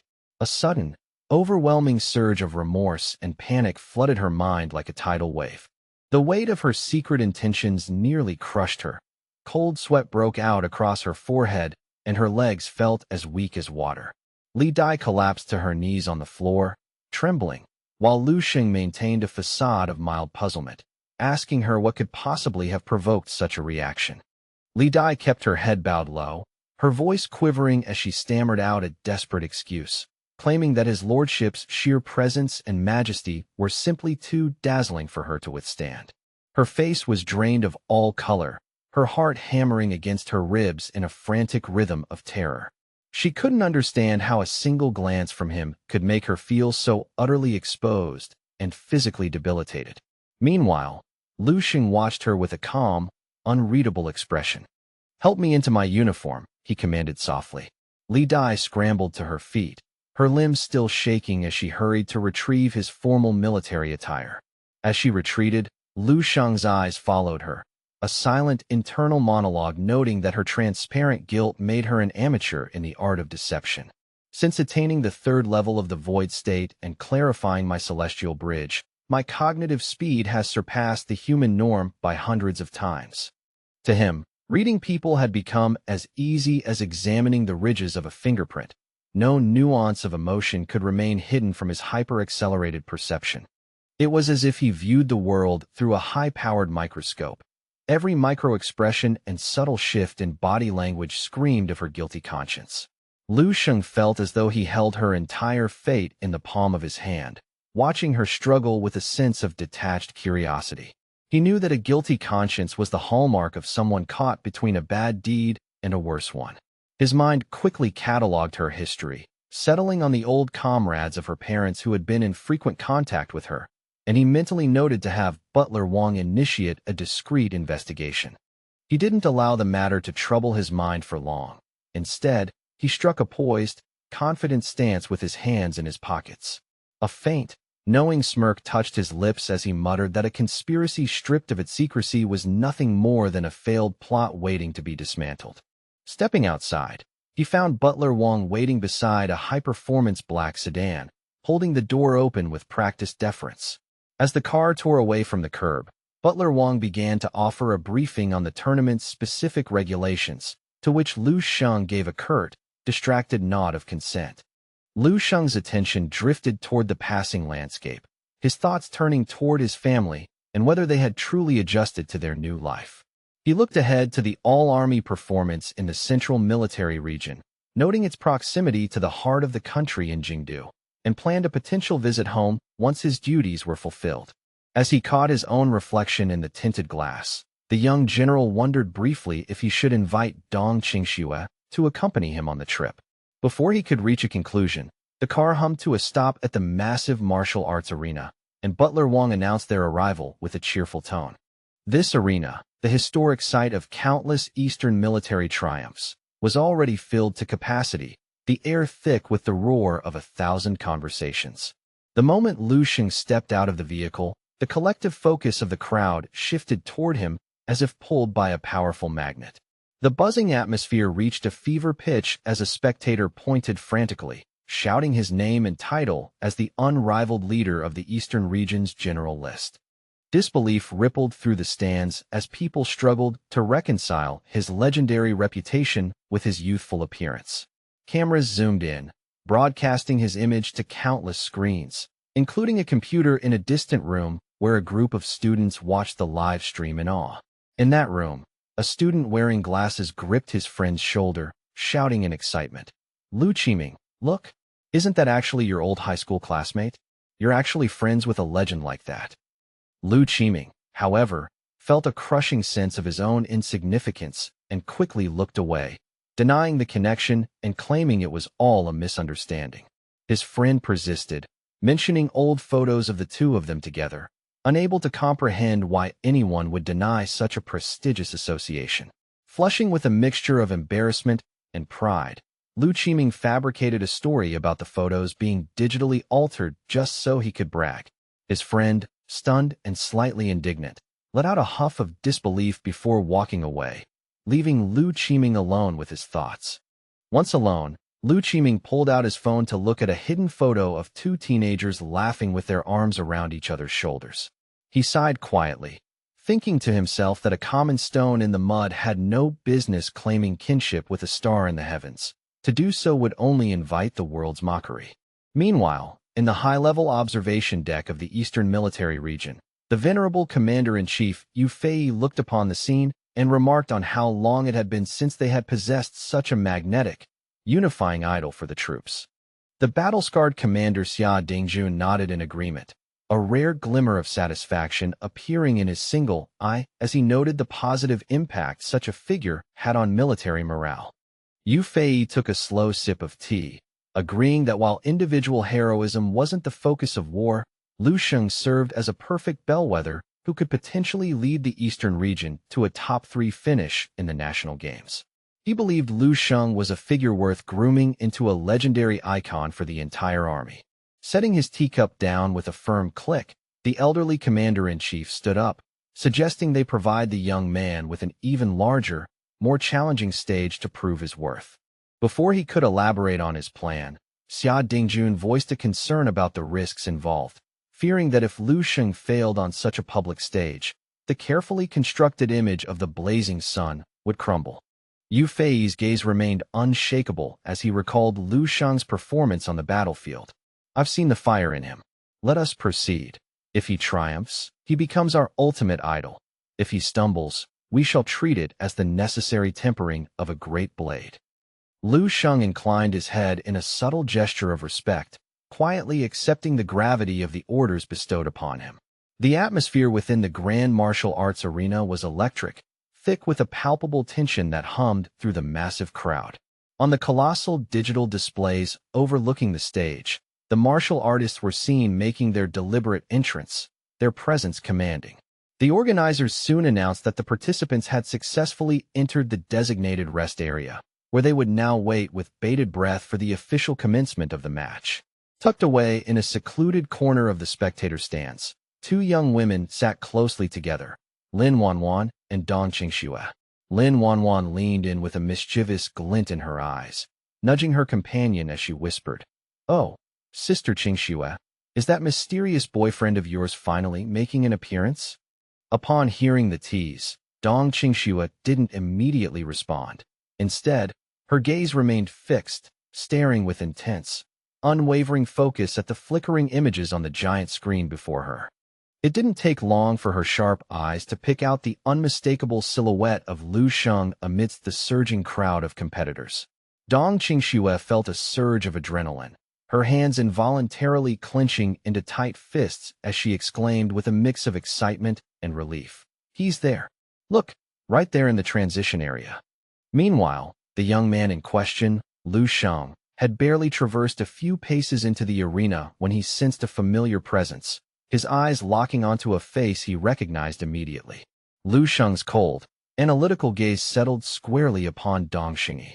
Today, Dong Xingyi was draped in a pristine, slate-gray martial arts uniform, the fabric appearing sturdy and high-grade. Embroidered prominently over the left side of his chest was the intricate and prestigious emblem of the Super Transcendence Martial Arts Gym, a mark of his elite status and the formidable institution that stood behind his training.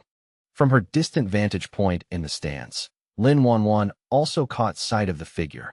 "It's senior brother Dong," she murmured, her voice tinged with a degree of awe. The aura radiating from Dong Xingyi was heavy and monolithic, possessing the immovable weight of an ancient mountain range. It was a suffocating pressure that instinctively compelled those around him to lower their heads and look up to him in silent acknowledgement of his overwhelming martial presence. Yet, if Dong Xingyi was a mountain, then Lu Sheng was the sun itself. When the sun ascends to the apex of the heavens, its brilliance ignores the petty heights of peaks, looking down upon the entire world with absolute radiance. In Lu Sheng's eyes, senior brother Dong was already a spent force, a hurdle long since cleared. Lu Sheng casually retracted his gaze, dismissing the man from his thoughts entirely. While Dong Xingyi was undeniably powerful by conventional standards, Lu Sheng had never once truly regarded him as a worthy rival on his path to the top. Observing the stadium erupt into thunderous cheers at the sight of the elite martial artists, the master of ceremonies stepped forward, his voice amplified to reach every corner of the facility. "Ladies and gentlemen, please, let us have order. We ask for silence as we invite our esteemed commander-in-chief and his high-ranking commanders to take the stage and share their words of wisdom for this momentous occasion." Leading the procession with a dignified stride was Commander-in-Chief Shi Hongxi, his presence commanding immediate respect, followed closely by a phalanx of top-tier military leaders. Lu Sheng watched the high-ranking officials with a contemplative expression, his mind working through the numbers. So, he muttered under his breath, these men represent the pinnacle of combat power for the major military regions. I wonder, does their actual combat effectiveness truly exceed the threshold of 50? If so, the gap is significant. I find myself perpetually existing within the state of the martial god now, the young man Lu Sheng mused, his thoughts drifting toward the unfathomable depths of his own potential. I truly wonder where my current combat power resides on their scale. If I were granted the chance to clash with them, perhaps I could finally use that data to calculate the terrifying true combat potential of a grade 9 martial saint. At that very moment, Lu Sheng was entertaining thoughts that were dangerously ambitious, bordering on the legendary. Shi Hongshi's voice boomed across the arena, snapping Lu Sheng out of his internal calculations and demanding his full attention. The commander-in-chief didn't mince words as he addressed the gathered masses. The foundational rules for this tournament have been decided, he announced with a sharp finality. This year, the engagement will be conducted as a total, unrestricted free-for-all. I assume the implications are clear to everyone present, Shi Hongxi continued, his eyes scanning the fighters. Once the signal is given, every participant will enter the arena simultaneously. From that moment, you are in a state of total war. You may target any opponent you see fit. Simply put, it is a chaotic, unfettered melee. You may strike whoever you wish or form temporary alliances to gang up on others. However, you must note, no weapons are permitted. Once you are brought down, you are out. The battle continues without pause until only one soul remains standing on the field. Lu Sheng blinked, a rare flicker of genuine confusion crossing his face as he absorbed the simplicity of the decree. He couldn't help but find the setup remarkably primitive. Was the military truly opting for such a simple and brutally direct method of elimination, stripped of all technical nuance in favor of raw, unadulterated survival? Lu Sheng leaned toward Butler Wang, seeking clarification. Butler Wang, he asked, has the tournament always adhered to such a chaotic format in previous years? It seems ripe for exploitation. What if someone decides to cheat? For instance, what's stopping a dozen mediocre fighters from being bribed to collectively target the strongest contender just to clear the path for a wealthy patron? Butler Wang looked at him with a mix of exasperation and disbelief. Did you truly not listen to a single word of the briefing I gave you during our drive here? Lu Sheng merely shrugged in a nonchalant response. I didn't hear a damn thing you said, Lu Sheng admitted bluntly. Sighing, Butler Wang lowered his voice to answer the young man's queries with practiced patience. The scenarios you're describing aren't considered cheating by the military standards. Teaming up is explicitly permitted under the rules of engagement. In this world, a person who can be easily dismantled by a group wasn't truly strong to begin with. After all, the ability to navigate politics and battlefield intelligence is considered a core component of one's overall strength. Furthermore, Butler Wang continued, the second scenario you mentioned is even more improbable. Even if a weakling somehow bought their way to the first-place podium, there would be an endless line of vengeful, unconvinced warriors waiting in the wings to challenge them the moment the tournament ends. The ultimate fate of someone who seizes a throne without the raw strength to command respect is always incredibly miserable and often very short-lived. After absorbing the explanation for a moment, Lu Sheng gave a slow, understanding nod. I see the logic now. Once you stand at the absolute peak, you must remain in a perpetual state of readiness to defend that position. Unless your personal power is so overwhelming that the very thought of challenging you inspires terror, someone will eventually come to reclaim the top spot. It makes sense. This first-place ranking is not just a ceremonial honor, but a continuous, grinding form of training. Shi Hongxi raised a hand, his voice dropping an octave as he added a final, chilling caveat. However, I must clarify that the specific rules for this particular military region tournament will differ slightly from our traditions. As he spoke, Shi Hongxi locked his piercing gaze directly onto Lu Sheng, who felt as though a giant, invisible question mark had just manifested above his head in response to the unexpected attention. What the hell else could they possibly add? Lu Sheng wondered, his instincts flaring. Shi Hongxi's next words shattered the silence like a thunderclap. I hereby declare that every single general participating in this tournament will form a unified front.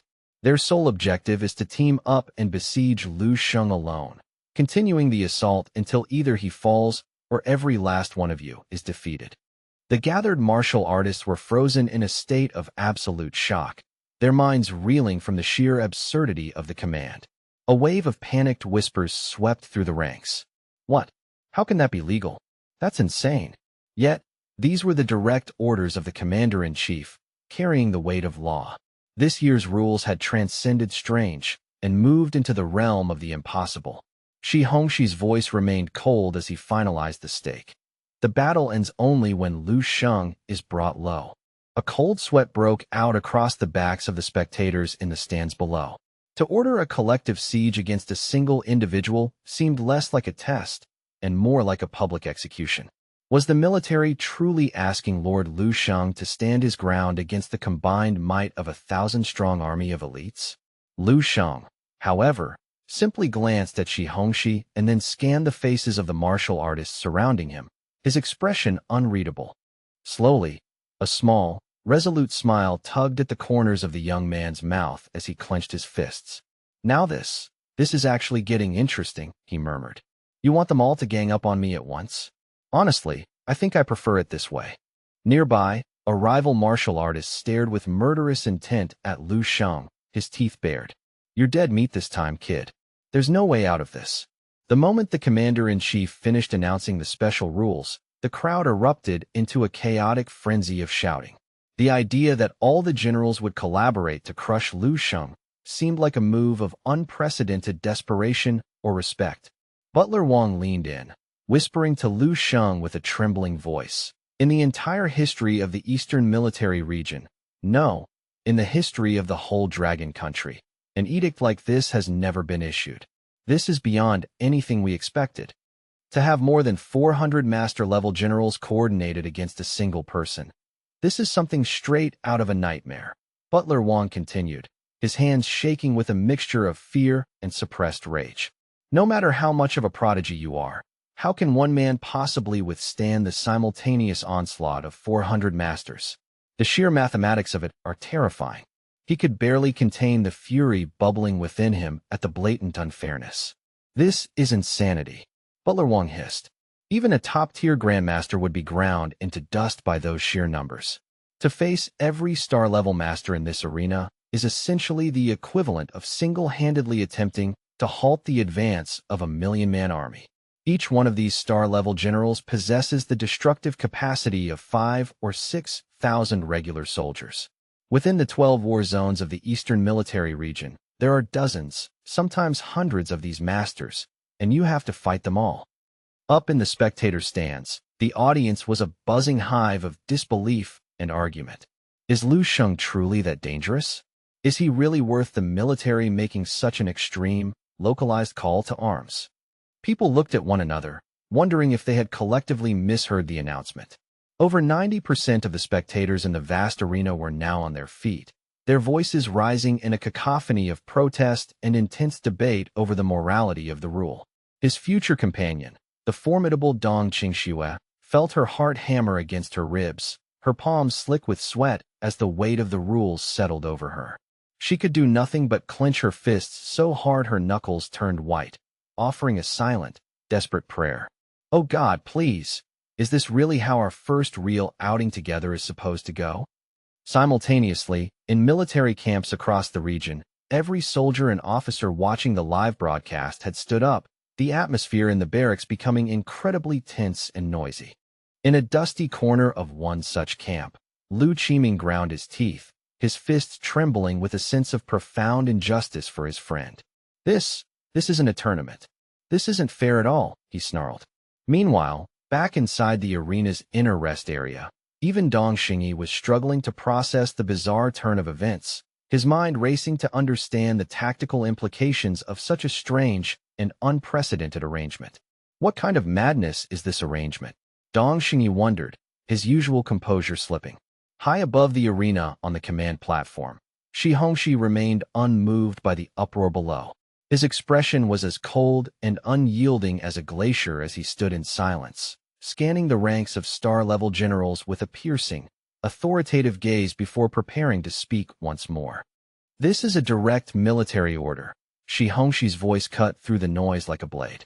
If any of you lack the courage to participate under these conditions, you are free to leave the field at any time. The chaos in the stands gradually began to subside, replaced by a heavy, complex silence. Every general's face was a mask of conflicting emotions, but they were forced to comply. None dared to openly question an order from the commander-in-chief. Shi Hongxi then looked down at Lu Sheng and asked, "Lieutenant General Lu Sheng, do you have any objections to these terms?" Shi Hongxi watched the young man closely, his eyes gleaming with a hidden, calculated intensity. "This is my way of attempting to secure a truly heaven-defying performance for Lu Sheng," he thought to himself. "Let us see if he possesses the iron will to accept and the divine strength to pull it off. If he succeeds today, he will soar straight into the highest reaches of the sky. For generations to come, the people of the Eastern Military Region will sing Lu Sheng's name, immortalizing this unprecedented martial performance in the annals of history." Suddenly, the sharpness in Shi Hongxi's gaze shifted slightly. "However," he mused, "if he lacks the capability to meet this challenge, then he is not the one we seek. He will simply remain a normal general, and we shall never speak of this potential again. If Lu Sheng cannot seize this earth-shattering opportunity laid before him, then there is nothing more to be said. It will become nothing more than a curious topic for tea-time gossip." At that moment, the eyes of thousands were locked onto Lu Sheng, awaiting his verdict. To the surprise of everyone, Lu Sheng began to chuckle, adopting a playfully arrogant tone as he replied, "This saint has absolutely no objections. To be honest, I was beginning to find this entire conference rather tedious and boring.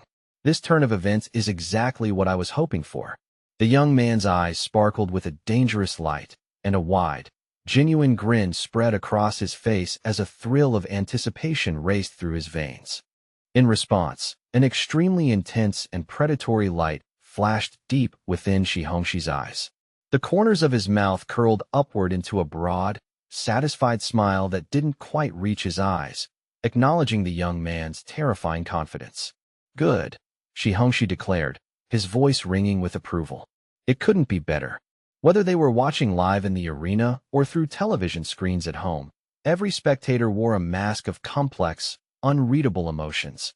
They had not expected Lu Sheng to accept such a suicidal challenge so readily. Regardless of the eventual outcome, the name Lu Sheng was now burned into their memories.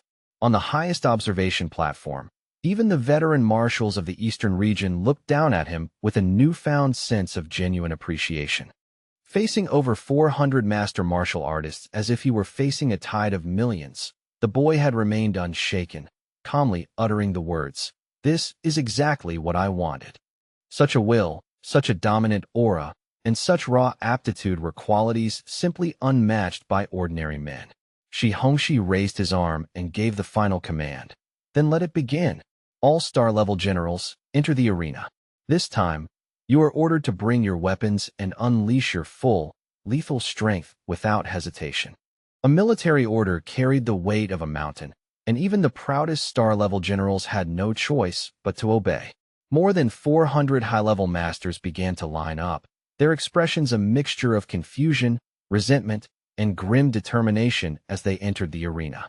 Even if they lived 1,000 years, they never would have imagined that they, as elite generals, would be forced to team up with 400 of their peers just to face a single young man. It felt less like a tournament match and more like a collective siege on a martial saint. The arena now felt like a dragon's den or a tiger's lair, yet the impossible was truly happening. The star-level masters filed into the martial arts arena one by one, each carrying their specialized cold weapons, swords, spears, and heavy halberds gleaming in the artificial light. Lu Sheng also began his walk toward the center of the field. Someone with exceptionally sharp eyes noticed a startling detail and shouted, "Wait, look at his hands." Lu Sheng is entering the arena completely barehanded. A wave of puzzlement and hushed questions rippled through the ranks of the generals. Lu Sheng took his place on the stage without a single piece of equipment, his posture relaxed and open. Had he simply forgotten his gear in the heat of the moment? Or was this a display of arrogance so profound it bordered on madness? Shi Hongxi noticed this as well, and, frowning slightly, projected his voice. Who among you volunteers to fetch a proper weapon for General Lu Sheng? Butler Wang immediately shot his hand into the air, eager to assist. I will go, he called out. There is no need, Lu Sheng interrupted, raising a hand in a casual signal to stop. The crowd watched him in stunned silence as he spoke with a chilling indifference that echoed through the stadium. If I were to actually use a weapon today, I fear that very few people standing in this arena would manage to survive the encounter. As the words left his lips, the young man flashed a sharp, wicked smile that sent shivers down the spines of those closest to him. I've decided, he continued, that I can manage just fine with my bare hands. Truly, if I were to draw a blade, the mortality rate here would be far too high for a mere demonstration. Lu Sheng's casual remark effectively silenced the noisy arena, the weight of his implication hanging heavy in the air. The generals who were still entering the arena froze in their tracks, turning as one to stare at him. The phrase, "If I use weapons, not many people here would survive," seemed to loop endlessly in their minds like a dark omen. There was no boastfulness in Lu Sheng's tone. His calm delivery made the statement feel like a simple, undeniable fact of nature. If anyone else had dared to utter such a thing, they would have been laughed off the stage, but coming from Lu Sheng, it felt disturbingly natural, as if he were simply stating the weather. Despite the chilling atmosphere, the pride of the Star Generals eventually won out, and a slow-burning fire of indignation began to consume them. Arrogant, beyond arrogant, they hissed under their breaths. What absolute big talk! Does he truly believe he can take on hundreds of us by himself without so much as a toothpick? High above, the old man Shi Hongxi was also momentarily stunned by the sheer audacity of Lu Sheng's words before a bark of laughter escaped him. This kid, he really isn't bad at all. The old commander-in-chief laughed heartily, his eyes bright with genuine amusement and respect. His words are so incredibly calm, yet they exude a sense of absolute certainty, a feeling that things should be exactly as he says they are. He leaned forward, gripping the railing of the platform. Now I'm actually starting to get a little excited to see what happens next. At that moment, the 400 star generals began to converge, surrounding Lu Sheng in a tightening circle of steel. Every single one of them was a martial Dao Grandmaster or higher, and their combined aura and killing intent created a scene of such overwhelming power that it defied description. The air itself seemed to thicken and warp. Ordinary people wouldn't have even been able to approach the arena without their internal organs being ruptured by the pressure.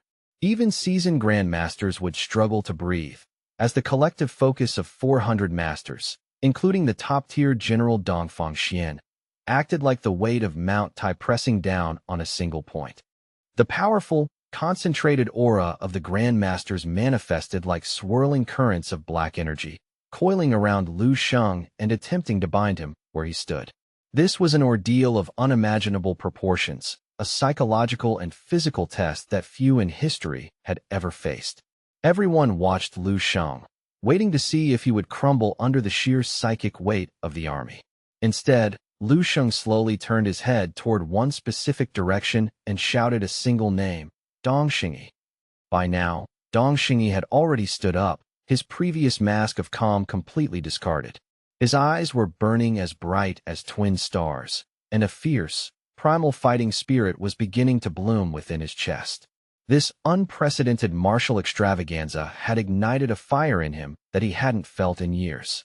Dong Xingyi opened his mouth, his voice resonant as he replied, "Speak." The aura radiating from Dong Xingyi had also surged, making him look like a colossal, ancient monster waking from a long slumber. The young man, Lu Sheng, raised a confident finger and pointed directly at his rival. "In a moment, you must make sure to keep your eyes open and watch very carefully," he commanded. As he gestured, the light surrounding Lu Sheng began to shift and warp, reacting to his internal energy. He looked like a miniature sun beginning to dominate the spectrum of light. "Watch closely," he repeated, "as I personally cut off your path of martial arts today." He began to walk, taking it step by deliberate step. As soon as he finished speaking, the aura emanating from Lu Sheng reached a terrifying, blinding peak. He was like a blazing sun rising from the horizon, entering the martial arena with an unstoppable, domineering attitude that brooked no resistance. The great sun had arrived. Boom. Like a massive boulder dropped into a still pond, the overwhelming pressure created by the 400 grandmasters was instantly shattered by the impact of Lu Sheng's first movement. It looked as if a great mountain had been struck and pulverized by a falling meteorite. In that instant, Lu Sheng seemed to transform, taking on the terrifying presence of a demon king. He continued his advance with his hands casually tucked into his pockets, his eyes glowing with a fierce, fiery intensity. "Dongxingyi, I told you to watch carefully," he called out. "This is how I sever your martial path."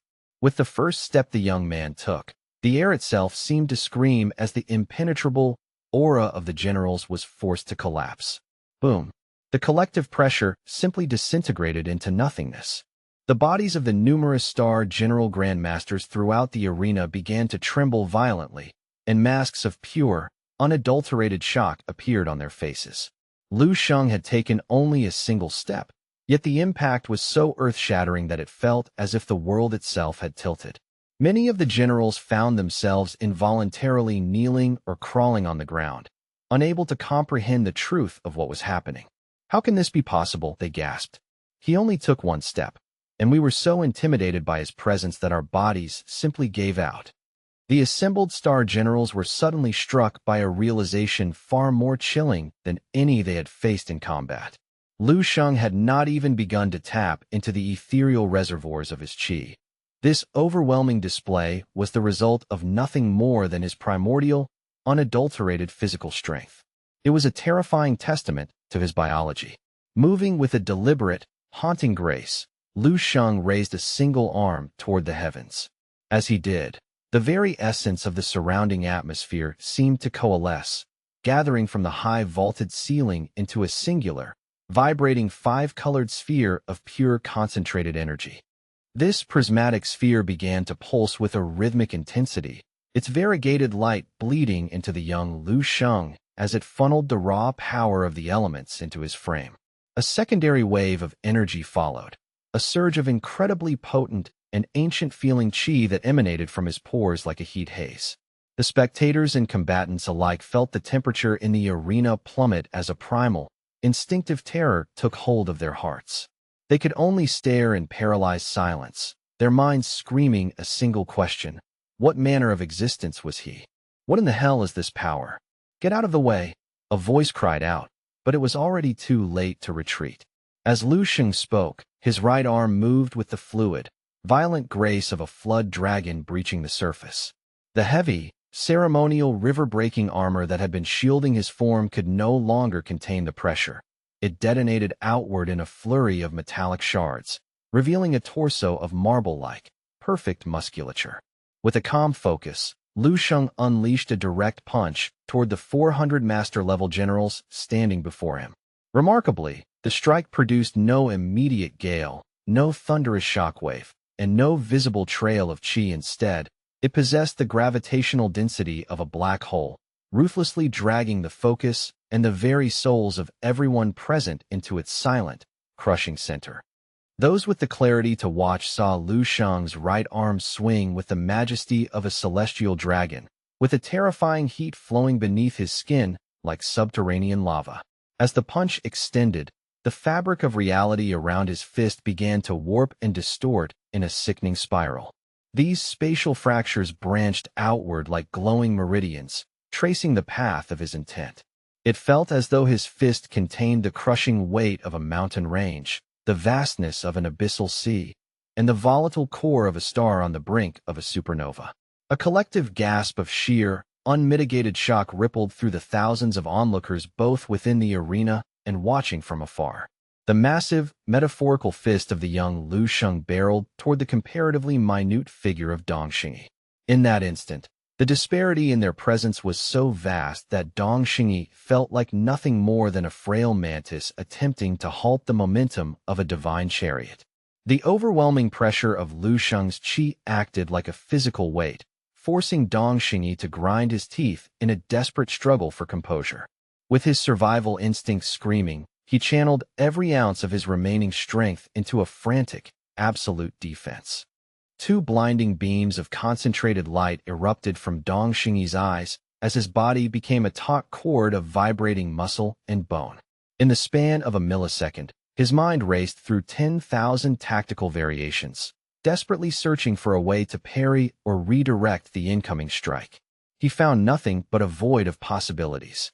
It's pure physical power, someone from the sidelines bellowed, their voice cracking with disbelief as they recognized the absence of complex technique in favor of raw, cosmic force. At that precise moment, the kinetic energy of Lu Sheng's punch was fully liberated. Dong Xingyi's mind buckled under the paradox. Could this truly be the result of mere physical training? The power had been compressed to a singular, infinitesimal point, and upon its eruption, it remained eerily silent, a great, voiceless terror lurking in the stillness. Displaced air rippled outward from the impact zone in stacked white clouds, resembling a fortress of vapor. Though the punch appeared to move with a stately, slow-motion grace, it had actually shattered the sound barrier countless times over. The naked eye could only track the distorted shockwaves as they tore through the atmosphere, forming an invisible, predatory dragon that lunged at the opposition. As Lu Sheng initiated his strike, the generals in his path reflexively projected their individual force fields. Their collective master-level chi, a roiling tide of brilliant white energy, converged into a monolithic defensive wall. Reinforced by their overlapping martial domains, this barrier was easily 100 times more resilient than solid steel or enchanted copper. Under normal circumstances, such a fortification could have halted a 200-meter-long armored train traveling at full velocity without so much as a tremor. Yet, against that invisible, draconic shockwave, the solid white wall was reduced to the structural integrity of wet parchment, tearing asunder with a violent, resounding bang. The lead generals immediately paled as the shockwave bypassed their defenses, their bodies being tossed aside like ragdolls or discarded scarecrows. For those watching, only one phrase could accurately describe the carnage: an unstoppable force of nature crushing everything in its path. The generals in the rear, seeing their peers' absolute failure, scrambled to dodge to the left and right. The invisible wave did not dissipate. After obliterating the front line, it continued its relentless charge toward the masters who had already been humbled. Dong Xingyi could only watch in horror as the wave approached, his master-level force field shattering upon the mere suggestion of contact. High in the VIP stands, the elder generals watched with eyes full of a new emotion. They were no longer looking at a student or a subordinate, but at a monster in human skin. Shi Hongxi, the commander-in-chief, could only mutter, "Unreasonable. This is completely unreasonable. How can a single physical punch defy the very laws of martial arts?" Lu Sheng surveyed the devastation he had wrought, a slight, satisfied smile playing across his lips.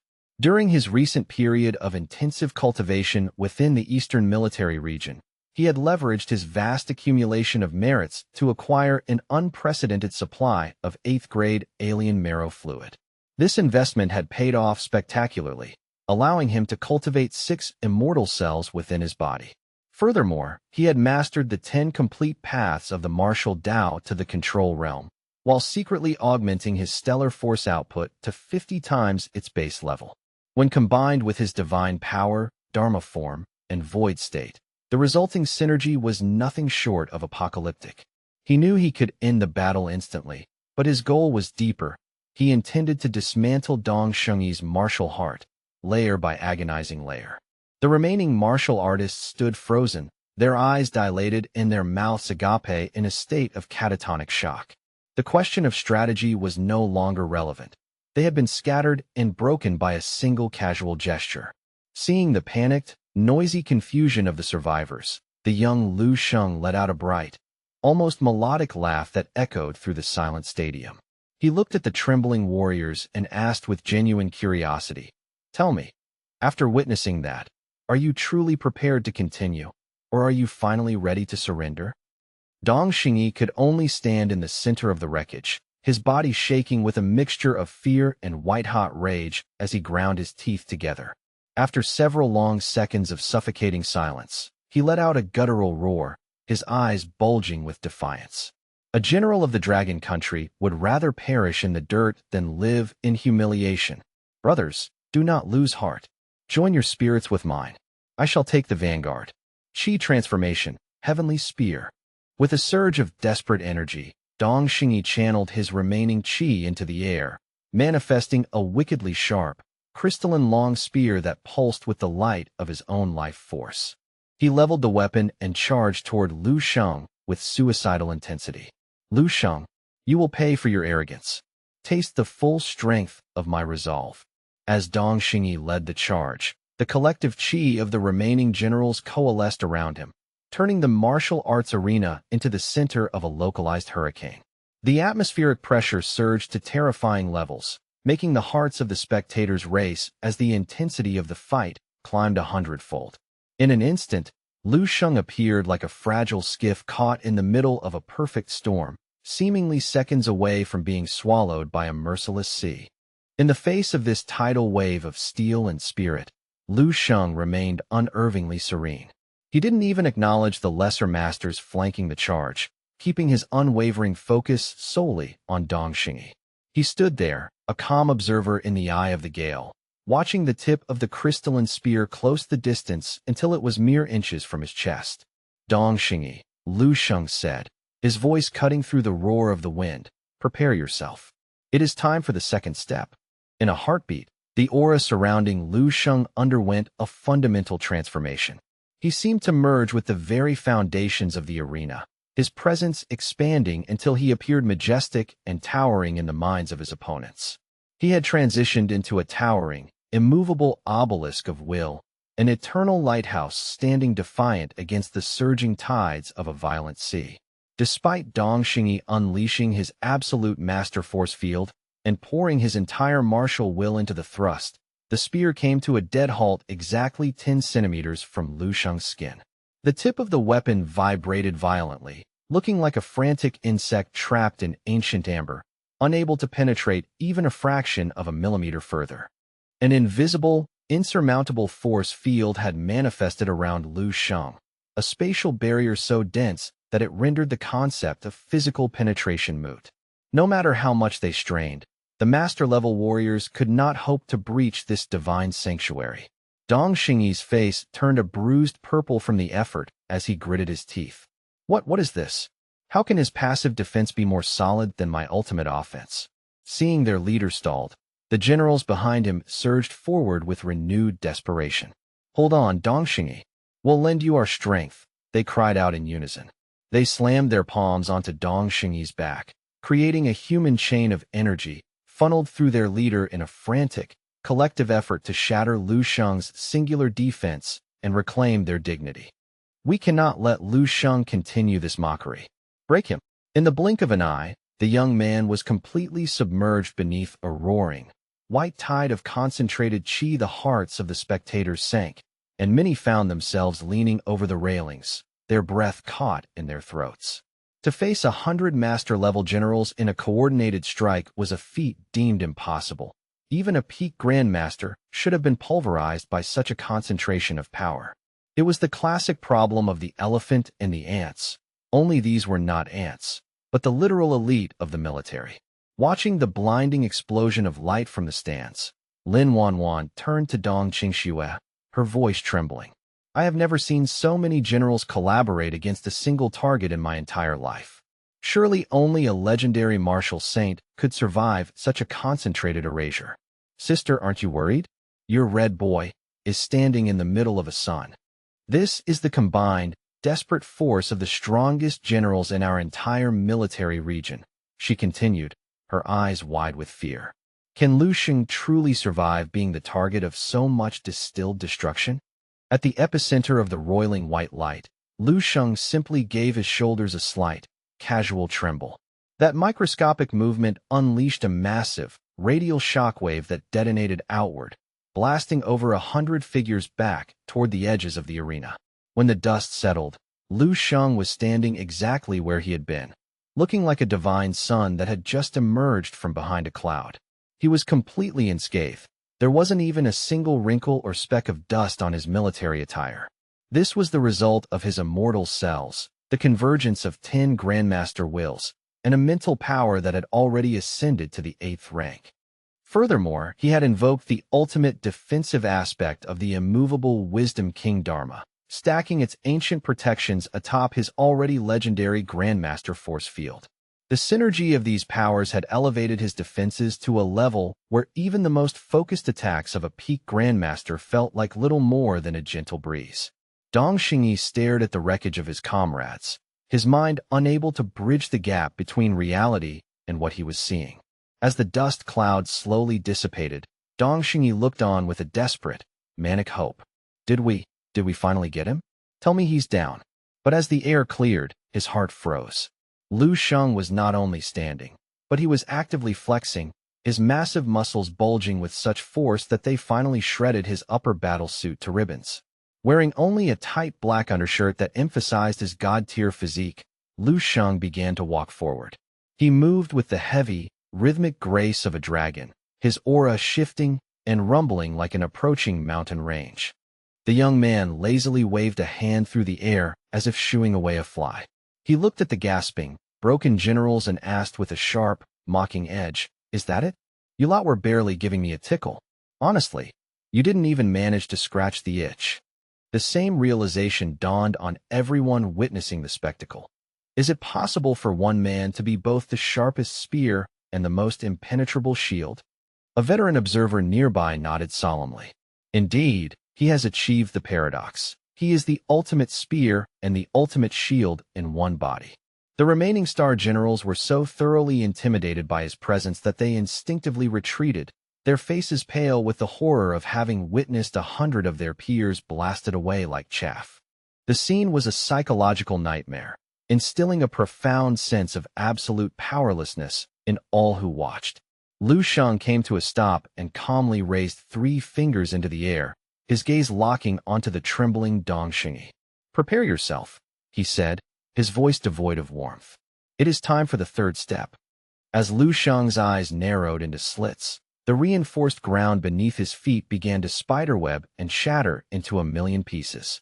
A towering, devilish silhouette of the young man manifested behind him, its presence warping the surrounding gravity and force fields into a chaotic vortex.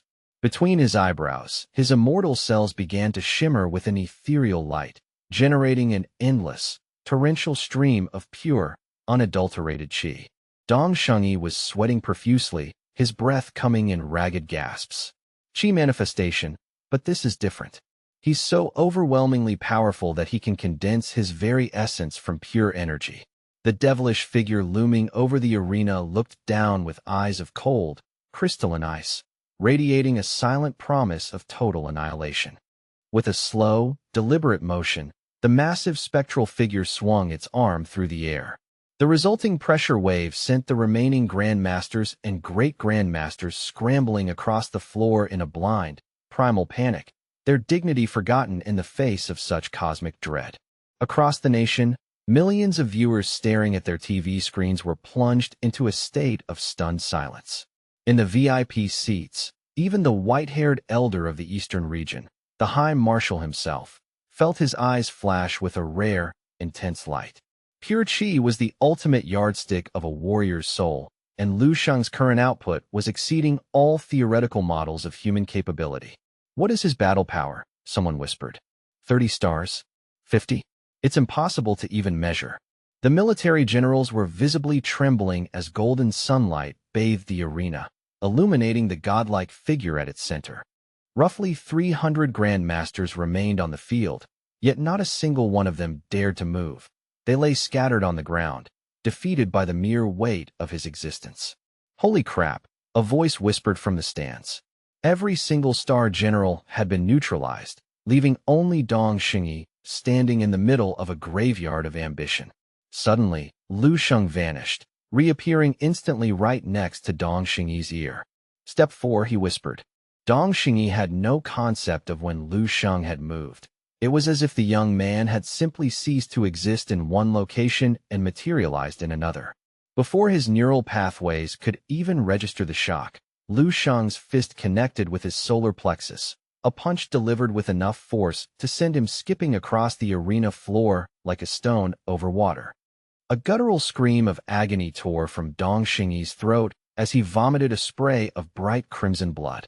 He tumbled across the stone tiles, eventually collapsing into a heap, clutching his midsection and sobbing in broken, high-pitched gasps of pain. With one hand casually tucked into his pocket, the young Lu Sheng swaggered over to the broken man.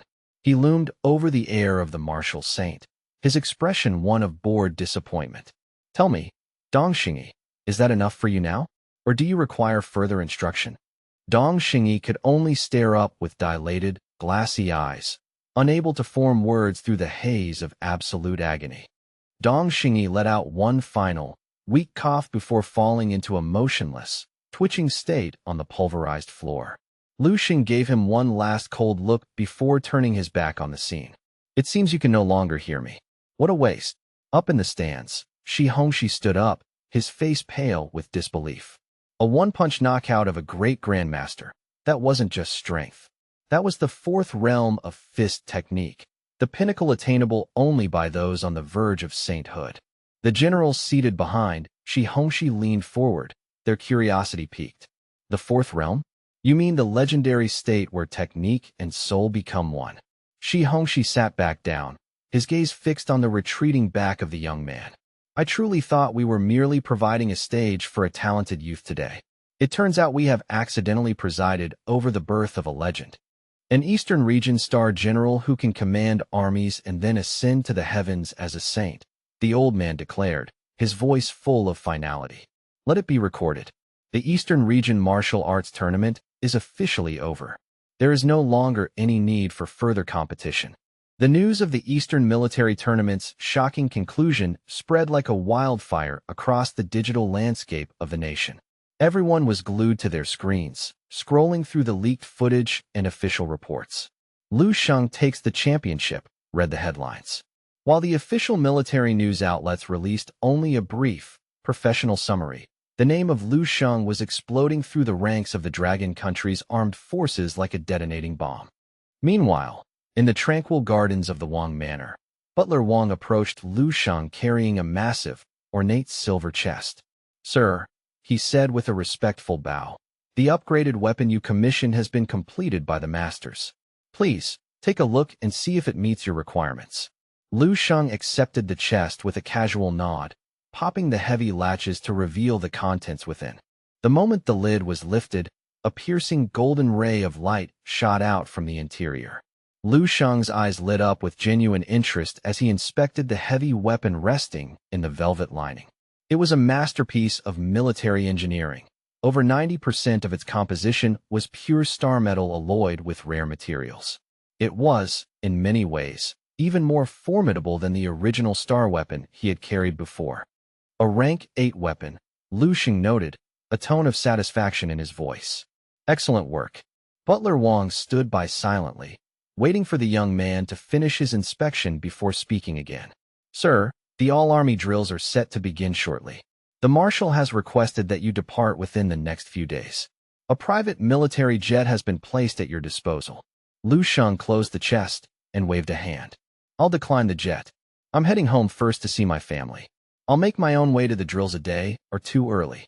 "Understood, sir," Butler Wang replied, bowing deeply. "I shall make the necessary arrangements. I won't disturb your peace any further."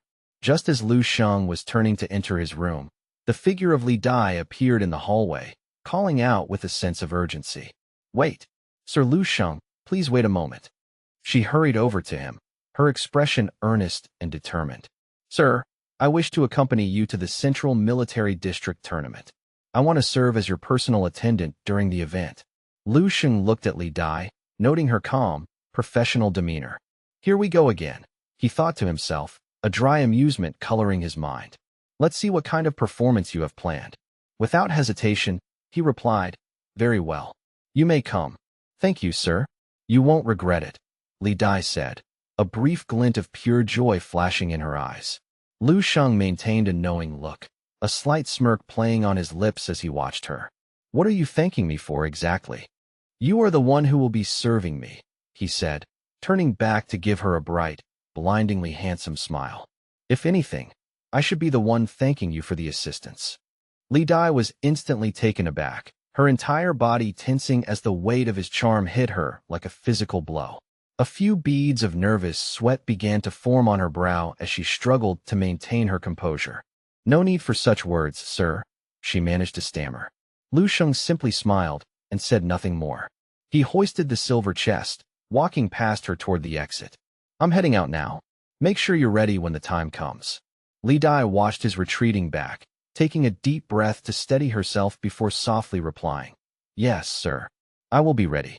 The late afternoon sun cast long, amber shadows as two figures strolled down a secluded, tree-lined path within the military district. Lu Sheng walked in comfortable silence, his hand firmly interlaced with Dong Qingshue's. He had grown significantly since their first meeting, now standing a full head taller than her. Dong Qingshue's silhouette was stunning, her proportions perfected by years of elite training. Together, they looked like a scene pulled directly from a high-budget manga, a match truly made in the heavens. I'm heading home before the all-military district drills start, Lu Sheng said casually. Would you like to come with me and meet my family? Dong Qingxue stopped walking, standing still for a moment before she gave a gentle, melancholic shake of her head. I don't think I can, Lu Sheng. Because you effectively shattered Dong Shengyi's cultivation. My family has been notified, and the fallout is something I have to go back and handle personally. The truth was that Dong Xingyi had been utterly destroyed. As the chosen heir of a martial saint and a prodigy hidden for decades, he was supposed to be the one to test the limits of the world. Instead, Lu Sheng had unceremoniously ended his future. Do you need me to go back with you? Lu Sheng asked, his voice softening. Deep down, he knew that Dong Xingyi's downfall was a necessary correction. The man had been far too arrogant, believing himself a god without ever checking if his strength could actually bear the weight of such a title. Lu Sheng continued to articulate his philosophy, breaking down the cold reality of the martial world for Dong Qingxue. Even if he had managed to evade a confrontation with me, the gears of fate would have eventually ground him against someone even more formidable. In such a clash, he would have likely forfeited his life rather than just his fragile pride. By dismantling his current path now, I have given him a painful but necessary reprieve. If he possesses the true resolve to seek out a new way to rebuild his foundation, he might actually emerge from this shadow as a more balanced warrior. Dong Qingxue remained silent, her expression deep in thought as she processed his words. After a long moment, she looked up and sighed. To be honest, the depths of your reasoning elude me, but I will ensure your message is delivered to him exactly as you've stated. Lu Sheng nodded in acknowledgement. Then a flicker of remembrance crossed his features as he scratched his head with a light, self-deprecating laugh. That reminds me, I might very well cross paths with your brother, Dong Patian, during the upcoming drills. You should probably send word to him ahead of time. Otherwise, he might find himself in the same predicament as Dong Xingyi, weeping in some forgotten corner of the arena. Dong Qingxue instinctively opened her mouth to mount a defense of her brother's prowess, but the memory of Lu Sheng's overwhelming, godlike power suddenly surged in her mind. She swallowed her objections and offered a reluctant, solemn nod. Fine, I will warn him, she murmured, her heart heavy with the realization that Lu Sheng's strength might actually exceed even her brother's vaunted reputation. Without warning, Lu Sheng reached out and pulled Dong Qingxue into a fierce, unwavering embrace. He held her with such intensity it felt as if he were clutching his entire world to his chest, shielding her from the uncertainties of the future. The weight of his presence was monolithic, a silent promise of protection and permanence. In the biting desolation of the freezing winter, their shared affection blazed like an unquenchable pyre, melting away the crystalline frost that clung to the air. Dong Qingxue snuggled deeply into the sanctuary of Lu Sheng's powerful arms, the rhythmic, steady thumping of his heart echoing against her own. In that fleeting moment, the formidable instructor felt small and fragile, yet she was enveloped in a profound sense of absolute security and radiant happiness. A rare, genuine smile illuminated her face, and her eyes sparkled with a joy that could rival the brightest stars. The moment of intimacy passed as Lu Sheng eventually boarded the high-speed train destined for his hometown. As he entered the carriage, the elite train attendants recognized his rank and prestige immediately, their professional composure nearly shattered as they scrambled to provide service. Greetings, Commander Lu Sheng.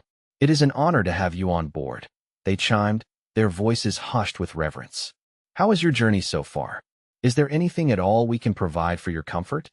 Lu Sheng offered a pleasant, relaxed smile and replied, "I am perfectly fine. Please, proceed with your duties as usual." The stunning attendants stationed at the doorway couldn't contain their excitement once he passed, nearly jumping in place as their eyes virtually transformed into shimmering hearts. "Oh my God, the commander is absolutely breathtaking," one whispered, fanning her flushed face. Another leaned in, her voice thick with admiration. "He's so incredibly handsome and so young. Standing there in his uniform, he looks exactly like those legendary young generals you only ever see in high-budget manga or epic cinema. He's truly a living legend." The attendants continued to shower Lu Sheng with whispered praises, their gossip flowing like a rapid stream. "I always knew the military hoarded all the top-tier specimens," one remarked with a sigh. "The truly beautiful ones dedicate themselves to rigorous training and battle, while those who can't cut it just become celebrities. But look at his status. It's absolutely astronomical. I heard rumors that his clearance is even higher than that seasoned general we served last month. The Railway Bureau even cleared this specific express route just to accommodate his return to Baiha City." Despite the biting winter chill, the attendants in their sleek, short uniforms seemed oblivious to the cold as they stood in the vestibule, their minds entirely preoccupied with the young commander. The particular attendant whom Lu Sheng had smiled at was so overwhelmed that her face remained a vivid shade of crimson, her eyes clouded with starry-eyed fantasies. More than 10 specialized staff members were dedicated solely to Lu Sheng's carriage, a testament to his rising influence.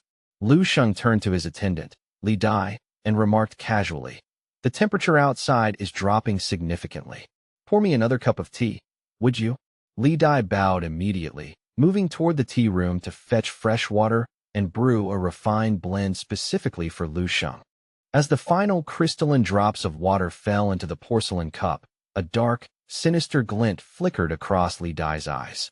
Her internal resolve was fracturing, her body drenched in a cold, viscous sweat as she struggled with the magnitude of her betrayal.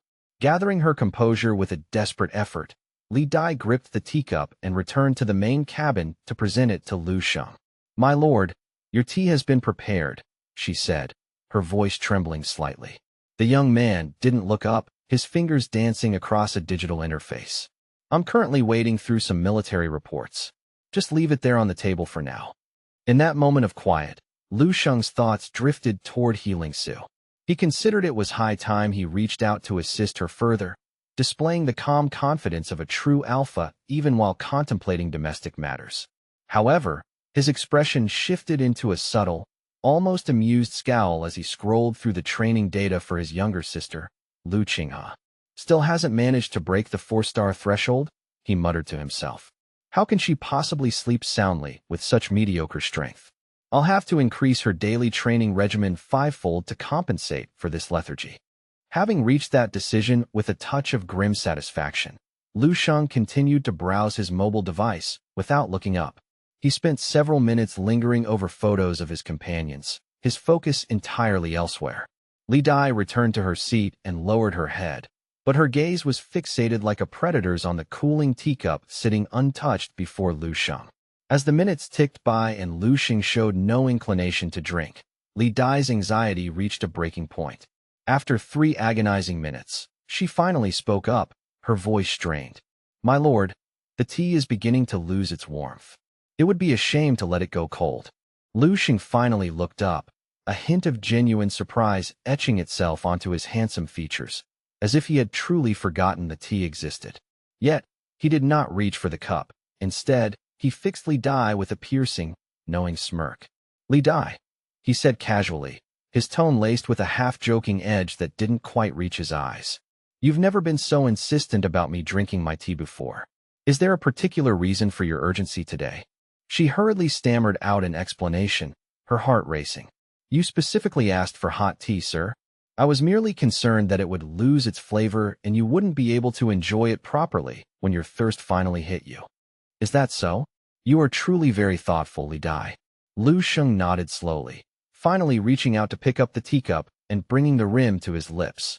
Li Dai's eyes were wide, tracking his every movement with a morbid fascination. Once he swallows it, my mission will finally be over, she thought, her breath hitching. She watched his lips press against the porcelain, her focus narrowing until the rest of the world faded away. As she saw his Adam's apple move in a steady swallow, her heart finally uncoiled from its frantic rhythm, returning to a deceptive, hollow calm. Lu Sheng lowered the teacup, a look of pleasant satisfaction on his face. Remarkable, Li Dai. This blend is significantly better than any you have prepared for me previously. A wave of profound relief washed over Li Dai as she bowed deeply. It brings me great peace to know you enjoy it, my lord, she replied, her voice now steady with the weight of her deed. She moved to excuse herself, saying, I shall head to the restroom for a brief moment. Please summon me immediately should you require anything else. Lu Sheng offered a casual nod, and Li Dai hurried toward the end of the carriage, collapsing against the wall once she was out of sight, exhaling a long, shuddering sigh of relief. Her eyes narrowed, the sinister expression returning to her face as she muttered to the empty air, Finally, my mission is complete. The burden is lifted. This was no ordinary toxin. It was a refined genetic poison extracted from a level 9 exotic beast. Even a powerhouse at the peak of the Grandmaster level wouldn't be able to withstand its corrosive effects for more than a single minute. While it might not possess the raw lethality to instantly kill a level 9 martial saint, it was designed to catastrophically ravage their internal vitality, leaving them with incurable, debilitating injuries that would haunt them for the rest of their natural life. Images of the shadowy handler who had assigned her this grim task flashed through Li Dai's mind like a fever dream. Each step she took now felt lighter, the weight of her previous life falling away. Just one more minute of waiting, she whispered to herself, and I will be completely free. I can finally escape the suffocating grip of the military, leave this humble and boring existence behind, and vanish to a new place where no one knows my name. I will start an entirely new life, she mused, her mood soaring into a state of manic cheerfulness. She watched the winter landscape flash past the carriage window, imagining herself as a bird of prey finally breaking free from its cage to soar through the vast, open sky. Finally, Li Dai reached the heavy door at the end of the carriage, her hand reaching out to grasp the cold metallic handle. The moment her skin made contact with the handle, a sudden, searing agony erupted from her palm, spreading through her arm like liquid fire. What is this? What's happening to me? Li Dai screamed in pure terror as a thick, acrid puff of black gas began to seep out from the pores of her hand. Then, cutting through her panic like a shard of ice, Lu Sheng's calm, melodic voice rang out from directly behind her. It's a fascinating sensation, isn't it? This is what I call a mental illusion, a little technique I've been refining lately.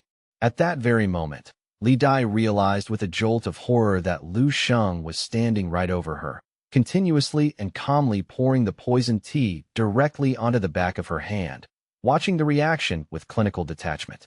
In an instant, an abyssal horror surged from the depths of Li Dai's soul, paralyzing her limbs and making her scalp tingle with 1,000 needles of fear. "And my lord," she gasped, a massive wave of despair crashing over her. Realizing the futility of her position, Li Dai collapsed to the floor and began to kowtow frantically, her forehead striking the carpeted ground. "My lord's martial arts are truly divine. This lowly one has had her horizons broadened today beyond all imagining."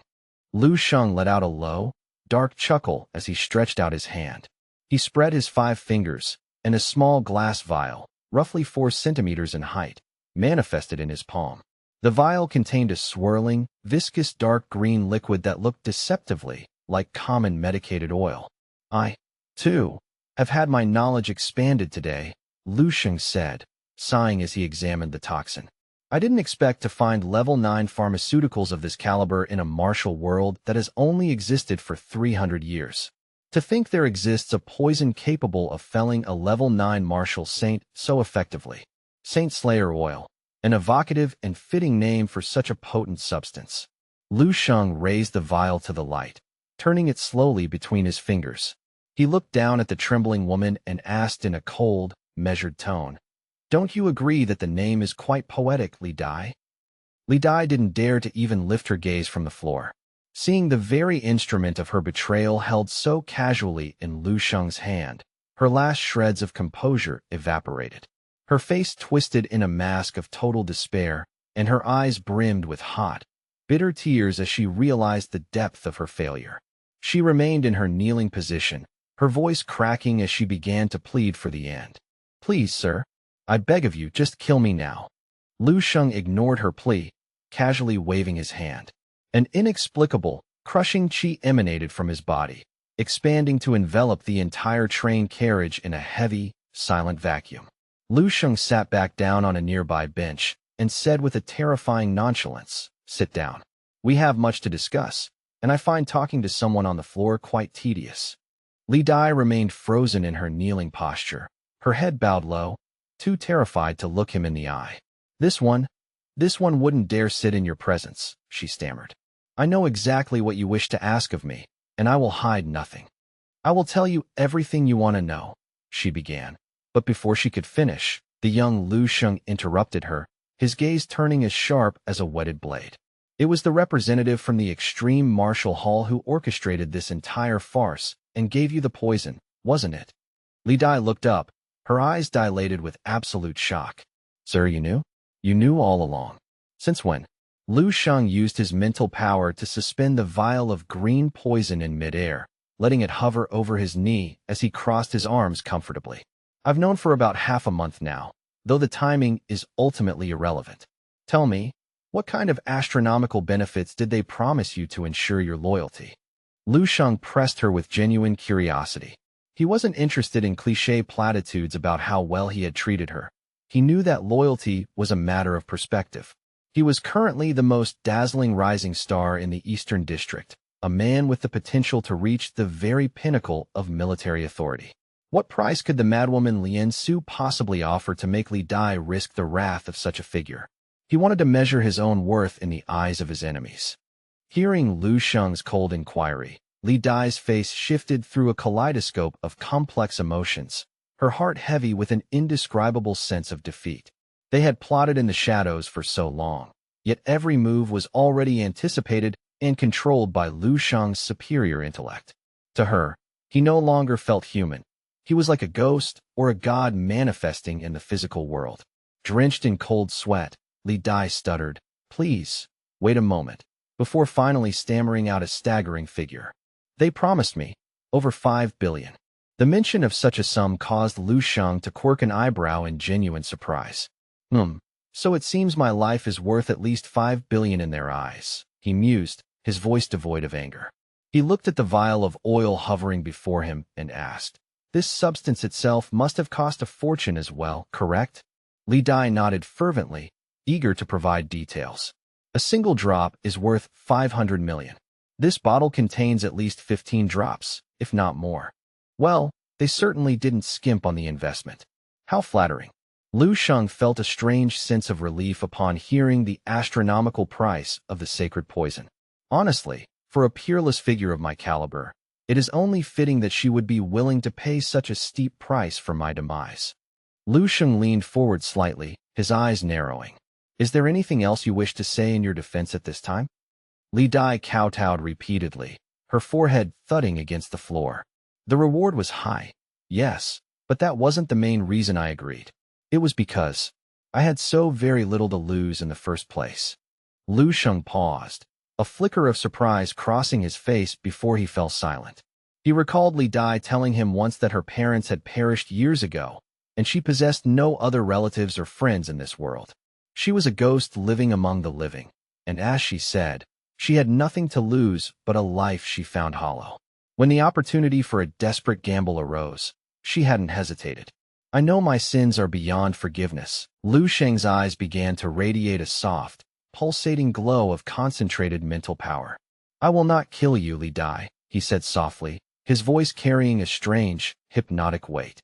"Nor will I surrender you to the military's judgment. Instead, I require you to perform a specific task for me, an act of genuine atonement for the mistakes you have made." Li Dai looked up, her expression one of utter disbelief. "Yes, my lord. It shall be done." A short while later, the mournful, piercing blast of the train's whistle echoed through the air as the massive machine slowly groaned into the station. The head stewardess, flanked by 8 other elite staff members of exceptional grace and beauty, stood at the station entrance, lined up in 2 perfectly symmetrical rows to welcome the arriving dignitary. A strikingly handsome youth dressed in a pristine military uniform stepped out of the carriage and onto the platform. Hidden among the bustling crowd was a man dressed in nondescript black attire, the very handler who had given Li Dai her orders. He gnashed his teeth in a fit of impotent fury as he watched Lu Sheng walk leisurely away from the train, looking completely unharmed. Damn it all. How is that brat still drawing breath? The middle-aged man turned his venomous gaze toward Li Dai, who had followed behind. Li Dai? What the hell happened in there? Why isn't he dead? How can he still be alive after all this? He hissed. Li Dai kept her head bowed, her voice devoid of emotion as she replied, I simply didn't find a suitable opportunity to administer the dose without being detected. The middle-aged man's brow furrowed in annoyance. Then why did you summon me here? Why aren't you still following him? Li Dai looked up then, her gaze icy and final as she spoke a short, chilling sentence. Because my master told me that I should help you do something important today. We are going to die together. Before the man could process her words, Li Dai lunged forward, locking him in a desperate, iron hug and throwing their combined weight over the edge of the platform onto the high-speed rail tracks.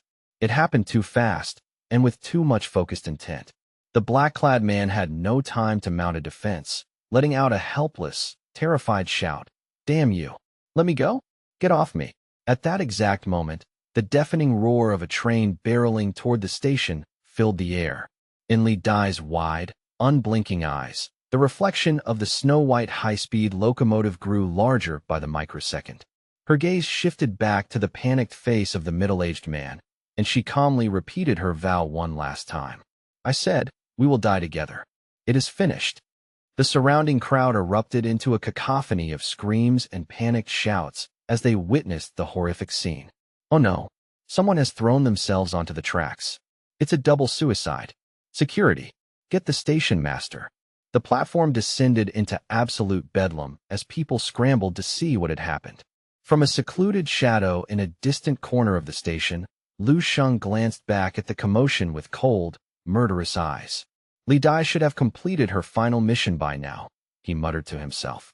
He felt no sympathy for the chaos unfolding. His mind was already turning toward his own future affairs, his focus as sharp as a laser. Lu Sheng hadn't been worried for a second that Li Dai would attempt to flee or betray him again. During their confrontation, he had planted a potent seed of mental power directly into the core of her subconscious. The technique was a masterpiece of psychic manipulation, functioning much like deep-level hypnosis. In essence, Lu Sheng had rewritten her immediate priorities, ensuring her compliance through her own psychological fractures. Mental power truly is a fascinating frontier, Lu Sheng mused, sighing inwardly as he entered a state of meditative void. In the martial arts legacy of 10,000 years into the future, he had learned many bizarre and seemingly impossible techniques for utilizing one's spiritual essence. At this level, he realized he had previously underestimated the treasure trove of his 8th-level mental power. If he could fully integrate these techniques, his overall combat effectiveness would skyrocket through mental illusions and direct will control. To put it plainly, mental illusion involved using psychic energy to deceive an opponent's 5 senses, constructing a subjective world where they would see, hear, and feel whatever the user desired. It was a waking dream, and its authenticity was limited only by the user's focus and raw power. Will control, however, was far more sinister. At its most subtle, it was a psychological suggestion. At its most violent, it involved using mental power to physically crush an opponent's psychological defenses, turning them into a hollow shell. If forced, the victim's consciousness would collapse, leading to insanity or immediate brain death. In Li Dai's case, Lu Sheng had chosen the path of atonement. She would perform one final act for him, a sacrifice sufficient to cleanse the stains on her soul. Driven by the overwhelming impetus of guilt, regret, and primal fear, the only path Li Dai saw before her was to offer her life to Lu Sheng's cause. Regardless of her tragic circumstances, a betrayal was still a betrayal. In Lu Sheng's world, those who commit wrongs must invariably pay the corresponding price for their failures. This was his consistent, unyielding principle. As he continued walking, Lu Sheng suddenly realized that his own personality had undergone a subtle but profound transformation. My heart seems to have become much harder, much colder, he thought to himself. But if a hardened heart was the price of protecting those he cared about from the wolves of the world, he would let it turn to stone. Lien Su. If you want to play these lethal games, I will play with you until there is nothing left of your world. With ice in his eyes and one hand in his pocket, the youth continued his journey home. Meanwhile, within the familiar confines of the Lu family home in the Huayu residential district, the surprised and hearty voice of Lu Hai rang out, echoing through the hallway. President Xiao Yuha, what an unexpected honor. What brings you to our humble home? Lu Hai turned to his daughter, Lu Qinghe, and called out, Qinghe, quickly, go and prepare the finest tea for our esteemed guests. Xiao Yuha, still dressed in his impeccably tailored suit, entered the living room with a warm, friendly demeanor. Please, Lu Hai, we are all old friends here. There's no need for such formality, Xiao Yuha said happily. A high-ranking official from the military region arrived in Baya City today, so I hurried to greet him and thought I'd stop by to check in on you while I was in the neighborhood. The elder Xiao Yuha waved his hand dismissively and let out a hearty chuckle. Who could have guessed that Lu Sheng would be returning home today of all days? I consider myself truly blessed if I might get a chance to eat a meal prepared by Madame Zheng Yufan. I've been craving her cooking ever since the last time I had the pleasure of being a guest at your table. Zheng Yufan's face glowed with a mixture of shy embarrassment and genuine joy. President Xiao, you must eat delicacies every single day, so I'm sure our simple, home-cooked meals are just a refreshing change of pace for you. I have no special culinary skills to speak of, but if you truly enjoy it, you are welcome to stop by every day, and I will gladly cook for you. Xiao Yuha laughed heartily at her modesty. Madame Zheng Yufan, you are far too humble. You have given birth to a national martial arts champion, a true dragon among men. That is a monumental contribution to the strength of our entire nation. Raising a national champion is a feat that requires immense wisdom and heart. Amidst the light-hearted conversation, Lu Qinghe moved with practiced grace, meticulously preparing a cup of steaming hot tea for their distinguished guest. The young Lu Qinghe inclined her head with practiced grace, her movements fluid as she offered a steaming vessel of the family's finest brew. Governor Xiao, please, enjoy this tea, she murmured with a polite smile. The elderly governor Xiao Pingan accepted the fragrant cup, his eyes crinkling with genuine warmth. My thanks, Lu Qinghe. You truly are a dutiful and poised young woman. Your parents must be exceptionally proud. The effortless elegance with which she handled the hospitality only served to deepen his admiration for the Lu family's quiet dignity. Xiao Pingan took a slow, appreciative sip of the tea, his mind drifting back through recent history. Lu Sheng is truly a singular existence, a dragon among men, he mused internally. Initially, he had seen the boy as merely another talented youth, but every subsequent report had been a hammer blow of shock. He recalled the staggering news of how Lu Sheng had single-handedly dismantled the notorious national bandit gang, led by the ruthless Ma Guiyun, erasing a threat that had plagued the borders for years. His thoughts continued to race through Lu Sheng's meteoric ascent. Not long before the bandit suppression, the young man had shattered every standing record within the Seven Saints University's prestigious Martial Saint Tower, leaving the academic world in a state of stunned silence.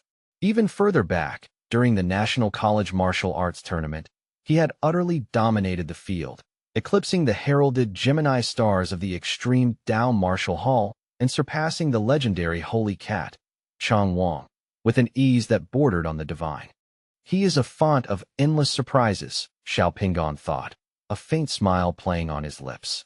At this rate, he will likely break through to the Grandmaster realm within a mere year or two, a feat that is frankly inconceivable for someone of his age. While his original decision to congratulate the boy had been a routine political investment, it was now clear that associating with such a transcendent genius would yield rewards far exceeding 100-fold return. It was as if he had watered a tiny sapling only to watch it grow into a monolithic world tree in the blink of an eye. The governor glanced toward the man seated beside him, Chairman Xiao Yuha, who was also beginning to reap the bountiful fruits of his early faith in Lu Sheng. With the young man's prestige backing him, Xiao Yuha was already being fast-tracked to assume the role of vice chairman within the Martial Arts Guild, a position of immense national influence. Suddenly, Lu Hai glanced at his wristwatch, his eyes widening as he stood up with a start. "Oh, look at the time. Our Sheng is currently rushing back from the military region. He should be pulling up to the house any minute now." This casual announcement struck Xiao Pinggan like a physical blow. "The military region?" the governor echoed, his tea forgotten as he stared at Lu Hai in sheer bewilderment. "Are you saying Lu Sheng has already enlisted in the armed forces?" "Indeed," Lu Hai replied, though a hint of fatherly concern tinged his voice. He claimed that traditional schooling could no longer offer him the challenges he needed, so he joined up some time ago. He's even been pestering us to relocate to the eastern military region for our safety. Lu Hai sighed, looking at his wife. Isn't he being a bit too reckless? He wasn't even halfway through his first year of university before running off to the front lines. It's a dangerous life he's chosen. Xiao Pinggan was stunned. He hadn't expected Lu Sheng to abandon the prestige of academia so quickly, yet the more he thought about it, the more inevitable it seemed. For a warrior like Lu Sheng, who had already surpassed the likes of Chong Wang, even the hallowed halls of Holy Martial University had become too cramped. To truly pursue the pinnacle of cultivation, only the life-and-death stakes of the military's vast battlefields could suffice. Xiao Pinggan offered a thoughtful, reassuring smile. If he is already capable of moving his family into the military district, it means he has attained a position of significant authority. This boy is a dragon who has finally found the sea.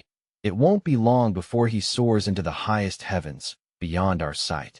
Xiao Pinggan allowed himself a few moments of quiet reflection before resuming his conversation with Lu Hai and Zheng Yufan. Despite his status as a provincial governor, he chatted with the couple as if they were old neighbors, discussing mundane topics like the fluctuating price of pork and local wage increases. The domestic tranquility was interrupted by the sharp, authoritative blast of a car horn outside. The sound was instantly recognizable to Xiao Pinggan, causing his eyebrows to shoot up in recognition. That particular horn. I know that frequency. A look of realization, followed by a touch of solemnity, crossed Xiao Pinggan's face.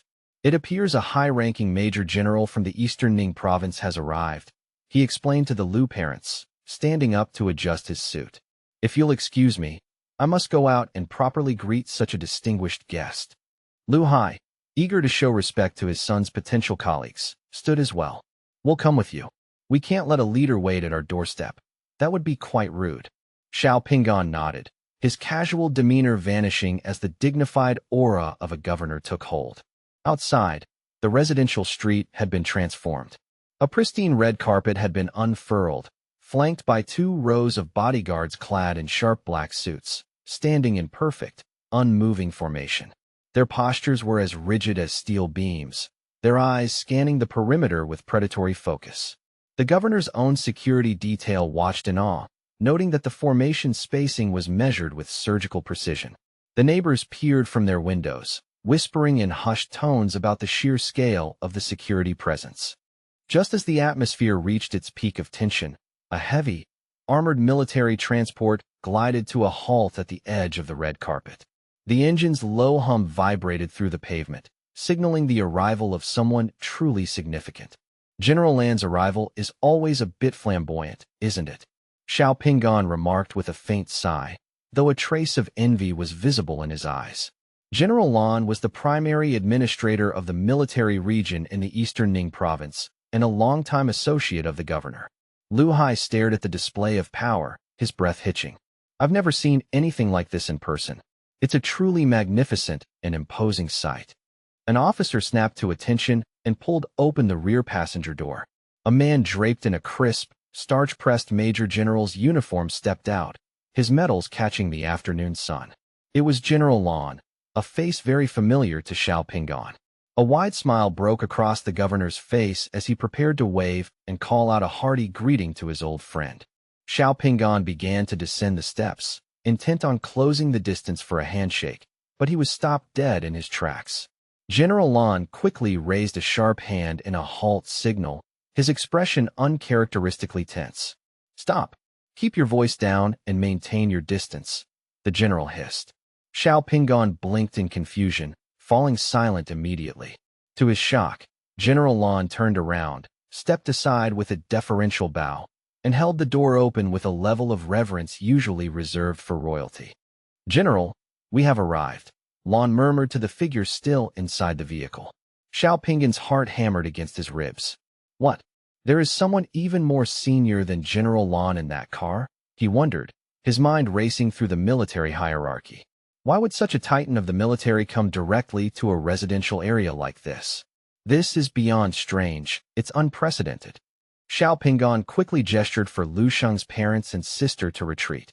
"A truly massive figure has arrived," he whispered urgently. "You should all head back inside for a moment. Protocol dictates that I must line up to receive them properly." Lu Hai, ever the pragmatist, nodded in agreement. "Understood. We won't stand in the way of official business." He gently nudged his wife and daughter toward the doorway. "Let's move, everyone. We shouldn't interfere with the military welcoming their superiors," Lu Hai whispered as they retreated. "It's a pity our Sheng hasn't made it home yet." However, Lu Qinghe didn't follow them immediately. She stood by the door, her eyes fixed on the second vehicle in the convoy. As a tall figure stepped out, she caught a glimpse of a familiar pair of legs and a certain stride. Her breath caught in her throat, her body freezing as a wild, impossible hope began to take root in her mind.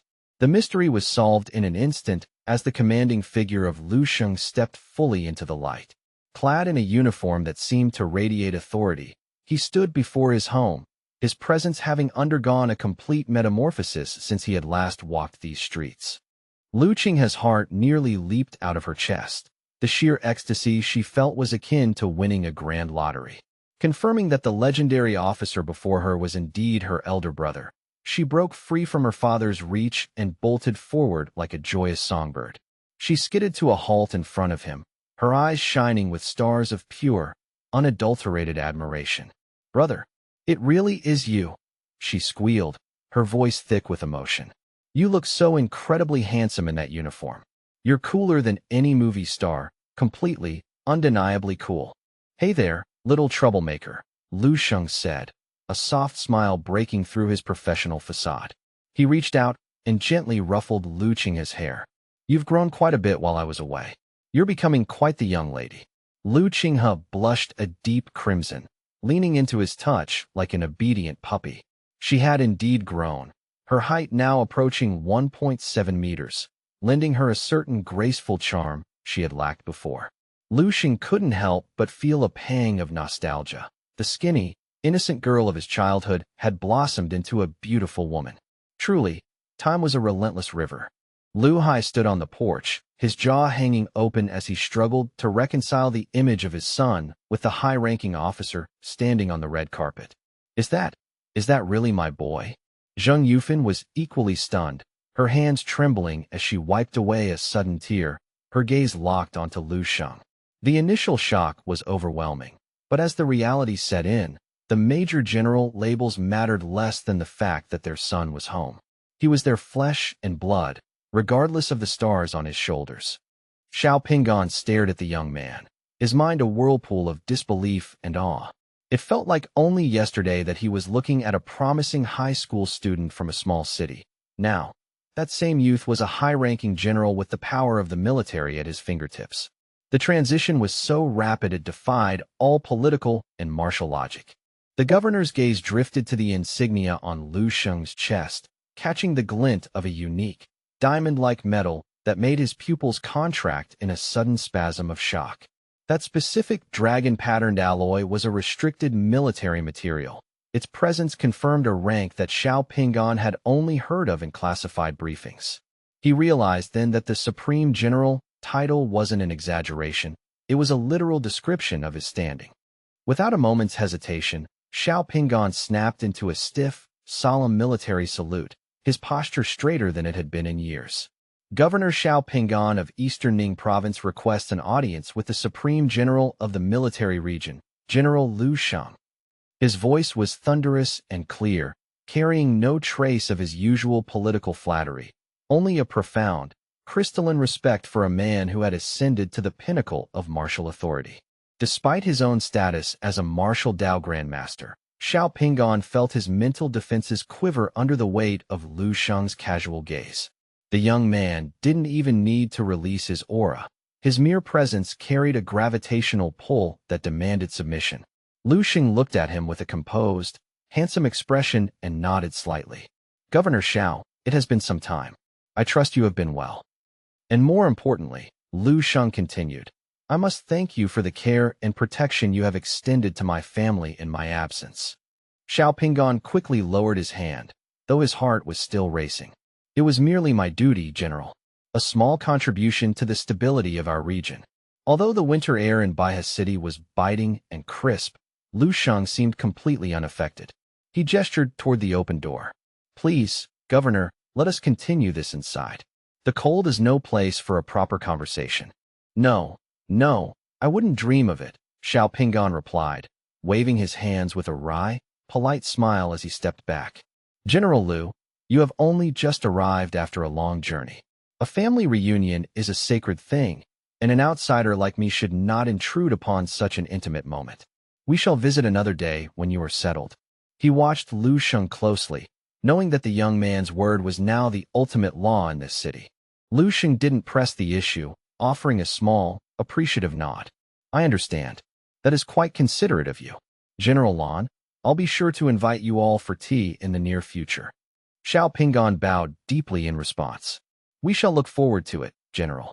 Beside them, Lu Qinghe clung to Lu Sheng's arm, her face radiant with a happiness so pure it could light up the entire neighborhood. Let's go home. You're finally back, Lu Qinghe chirped, already beginning to pull him toward the door.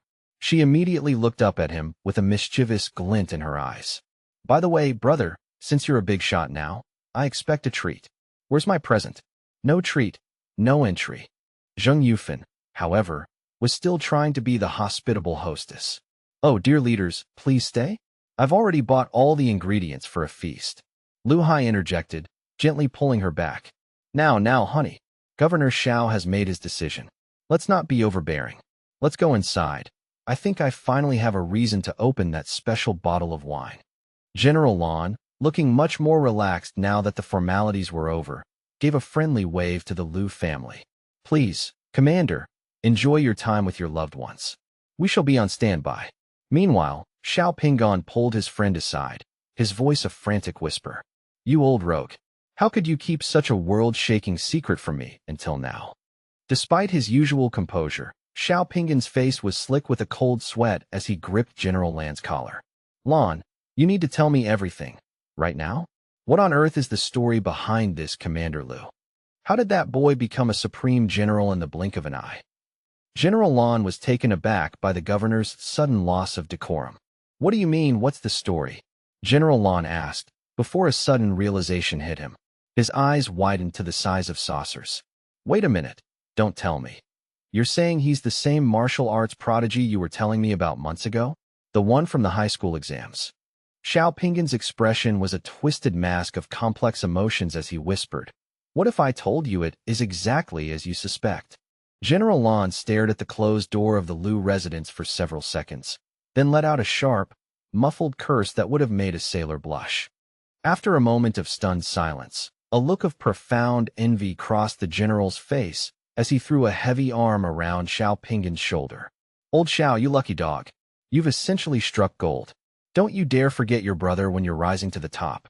Didn't we swear an oath to share our blessings and face our hardships together? Xiao Pingan's face twitched, a mix of pride and sheer terror at the responsibility of his new connections. Inside the warmth of the Lu home, the atmosphere was chaotic and vibrant. As Zheng Yufan busied herself getting a glass of fresh water for her son, Lu Qinghe pounced. Brother, seriously, you have to tell me. How did you become a general in the military? When did this even happen? I thought you were just a student. Lu Hai was equally gripped by curiosity. She's right, Sheng. How did you ascend to Supreme General of the Eastern region? Even the provincial governor was acting like he was meeting his boss. The way Governor Xiao saluted you. It was like something out of a dream. Lu Hai continued, shaking his head in disbelief. Zheng Yufan returned and handed her son the glass of water, her eyes filled with maternal pride. "Thank you, Mom," Lu Sheng said softly. No sooner had he sat down than he was completely besieged by his 3 family members, all of them firing off questions with the rapid-fire intensity of a machine gun. Lu Sheng took a long, deliberate sip of the cool water, allowing the silence to stretch for a moment as he gathered his thoughts. "It's a rather convoluted and lengthy tale," he replied with a small, weary smile. "I promise to give you the full account once we've all settled down and had dinner." Suddenly, Lu Sheng's expression shifted, becoming uncharacteristically grave. "Mom, Dad, Qinghe, while the military stories can wait, I have something of far greater importance that I need to discuss with all of you right now." Seeing him so solemn, the 3 Lu family members felt a chill of apprehension. They sat down on the sofa, their postures stiff as they braced themselves for some heavy, perhaps even dangerous news. "Sheng, what is it? What's wrong?" Lu Hai asked, his voice tight with tension. A rare, vivid flush, red as a ripened tomato, crept up Lu Sheng's neck and across his face as he struggled to find the words. "The truth is," he began, his voice dropping to a humble murmur, "I've fallen in love. I have a girlfriend." The collective shock was absolute. For a heartbeat, there was no sound, and then they cried out in perfect, staggering unison. "What? Holy crap. Now that is the most world-shaking news you've ever brought home." Over the course of the next 30 minutes, Lu Sheng painstakingly detailed the history and circumstances of his relationship. When he finally finished, he leaned back and took another sip of his water, looking somewhat exhausted. He had known his parents would be surprised, but the sheer intensity of their reaction had been overwhelming. They had spent the last half hour relentlessly interrogating him with a fervor that was harder to withstand than a dungeon full of high-level alien beasts. "But since I've already let the cat out of the bag, I might as well go all the way," the young man continued, a resolute look in his eyes. "This time, I've come home specifically to take all of you back to the military region with me so that you can finally meet her in person." Zheng Yufan's eyes lit up with a brilliant, eager glow. "Meet our future daughter-in-law? That's wonderful. We have to go shopping this weekend. We need the best gifts. We absolutely cannot show up empty-handed for the first meeting." Lu Hai nodded vigorously. "He's right.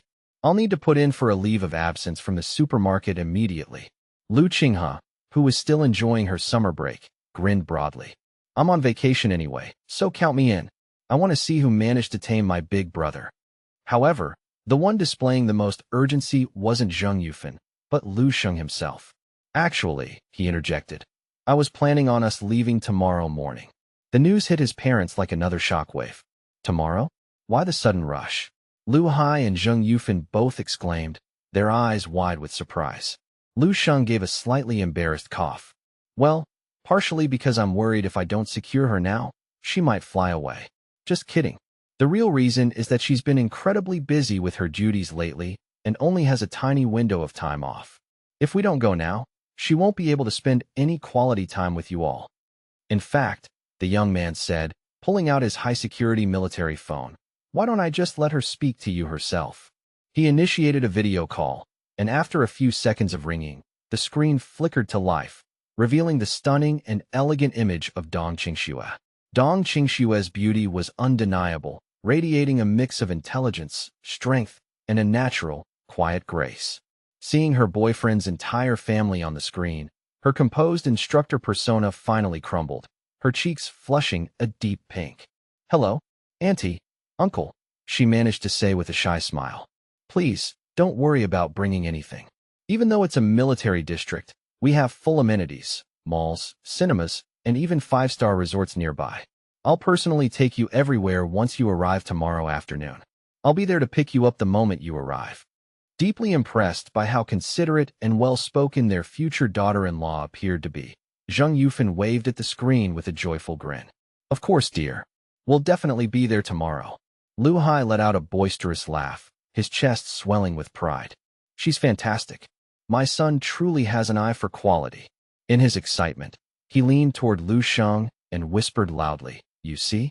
When it comes to winning over incredible women, you clearly inherited your old man's legendary skills." Zheng Yufan immediately reached over and pinched Lu Hai's ear, pulling him away with a playful scowl. Stop filling the boy's head with your nonsense. I'm going to go start packing right now. I don't care how many malls they have.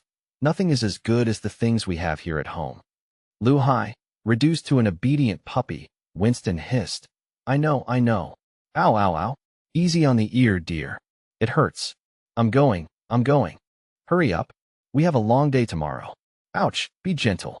Lu Hai's protests echoed through the house, sending Lu Qinghe into fits of gleeful laughter.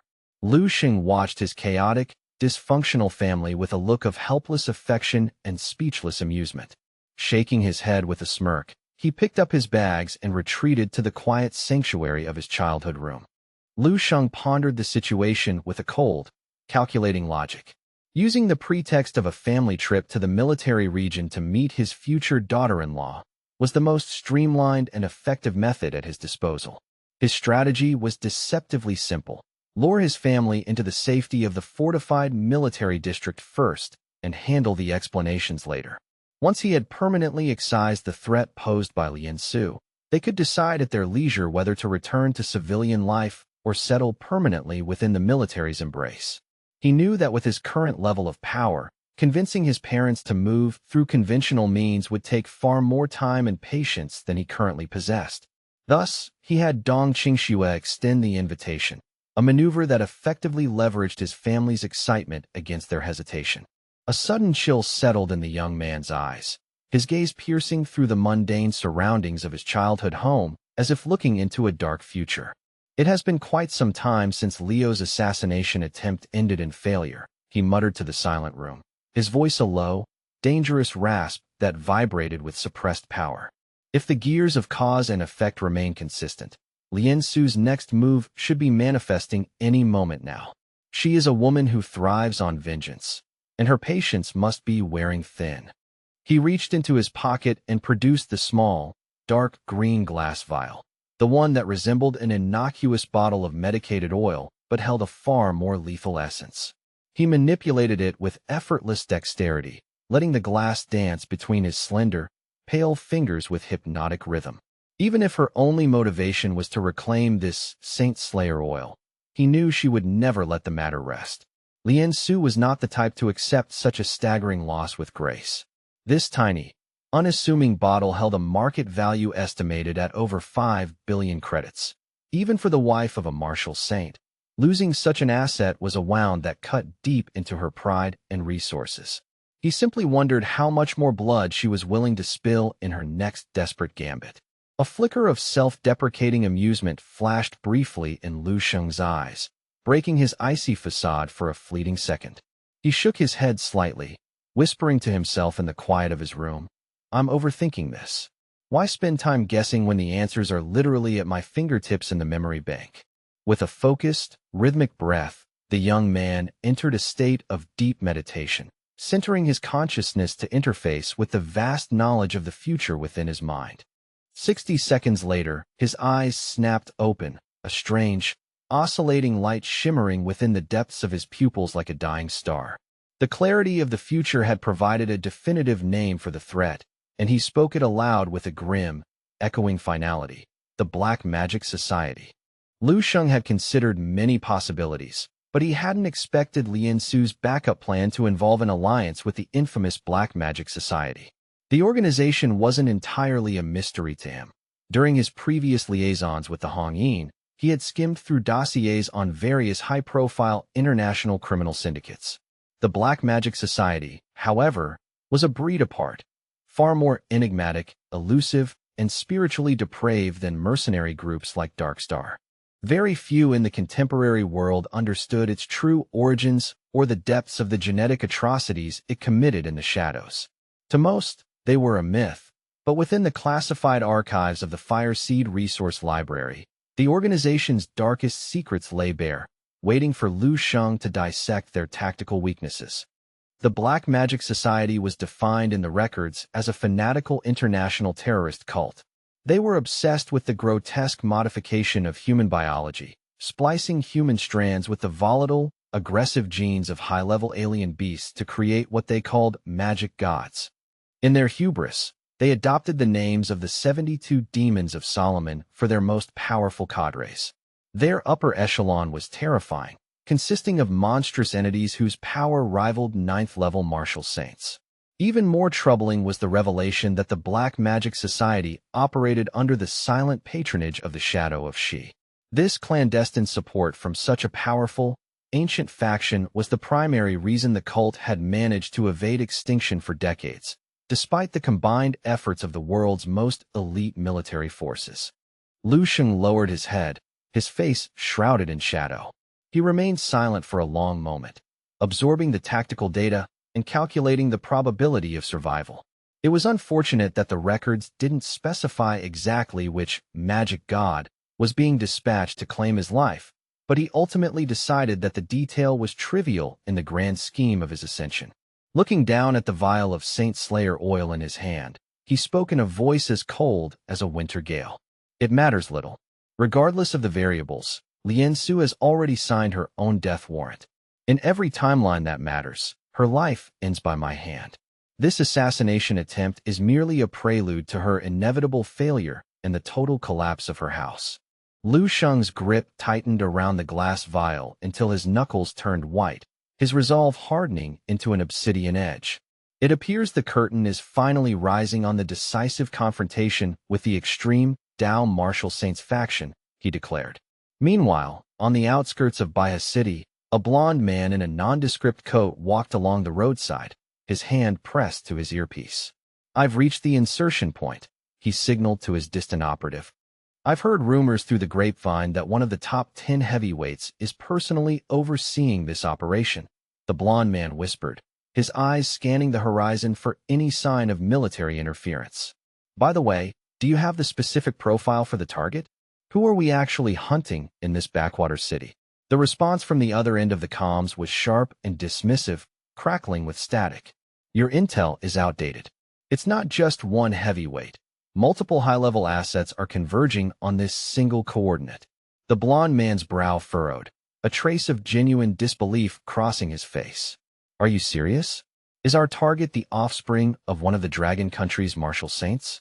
Why else would we deploy this much firepower for a single mark?" A triumphant, mocking laugh crackled through the earpiece. "He's far more valuable than some pampered scion of a martial saint. According to the high-level dossiers, the target is a rising star whom the military high command believes has the potential to become the absolute supreme martial saint of this era, a figure who could change the world's balance of power. He's barely 20 years old," the voice continued, dropping to a reverent, chilling whisper. "Yet his projected combat power is already estimated to exceed 30 stars. That puts him on a direct footing with the 10th-ranked magic god of our Black Magic Society. He is a monster in human skin." The blonde operative, Garros, stood frozen in place, a cold sweat drenching his back despite the winter air. A 20-year-old who could match the power of a magic god?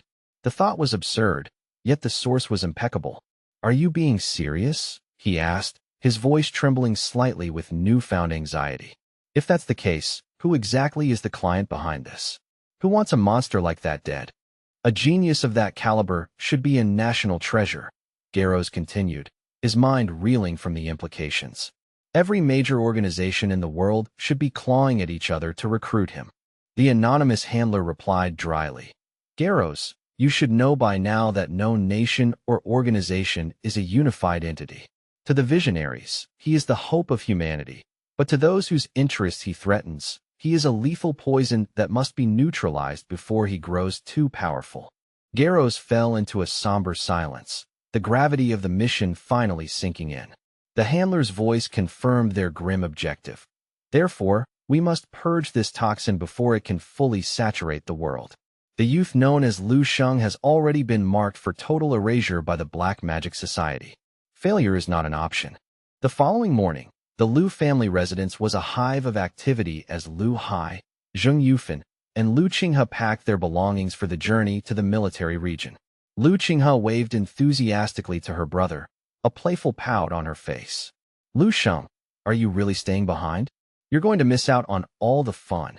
She had taken a special leave from her classes and was vibrating with excitement. though she was clearly disappointed that her brother wouldn't be accompanying them on the transport. Lu Sheng smiled warmly and waved back, his voice cheerful and reassuring. The military has assigned me a time-sensitive task, so I must depart separately. But don't worry, I've already coordinated everything with Dong Qingxue. Go ahead and enjoy yourselves. I'll join you at the base the moment my mission is concluded in a couple of days. Settling into the transport car, Lu Hai waved a proud, calloused hand at his son, his eyes gleaming with paternal admiration. National service must always come first, son. We understand the weight of your responsibilities. Go and show those military types exactly what a son of the Lu family can do. I'm proud of you, you hear. The car roared to life and sped toward the military gates, kicking up a swirling cloud of dust. Lu Sheng stood on the curb, watching until the vehicle vanished over the horizon and the silence returned. The moment the car was out of sight, the warm smile on Lu Sheng's face evaporated completely. He stood in the sudden silence of the street, his expression becoming unreadable and heavy with concern. Within seconds, his entire demeanor shifted, his posture straightened, and an icy, overwhelming aura began to radiate from him, his eyes turning as sharp as surgical steel. He immediately pulled his encrypted military phone from his pocket and dialed Xia Dingjun, his face a mask of professional gravity. Commander Xia, it's me. The family is en route. On the other end, Xia Dingjun recognized the urgency in the youth's tone and offered immediate assurance. Rest easy, Lu Sheng. I've already dispatched an elite security detail and a flight of fighter jets to escort the transport. Your family will be safely within the perimeter of the Eastern Military Region in less than 2 hours. No harm will come to them. Lu Sheng exhaled a breath he hadn't realized he was holding. My thanks, Commander Xia. There's no need for such formalities between us, Xia Dingjun replied with a gruff, supportive chuckle. However, regarding that black magic society you mentioned, I've alerted every war zone and military district along the route. They are on high alert and will provide full tactical cooperation for your operation. Still, the Black Magic Society is an exceptionally volatile and dangerous cult, the commander added, his voice tinged with genuine paternal worry. Are you absolutely certain you don't want me to escalate this to the high command and bring in more experts? Xia Dingjun's voice dropped to a low, somber register. The threat level of these terrorists is no joke. 3 years ago, the Southern Military Region engaged the 12 magic gods. Specifically, they encountered the 9th magic god, known as B, and it was a bloodbath. We deployed 5 A-rank elite squads to trap him, Xia Dingjun continued, his words heavy with the memory of the massacre. The team included 4 veteran generals with combat ratings of level 15 or higher. Despite being surrounded and outmanned, the 9th magic god slaughtered 3 of them, maimed 7 others, and vanished without a trace into the night. It was a catastrophic blow to our morale and tactical strength, the commander sighed. We lost a general who was on the verge of being promoted to Grand General, along with 2 5-star generals. The military region felt that heartache for a long time. These people are not mere criminals, they are monsters. Xia Dingjun's brow furrowed as he looked at the tactical maps on his desk. Those top-ranked magic gods possess a combat efficacy that rivals or exceeds a Grand General. Dealing with even one of them solo is a monumental risk. That terrorist attack 3 years ago sent shockwaves through the international community and showed us the true, jagged fangs of the Black Magic Society. He paused, listening for Lu Sheng's reaction, but all he heard from the other end was a faint, amused chuckle that sent a shiver down his spine. Troublesome? No. Commander Xia, you're looking at this the wrong way, Lu Sheng said, a razor-edged smile playing on his lips. They aren't the ones who should be making me worry. They're the ones who are about to walk into a nightmare they cannot wake up from. He began to explain his logic to the veteran officer. A rat hiding in the shadows is indeed a nuisance because you can never be certain when it will lunge out to bite you. But the moment that rat loses its cover, its only remaining emotion is fear. Once the mouse is lured out into the open, it only takes one decisive bite from the cat to snap its neck and end the game. Lu Sheng held the phone in one hand while using the other to twirl the small, dark blue vial of Saint Slayer oil. His expression was one of calm, lethal focus. I simply need to place the right bait in the trap to lure these vermin out of their holes. Commander Xia, don't you agree that a proactive hunt is far better than a reactive defense? Lu Sheng turned his head casually toward the window, his gaze locking onto a distant rooftop miles away, as if he could see the very soul of his observer. On a skyscraper far in the distance, Garros, the blond man in the cloak, nearly choked as he watched through his high-powered binoculars. He recoiled in a panic, stumbling backward and dropping his expensive optics as he stammered to his empty room. What the hell? Did he just look directly at me from that distance? His hands shook as he reached for the binoculars, his mind a whirlwind of confusion and primal fear. No, that's impossible. Garros tried to reassure himself, his breath coming in ragged gasps. I'm at least a dozen kilometers away from his position. There's no way he could have detected my presence with the naked eye. It has to be a coincidence, nothing more than a random glance in my direction. He shakily resumed his observation, watching Lu Sheng talk on the phone, and tried to force himself to believe his own lie. How could a mere resident of the Long Country possess such terrifying sensory capabilities? He muttered to himself, trying to stop the trembling in his knees. Perhaps only the top 3 magic gods could manage such a feat. Miles away, Lu Sheng's lips curved into a predatory grin. As expected, they've arrived. The first of the rats has finally shown itself, he whispered. In this moment, my spiritual perception is fully dilated, saturating a radius of nearly 30 kilometers, Lu Sheng mused, his mind mapping every detail of the city. Every shadow, every heartbeat, and every malicious intent within this range is laid bare to me. Detecting these little mice is far more efficient than any satellite surveillance. It's a bit disappointing that this particular vermin is only level 6, likely just an expendable scout. He dismissed the blond man from his mind with a final, bored glance. Very well, Xia Dingjun replied, his voice heavy with reluctant respect for the youth's confidence. Proceed according to your plan.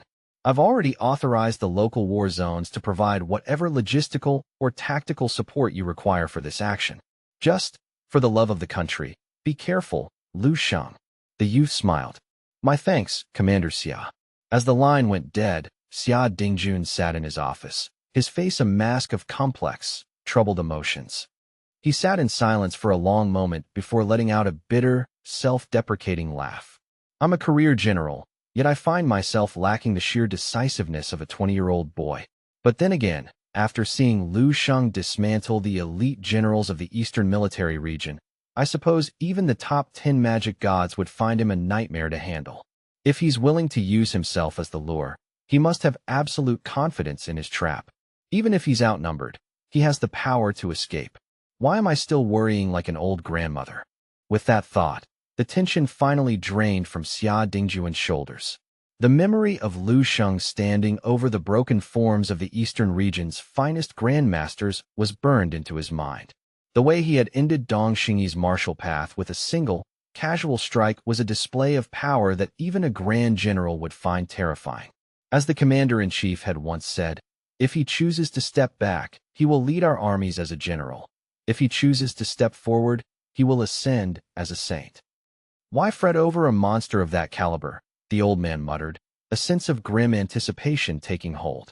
Perhaps the people who truly need to worry are the poor fools who think they are the hunters in this scenario. Meanwhile, on his distant rooftop, Garros was glued to his binoculars, his heart hammering against his ribs as he reported through his comms. Target is moving toward the station.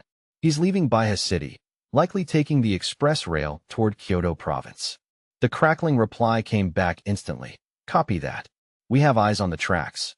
Continue the tail and do not lose him under any circumstances, the handler ordered. Garros kept his crosshairs centered on Lu Sheng's figure as he entered the station, but suddenly, the image began to warp and blur, the colors bleeding together in his vision. To his horror, he saw two, then three identical Lu Shengs walking through the station gates, their movements perfectly synchronized and indistinguishable from reality. A sudden, piercing chill surged through Garros's entire body. What? Why is everything spinning so fast? He gasped, his vision fading to a dull black.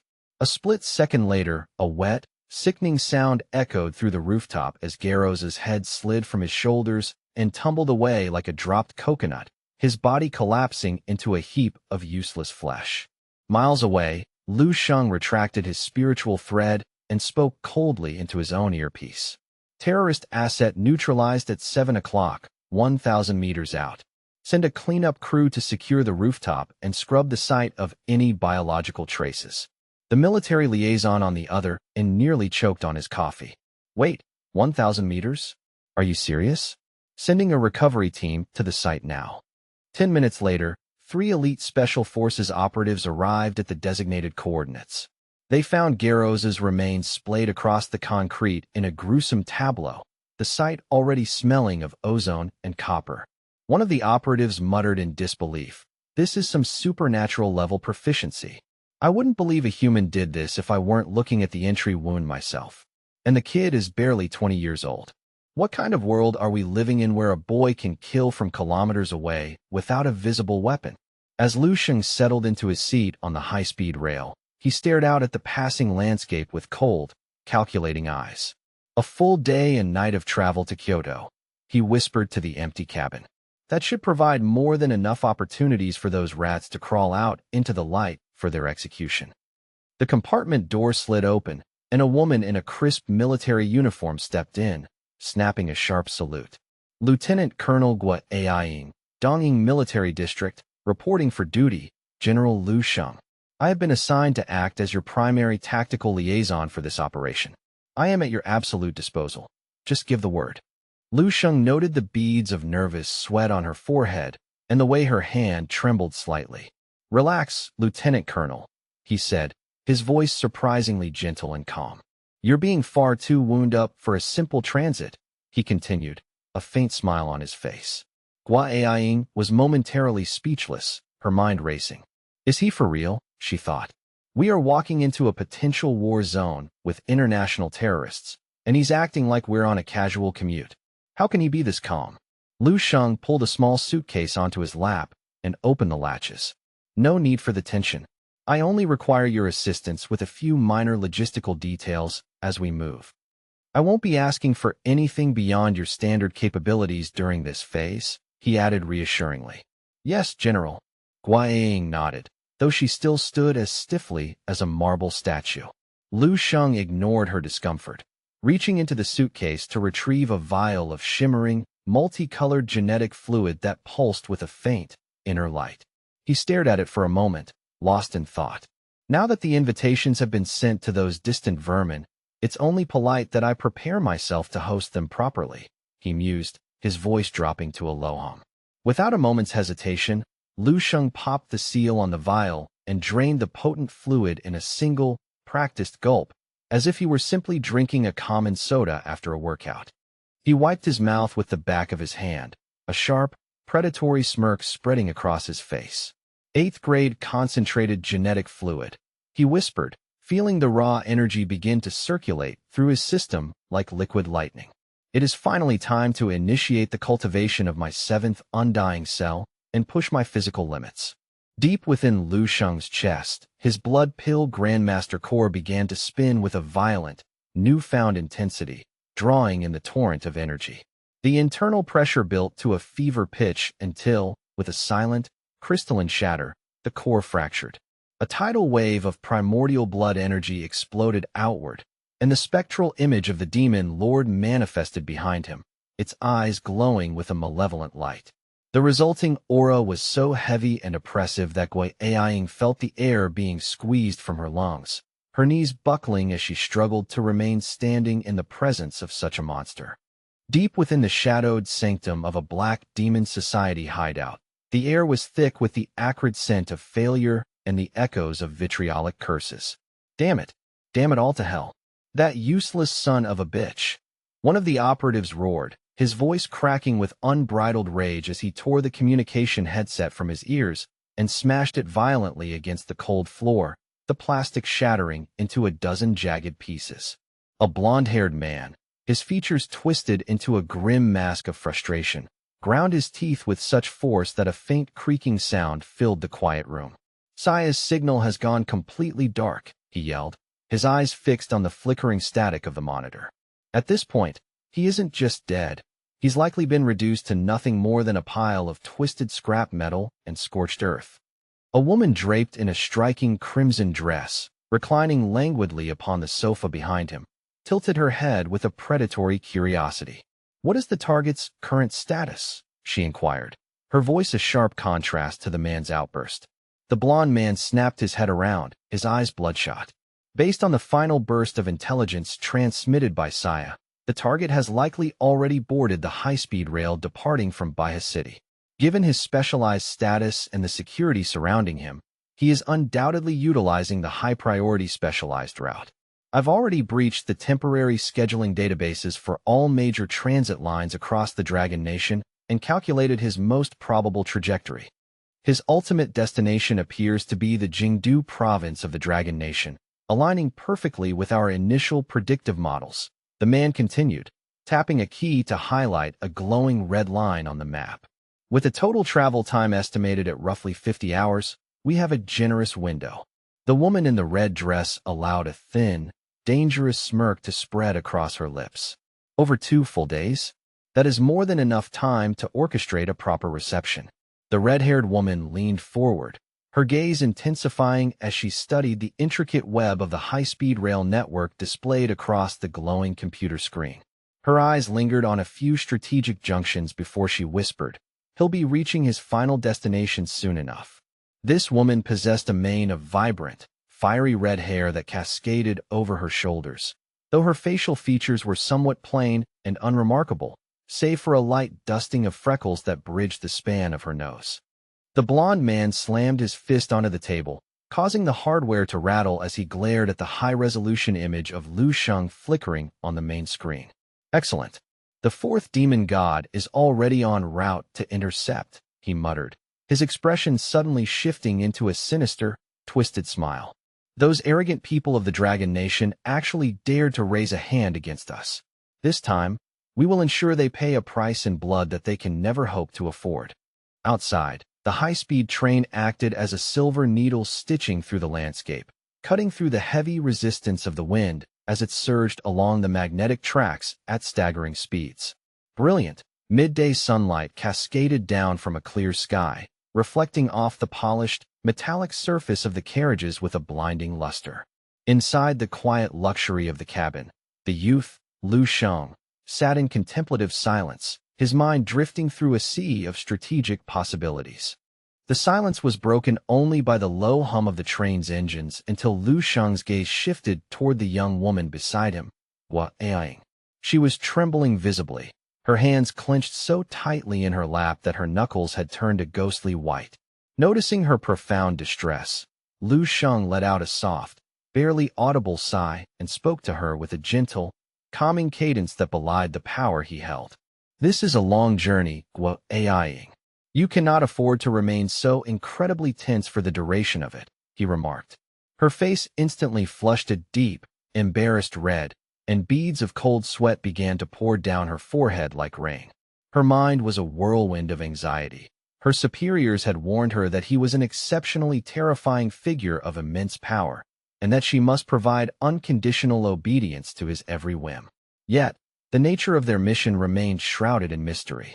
As she struggled to find her voice, the youth simply reached out and took a slow, methodical sip of hot tea, the steam rising to mask his inscrutable expression. Observing this mundane, almost domestic scene, the rigid tension in Yahello's body began to dissipate, and her frantic heart rate finally started to settle. "Phew, what a relief," she thought, exhaling a breath she hadn't realized she was holding. She began to wonder if perhaps her superiors had leaned into hyperbole. Surely, a man who could maintain such a serene and composed attitude while sipping tea was not someone she needed to fear with such intensity. Seeking a distraction, Yahello inadvertently turned her head to peer out through the reinforced glass of the window. The world outside was bathed in a brilliant, golden sunlight that was luminous without being overly dazzling to the eye.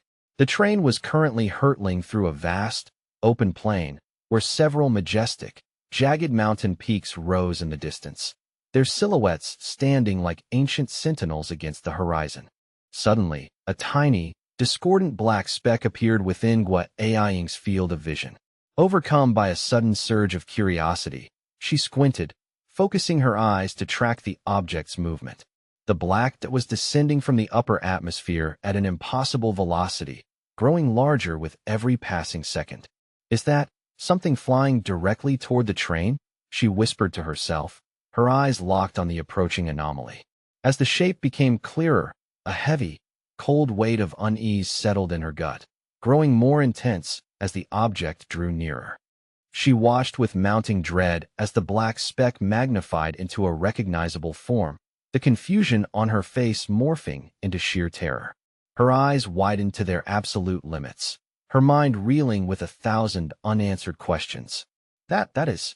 Before she could finish the thought, the grotesque, distorted visage of a demonic entity appeared, its monstrous features becoming visible and sending a jolt of pure shock through her entire being. Driven by pure survival instinct, Gua Aiying found her voice and screamed out a frantic warning that echoed through the cabin. Lord Lu Sheng, alert level S. We are under immediate threat. Please, you must retreat to safety immediately. Gua Aiying lunged forward, desperate to shield the leader sitting behind her. But the speed of the encroaching threat was too great. Ah, she cried out as she spun around to check on Lu Sheng, only to find his seat completely vacant. A series of bewildered question marks seemed to manifest in her mind as she looked around the empty space. Huh? Where did he go? He was right there just a second ago. Where is he? It was as if he were a ghost, appearing and disappearing at will, leaving no trace of his presence behind. The girl shouted out in desperation, "My lord!" Just then, she realized that Lu Sheng had already launched himself from the moving vessel, leaping with incredible precision toward the descending demonic face.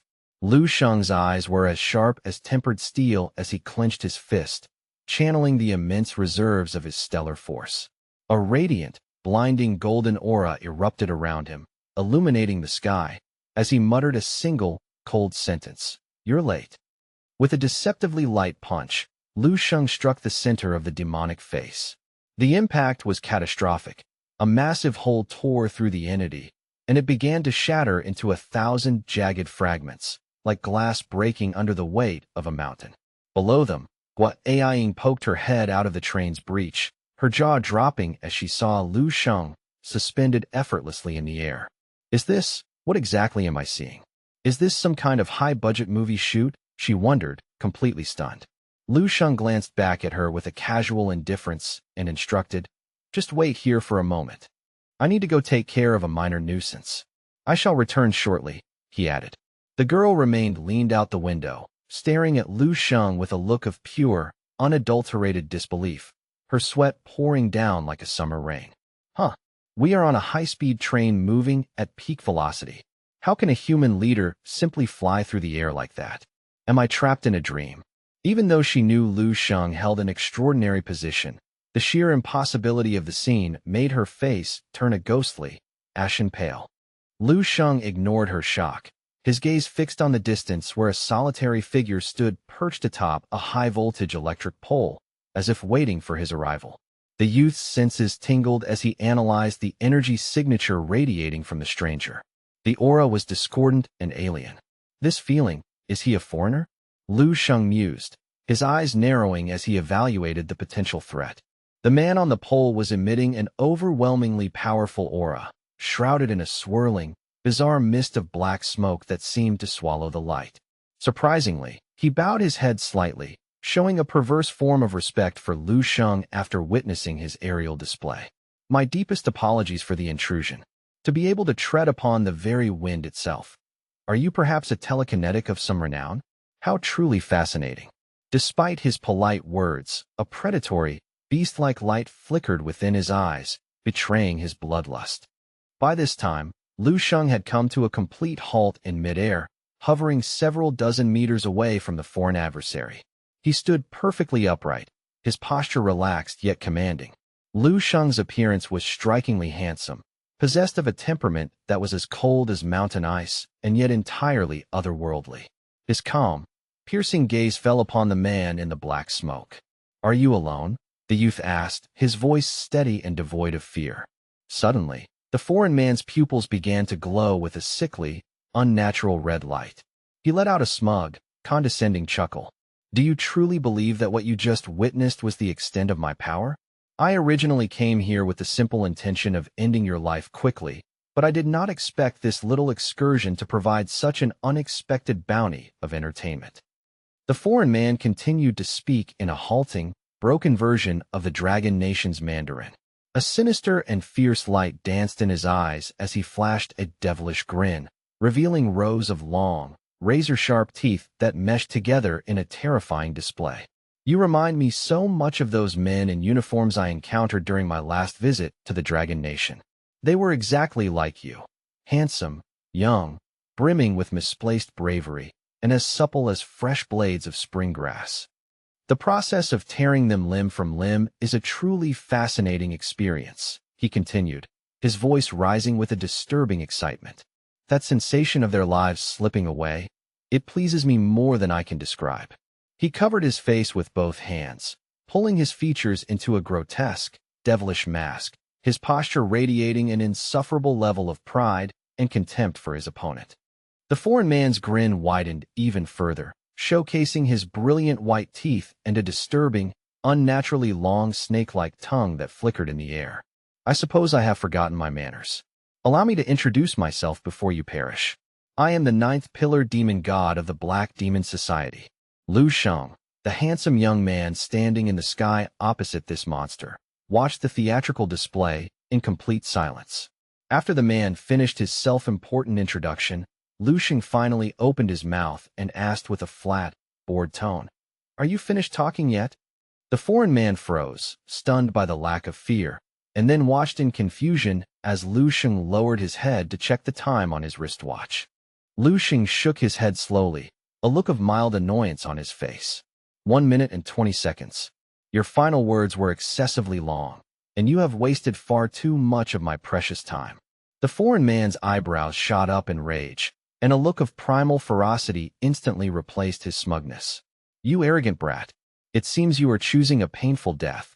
He began to roll his shoulders and stretch his limbs, preparing to strike. Kid, I won't even give you the luxury of a single second to utter your own last words, the foreign man roared. However, he didn't even have the chance to finish his sentence. A blindingly fast slash of energy bisected his face down the middle. He froze in place for a fraction of a second, his expression locked in a permanent state of shock, before his body began to dissolve into the soil to become nothing more than fertilizer. With terrifying efficiency, Lu Sheng had torn the formidable foreigner apart using nothing but his bare hands and raw kinetic force. The corpse remained standing for a brief, gruesome moment before it split into 2 clean halves. Viscous, black-green blood erupted from his severed organs, splattering onto the parched ground below.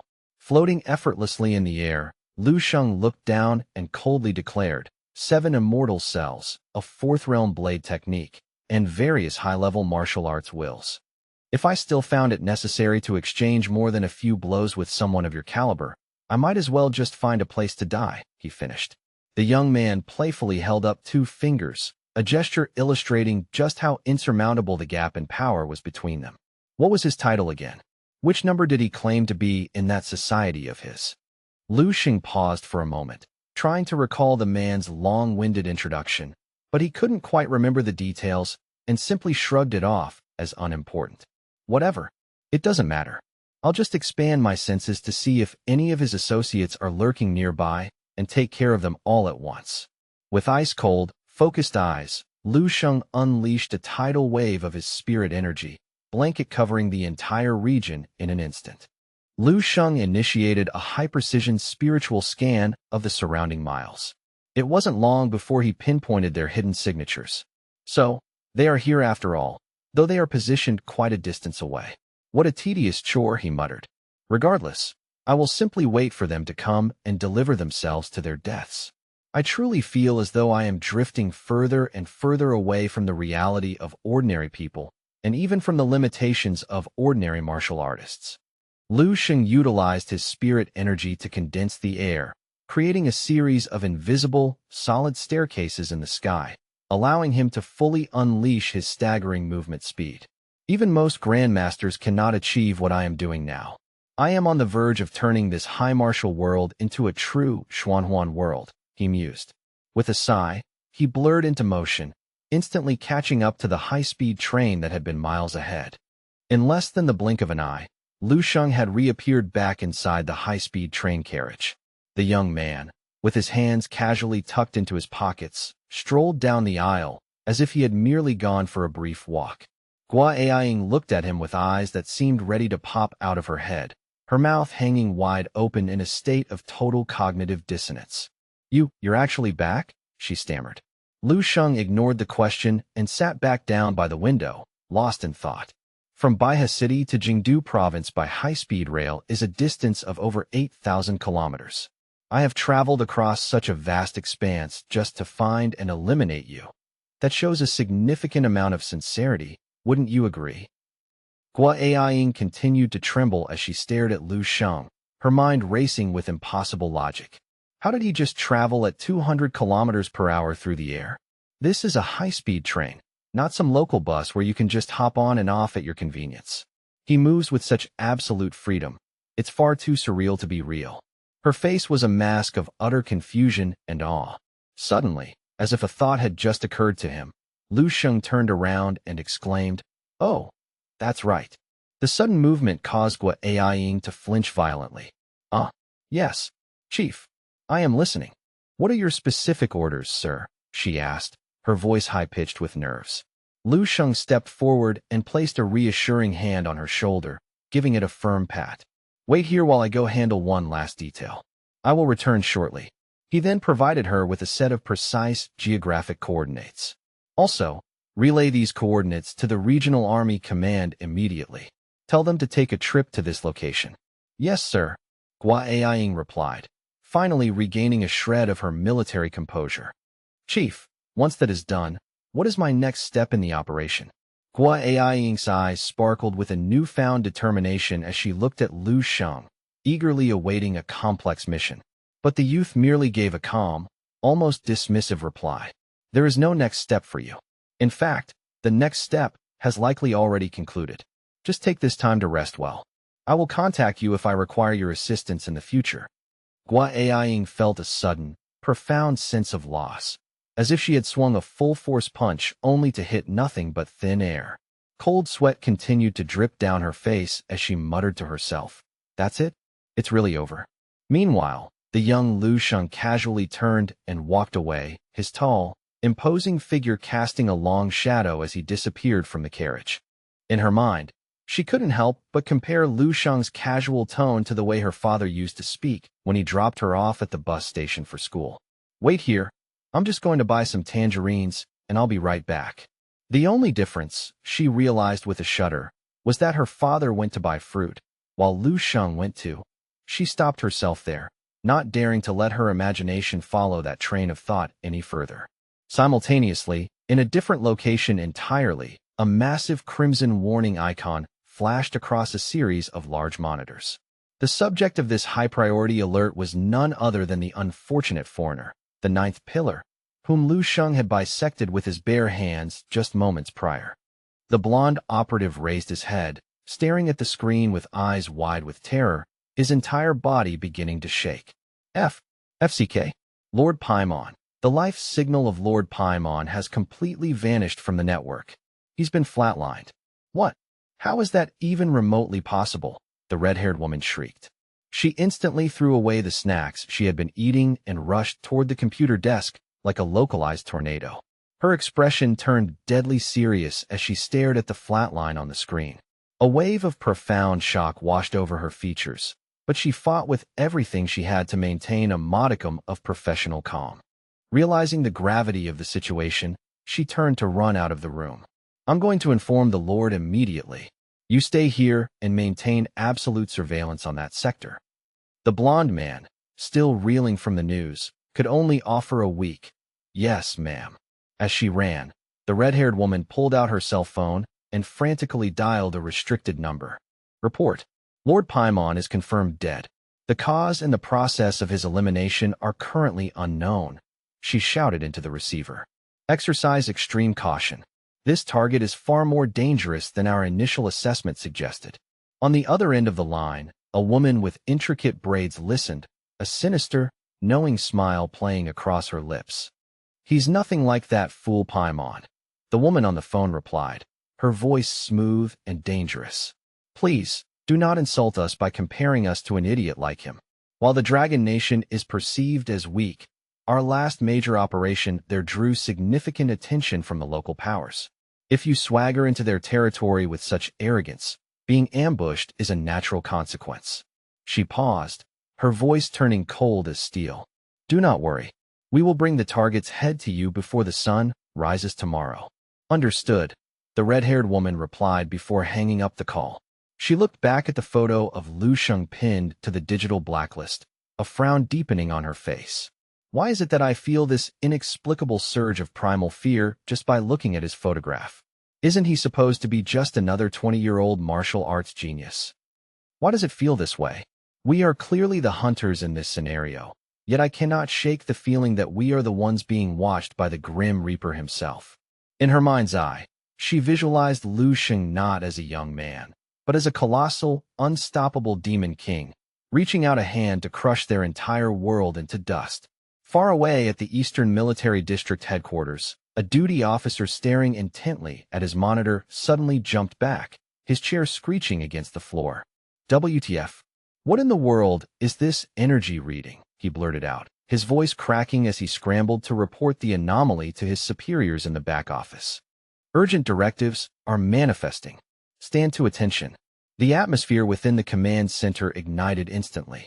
10,000 high-ranking officers and decorated generals, who had been waiting in a state of coiled tension, felt a surge of adrenaline as their expressions sharpened into masks of grim resolve. They had been mobilized since the earliest hours of the morning, instructed to provide absolute, unquestioning cooperation to a high-level VIP arriving from the Eastern Military District. For hours, they had remained at their posts, some even avoiding basic necessities for fear of missing a single syllable of instruction. The stakes were clear. The military district had classified this operation as an SSS-level mission, a designation of unprecedented priority.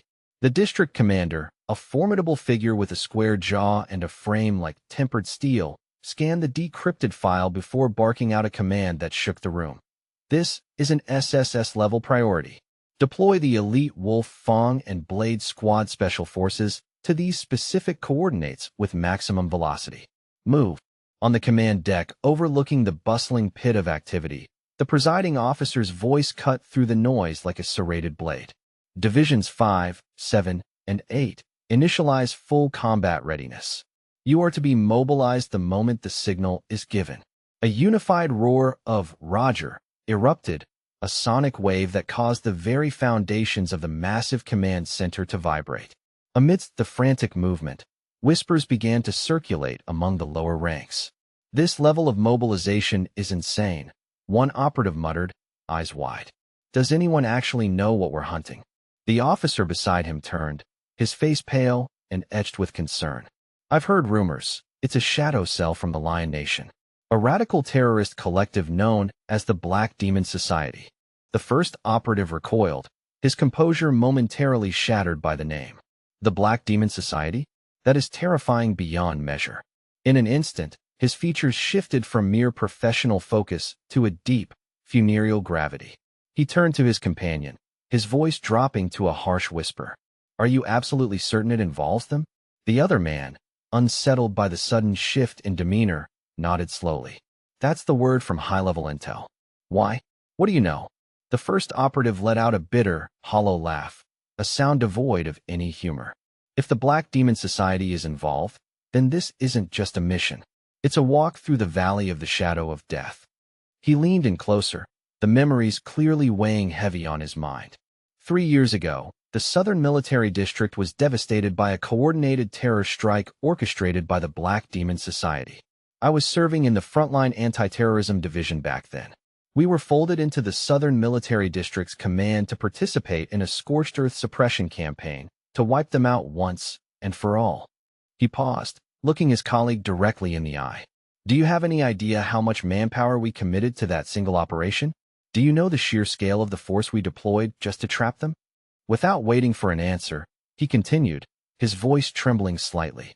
"We deployed over 500 elite operatives, every single one of them at least a rank 5 martial artist.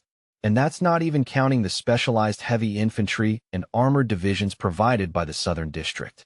That operation saw the field deployment of over 20 martial arts grandmasters, supported by 5 rank 8 great grandmasters. It was a lineup of absolute, overwhelming power. To have 25 grandmasters and great grandmasters, along with dozens of rank 7 experts, concentrated on one target. It should have been a massacre.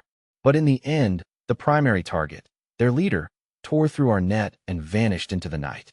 It was a total, humiliating defeat for the military, a secret shame we've had to bury ever since." His companion stood paralyzed, a look of pure horror creeping across his face as the implications of the story set in. He gasped for air, his mind struggling to process a failure of such magnitude. 20 grandmasters, 5 rank 8 great grandmasters, and thousands of the most elite soldiers the nation has to offer, all of them surrounding a single target? The scale of the suppression was beyond anything he had ever conceptualized. And despite that, people died? A great grandmaster was lost in the field? How is it possible for a single target to be that overpowered? Are the members of the Black Demon Society truly that invincible? The informant was visibly perspiring now, his gaze distant as he relived the carnage of 3 years ago. He remained silent for what felt like an eternity before finally whispering 5 chilling words. "They are nothing but monsters." Even as he said it, he felt the word monsters was a pathetic understatement for the horror they had faced. He continued in a low, conspiratorial rasp. "The hierarchy of the Black Demon Society doesn't follow human logic. Their leadership, they aren't even human anymore. You can't use standard martial arts metrics to measure them. They have transcended the limitations of the flesh to become something far more aberrant. Monstrous existences that dwell far beyond the scope of ordinary martial artists. Whatever they are the antithesis of everything we train for. But enough talk. We need to suit up and prepare for the drop. If we're facing them again, we need to be ready for anything." A short time later, the elite units arrived at the designated coordinates. The scene that greeted them caused the leaders of both squads to halt in their tracks. "Lord above," the Wolf Fong captain muttered, exchanging a look of profound unease with the Blade Squad leader. The air was thick with a cloying, metallic scent of fresh blood, and the atmosphere felt heavy, as if the very space were grieving. The captain in blue armor approached a prone figure in the dirt. "This one is finished," he noted, kneeling on one knee to conduct a personal inspection. Even in death, the corpse radiated a lingering, oppressive aura that made the captain's skin crawl. Even with the life force extinguished, the residual energy is immense. This wasn't an ordinary fighter. As he examined the body further, his eyes narrowed in shock. The blood leaking from the wounds hadn't merely pooled. It had begun to congeal into dense, vibrant spheres, blood pills, a physiological phenomenon only seen in the most advanced practitioners. The vitality here is staggering. He possesses blood pills. This man was undoubtedly a peak rank 8 great grandmaster at the very height of his power. The captain's expression shifted from professional detachment to genuine alarm. "Think about the implications of this," he added, his voice tight. "There are barely 1,000 individuals on the entire planet who have reached the level of a rank 8 great grandmaster, and one of them lies here, butchered in the dirt. Moreover, he wasn't just killed. He was hacked apart with a level of brutality that suggests total dominance. If the news of a great grandmaster being liquidated in such a fashion were to go public, it would send shockwaves through the entire Dragon Nation. Fortunately for us, he doesn't appear to be a citizen of the Dragon Nation," the Wolf Fong captain remarked, his voice gaining a bit of steel. "If my intuition is correct, and given the intel we received this morning, this man was a high-ranking operative of the Black Demon Society." His counterpart from the Blade Squad let out a sharp, incredulous gasp. "A great grandmaster of the Black Demon Society? Here? Dead?" He looked down at the remains with a mixture of awe and terror. The captain in blue nodded grimly, continuing his analysis. "We know the elite members of the Black Demon Society are essentially biological anomalies. Yet look at this man's face. There isn't a single trace of agony, nor is there any evidence of a lingering fear. This indicates one terrifying fact. He didn't even have the luxury of time to react before his life was extinguished. A singular slash bisected him with such blinding speed and overwhelming force that he was dead before his nervous system could register the blow. To die without even realizing you've been struck. The level of power required to do this to a great grandmaster is unimaginable. The silence that followed was heavy with the weight of that realization. To cleave through a monster of this caliber as if he were made of wet paper suggested a level of strength that defied logic. This is beyond belief, the Blade Squad leader whispered. Who could possibly possess such lethal precision? Suddenly, something caught his eye. His pupils constricted into pinpricks as he gestured toward the body, his hand trembling slightly. Wait, look at his back. As the wolf fawn captain carefully rolled the heavy corpse over, a jagged, grotesque tattoo was revealed across the man's shoulder blades. It was an intricate, disturbing design that pulsed with a dark energy. The captain's eyes widened as he recognized the marking from the classified archives. Damn it all, it's him. I know this mark. This is the very same leader of the Black Demon Society who slaughtered his way through our blockade in the Southern Military District 3 years ago. The one we couldn't stop. The Blade Squad leader froze, his breath hitching as if he had been struck by a physical bolt of lightning. The two captains stood there like statues carved from salt, staring down at the remains of a nightmare that had haunted the military for years. Finally, the Blade Squad captain spoke, his voice barely a wheeze. Are you telling me that someone one-shot the legendary leader of the Black Demon Society? The man who massacred thousands of our people, including 20 grandmasters and 5 great grandmasters, was taken out like common trash. He turned his head slowly toward the Wolf Fong leader, his eyes hollow. Then why were we even sent here? If someone that powerful is already on the scene, what use are we? The Wolf Fong leader remained silent for a long time before answering with a voice full of profound realization. Who knows? Perhaps that big shot didn't need reinforcements. Perhaps he just sent us here to help him sweep up the mess. Back at the Eastern Military District headquarters, Commander Xia Dinghan stared at the field report, a slow, contemplative sigh escaping his lips. He leaned back in his chair, the weight of the information settling over him. This kid, Lu Shang. If he truly harbored the intent to take my life, he probably wouldn't need more than a single strike to do it. Xia Dinghan raised his head, staring at the ceiling as he closed his eyes, a small, proud smile touching his lips. It's finally happened. Our military district has finally birthed a true, peak-level martial arts expert who can stand above the world. At that very moment, Lu Shang had traversed the distance to the entrance of a high-speed train tunnel. His entire form was enveloped in a shimmering, translucent veil of energy, a cheat-like power that defied the laws of physics. Lu Shang slowly opened his eyes, the pupils glowing with a faint, ethereal light. This refined imitation of will is far more potent than I had initially theorized, he whispered to the wind. I see now that my previous approach was flawed. Attempting to mirror the martial saint will of others is a secondary application at best. The true potential lies in imitating my own will. This epiphany acted as a key, unlocking a vast new horizon of possibilities for Lu Shang. He had finally discovered the true methodology for casting this imitation of will, using his immense mental fortitude to project a will clone of himself outside of his physical body. While his corporeal form remained stationary and protected, this spectral avatar could travel thousands of miles across the landscape, capable of being recalled in an instant with a single, focused thought. This was no longer a mere application of mental skill or simple telekinesis. This was a profound leap into the sacred realm of martial arts' divine power. The versatility of this technique was, by any objective measure, completely and utterly overpowered. It was a godlike extension of his own consciousness. So, what are the limits of this will clone? He mused.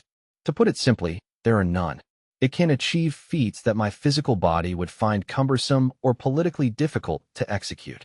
It can fly through the heavens, phase through solid rock, bypass the most secure sanctums, and carry out high-profile assassinations without leaving a physical trace. It opens doors that were previously bolted shut. For instance, Lien Su. What would happen if I dispatched my will clone to deal with Lien Su directly? The thought hung in the air, cold and sharp. No one would ever suspect his involvement. He would have a perfect alibi, miles away from the scene. The youth allowed himself a grim visualization, his golden avatar descending upon Lien Su, its hand closing around her throat to extinguish her life essence with a single, effortless clench. A small, triumphant grin tugged at the corners of Lu Sheng's mouth. No one would ever be able to prove it was me. And even if suspicions arose, I am no longer a pawn to be discarded. In the eyes of the military district, Lu Sheng is now a strategic asset of incomparable value. Furthermore, Lien Su's recent actions against my family have crossed every conceivable line of engagement. She has abandoned the rules of the game. Even as the wife of a martial saint, there are certain boundaries that, once breached, carry consequences that even she cannot survive. In the end, it's a simple calculation of value, he reasoned. If the martial saint perceives that the cost of turning against me and the military backing me is too high, if it exceeds the political or personal value he places on Lien Su, then her title as a martial saint's wife becomes entirely irrelevant. She will be sacrificed to maintain the balance of power.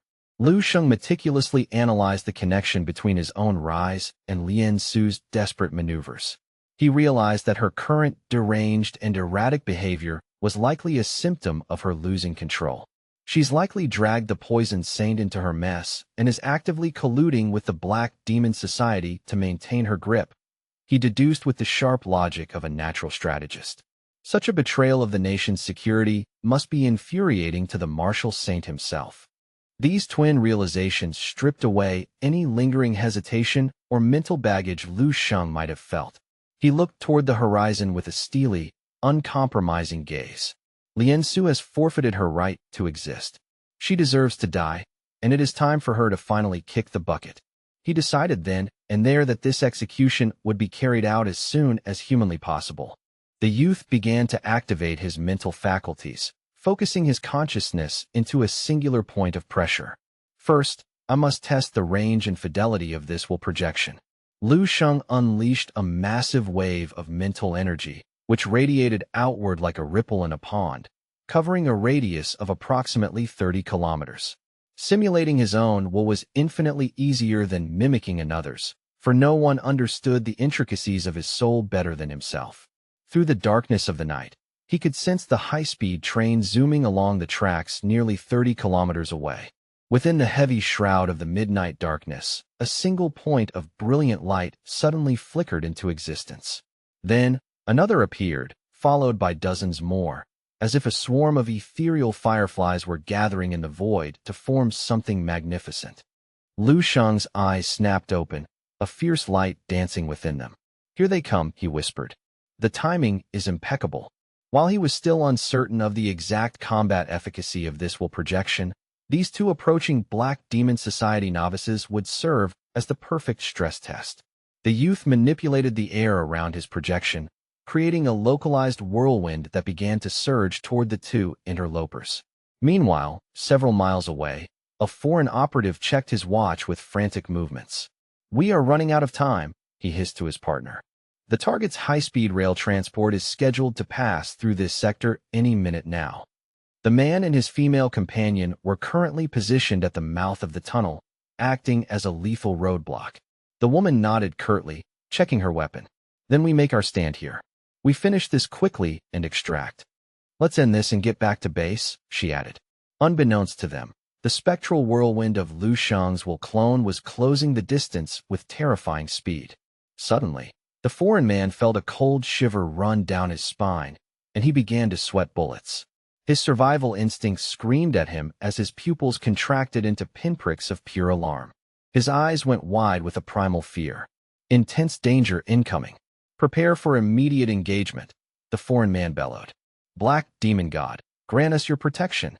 Without a moment's delay, the two operatives began to shed their human guises, their bodies twisting and distending as they revealed their true forms, ferocious, predatory monsters from a nightmare. Moments later, the golden radiance of Lu Sheng's avatar erupted into their field of vision. They watched, frozen in shock, as a colossal humanoid figure emerged from the pitch-black night. Standing over 3 meters tall, The golden entity flew toward them with a grace that was entirely unnatural. The figure was perfectly proportioned, with handsome, chiseled features that looked like a heavenly creation. His entire body shimmered with an internal light, radiating an aura of divine, inviolable majesty that seemed to command the very air to be still. The beast-headed operative, Paimon, watched the avatar walk through the sky and whispered in awe, "Flying? Is this a god?" The woman beside him, her mouth filled with needle-sharp teeth, snarled in retort. "Don't speak such nonsense. Could this be a martial saint's avatar sent to intercept us?" Paimon was shaken, but his logical mind fought back the fear. "No, it's not a martial saint.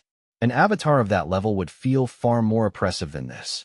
Moreover, I know the faces of the 3 martial saints of the Dragon Nation. None of them are young men who look like this."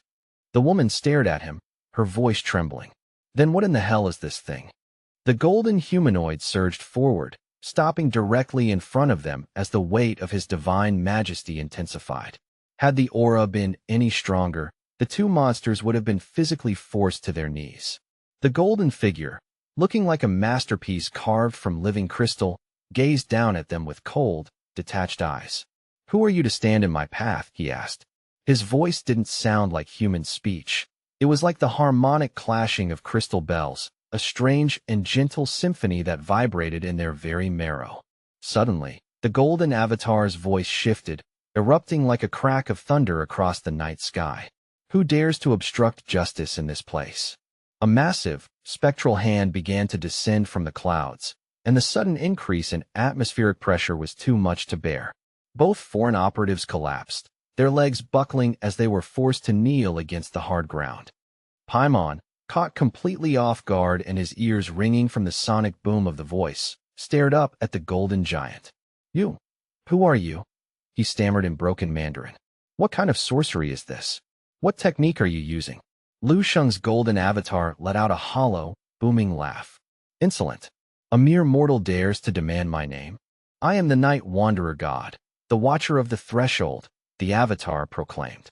"How dare you remain upright in my presence? Kneel." The pressure doubled, crushing both monsters into the dirt, their bones creaking under the invisible weight. They found themselves unable to resist even a fraction of the power. The golden figure shook its head slowly, its expression one of mild pity. "Oh, I see. You are but blind mice. You do not even comprehend the words I speak. In that case, hurry up and perish before your superior." With those words, the golden humanoid figure seemed to ignite. His entire body erupted in an unmatched, brilliant golden light that turned the night into day. His right arm elongated and shifted, transforming into a colossal blade of pure energy. He swung it downward toward the 2 foreigners, the strike looking like 2 golden, heavenly blades falling from the firmament. The dazzling light cut through the gloom, leaving 2 glowing trails in the air as the arc of energy expanded to consume everything in its path. It was the manifestation of the miraculous heavenly wheelblade, a strike delivered without the need for a physical bow or a steel blade. Paimon's eyes bulged as he realized the lethality of the incoming attack. "This is bad. Extremely bad. Dodge. Get out of the way now." Paimon screamed, his reflexes kicking in at the last possible millisecond. He lunged to the side, grabbing the woman and throwing her clear of the impact zone. A split second later, Lu Sheng's blade struck the earth. Boom. An earth-shattering tremor ripped through the ground, sending a shockwave that flattened the surrounding vegetation and cracked the tunnel entrance. They had narrowly escaped a gruesome death by the skin of their teeth. When the dust finally began to settle, they saw the golden humanoid standing dozens of meters away, seemingly unfazed. He continued to look down upon them with a superior, divine, and utterly inviolable majesty. "You little rats, do not think your meager survival means anything. I shall immediately summon the immortals to descend from the heavens and annihilate your very souls." Paimon, his nerves frayed to the breaking point, finally snapped and shouted a string of curses. He slapped his forehead in frustration, looking completely bewildered. "What the hell is this thing playing at? What is this nonsense?" The monster woman beside him, Lady Samijina, was wiping cold sweat from her brow. "The people of the Dragon Nation don't celebrate Halloween, but I've studied their myths. I've heard of this night wanderer god. It is a figure of ancient folklore, a guardian deity. Paimon's eyebrows shot up in disbelief as he stared at her. Are you telling me we've literally run into a god from a children's fairy tale in the middle of the night? They both raised their heads, their bodies trembling as they stared back at Lu Sheng's avatar, which stood like an unmoving statue of light. They continued to mutter to one another, unable to tear their eyes away from the spectacle. I only said I recognized the name from the texts, Samijina hissed. The lore says he serves something called the Supreme Immortal. Forget the name. We can kill this trash if we strike together. We have to move fast. If we wait for that idiot herald to show up, we'll be forced to share the spoils of this mission with him. Paimon clenched his monstrous fists, his resolve hardening. There is no way this mystical crap is real. It has to be some kind of high-level illusion or a sophisticated technological trick. It's a fake. He turned to his partner. Lady Samijina, let's go all out. We don't need to hold back. Even if we can't secure a quick kill, escaping from this thing shouldn't be an issue for practitioners of our level. The girl, Samijina, was still sweating profusely, her face twisted in a grimace of effort. You're right, she replied, her voice shaky but determined. We are among the strongest of the 10 demon gods. How could the two of us team up and still lose to some non-martial saint from the Dragon Nation? It's impossible. Without further hesitation, the two of them completed their horrific transformations, becoming avatars of pure destruction. Lady Samijina shrieked, all-out attack. Charge him. Both monsters were now drooling with a hunger for Lu Sheng's flesh, their predatory instincts fully locked onto the golden avatar, hovering high above them. Paimon, his face contorted with a mixture of horror and hysteria, yelled at the top of his lungs, Die! You fake god! You fake ghost! You pathetic Dragon Nation ant! Just die already! Samijina channeled her power into her ultimate technique, the hellfire blazing flames, manifesting a giant, roaring inferno that spiraled toward the sky. The entire immediate area was instantly submerged in a roiling, suffocating sea of cursed fire, the heat so intense it began to melt the very tracks of the high-speed rail. Their eyes were crimson, filled with nothing but murderous intent and the desire for slaughter. Paimon opened his maw wide, revealing fangs like ivory daggers, looking as though he wanted to devour Lu Sheng's soul alive. This is it. My ultimate move. Blazing flames charge. He launched himself forward, a living comet of deadly flames, hurtling directly toward Lu Sheng with terminal velocity. Lu Sheng's ethereal avatar hovered in the midnight air, his voice a low, vibrating hum of pure disdain. Good grief, he muttered, the words carrying a weight of profound boredom. It truly is quite something. To see that even your most desperate combat maneuvers are as aesthetically offensive and clumsy as your physical forms. With a calculated, fluid grace, the avatar's lips parted slightly to exhale a mere wisp of crystalline air. The supposedly inextinguishable hellfire was snuffed out instantly, its heat vanishing into nothingness. Paimon stared at the void where his power had been, his voice cracking as he stammered. How? How can this be possible? Our sacred flames were extinguished like a common candle. The demoness flames were legendary within the underworld, whispered to possess the potency to incinerate even the lowliest of demonic spirits. Yet here they were, dispersed by a singular, effortless breath. The sheer impossibility of the feat left the two pillars reeling, their confidence shattering alongside their spectral fire. Without warning, Paimon found his entire physiological structure ensnared by an invisible, crushing weight. Lu Sheng's psychic dominion had locked his joints and suppressed his very nervous system. He let out a strangled cry of pure horror as he felt the air leave his lungs. What is this? Psychic power, he wheezed, his eyes bulging. Are you truly nothing more than a high-level esper? The youth's projection remained unmoved, his reply cold and final. Do not mistake the divine for the mundane. This is not mere psychic talent. It is the manifestation of divine power. Paimon erupted into a symphony of agony as Lu Sheng's terrifying pressure began to compact his internal organs. Witnessing her comrade being systematically dismantled before her eyes, the demoness Amon felt a surge of cold, paralyzing panic. The arrogance she had worn like armor was stripped away in an instant, and she performed a desperate, undignified retreat. No, this isn't right. This is impossible. I have to flee. He isn't a human warrior. He's a demon in the guise of a boy, she shrieked, her legs churning against the gravel. However, before she could gain even a sliver of distance, Lu Sheng's avatar blurred through the space, manifesting beside her with ghostly silence. The young man's voice was a chilling whisper that seemed to resonate directly inside her mind. There is no need for such frantic panic. I assure you, I am no demon. The demoness was paralyzed as he drew closer. Her face was drained of all color, and sweat poured from her brow like a monsoon rain as she began to scream in high-pitched, staccato flashes of terror. Lu Sheng's avatar shifted, standing like an immovable monolith across her path of escape.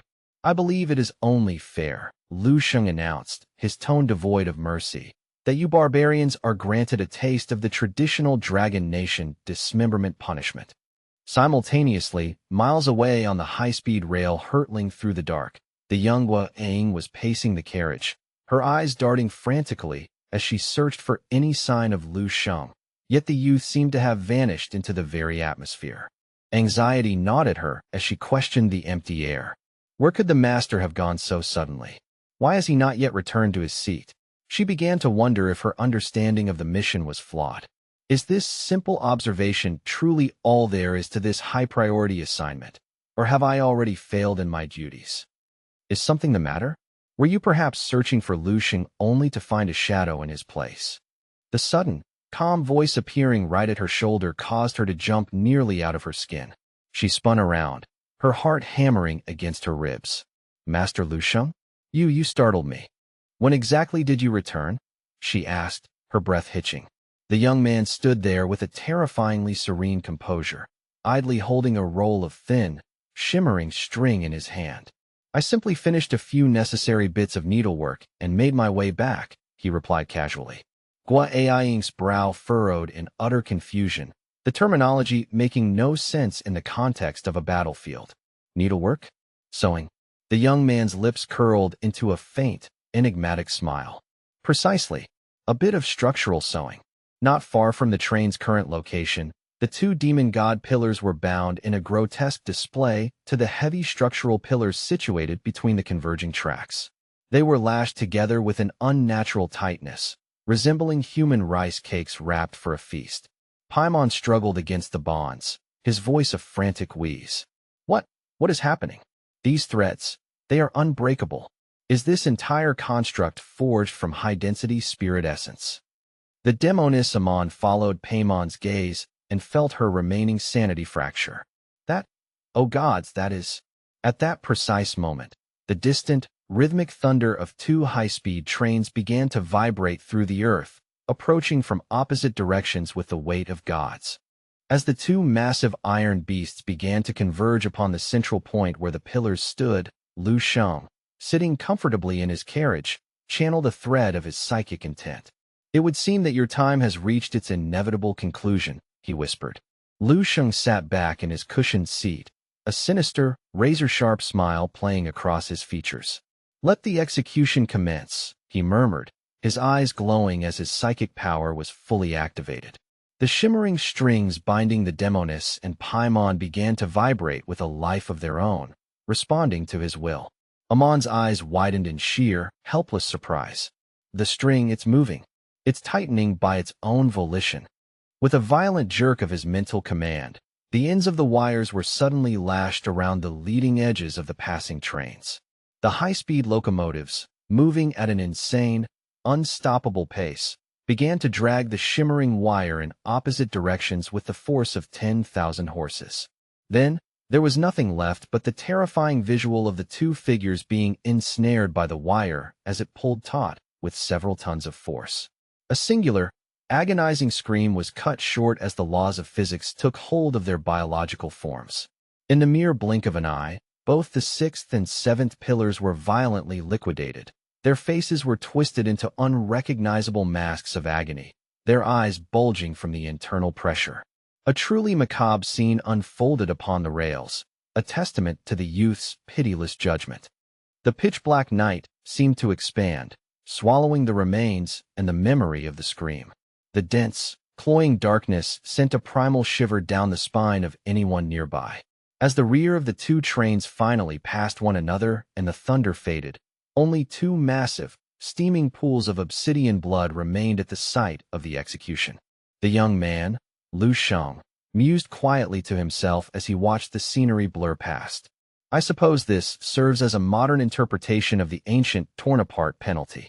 In the old world, they utilized 5 horses for such a dissection.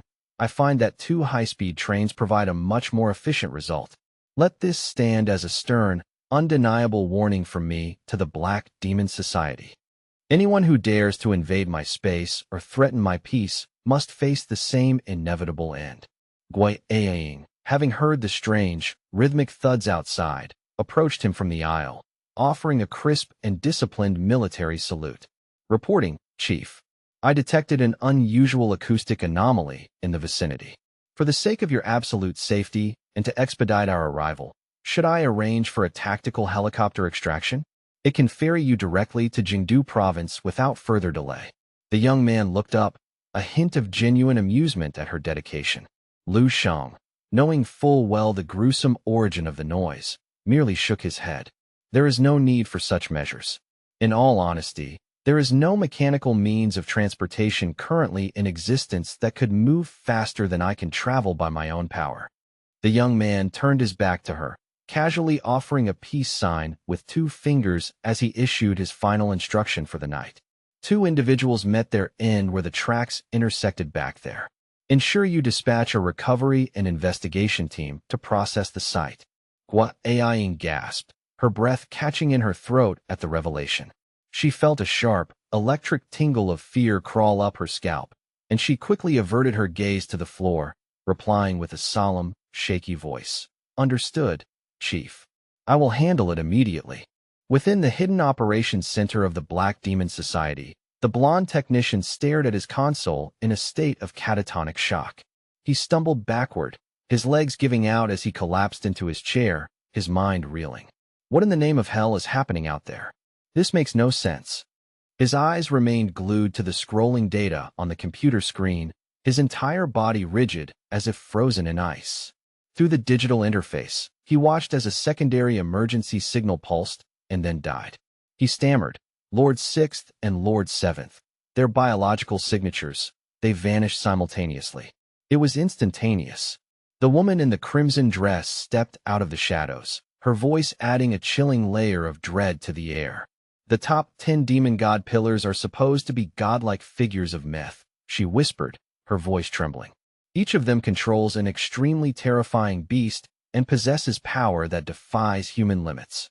The Black Demon Society was built upon the foundation of the illustrious achievements these lords created.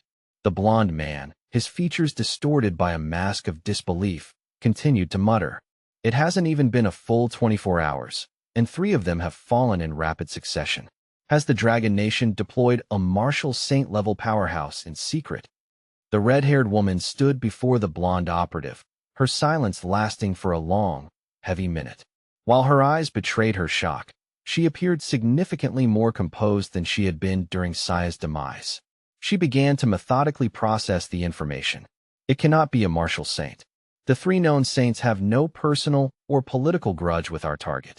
Furthermore, military intelligence confirms that the army currently has no saint-level assets in this sector. She spoke as if explaining a puzzle to a child. The only remaining logical possibility is that we have catastrophically underestimated the target's baseline strength. He is not a major general-level threat.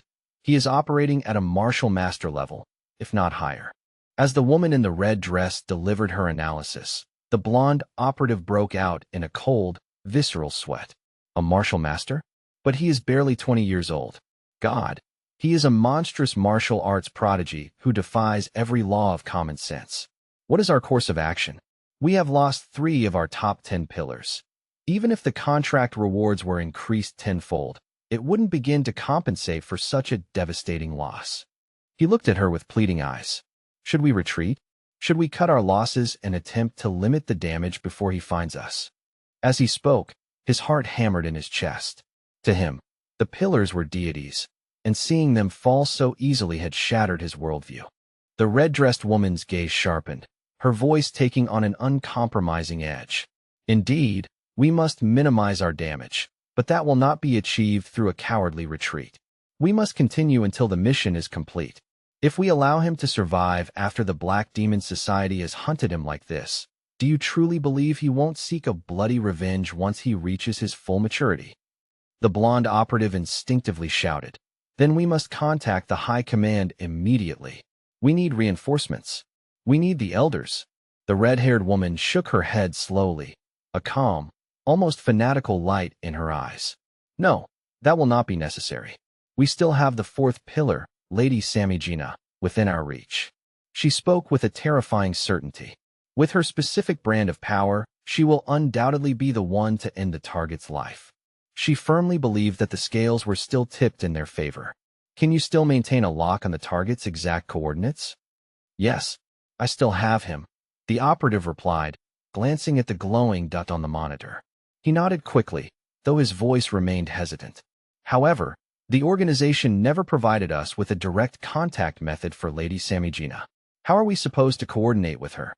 The red-haired woman offered a thin, unsettling smile. That is because a contact method is entirely redundant. Lady Samijina has always been with us. She has never left our side. Without further explanation, the woman knelt upon the floor, clasping her hands in a gesture of reverent, fanatical prayer.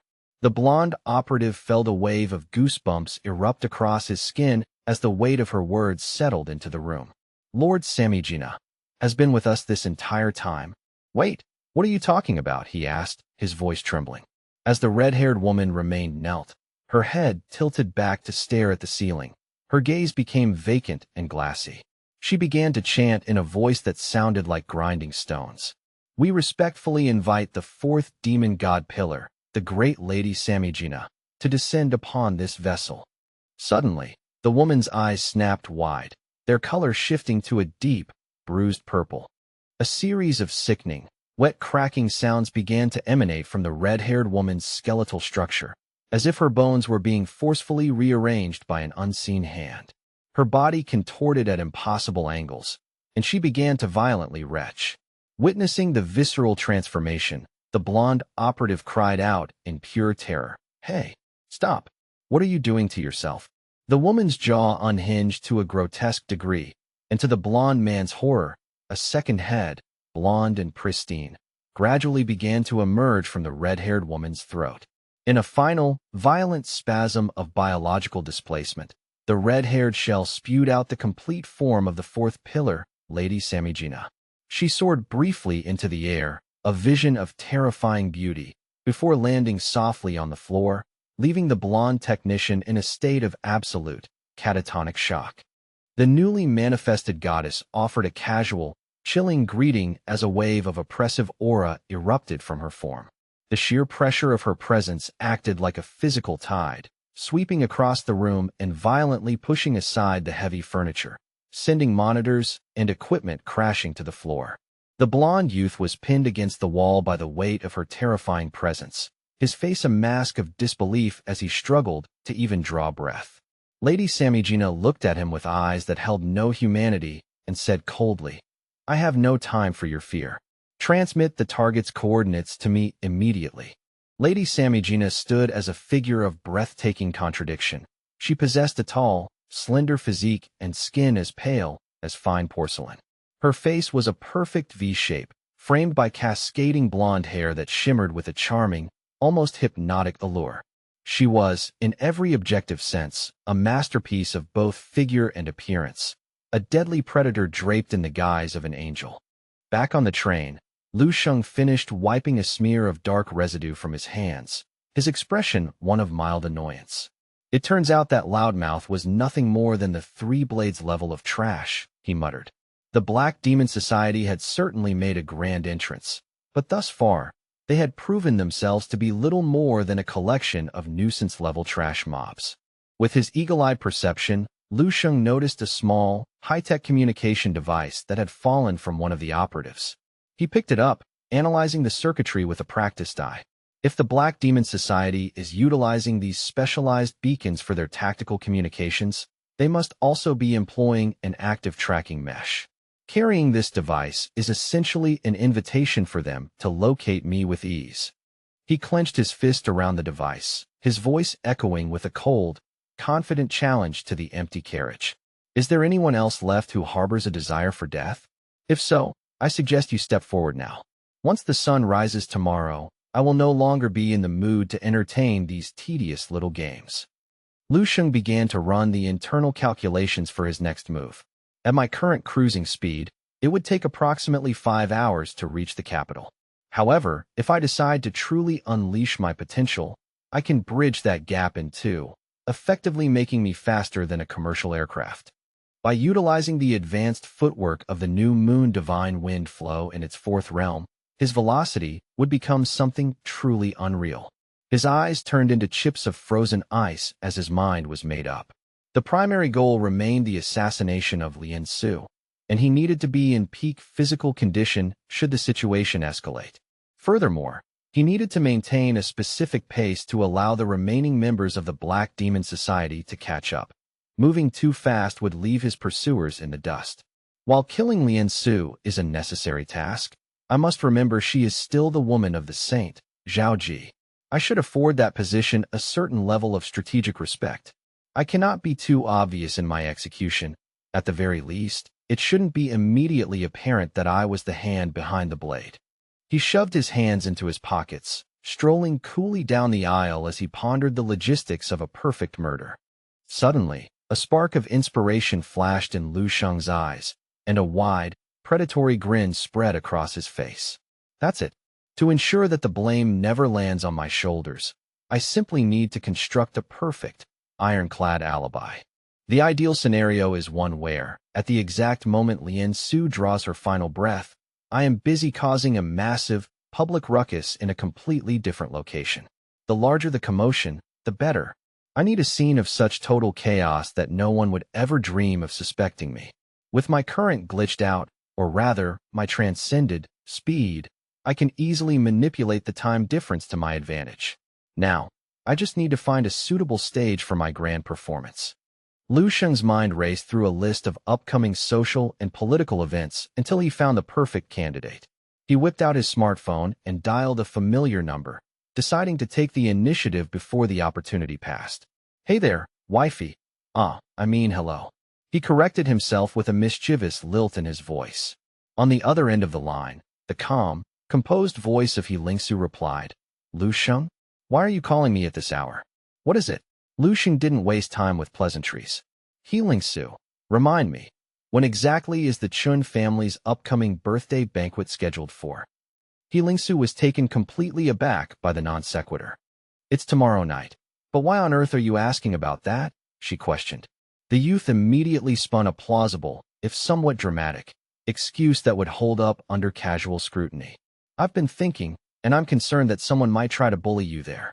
These high society birthday galas are always crawling with arrogant second or third generation young masters looking for an easy target to belittle. It's a classic trope, really, he continued, his tone mock serious. Your current predicament is remarkably similar to the tragic female lead in a romance novel, and I simply can't let that stand. He closed his eyes, imagining He Lingsu surrounded by a pack of sneering aristocrats, looking suitably distressed for a damsel in his play. On the other end of the line, He Lingsu was breaking out in a cold sweat. She took a deep, steadying breath and replied in a quiet, firm tone. I appreciate the concern, Lu Sheng, but it's really okay. I've mastered the art of being invisible within the Qin family. Nothing of that nature is going to happen. The youth completely ignored her protests, finalizing his scheme with a tone of finality. All right, then it's settled. Send the address of the venue to my phone. I'll be there tomorrow night to serve as your personal backup. Catch you later. He hung up before she could utter another word. He Lingsu stared at her glowing phone screen in a state of total confusion. What kind of madness is he planning this time? Meanwhile, Lu Sheng, thoroughly pleased with his own cleverness, shoved the phone back into his pocket. A perfect plan. I truly am a genius. I'll take care of Lien Su's expiration, then rush to the Chun family's party to incite enough chaos to draw everyone's eyes. It's the ultimate diversion. Whether He Lingsu actually needs my assistance is entirely irrelevant to the plan. I'll provide her with the backup, let her flex her influence, and play the hero. In return, she'll just have to play along and keep me properly entertained. Lu Sheng walked off into the shadows of the next carriage, ready to set his wheels in motion. Later that night, high upon a secluded mountain in the suburbs, a young couple sat in their tent, blissfully unaware as they gazed at the stars. The girl shuddered violently, the thin fabric of her clothes offering no protection against the biting night air. "It's absolutely freezing out here," she complained, casting a sharp, accusatory glare at her companion. "Did you drag me all the way up this mountain on a lie? There isn't a single star visible in this void, let alone the spectacular meteor shower you promised." The young man quickly turned on the charm, trying to salvage the mood with a smooth, reassuring tone. "I wouldn't dream of deceiving you. I meticulously checked the astronomical forecast, and it explicitly stated that a once-in-a-millennium celestial event would occur tonight." The girl remained skeptical, vigorously rubbing her numb hands together to generate a spark of warmth as the mountain chill seeped into her bones. Unfazed, the guy leaned in closer, his voice dripping with sweet, practiced persuasion. "Perhaps we're just a few minutes too early for the show, right? Why don't we retreat into the tent and warm each other up for a while?" While his words sounded caring, his internal monologue was far more predatory. "Of course I fabricated the whole thing. If I hadn't promised you the stars, you never would have agreed to stay overnight. And if you don't stay, I don't get what I came for." A faint, unsettling grin flickered across his face as he thought, "This night is about to be legendary." The girl sighed, glancing one last time at the oppressive, obsidian sky. The idea of giving up after trekking halfway through the night felt like a waste, yet the plummeting temperature was becoming unbearable. After a moment of internal debate, she gave a hesitant, reluctant nod. "Fine, let's get inside," she murmured. But just as they reached for the tent flap, a sudden, piercing brilliance erupted in the periphery of their vision. The girl's head snapped upward, her exhaustion replaced by a look of pure, wide-eyed wonder and genuine shock. "Wait, you weren't lying. Look, there really is a meteor shower starting. It's a golden meteor. Quick, make a wish," she cried out, clutching his arm. The young man stood paralyzed, his jaw dropping in absolute disbelief as he stared at the sky. "Holy crap, I can't believe it. There actually is a meteor." High above, a streak of magnificent golden light tore through the velvet curtain of the night, trailing a dazzling, incandescent wake behind it. It appeared far larger and more radiant than any natural celestial body. The source of this brilliance was Lu Sheng, who was utilizing his immense mental fortitude and concentrated gangqi to propel his body through the atmosphere. Enveloped in a protective cocoon of shimmering golden energy, he cut through the clouds at a steep angle. "Do I look like a high-tier warrior flying through the sky in a scene from Dragon Ball?" Lu Sheng mused, quite satisfied with the aesthetic. He even entertained the thought, if I were to thrust out this gangqi with both palms, it would be the perfect imitation of a Kamehameha. As he drifted through his thoughts, the 7 undying cells embedded in his forehead suddenly pulsed with a frantic, rhythmic warning. A heavy, ominous pressure settled over Lu Sheng, reminiscent of the stifling atmospheric drop preceding a tropical cyclone. A sharp, crimson streak of fire pierced the darkness from the opposite direction, expanding with terrifying speed in his retinas. Boom! The descending scarlet fireball collided violently with Lu Sheng's golden trajectory in midair. A massive, visible shock wave rippled outward in a perfect circle, generating a howling gale that flattened the trees on the mountain below. The two torrents of golden and red gangqi became entangled, spiraling around one another in a chaotic, visually stunning display of raw power. The young man on the ground scrambled for his binoculars, his hands shaking. "What? Can meteors actually intercept each other like that? What the hell is going on up there?" He adjusted the focus, but as the shapes clarified, he froze in a state of absolute catatonic shock for 3 long seconds. "That's no meteor. Holy crap, that's a person. There's a human being inside that golden light." The intense golden sphere lost its momentum and plummeted from the heavens, smashing into the earth with the force of a tactical strike. The impact hollowed out a crater over 10 meters wide, a jagged abyss so profound the bottom was lost in shadow. Suddenly, a pulse of golden light bloomed from the depths, and a figure wreathed in shimmering radiance began to rise slowly from the heart of the pit. Lu Sheng rolled his slightly aching shoulder, a dry, self-deprecating smirk touching his lips. "I suppose I actually fell for the drop from the heavens cliché after all," he muttered. Sensing the atmospheric pressure ahead of him thickening into a literal storm of killing intent, Lu Sheng's eyes sharpened. "That aura, you must be one of the high-level executors from the Black Demon Society." A silhouette began to materialize in the reflection of Lu Sheng's eyes, a female figure completely enveloped in a mercury-red aura. She possessed long, radiant hair that flowed like liquid fire, and a delicate, flawless face that seemed carved from marble. Her scarlet eyes remained fixed on Lu Sheng with predatory intensity, her very presence exuding a cold, bewitching, and dangerous light. Without a single word, she lunged toward Lu Sheng, her concentrated qi igniting the air around her into raging flames as she broke the sound barrier. In the mere blink of an eye, she had crossed the distance and stood directly before him, her speed so great it left afterimages. Lu Sheng's pupils contracted slightly as he prepared for the impact. Her velocity was bordering on the extreme, and the sheer destructive potential of her strike was nothing short of terrifying. It was clear that her physical form and her martial Tao had successfully merged into a singular, miraculous state of being. Lu Sheng, however, was no amateur. He surged forward like a bolt of lightning to meet her head-on. Having previously withstood the siege of over 100 grandmasters in the Eastern Military District without his force fields breaking, he knew his limits.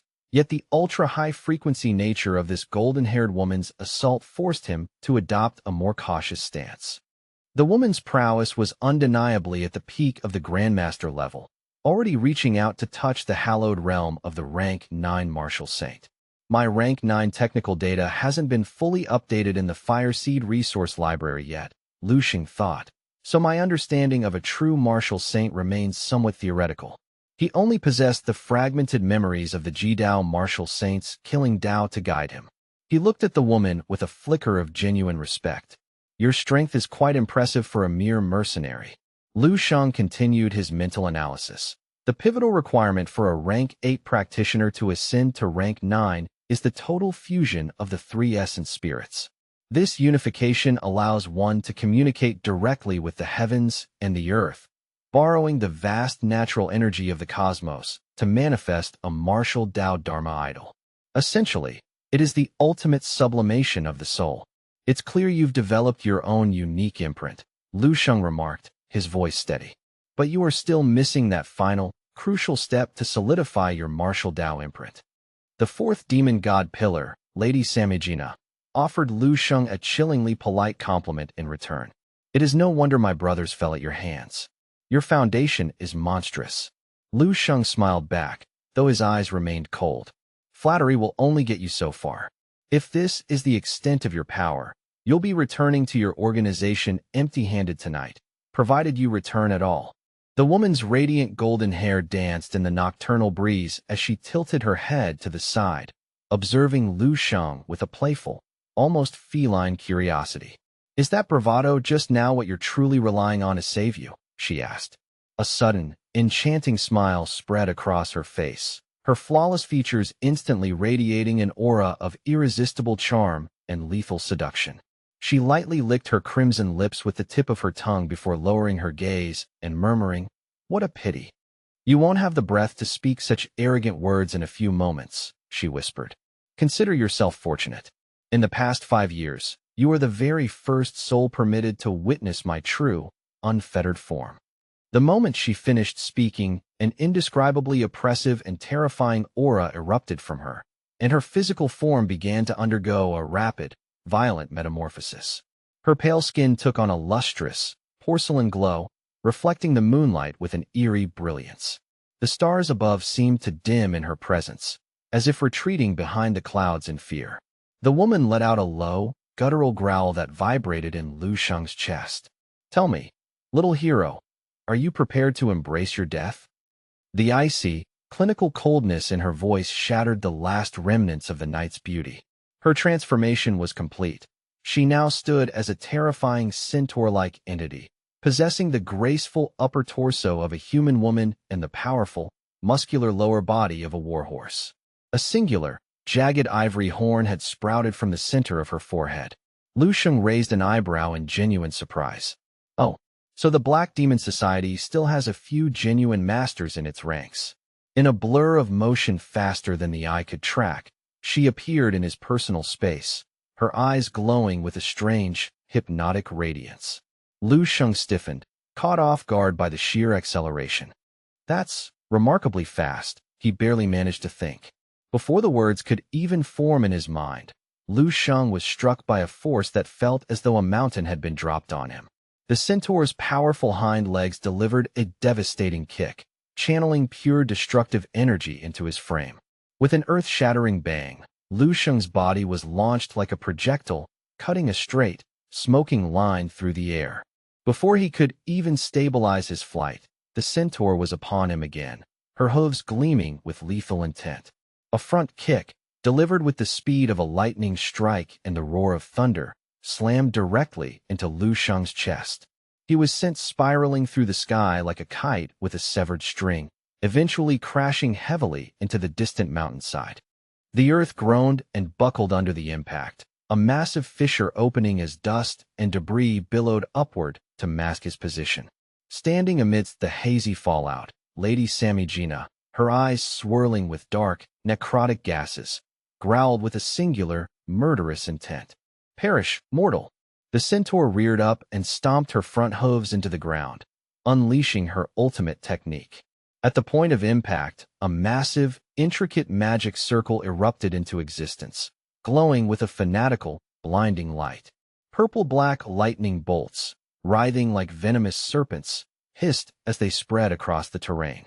The circle rotated with dizzying speed, acting as a siphon for the terrifying energy of the heavens. From its center, a colossal pillar of purple light shot downward, tearing the fabric of space and carrying a tide of absolute destruction meant to grind everything into dust. The sheer magnitude of the power tore the ground asunder and sent a column of soot miles into the sky. Lady Samigina looked down at the smoldering, cracked wasteland she had created and muttered with cold finality, "It is finished." But then, the unexpected happened. From the heart of the settling smoke and ash, Lu Sheng's silhouette gradually became visible. He stepped out of the ruins, completely unharmed. "So," he said, his voice carrying clearly through the silence, "it turns out your so-called transformation is just a crude method of temporarily pushing a grandmaster's physical limits." Lady Samigina stared at him, her composure cracking as she whispered, "But you haven't even touched the higher realms yet. You carry nothing but the baseline aura of a common grandmaster," she continued, her voice rising in disbelief. As Lu Sheng continued to walk toward her with a cold, aristocratic pride, she couldn't process the reality before her. "How is this possible? To remain unscathed after a direct hit from my full power? Just who, or what, are you?" The youth looked at her with indifferent, bored eyes. "Who am I? I am the one destined to stand at the peak of this world." Lu Sheng clenched his fist, and suddenly, his presence expanded, his aura erupting with a violence that made the previous explosion look like a flickering candle. "I've seen enough," he declared. "You no longer possess any tactical value to me. Time to die." Lu Sheng unleashed an overwhelmingly potent wave of spiritual pressure. He stood perfectly still, watching as the blonde centaur woman charged at him in a desperate, final sprint. She covered the distance in a heartbeat, but just as she lunged, Lu Sheng's eyes flashed with a freezing glare. "You're worthless." The 7 undying cells on his forehead began to glow with a blinding, holy light. His chi and blood volume surged 40-fold in an instant. Godly illumination Vajra scripture, 6-fold amplification. Boom. An unimaginably terrifying pressure erupted from Lu Sheng's body, feeling like 1,000 volcanoes detonating in unison. In that moment, Lady Samigina felt a crushing, insurmountable weight settle on her soul. Her lungs seized, and her face became instantly drenched in a cold, visceral sweat as she realized the true gap between them. Arg! Intense heat waves radiated from every pore of Lu Sheng's skin, creating visible, concentric white rings of compressed air that blasted outward. This invisible shockwave brought the blonde's all-out charge to a dead stop. Then, with a casual, predatory motion, Lu Sheng reached out and seized her by the neck as if she were a common chick. He brought her face inches from his.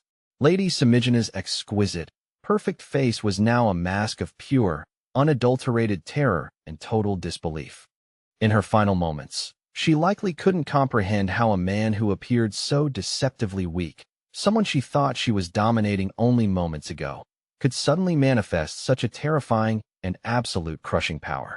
Lu Sheng's entire frame was now wreathed in a divine, pulsating purple aura, his spiritual force fully engaged. He focused his mental power into his grip, the pressure on Lady Samijina's throat becoming absolute. "Farewell," he commanded, his voice echoing with the weight of destiny. Lu Sheng's spiritual dominion held Lady Samijina in a total lock. She was enveloped in a telekinetic field so dense she couldn't move a single muscle. Within seconds, the fourth pillar began to foam at the mouth, her powerful body turning rigid and cold. Her scarlet eyes, once so full of arrogance, were now filled with nothing but a lingering, terrified horror. Lu Sheng maintained his one hand in the pocket, badass silhouette, looking down at her with a calm, detached expression. "It's time you bid your final goodbyes to this mortal realm," he said softly. "If fortune favors you, perhaps you'll find a second life in another world." Boom. Lady Samijina's perfect, statuesque body was detonated from the inside out, turning into a brilliant, bloody firework. Her high-rank blood congealed into shimmering beads that illuminated the entire mountain range with a dazzling, macabre light. The young Lu Sheng then reached out to his communication device and signaled a nearby officer. A crisp voice crackled through the receiver. "Chief, we are on standby. What are your orders?" The young man replied with casual indifference. "The situation at these coordinates has been resolved. Dispatch a cleanup crew to sanitize the area immediately." The officer's voice was urgent and respectful. "Understood, sir. We are moving now." With a faint tap of his toes against the scorched earth, Lu Sheng soared effortlessly back into the night sky. As he glided through the clouds, Lu Sheng murmured to himself, "This confrontation with the Black Demon Society has provided a useful baseline for my current capabilities. Utilizing pure qi and blood, enhanced by the 7 undying cells and my various internal buffs, I can consistently output about 780 stars of combat power. If I push to the absolute limit, I can likely touch the 1,000-star threshold."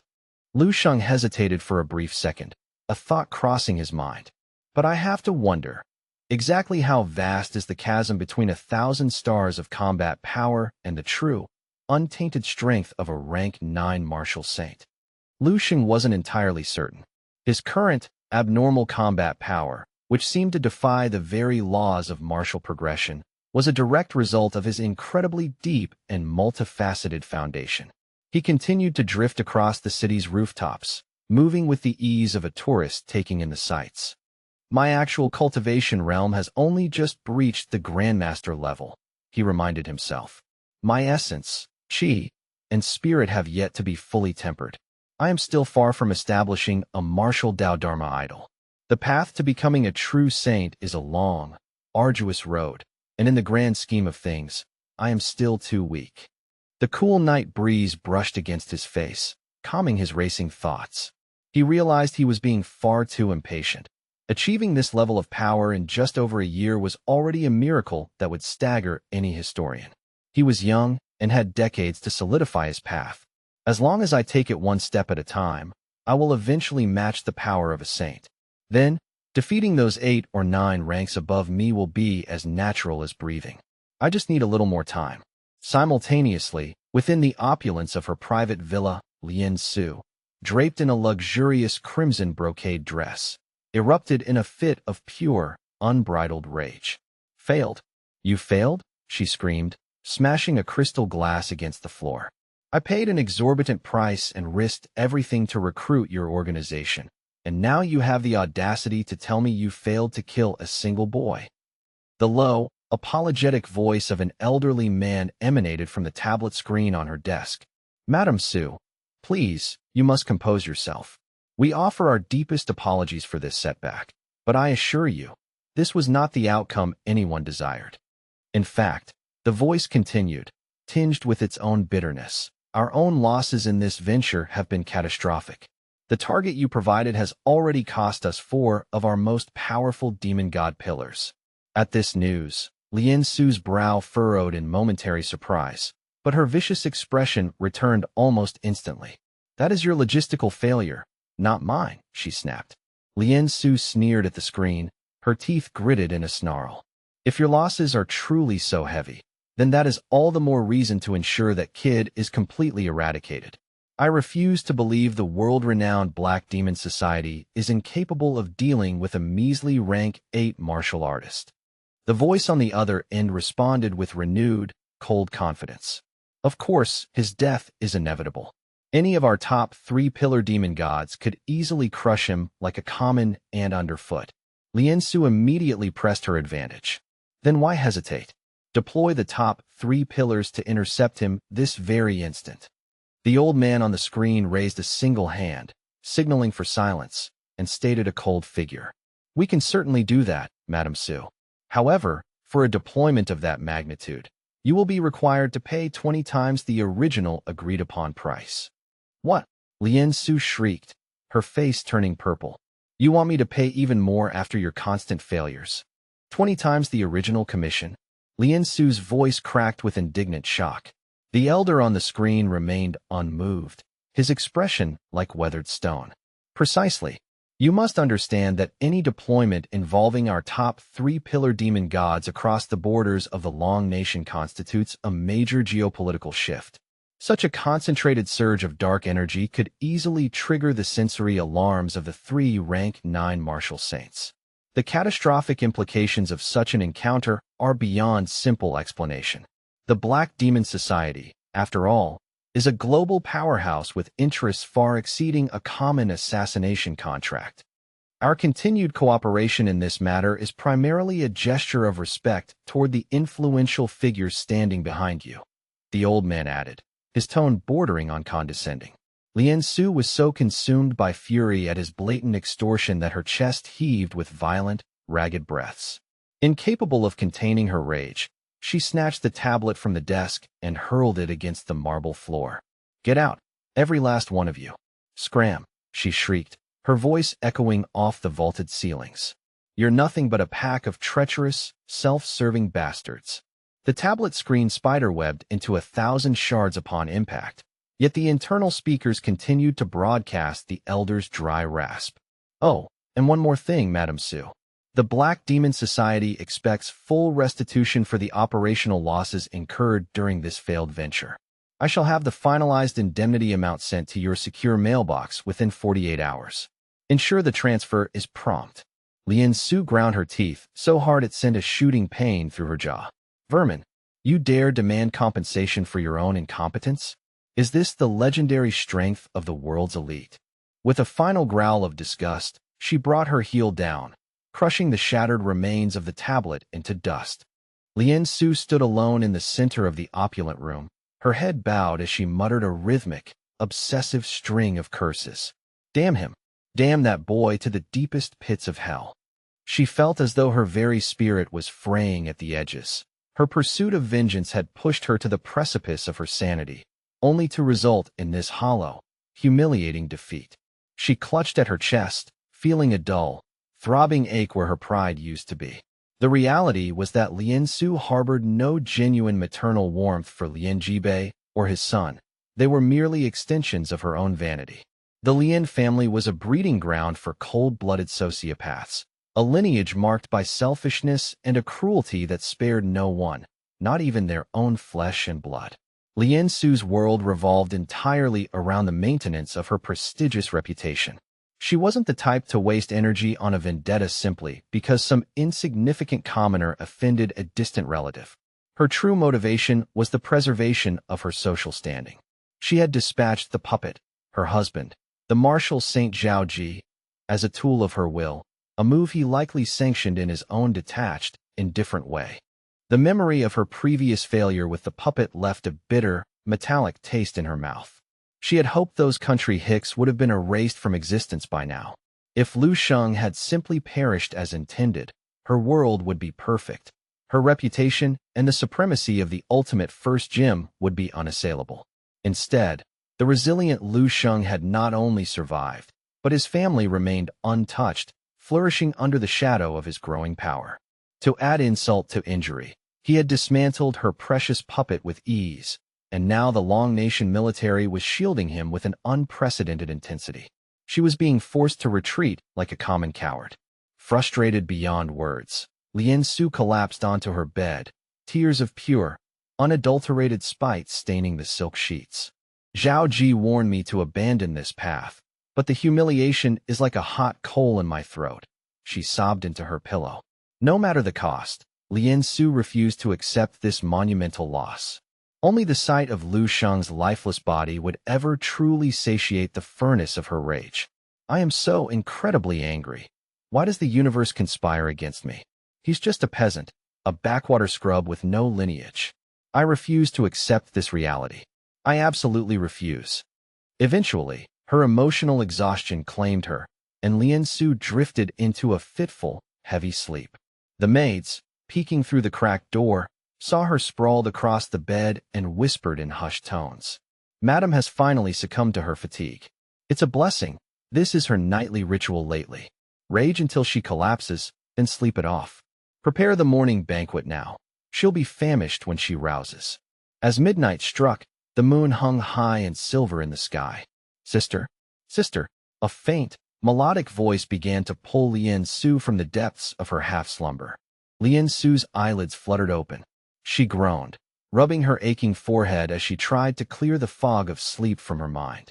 She shook her head, turning toward the source of the persistent, ghostly whisper that had disturbed her rest. "Who is calling me at this hour?" she demanded, her voice thick with irritation. "Brother, is that you?" She nearly shrieked as her eyes adjusted to the gloom. Standing beside her bed was a spectral figure, a man drenched from head to toe in dark, viscous blood. His mouth was stretched open in a silent, horrific scream, revealing rows of gleaming white teeth that contrasted sharply with his hollow, ghost-like eyes. Lien Su began to tremble, her skin turning ashen. "Be brother. Lien Jibei," she stammered. The figure leaned in, a wet, squelching sound accompanying his movement. "Sister, I died such a slow, agonizing death. Look at what they did to me." A gruesome, vivid scene of his final moments began to unfold before her eyes, the air filling with the stench of copper and decay. Lien Su sat paralyzed for several heartbeats, her body vibrating with a primal, bone-deep terror. Then, a blood-curdling scream erupted from her throat, shattering the silence of the villa. Lien Su jolted upright in bed, gasping for air as if she were drowning. Her face was deathly pale, and her nightgown was soaked through with a cold, frantic sweat. She looked around the familiar, opulent surroundings of her bedroom, her chest heaving as she finally began to calm down. It was just a dream, a hollow, vivid nightmare. It was clear the dream had left a profound psychological scar. To see Lien Jibei's mutilated form so clearly, it was more than just a trick of the mind. "What in the name of God was that?" she whispered. "Has his spirit truly come back to haunt me because I failed to secure his vengeance? Even in the afterlife, is he so petty that he won't let me rest?" Lien Su shook her head vigorously, trying to dispel the lingering image of the bloody specter. Her throat felt as though it were filled with sand, her mouth suddenly bone-dry. "Someone, bring me water," she croaked. As if on cue, a maid rushed into the room, head bowed low, carrying a delicate crystal glass filled with clear liquid. "Madam, please, here is your water," the girl whispered, extending the tray. Lien Su gave a curt, impatient nod and took a large, desperate gulp of the refreshing liquid. "Ugh, wait. What is this foul taste?" she spat, her face contorting in disgust. "Why does this water taste so icy and fishy? What have you given me?" Lien Su frowned, peering into the crystal glass, only to see the clear water transform into thick, bubbling blood. A single, severed eyeball floated to the surface, staring back at her with a dull, vacant pupil. "Ah!" Lien Su shrieked, kicking the glass away with a frantic spasm of her legs. She huddled against the headboard, trembling in absolute terror. Suddenly, the shimmering form of a young man appeared at the foot of her bed, his face partially obscured, one eye socket a hollow, weeping ruin. "Dear aunt," the phantom whispered, "does the taste of my blood please you?" Lien Su began to scream like a raving lunatic, her hands clawing at her own face. To the outside observer, she appeared to have fainted, lying motionless on the silk sheets with her eyes tightly shut. Yet her face was twisted into a mask of unimaginable agony, her limbs twitching and flailing sporadically as she remained trapped in a recursive loop of endless, hellish nightmares. This was not a single dream, but a labyrinth of despair from which there was no exit. Standing just beyond the physical threshold of the room, Lu Sheng observed Lien Su's deteriorating condition with the detached precision of a scientist. Using his vast mental power, he watched her mind shatter under the weight of the illusions he had woven into her psyche. Lu Sheng gave a small, satisfied nod. Deploying complex mental illusions against a woman who possessed only the physical strength of a rank 6 martial artist, and whose mental state was already fractured by spite, was almost too easy. She was destined to break down completely, her consciousness dissolving in a repeating cycle of fear, guilt, and absolute despair. "Impressive, isn't it? Consider this the culmination of my genuine effort," Lu Sheng declared, his eyes burning with a cold, judicial light. "This is the ultimate, traceless execution method. It is a death that leaves no physical evidence, yet ensures you depart this world burdened with the maximum amount of regret and terror." Lu Sheng, his will clone projected into the room, stepped closer to Lien Su's bedside, his resolve as hard as diamond. For a woman who possessed the heart of a predatory beast, who had repeatedly conspired to destroy his life and hunt his family into early graves, he felt no flicker of mercy. "Am I being cruel?" he mused. "Perhaps, but justice is rarely soft." Looking down at Lien Su as she writhed in her internal hell, her life signs beginning to flicker like a dying candle, Lu Sheng allowed himself a soft, self-deprecating laugh. "I never claimed to be a saint, just a man with a functioning sense of righteousness. This world doesn't reward the merciful." Lu Sheng had already established a powerful mental barrier around the room, ensuring that not a single shriek or thud could reach the ears of the guards outside. He stood in silent vigil by her bed, watching the light fade from her eyes. However, just as Lien Su was about to finally succumb, a massive, piercing warning signal detonated in Lu Sheng's consciousness. A sharp, stabbing pain, like 1,000 microscopic needles piercing his cerebral cortex, flared behind his forehead. His undying cells were screaming an alarm of unprecedented intensity, targeting Lu Sheng himself with a focus far more aggressive than anything he had experienced from the Black Demon Society. Only a rank 9 martial saint could project a killing intent of this magnitude, Lu Sheng realized, his mind racing to analyze the shift. "I was careless. If I can foresee the ripples of danger affecting myself and my kin, then an established martial saint undoubtedly possesses a far more refined version of the same instinct." The breakthrough into the martial saint realm unlocks the latent potential of the human soul, awakening nearly divine powers. In that context, this sensory alarm was likely a basic defensive reflex. Lu Sheng knew he had to pivot immediately. He had intended to let her suffer for hours, but that luxury was now gone. He couldn't risk maintaining this mental link any longer, or the martial Saint Zhao Ji would pinpoint his exact location and trap him. "Time to finish this business," Lu Sheng muttered, looking down at Lien Su one last time before delivering a decisive, telekinetic blow to her brainstem. Lien Su's life signs flatlined instantly, disappearing faster than an ancient dial-up connection. As he prepared to depart, Lu Sheng took a final look at the woman. He had to admit, objectively, Lien Su was a stunning beauty. Her features, her poise, and her sheer presence were top tier, a rarity even in the capital. In a world where power enhances every attribute, beauty is often the first thing to reach a transcendent level. Most men would be so overwhelmed by an intense sense of inferiority and fear that they wouldn't dare even look her in the eye, let alone strike her down. But Lu Sheng's heart remained like a frozen lake. He had already liquidated the stunningly beautiful women of the Black Demon Society without a second thought. Lien Su was no different. With the warning in his forehead finally subsiding, he knew it was time to leave. Lu Sheng's presence vanished from the room like a candle flame being snuffed out in a gale. The entire execution had lasted less than 5 minutes. The servants stationed in the hallway continued to whisper, assuming their mistress was simply enjoying a rare, deep sleep. When the usual hour of her rising passed without a sound, a senior maid tentatively pushed open the door, carrying a tray of morning tea. "Madam? Madam, it is time to wake." Her words died in her throat as her trembling hands lost their grip, the porcelain teacup and tray clattering loudly to the floor. A piercing, visceral scream echoed through the corridors of the mansion, quickly escalating into a chorus of terrified shrieks. "Oh God, no! Madam!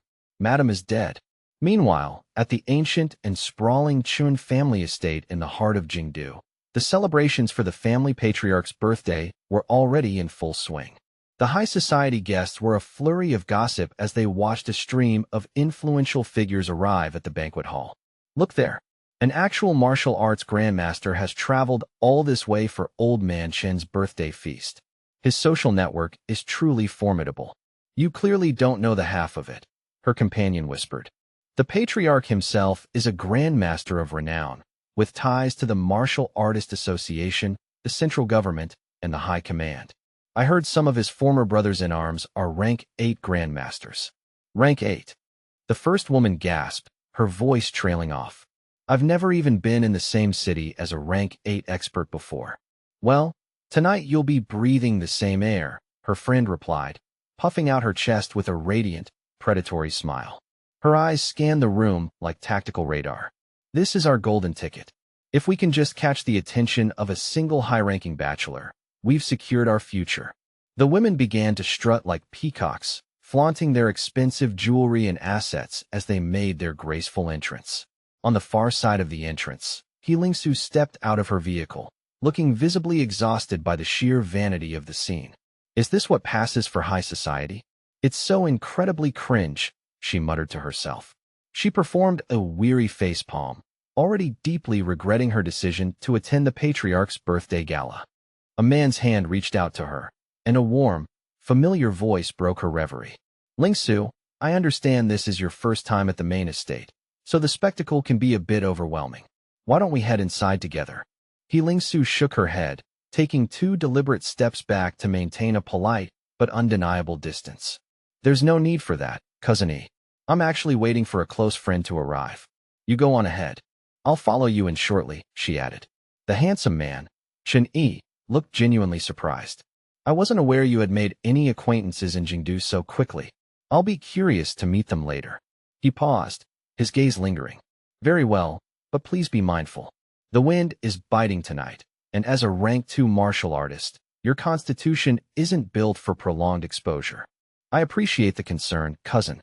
Lingsu watched in silence as he turned and disappeared into the estate, exhaling a long sigh of relief.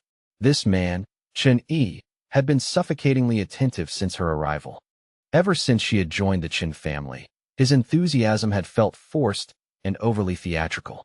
"Chen E claims to care for my well-being," she whispered to herself, "but I can't shake this feeling, this deep-seated intuition that he is far from a good person.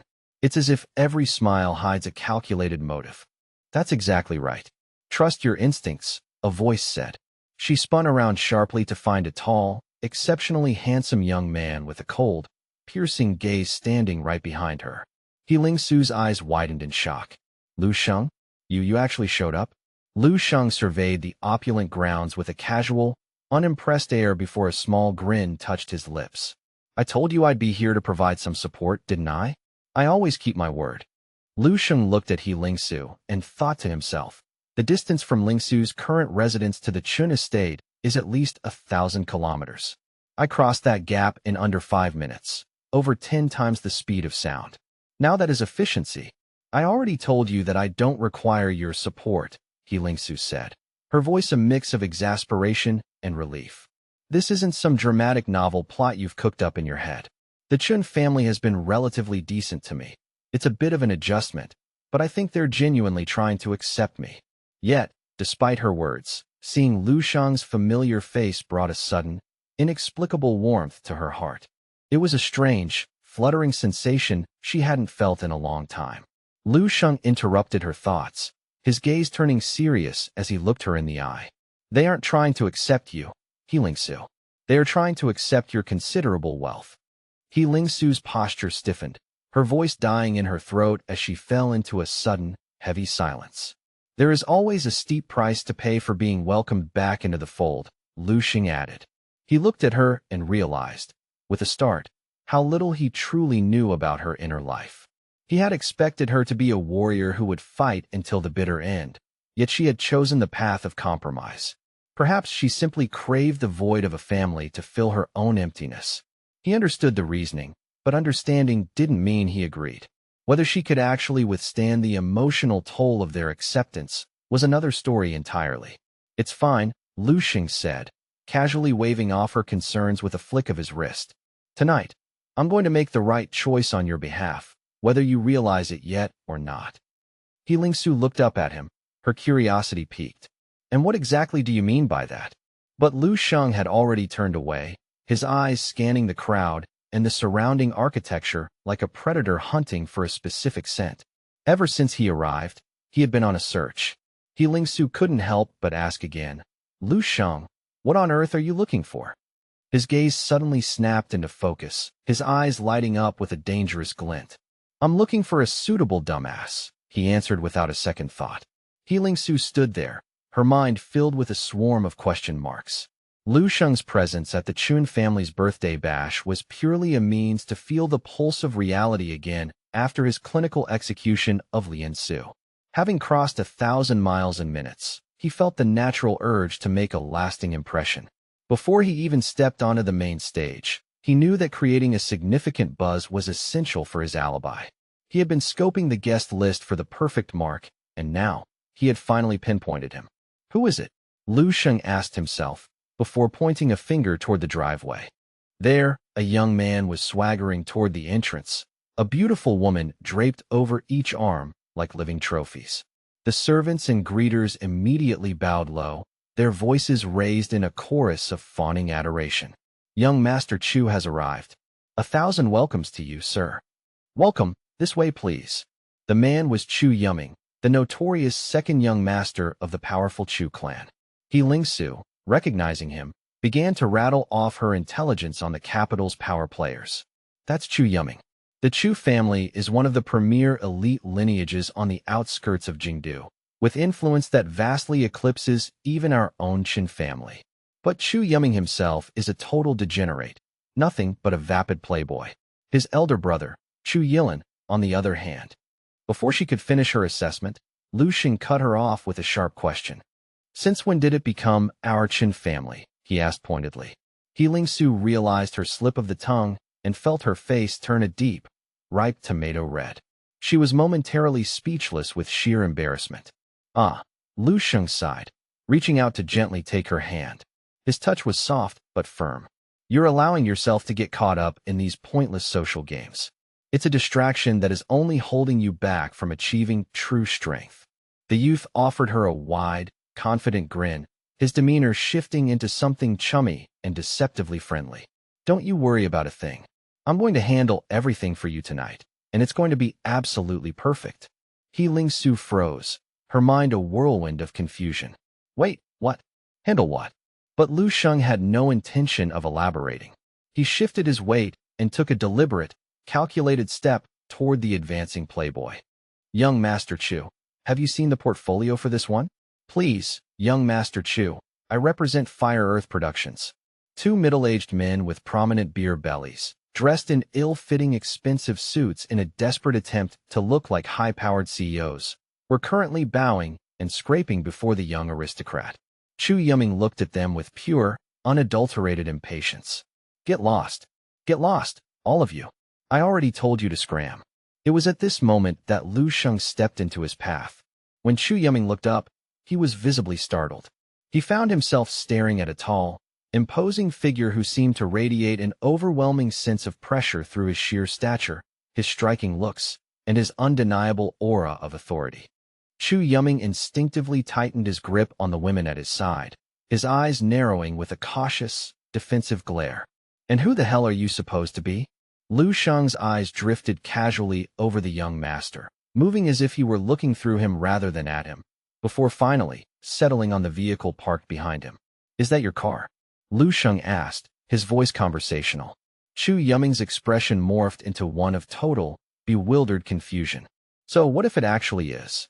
Lu Sheng countered with a playful tilt of his head. "I have to admit, it's remarkably cool, stunningly beautiful, in fact."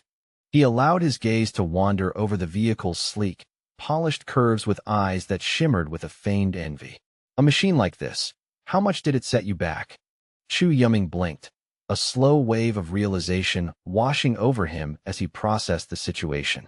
This random newcomer was clearly just another bystander mesmerized by his wealth. "Turns out it's just some uncultured hick drooling over my new masterpiece," he thought, his ego swelling. The situation was almost comical. Chu Yuming couldn't suppress a smug, slow-spreading smile as he prepared to flaunt his status. "Calling it cool is a massive understatement, my friend.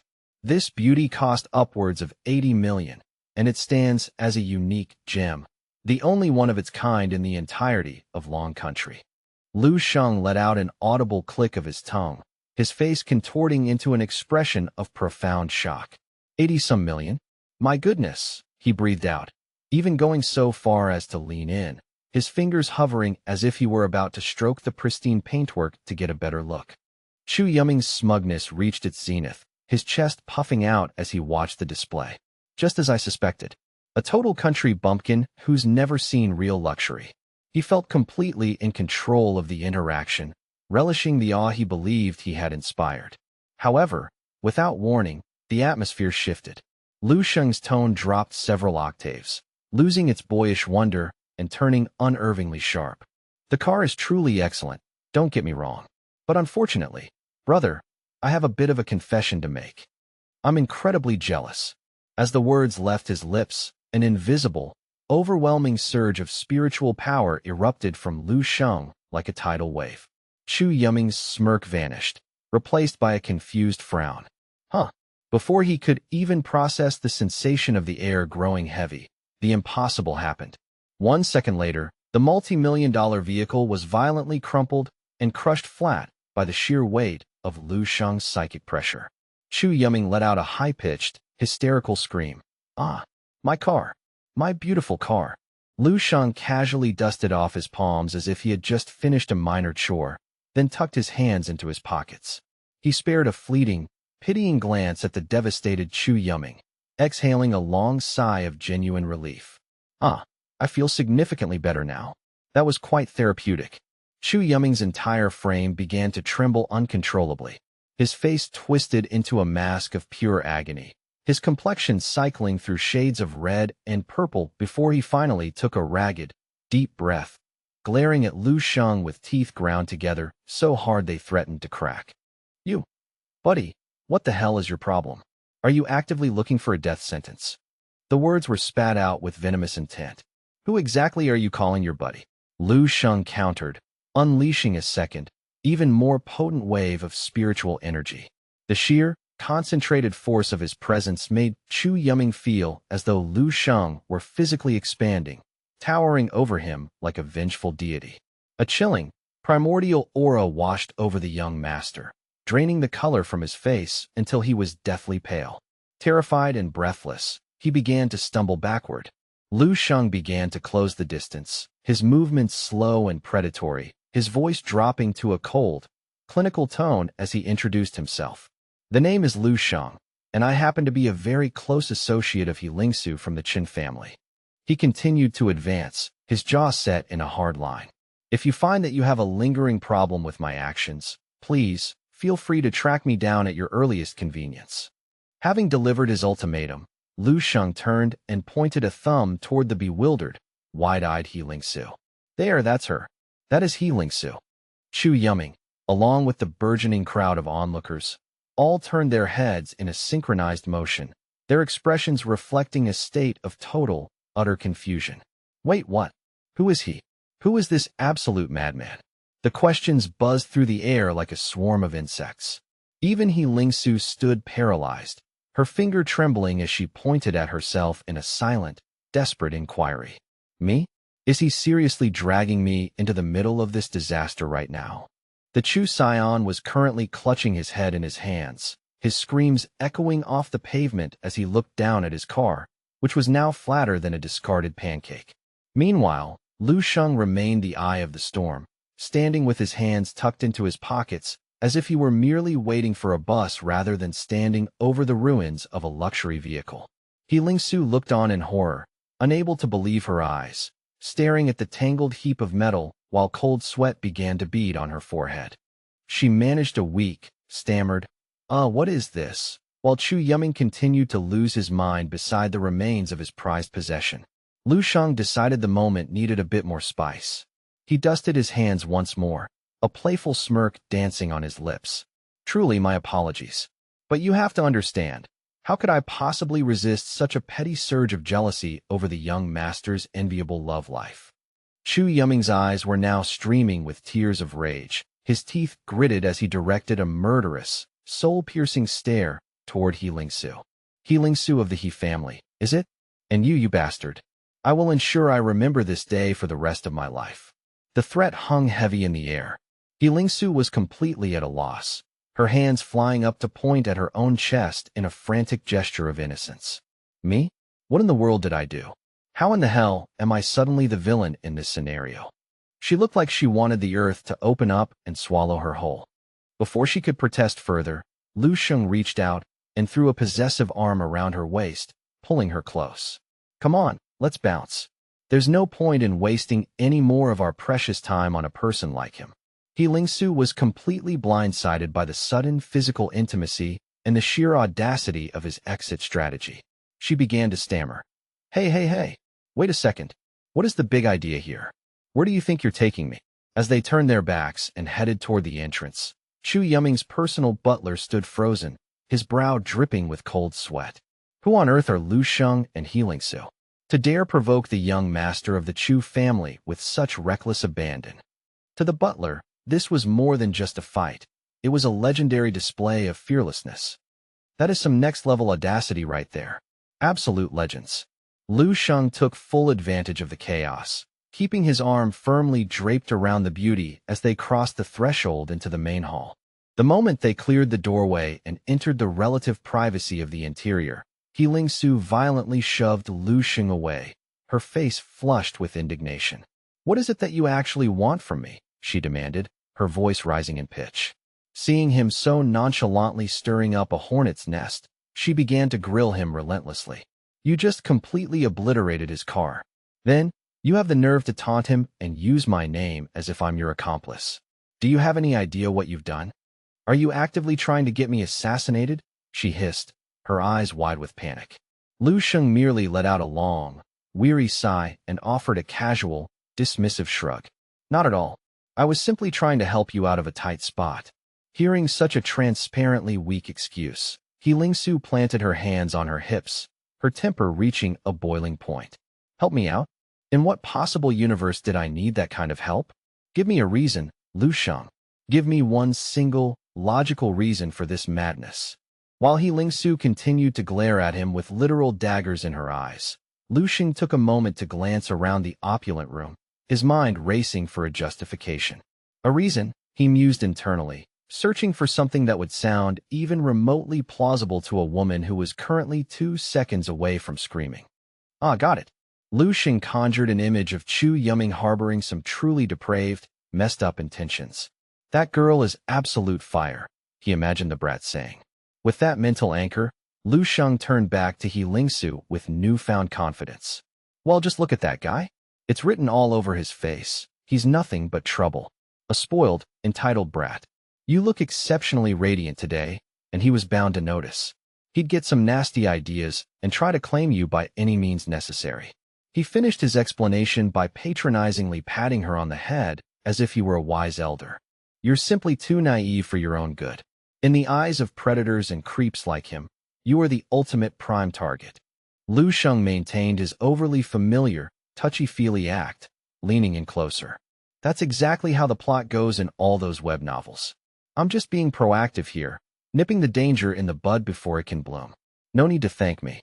Hearing this utterly bizarre and convoluted logic, Heelingsu found herself completely speechless, her mouth hanging open as she struggled to find a comeback.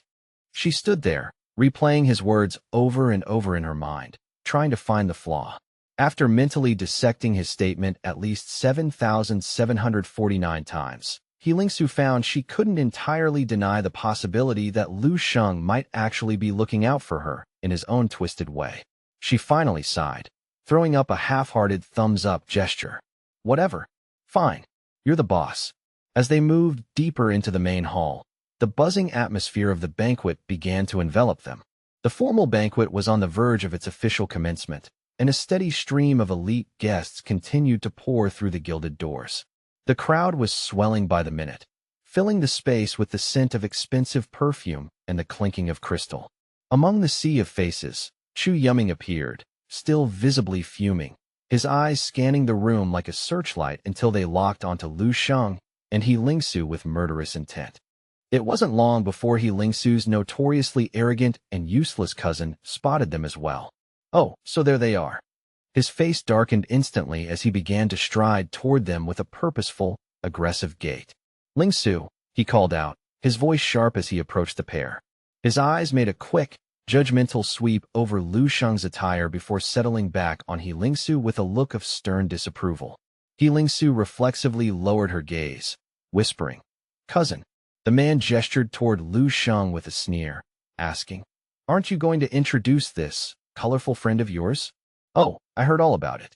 He just managed to infuriate the young master of the Chu family, initiated a brawl, totaled a luxury car, and had the audacity to drop our family name.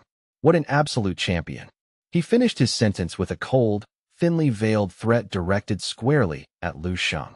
Heelingsu was at a total loss for words, stammering out a weak, "Cousin, please," while Lu Sheng simply covered his mouth, unable to stop a quiet chuckle from escaping. "This little guy is genuinely hilarious." Lu Sheng's voice was light, but his eyes were sharp. If his ears hadn't deceived him, the useless cousin was currently having a mental breakdown. The man in the suit glared at Lu Sheng, his internal rage simmering. "What are you laughing at? Do you think you're in a position to diss me?" However, the moment the thought crossed his mind, he felt a terrifying, crushing aura emanating from the young man. It became suddenly difficult to draw air into his lungs, forcing him to stumble back in sheer terror. The man in the suit was no weakling. He was a legitimate rank 6 martial artist. Yet, in this moment, his scalp felt numb and his face was slick with a sudden, cold sweat. What is this power?" he wondered, his limbs trembling. "I am a certified rank 6. How is it possible that I can't even withstand a single look from this boy? It feels as though I am staring directly into a bottomless, soul-devouring abyss." Heelingsu's cousin was being physically overwhelmed by the sheer pressure, his knees buckling as he struggled to remain upright. You aren't just some top student from St. Martial Arts University, are you?" he stuttered, his bravado crumbling.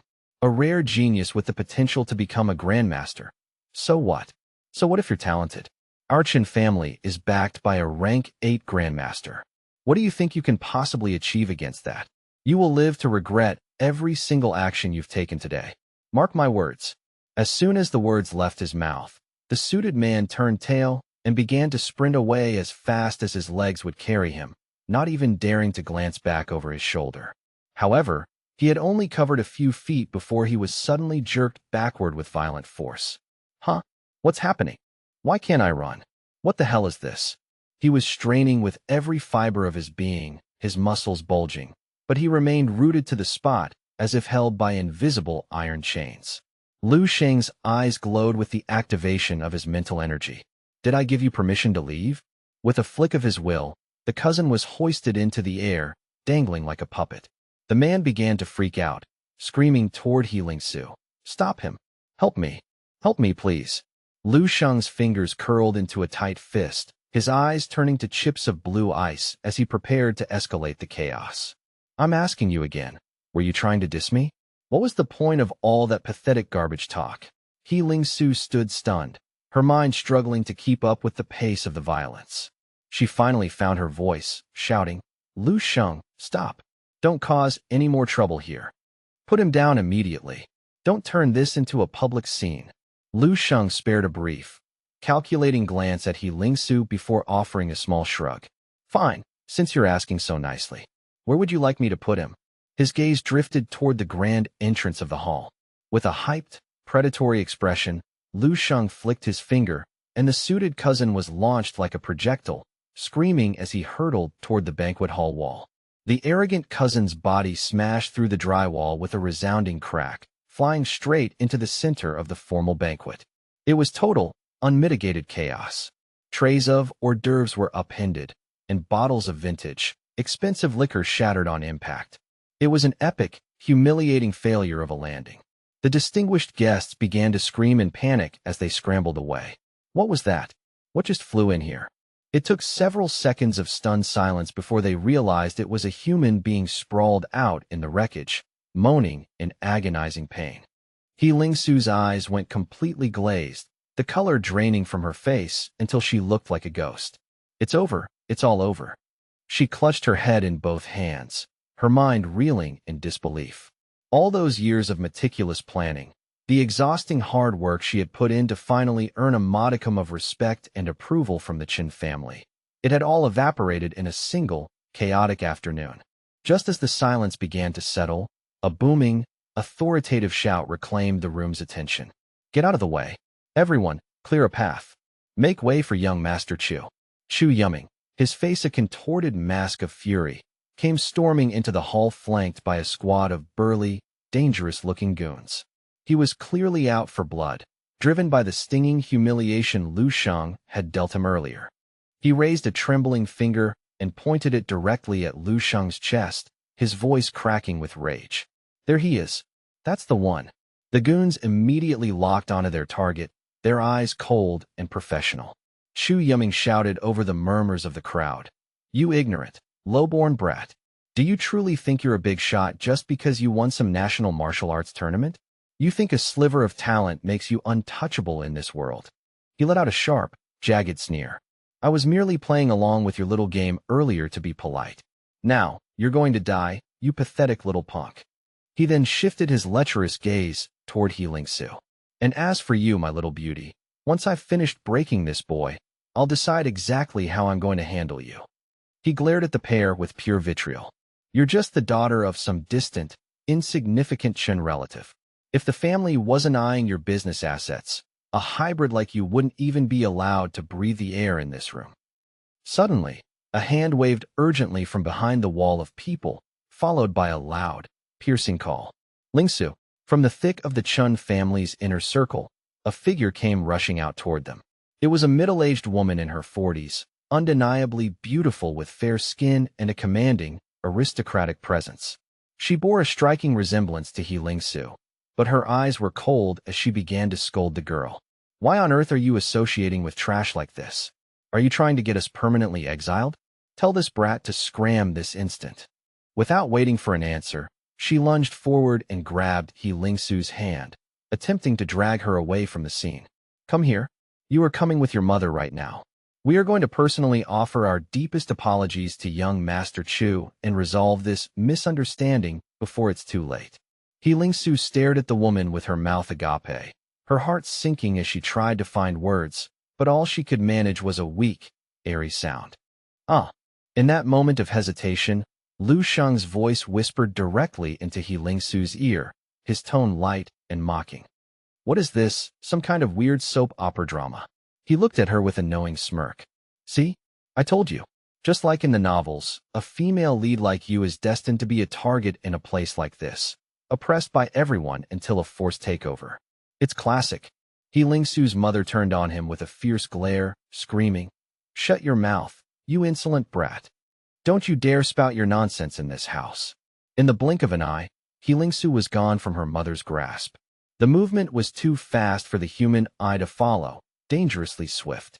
The older woman didn't even realize her hand was empty until He Lingsu was already tucked securely back into Lu Sheng's arms.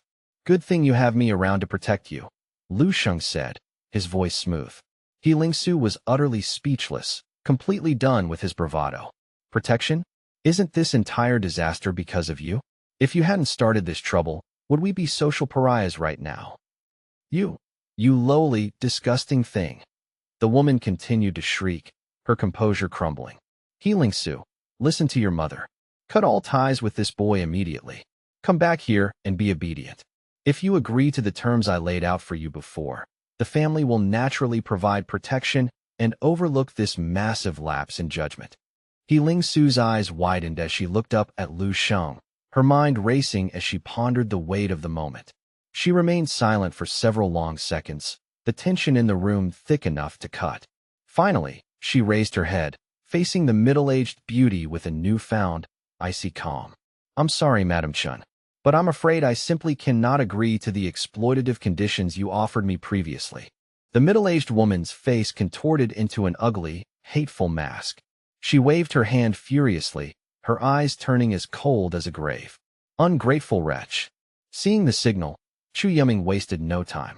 A group of hulking, broad-shouldered men in tailored suits stepped forward, their builds powerful and their auras overflowing with aggressive energy as they began to rush toward Lu Sheng and Healing Su. Lu Sheng tightened his embrace around the girl, offering her a confident, reassuring smile. Don't worry for a second. I promise you won't regret this choice. Today, the next act in our little play is going to be the most satisfying face-slapping session you've ever witnessed. Healing Su felt a deep blush creep up her neck, embarrassed to be held so closely in front of the elite crowd, yet her eyes remained fixed anxiously on the wall of muscle approaching them. The Chun family's lead enforcer stepped to the front, pointing a finger and bellowing a command. Seize them both. Now, the goons roared in acknowledgement, tensing their muscles as they prepared to pounce like a pack of wolves. The onlookers watched with cruel smirks, some even shouting encouragement from the sidelines. They're finished. There's no way out of this. Ha! The Chun family thugs charged forward in a coordinated strike, their fists flying through the air. Even as he stood at death's door, Lu Sheng remained eerily calm, his throat working as he swallowed once. In an instant, a terrifying, invisible force radiated outward from his body, accompanied by a sudden, dazzling burst of golden light and an aura of absolute, overwhelming power. The black-suited goons who had been closing in were suddenly blown backward like fragile scarecrows caught in the heart of a Category 5 hurricane. Every single thug was sent flying through the air, their bodies crashing into one another and turning the refined banquet hall into a chaotic disaster zone of flailing limbs. Screams of pain echoed through the rafters as food and debris flew everywhere, leaving people face-planting into the ruins of the feast. Watching the carnage from the sidelines, a middle-aged man and a strikingly beautiful woman looked on with visible shock. Is it possible? The man whispered, his voice trembling. Is this kid actually a grandmaster? This middle-aged man bore a 5 or 6-part resemblance to Chu Yuming, the brat Lu Sheng had provoked earlier, but his presence was leagues beyond his son's. A powerful, seasoned aura emanated from him, standing firm as a mountain in the middle of the arena.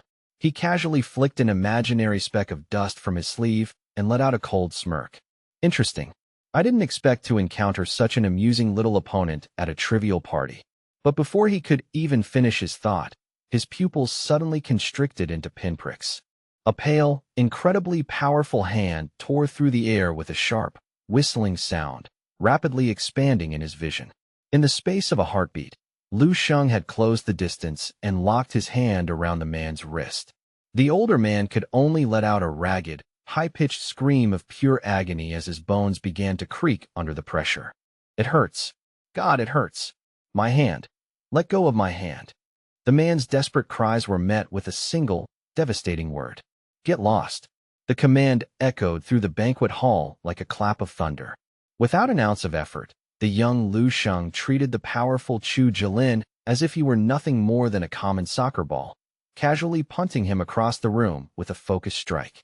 The man was sent flying through the air, flipping over before landing headfirst amidst the pile of Chun family underlings. The goons were still struggling to crawl out from under the debris, and as their master crashed into them, each of them began to spit out mouthfuls of blood, their spirits utterly broken. Madame Chen's countenance was a mask of sheer, paralyzed disbelief. She gazed upon Lu Sheng with a burgeoning horror usually reserved for primeval monsters or unstoppable natural disasters. In the span of a single heartbeat, he had decimated a ranked 7 martial arts grandmaster, an achievement of such terrifying efficiency that it defied conventional logic. Instantly, it happened instantly, she realized, her mind reeling. The sheer scale of the young man's hidden strength became chillingly apparent, explaining with brutal clarity why he had displayed not even a flicker of intimidation in the face of their collective might. Consumed by a sudden, jagged panic, Lingsu's mother, that once composed middle-aged woman, abandoned all dignity and scrambled to bury herself within the safety of the shifting crowd. Her reaction was mirrored by the surrounding onlookers. A collective tingle of dread raced across their scalps, forcing them to retreat in a frantic, stumbling wave.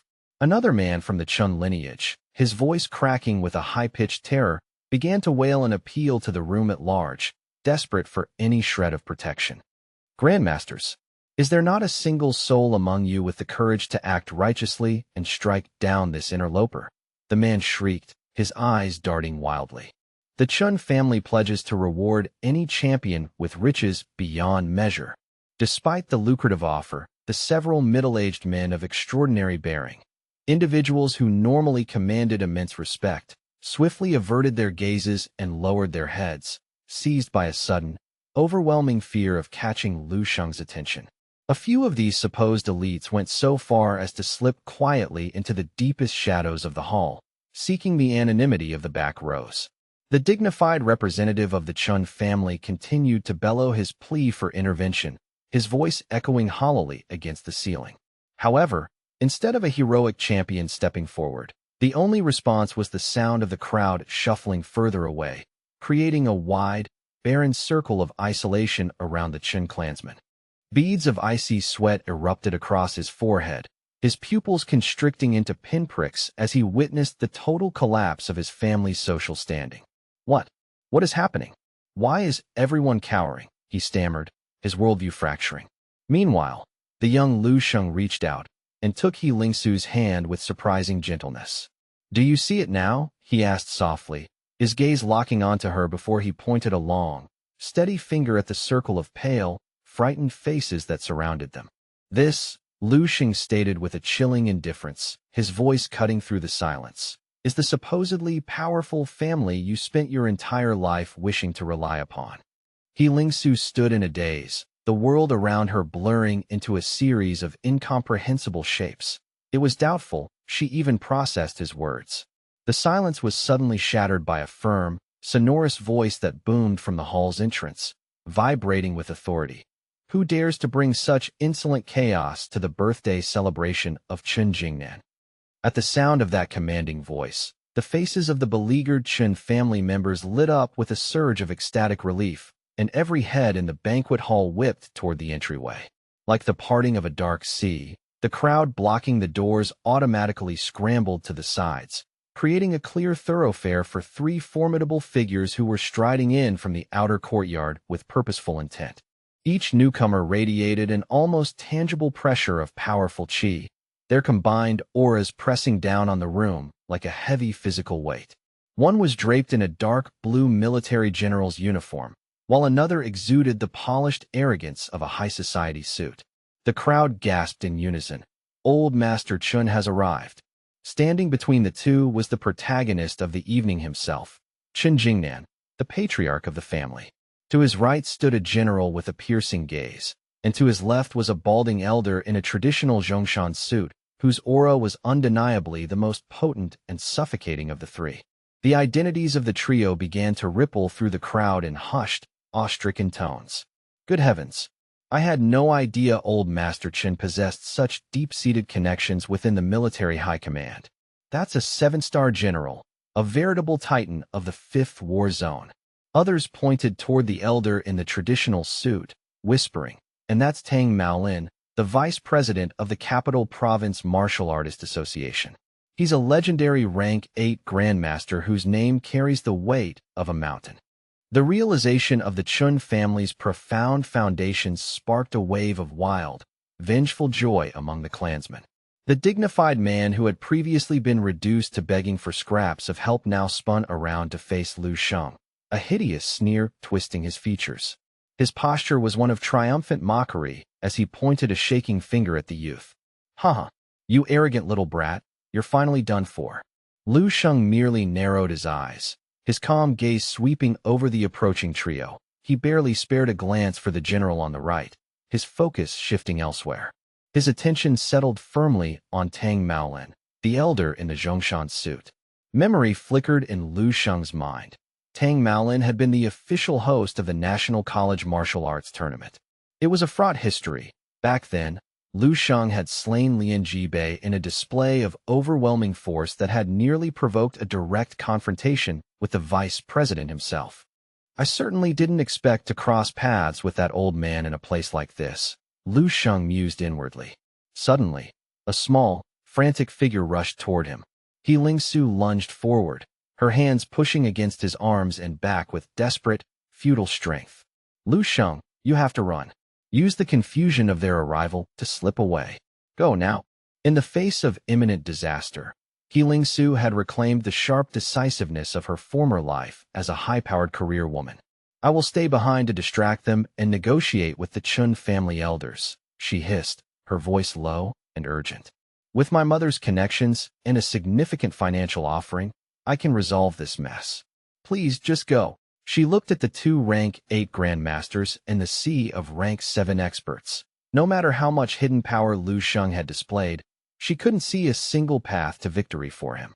She pushed against his chest with every ounce of her strength, but Lu Sheng's frame remained as immovable as an ancient monolith, his feet seemingly fused to the floorboards. Tears began to well in her eyes as her anxiety reached a breaking point. She started pacing around him like a trapped animal, shouting, "Run! Why are you just standing there? What are you trying to prove?" She could see the Chu and Qin family guards moving to seal the hall's exits, and her only hope was that she could stall the patriarch for even a few seconds. In a state of near-total despair, He Lingsu turned her tear-streaked face toward Lu Sheng, her heart sinking as she prepared for the end. To her utter shock, she found him wearing a calm, almost serene smile. The young man reached out with a steady hand, his thumb catching the 2 trails of tears on her cheeks and wiping them away. "Take a deep breath," he said, his voice a soothing balm amidst the chaos. "There is absolutely no need for concern. It's going to be okay. How can you possibly be smiling right now?" He Lingsu exploded in a fit of hysterical rage, her small fists drumming against Lu Sheng's chest. She was on the verge of a total emotional collapse. "Do you have a death wish? The Qin family will tear you apart." Lu Sheng, seeing her genuine terror, softened his expression and lowered his voice. "Don't be afraid. They may have the numbers, but in a real struggle, not a single person in this room, or this province, is capable of standing against me." He laughed inwardly at the dramatic irony. "He Lingsu, you're the heroine of this story, and I am the invincible backer you've been waiting for." "I won't be brought down so easily," he assured her, patting her shoulder with a comforting rhythm before turning his gaze back to the approaching crowd. His eyes sharpened, flashing with a predatory light as he addressed the room. "The real entertainment is only just beginning, so pay close attention." Hearing this, He Lingsu's mouth fell open. She was completely stunned into a shocked, wide-eyed silence, her mind unable to process such reckless confidence. Old Master Qin Jingnan came to a halt, his brow furrowed into deep, weathered ridges as he glared at Lu Sheng. His voice dripped with a lethal frost as he demanded, "Are you the insolent whelp responsible for this desecration of my family's hospitality? Do you truly believe you can ruin my 80th birthday and leave with your life intact?" Lu Sheng completely ignored the patriarch's posturing, his gaze bypassing Qin Jingnan to focus on the 2 men flanking him. His eyes locked onto Tang Maolin, and his lips curved into a playful, knowing grin. "Deputy Chairman Tang," he called out, his tone casual and familiar. "It has been quite some time. I trust you've been well." The elderly Tang Maolin froze, his eyes widening in startle as he realized the youth had addressed him by his specific title and name. Is it really you? Lu Sheng. Tang Maolin's expression shifted through a kaleidoscope of complex emotions. The memory of this young man was seared into his mind. He could still vividly recall the sight of Lu Sheng slaughtering a grandmaster in the middle of a national tournament, as if it were child's play. The image of Lin Jibei's sudden, violent end was a haunt that Tang Maolin could never quite shake, making it impossible for him to forget the face of the monster standing before him. Old Shun, this young man is... Tang Maolin started, pausing to choose his words with extreme care. He turned to the patriarch, his voice dropping to a persuasive register. My old friend, can you do me a personal favor and overlook the grievances of today? Lu Sheng was once a prodigy personally handpicked and valued by Marshal Saint Tenjongyu. Though their paths had diverged, Tang Maolin still felt a lingering sense of duty to protect such a rare talent, if possible. However, Chen Jingnan snapped back with icy resolve. Tang, today is my milestone birthday. This brat came here with the express purpose of spitting on my legacy. In accordance with the laws of prestige, I cannot, and will not, let this stand, Chen Jingnan declared. But before he could finish his decree of punishment, Lu Sheng casually raised a hand, waving it in a dismissive, stop motion that cut the patriarch off mid-sentence. No, please, don't stop on my account, Lu Sheng interjected. Go ahead and do exactly what you feel you must do. The young man offered a bright, carefree smile that radiated a total lack of concern for the gravity of the situation. He Ling Su, who had felt a momentary spark of hope at Tang Maolin's mediation, was plunged back into a state of stunned disbelief by Lu Sheng's provocation. She looked at the man she considered her future husband and felt a wave of utter helplessness. I'm done. I can't do this anymore, she thought. From the second she had reunited with him, she hadn't been able to predict a single move he made. It was as if he were operating on a plane of existence far above her own. A profound silence blanketed the hall as everyone wondered if they had collectively hallucinated his response. Even Chen Jingnan stood bewildered, his pre-planned speech of righteous fury dying in his throat as he struggled to process the youth's nonchalant attitude.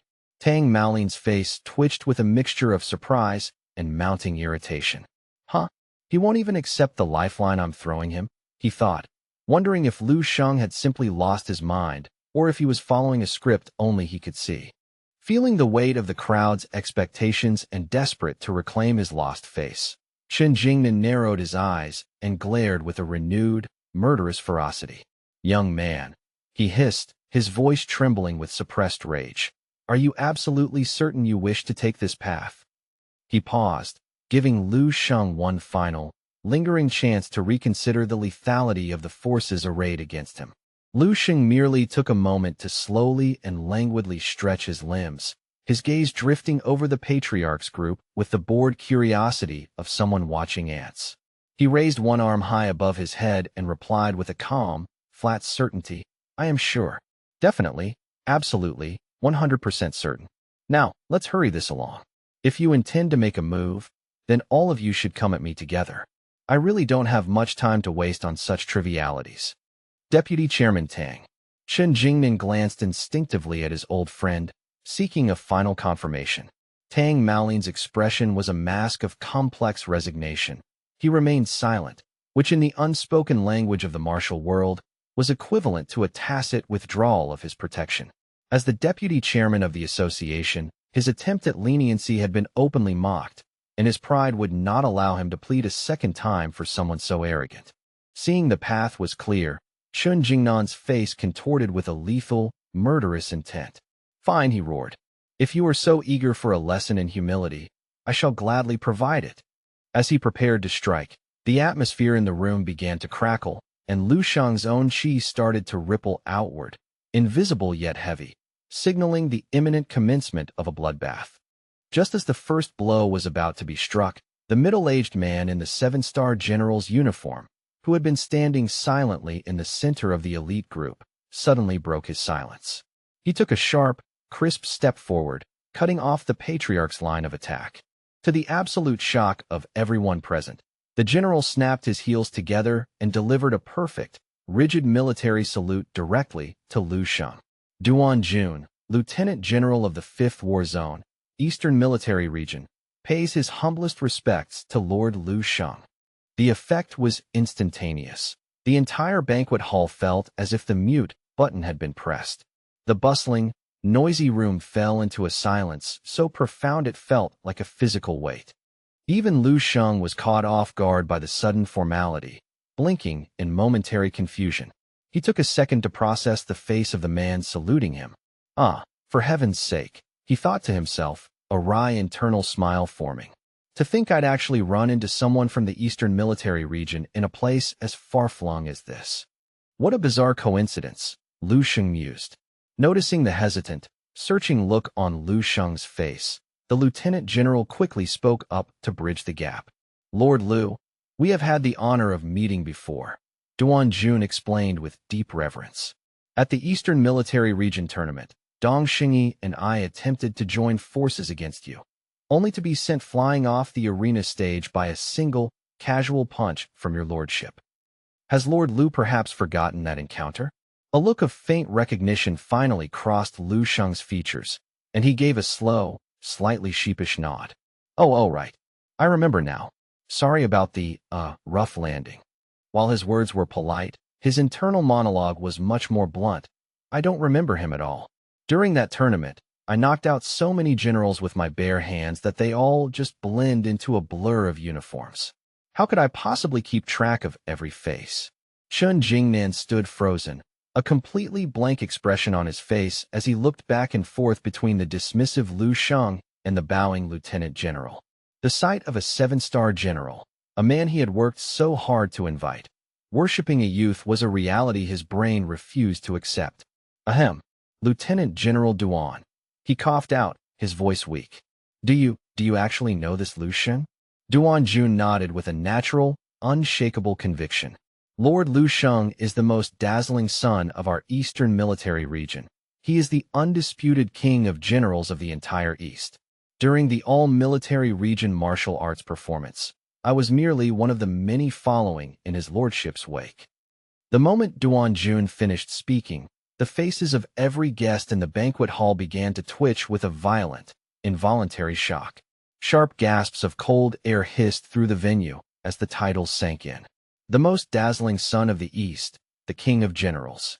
These were not mere accolades. They were titles of such immense weight and authority that they petrified the common citizens and elite businessmen alike. Even the venerable Tang Maolin was visibly shaken by the revelation. The old man's mind raced through the timeline. How has it been? Barely half a year, right? He thought, his heart hammering against his ribs.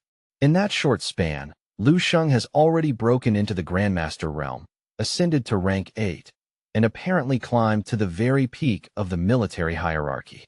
This kind of progression isn't just talent, it's a dreamlike impossibility. The patriarch and the entire Qin family were left in a state of catatonic shock. To them, Duan Jun was an unassailable titan, someone they had only been able to invite because of Tang Maolin's long-standing friendship and a stroke of luck regarding the general's travel schedule. To learn that their titan had been defeated by Lu Sheng with a single punch, and viewed that defeat as a badge of honor, was a soul-crushing realization. The dignified men of the family turned ashen, realizing they had been inches away from attacking a figure of supreme national status. Chun Jingnan forced his weathered face into a smile that looked more painful than a sob. So, it was all just a misunderstanding, he stammered awkwardly. A simple, harmless misunderstanding between friends. Lu Sheng looked over the group of people who had undergone a 180-degree transformation in their demeanor, and he let out a quiet, tired sigh. I had originally planned to clean house, he thought, but it seems the universe has decided to save me the trouble. The Qin family is certainly irritating, but they haven't committed any unforgivable atrocities. There's no need to push them into a grave today. Back in the center of the villa's grand hall, Lingsu stood solitary and motionless.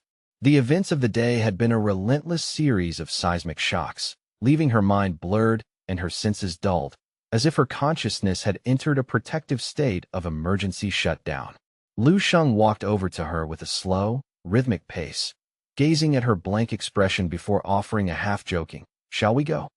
The grand climax of the conflict had effectively ended before it could even begin. It's definitely time for us to depart, he added, nudging her gently. Lingsu nodded in a daze, her movements mechanical as she followed Lu Sheng out of the silent banquet hall. Just as they reached the exit, The middle-aged woman who was her mother came sprinting after them, her voice shrill with a sudden, desperate longing. Lingsu, Lingsu, wait for me. The woman's voice continued to scream from behind. Lingsu, come back here. We need to talk. Lingsu, however, acted as if the sound were nothing more than the whistling of the wind. She kept her pace steady alongside Lu Sheng, her voice clear and resolved as she spoke to him. You were right all along. That hollow, fake family affection has absolutely no meaning to me anymore. My father and I have thrived for 20 years without them, and we will continue to live just as well in the future. Having finally severed the chains of her manufactured familial duty, Lingsu let out a bright, genuine smile that seemed to light up her entire face. I can't believe how blind and stupid I was being before, she admitted. Lu Xing tucked his hands into his pockets, a leisurely and satisfied smile playing on his lips. There she is, he teased. That's the Lingsu I know. The young man couldn't resist a bit of his usual cheekiness. Hey, Lingsu, be honest. Was the script I arranged for you today refreshing? Did you truly feel like the protagonist of your own grand epic? Lingsu glanced sideways at him, a faint blush returning to her cheeks as she muttered. You were clearly the only protagonist here. By tomorrow morning, more than half of Jingdu province will be talking about how the Eastern Military Region's King of Generals tore through the Chun family's birthday banquet. Upon hearing her assessment, Lu Xing fell silent for a brief moment, the gravity of his public reveal sinking in. Then, he let out a cheerful, boisterous laugh. My dear future wifey, Lingsu, that is precisely the legendary effect I was aiming for. At the mention of the word wifey, Lingsu froze in her tracks, letting out a small, high-pitched cry of pure surprise. The world seemed to pause for a heartbeat as the weight of his words hung in the air. Lingsu, her heart hammering against her ribs, wasn't sure if she had heard him correctly or if her mind was playing tricks on her. She turned to him, her eyes wide, and asked again, What exactly did you just call me? The youth casually diffused the mounting tension with a nonchalant wave of his hand. Nothing at all, don't worry about it. I'm not usually this reckless, I promise. He raised a single finger, striking a dramatically heroic pose. Oh my, I really am something else, he added smugly. I am typically a very reasonable, humble, and low-key guy, but I felt like making a grand exception just for you today. Lingsu shot a skeptical glance at Lu Sheng and then quickly increased her pace, taking 2 long steps forward to hide her smile and pretend she wasn't listening to his nonsense. Yeah, sure. I'll believe you're a humble guy when pigs grow wings and fly, she retorted over her shoulder. Behind her, Lu Xing wore a comically exaggerated expression of being misunderstood and dumbfounded. Seeing the young man still joking around and trying to stir up trouble even as they walked away, Lingsu simply shook her head in a state of speechless amusement. Meanwhile, Lu Sheng's gaze drifted toward the distant horizon, his mind pivoting back to the cold calculations of his strategy. I used myself as the perfect bait to draw out and slaughter the Black Demon Society, utilized a will projection to eliminate the threat of Lien Su, and then dismantled the Chun family's influence from within. Every move was calculated. He had balanced prestige with practicality, ensuring his plans were executed with surgical precision. Yet, even as he walked away in triumph, a faint, nagging sense of unease flickered at the edges of his consciousness. The undying cells within his forehead remained dormant and quiet, suggesting no immediate danger, but something still felt subtly off, as if a singular, crucial detail had slipped through the cracks of his design. As they moved further from the Chun family manor, Lu Sheng mentally reaccessed the Fire Seed resource database, scanning the tactical layouts and enemy data one more time, but he found nothing out of place. The feeling persisted, a ghost in the machine of his logic. The youth eventually shook his head, stroking his chin thoughtfully and muttering to himself, perhaps it's nothing. Maybe I'm just overthinking the silence. Wait up, Lu Xing called out, his voice echoing slightly as he addressed Lingsu, who was briskly navigating the path ahead of them.